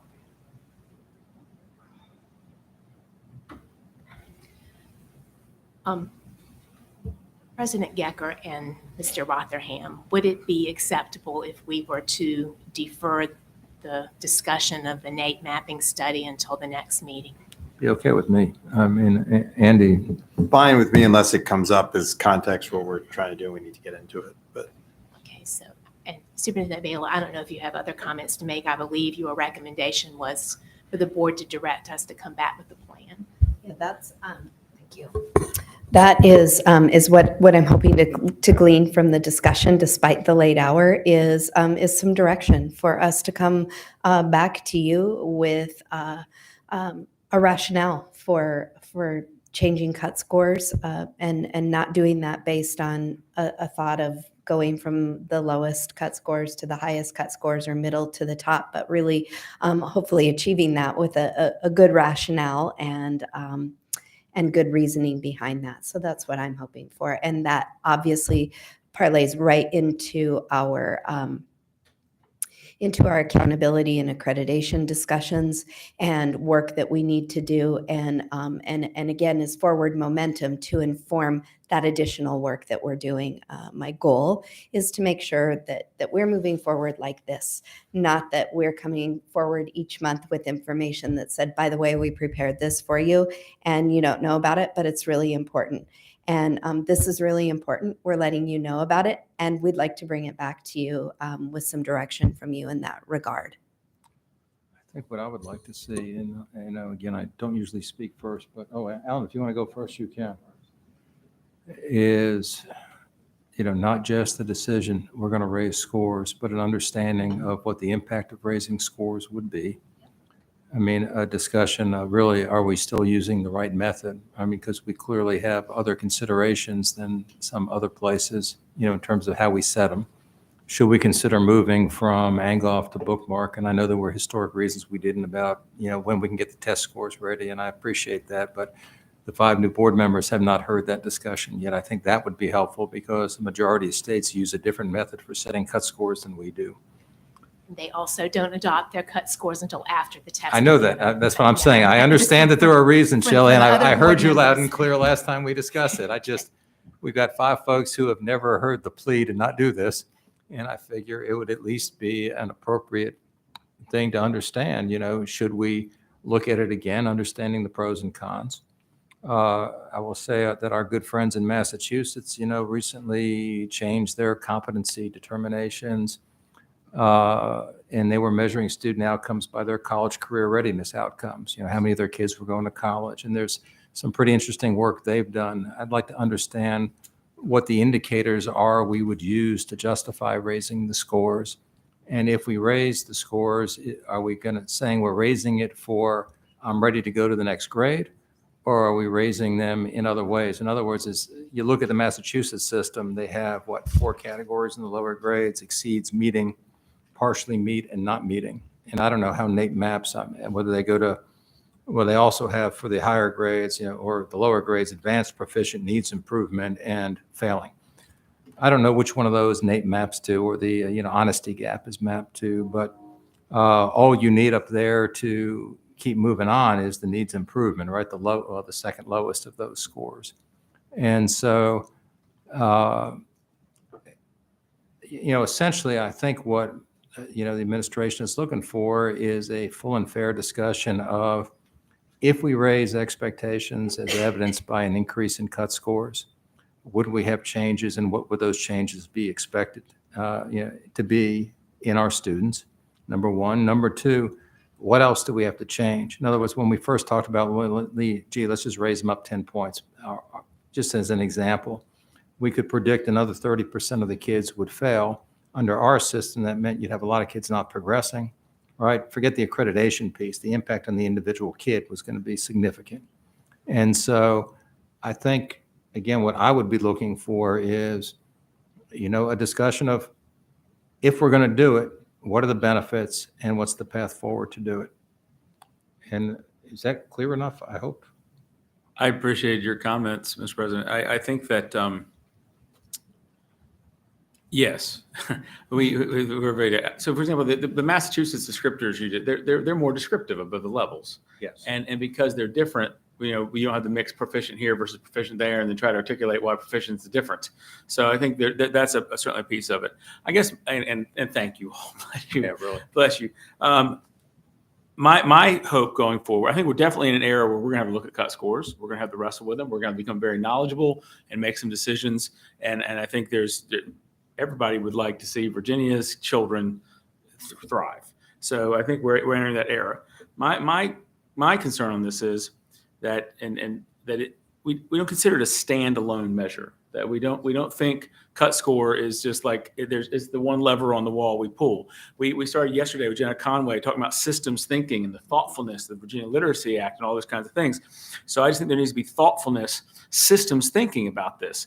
And that systems thinking absolutely needs to think about the cut score, but it also needs to think about not just and the impact and all those kinds of things, but how does it fit into our system? We're starting this big conversation about accountability and separate accreditation. I think all these things start to fit in. The other piece that I'm broken record on is, at some point in time we need to think about the tests.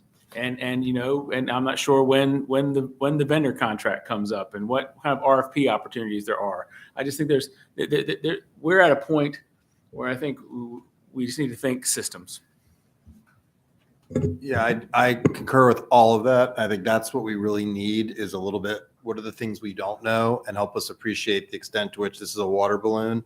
And so you push on it one, it pushes out somewhere else. And we need, coming into a conversation we're about to have on accountability and accreditation too, we just have to have a clear field of view so we can make good decisions. And I think like you've forgotten more about this stuff than we know. And so we just need that, we need that down on paper, right? To help us. And I would include in all of that, just also the history would be, so you've got some of that's in the agenda items, make sure we have that. And same thing with just the history of accreditation, just to help us understand how do we get to where we are And then so we can, like, I just think that's important, just to appreciate sort of the continuity and so forth. And then again, help us think about the impact of all this would be extremely valuable. I think the next step in moving forward on doing something about this, we need to learn.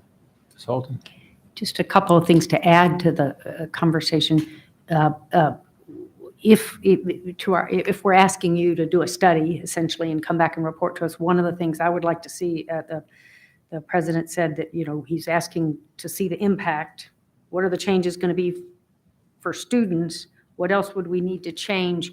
I would like to include what would the impact be on school level accreditation, and especially under the current accreditation system, assuming that there may or may not be changes to that. And if there are other alternatives that are out there, it would be helpful to see it under those as well. And then the second thing I would like to see added is research on whether having higher expectations, i.e. higher cut scores, impacts student success. And is that, looking at states that have adopted higher cut scores, all other things being equal, is there any research on what the impact of that is?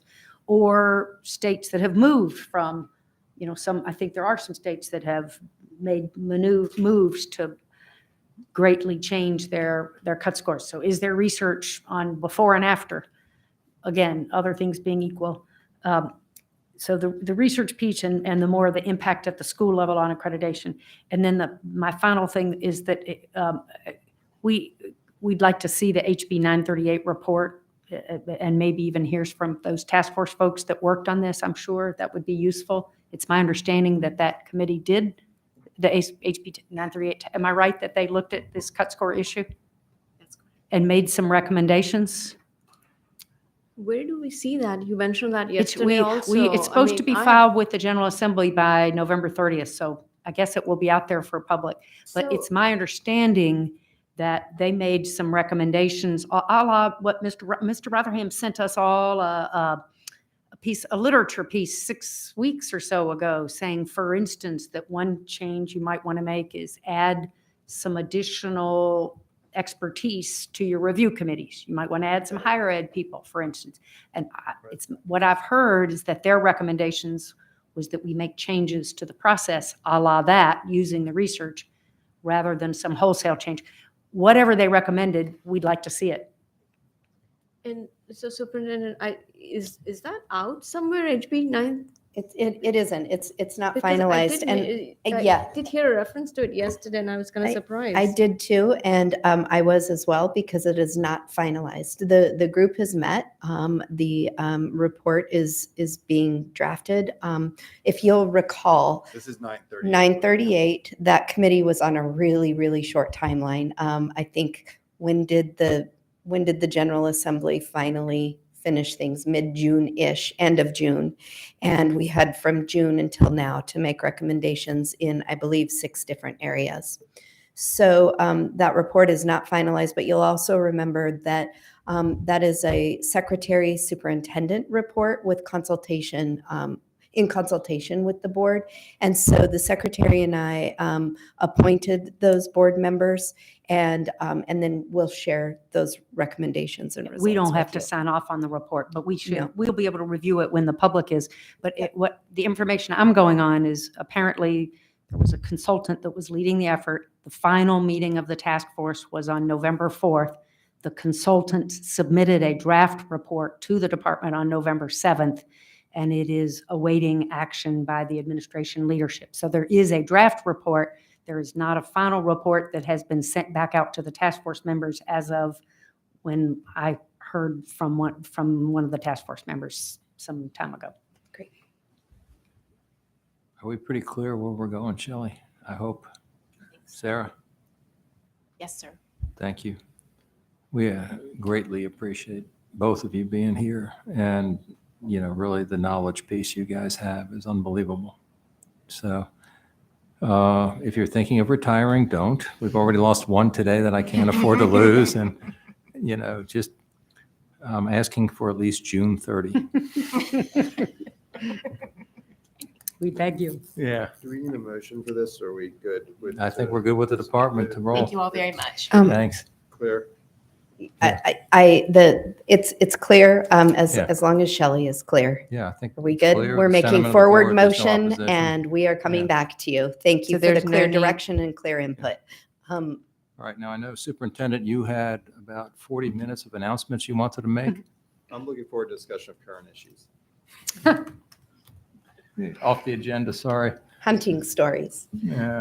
Okay, you know what, I won't go through my update, but I do want to share that this week, the department awarded 3 planning grants for lab schools, and we sent out those letters. I am a little bit reluctant to say who they are because I am not sure that's public yet, but it's really, really exciting to first of all, receive applications. We have more to review, more that are in the queue, and we also have an additional application that skips the planning grant phase and goes straight to a lab school. And so it's very exciting to see that come to fruition and have the structures in place to review the applications and go forward. So I did want to share that bit of good news.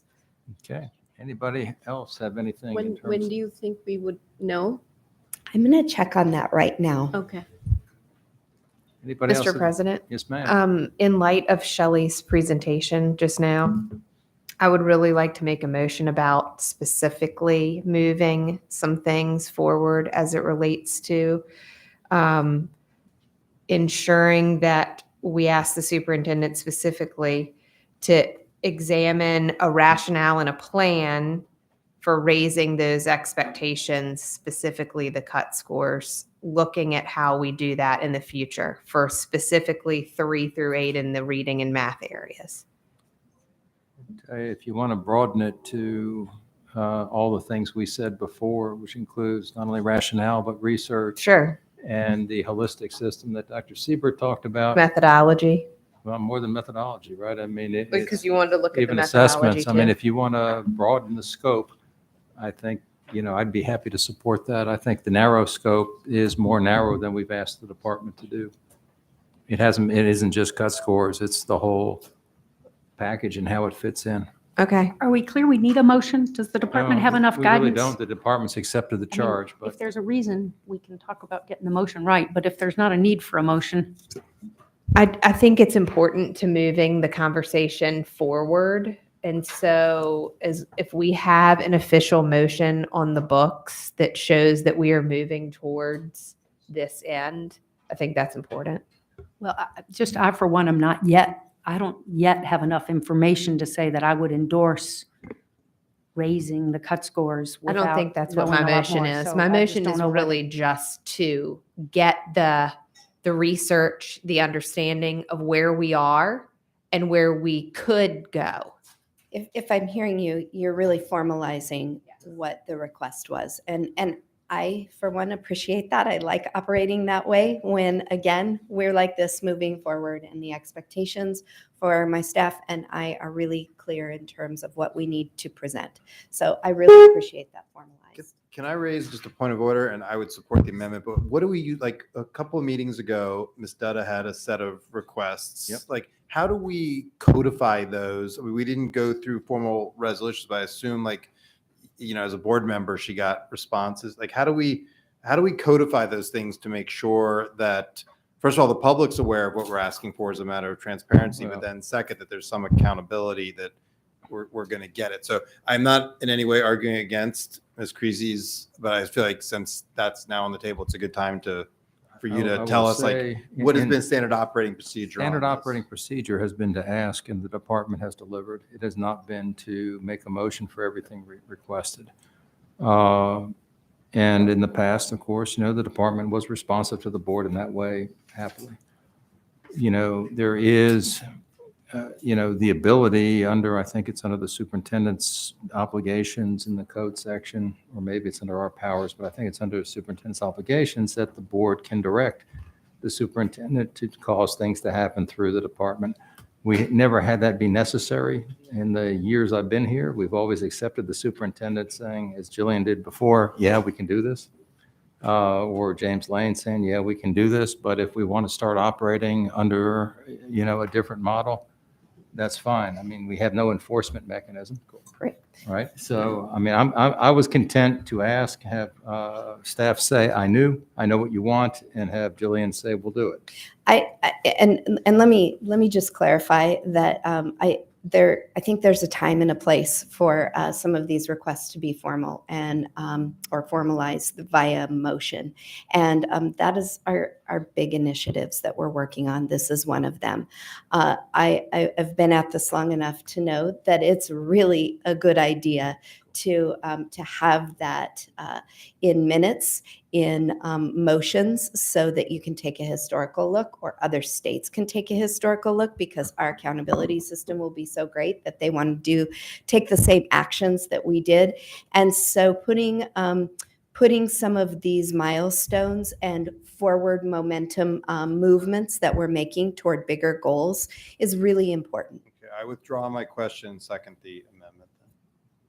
I would also just say that part of the reason for that is that there was some consternation about questions about the decoupling of the document, the curriculum frameworks. Back, we were discussing the history SOLs several months ago, and there was no understanding, and I couldn't find anything back in the minutes about that discussion.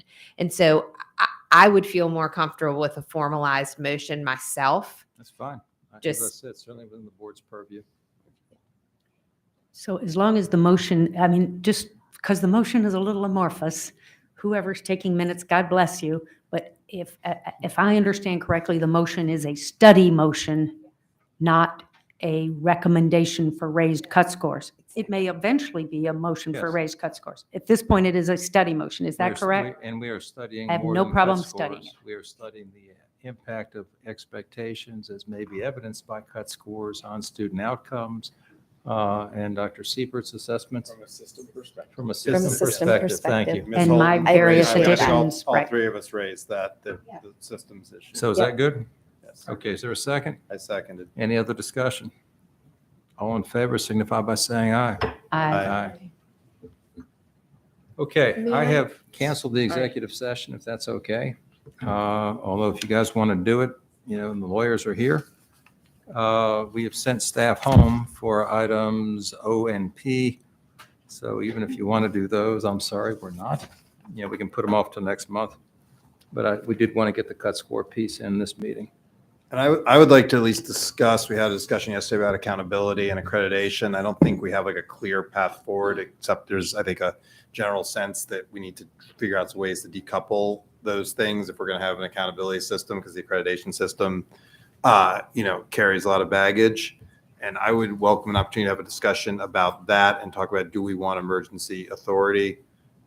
In part because we may not be meeting again for a little while, to start to be able to direct the staff to help us start to figure out what some of our options are there and what things look like. Well, as we talked about yesterday, I don't believe we ask for emergency authority till we know what we're doing. Because part of the requirement is we need not only to say what we want, but the rationale for what we want. And if we don't know what we're doing, we have no rationale. And so, nor does not asking for it now hold anything up in the timeline. Because as soon as the governor signs the request, we're done, right? It's done. So from my perspective, I thought where we were. Can we get some clarification on that? Because I think that as I understand, and as it was in my former state, once the letter is signed, there's not a clock that ticks until the regs are. That's exactly right. However, by the same token, if we took on first review next month or the next meeting, the proposal, we could issue the letter at that point. The governor could sign it that day, and the regs would go into effect in the same time frame as if we asked for it today. The only difference being we would actually be asking for something that we know what we're asking for, instead of amorphously saying we have an emergency, but we have no idea what we want to do about it. Well, I think we want to examine accreditation accountability. I think we can get to it narrow enough. I don't think We are. I thought that's where we concluded yesterday, that they were going to look at the 9 principles from Florida and, see what was the fit for Virginia. So I thought we were moving that forward, but Yeah. again, we didn't do I this did. motion approach. I know everyone's tired, but I think this is why we have to talk about it, because I was not, like, Florida's great, but I thought we were going to look at this more broadly in terms of what do we need by way of accreditation, that we were not hitching And ourselves. I wasn't trying to limit it to Florida. I was just saying, in terms of them looking at principles and bringing back what tools Virginia had in those principles. Look, I think that that a letter and permission from this governor, first of all, is a preference that I have, and one that's shared by the administration, the secretary's office, and it signals to all of Virginia that we're really serious about making sure that we examine and move forward intensely, and so even though we would not use it, obviously, until regs are approved by this board, having it approved and moving down that track, maybe we move so quickly or something changes and we tear it up. I don't think that will happen, but to have that in play, I think is really important. Or I shouldn't say in play, but have it in our pocket is a preference that I have as we move forward. I have no idea what are we talking about an A through F grading system? Are we talking about a starred system, a weighted index, or something completely different? What are the impact on student success, et cetera? Until we have some idea what the department is proposing, I just don't see, I mean, I want to know, how is this going to help students, number one, and number two, as part of that, how is it going to address our teacher shortage crisis? Right now, everything I've heard be on the table, unless there is also a budget proposal, a significant budget proposal, runs the serious risk of making things worse for our neediest students, because we're going to drive teachers even further away from those high need schools. And so I just don't think this is ripe for prime time. I don't get it. There's no it there I yet. think what we're asking for is authority, emergency rulemaking authority. I would not be comfortable asking for any particular accountability system right now or anything like that. Right. But I do think when you look at the totality of this, I do think we have, under the broad definition of the way we think about emergencies, I think it meets that. I would like to have the flexibility. I do want to be absolutely crystal clear that the work on this needs to be thorough, high quality, and we will need to stop if we run into any concerns around that. There's like an enormous capacity lift here. And so this is not in any way a green light, and this is not, we're going to go fast and break things, quite the opposite. And so I just want to be, given some of the capacity challenges we've experienced, I just want to be absolutely crystal clear that, like, I think we would set back the efforts to improve accountability and also make life more difficult for educators for no reason if we're not very careful. And so, like, I'm not saying this is now we put the foot on the gas and we don't stop, but I think having that flexibility would be We have the extremely important. flexibility now, right, to draft. And if we believe we have an emergency, once we know which direction we're going, we can write a letter to the governor and say, here's what we want and here's why it's an emergency. And here's the proposed solution. It does not change the time frame of implementation at all. It's a question to me of cart before the horse. And, I just don't think we write letters that don't know what we want to do. Is that I'm sorry, you go. I was just wondering that, yeah, I do appreciate, the talk about flexibility, and we know that something has to be done. I mean, something does need to, the transparency, accountability factors do need to change. And I was just wondering if something that can be developed, we know, I don't think we're defining a process, but I would like to be able to move things in parallel so that. And as I said, as soon as we have even the first draft of a proposal, you have more than enough time to get it approved by the governor. But that's moving in series, not parallel. No, it's actually moving in Electricity. parallel, because right now you want to say, we're going to do an emergency request before we have a single document drafted. What I am saying is, the day you have first review, we can do that, and then we come back to final review, and it can be implemented at the same time because the governor will sign the letter. That's a parallel process.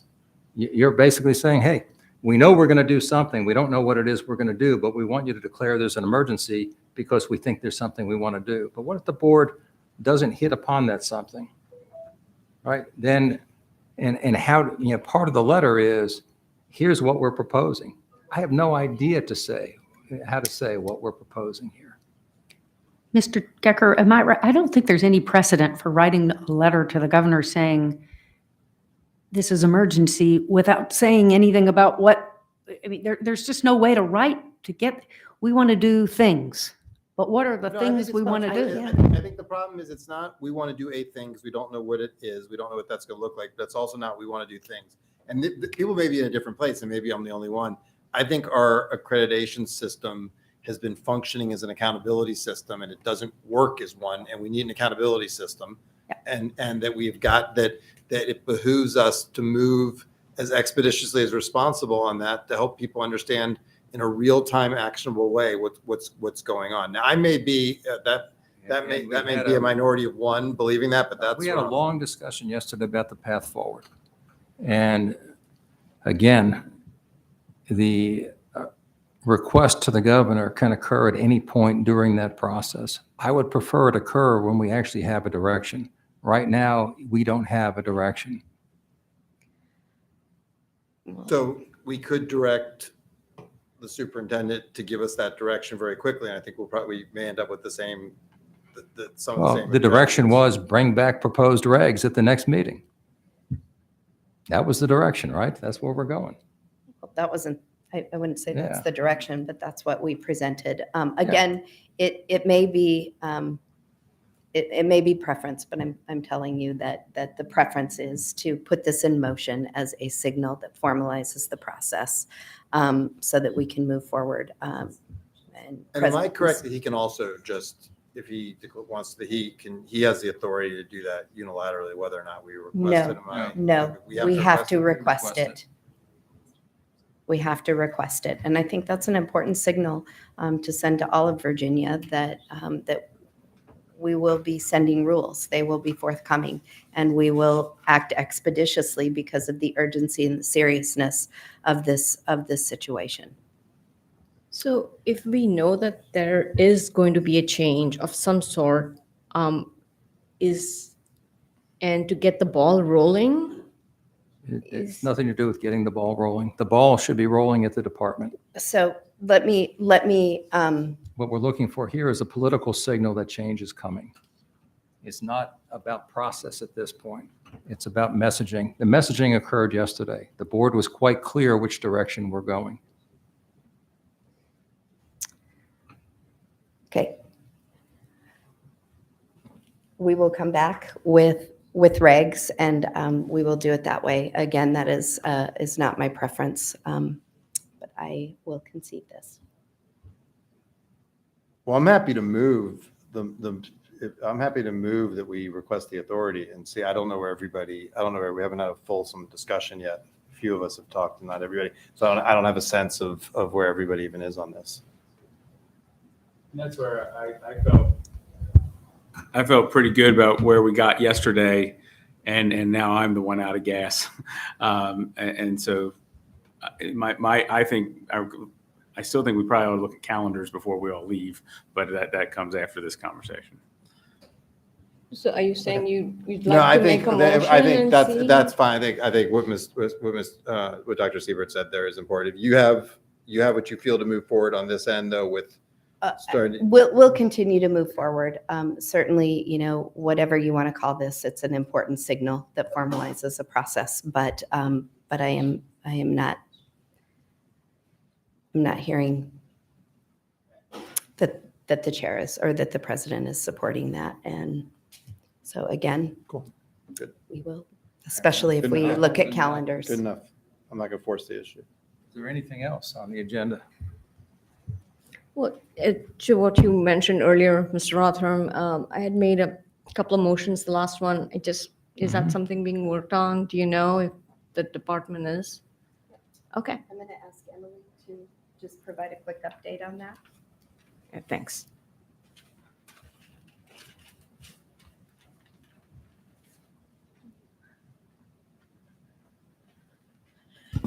Good evening. We do have several reports and follow-ups to the motions that were passed by several of you last month. So those have been drafted and they're currently under review. And as soon as they are ready to go, they will be sent out to you, which hopefully will be very soon.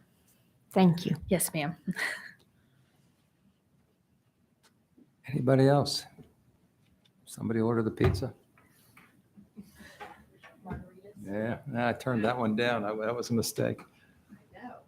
It really was. Okay. The other items we're going to move to next month. Deb, will you be prepared next month or the next meeting for the executive session on that one issue? Hmm?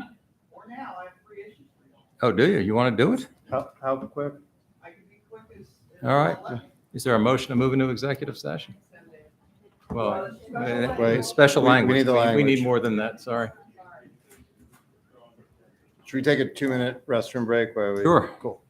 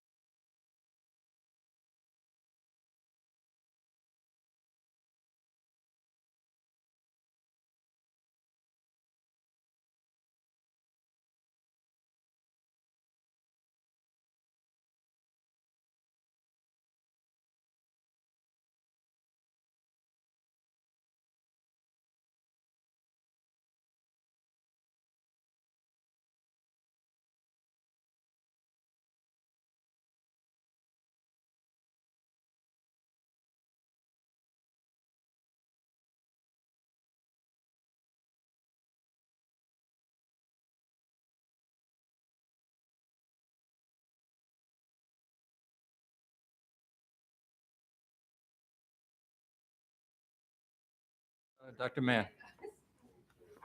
I'm just, I move pursuant to Virginia Code 2.2-3711, 7, and 8, the Virginia Board of Education convene in a closed meeting for the purpose of consultation with legal counsel and briefings by staff members or consultants pertaining to actual or probable litigation where such consultation or briefing in open meeting would adversely affect the negotiating or litigating posture of the public body as detailed below.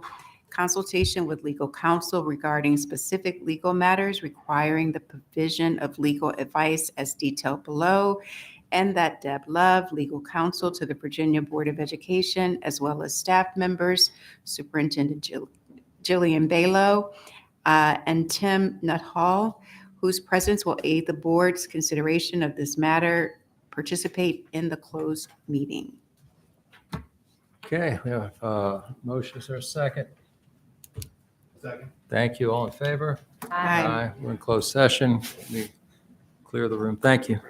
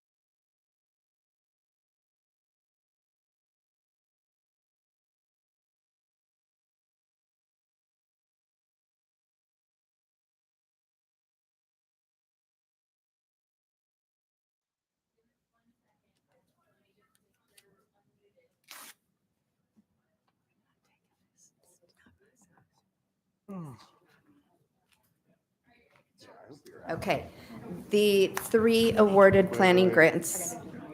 Oh, sorry. I do the motion. Okay, And then good. you can send your email. Please, 6 words. No, I know. Okay. We convene today in closed meeting pursuant to a recorded vote on the motion above and in accordance with the Freedom of Information Act, Section 2.2-3712 of the Code of Virginia requires that the board certify that, to the best of each member's knowledge, 1, only public business matters lawfully exempt from open meeting requirements under this chapter, and 2, only such public business matters as were identified in the motion by which the closed meeting was convened were heard, discussed, or considered. Any member who believes there was a departure from these requirements shall so state prior to the vote, indicating the substance of the departure that in his or her judgment has taken place. The statement of the departure will be recorded in the minutes. Thank you. We'll take the vote by roll call for the certification. Ms. Creasy? Ms. Holton? Aye. Dr. Siebert? Aye. Dr. Mann? Aye. Mr. Hanson? Aye. Ms. Dutta? Aye. Mr. Rotherham? Aye. And chair votes aye. Okay. Superintendent, 6 words. I have permission to share the awardees for the planning grants. It is Mary Washington, Mountain Gateway, and George Mason. Perfect. Any other business? Actually, I'm going to look over here because I'm afraid Andy will say yes. A process question. You've broken. All right. We are adjourned. Thank you all very much. Yeah, Be careful. safe travel.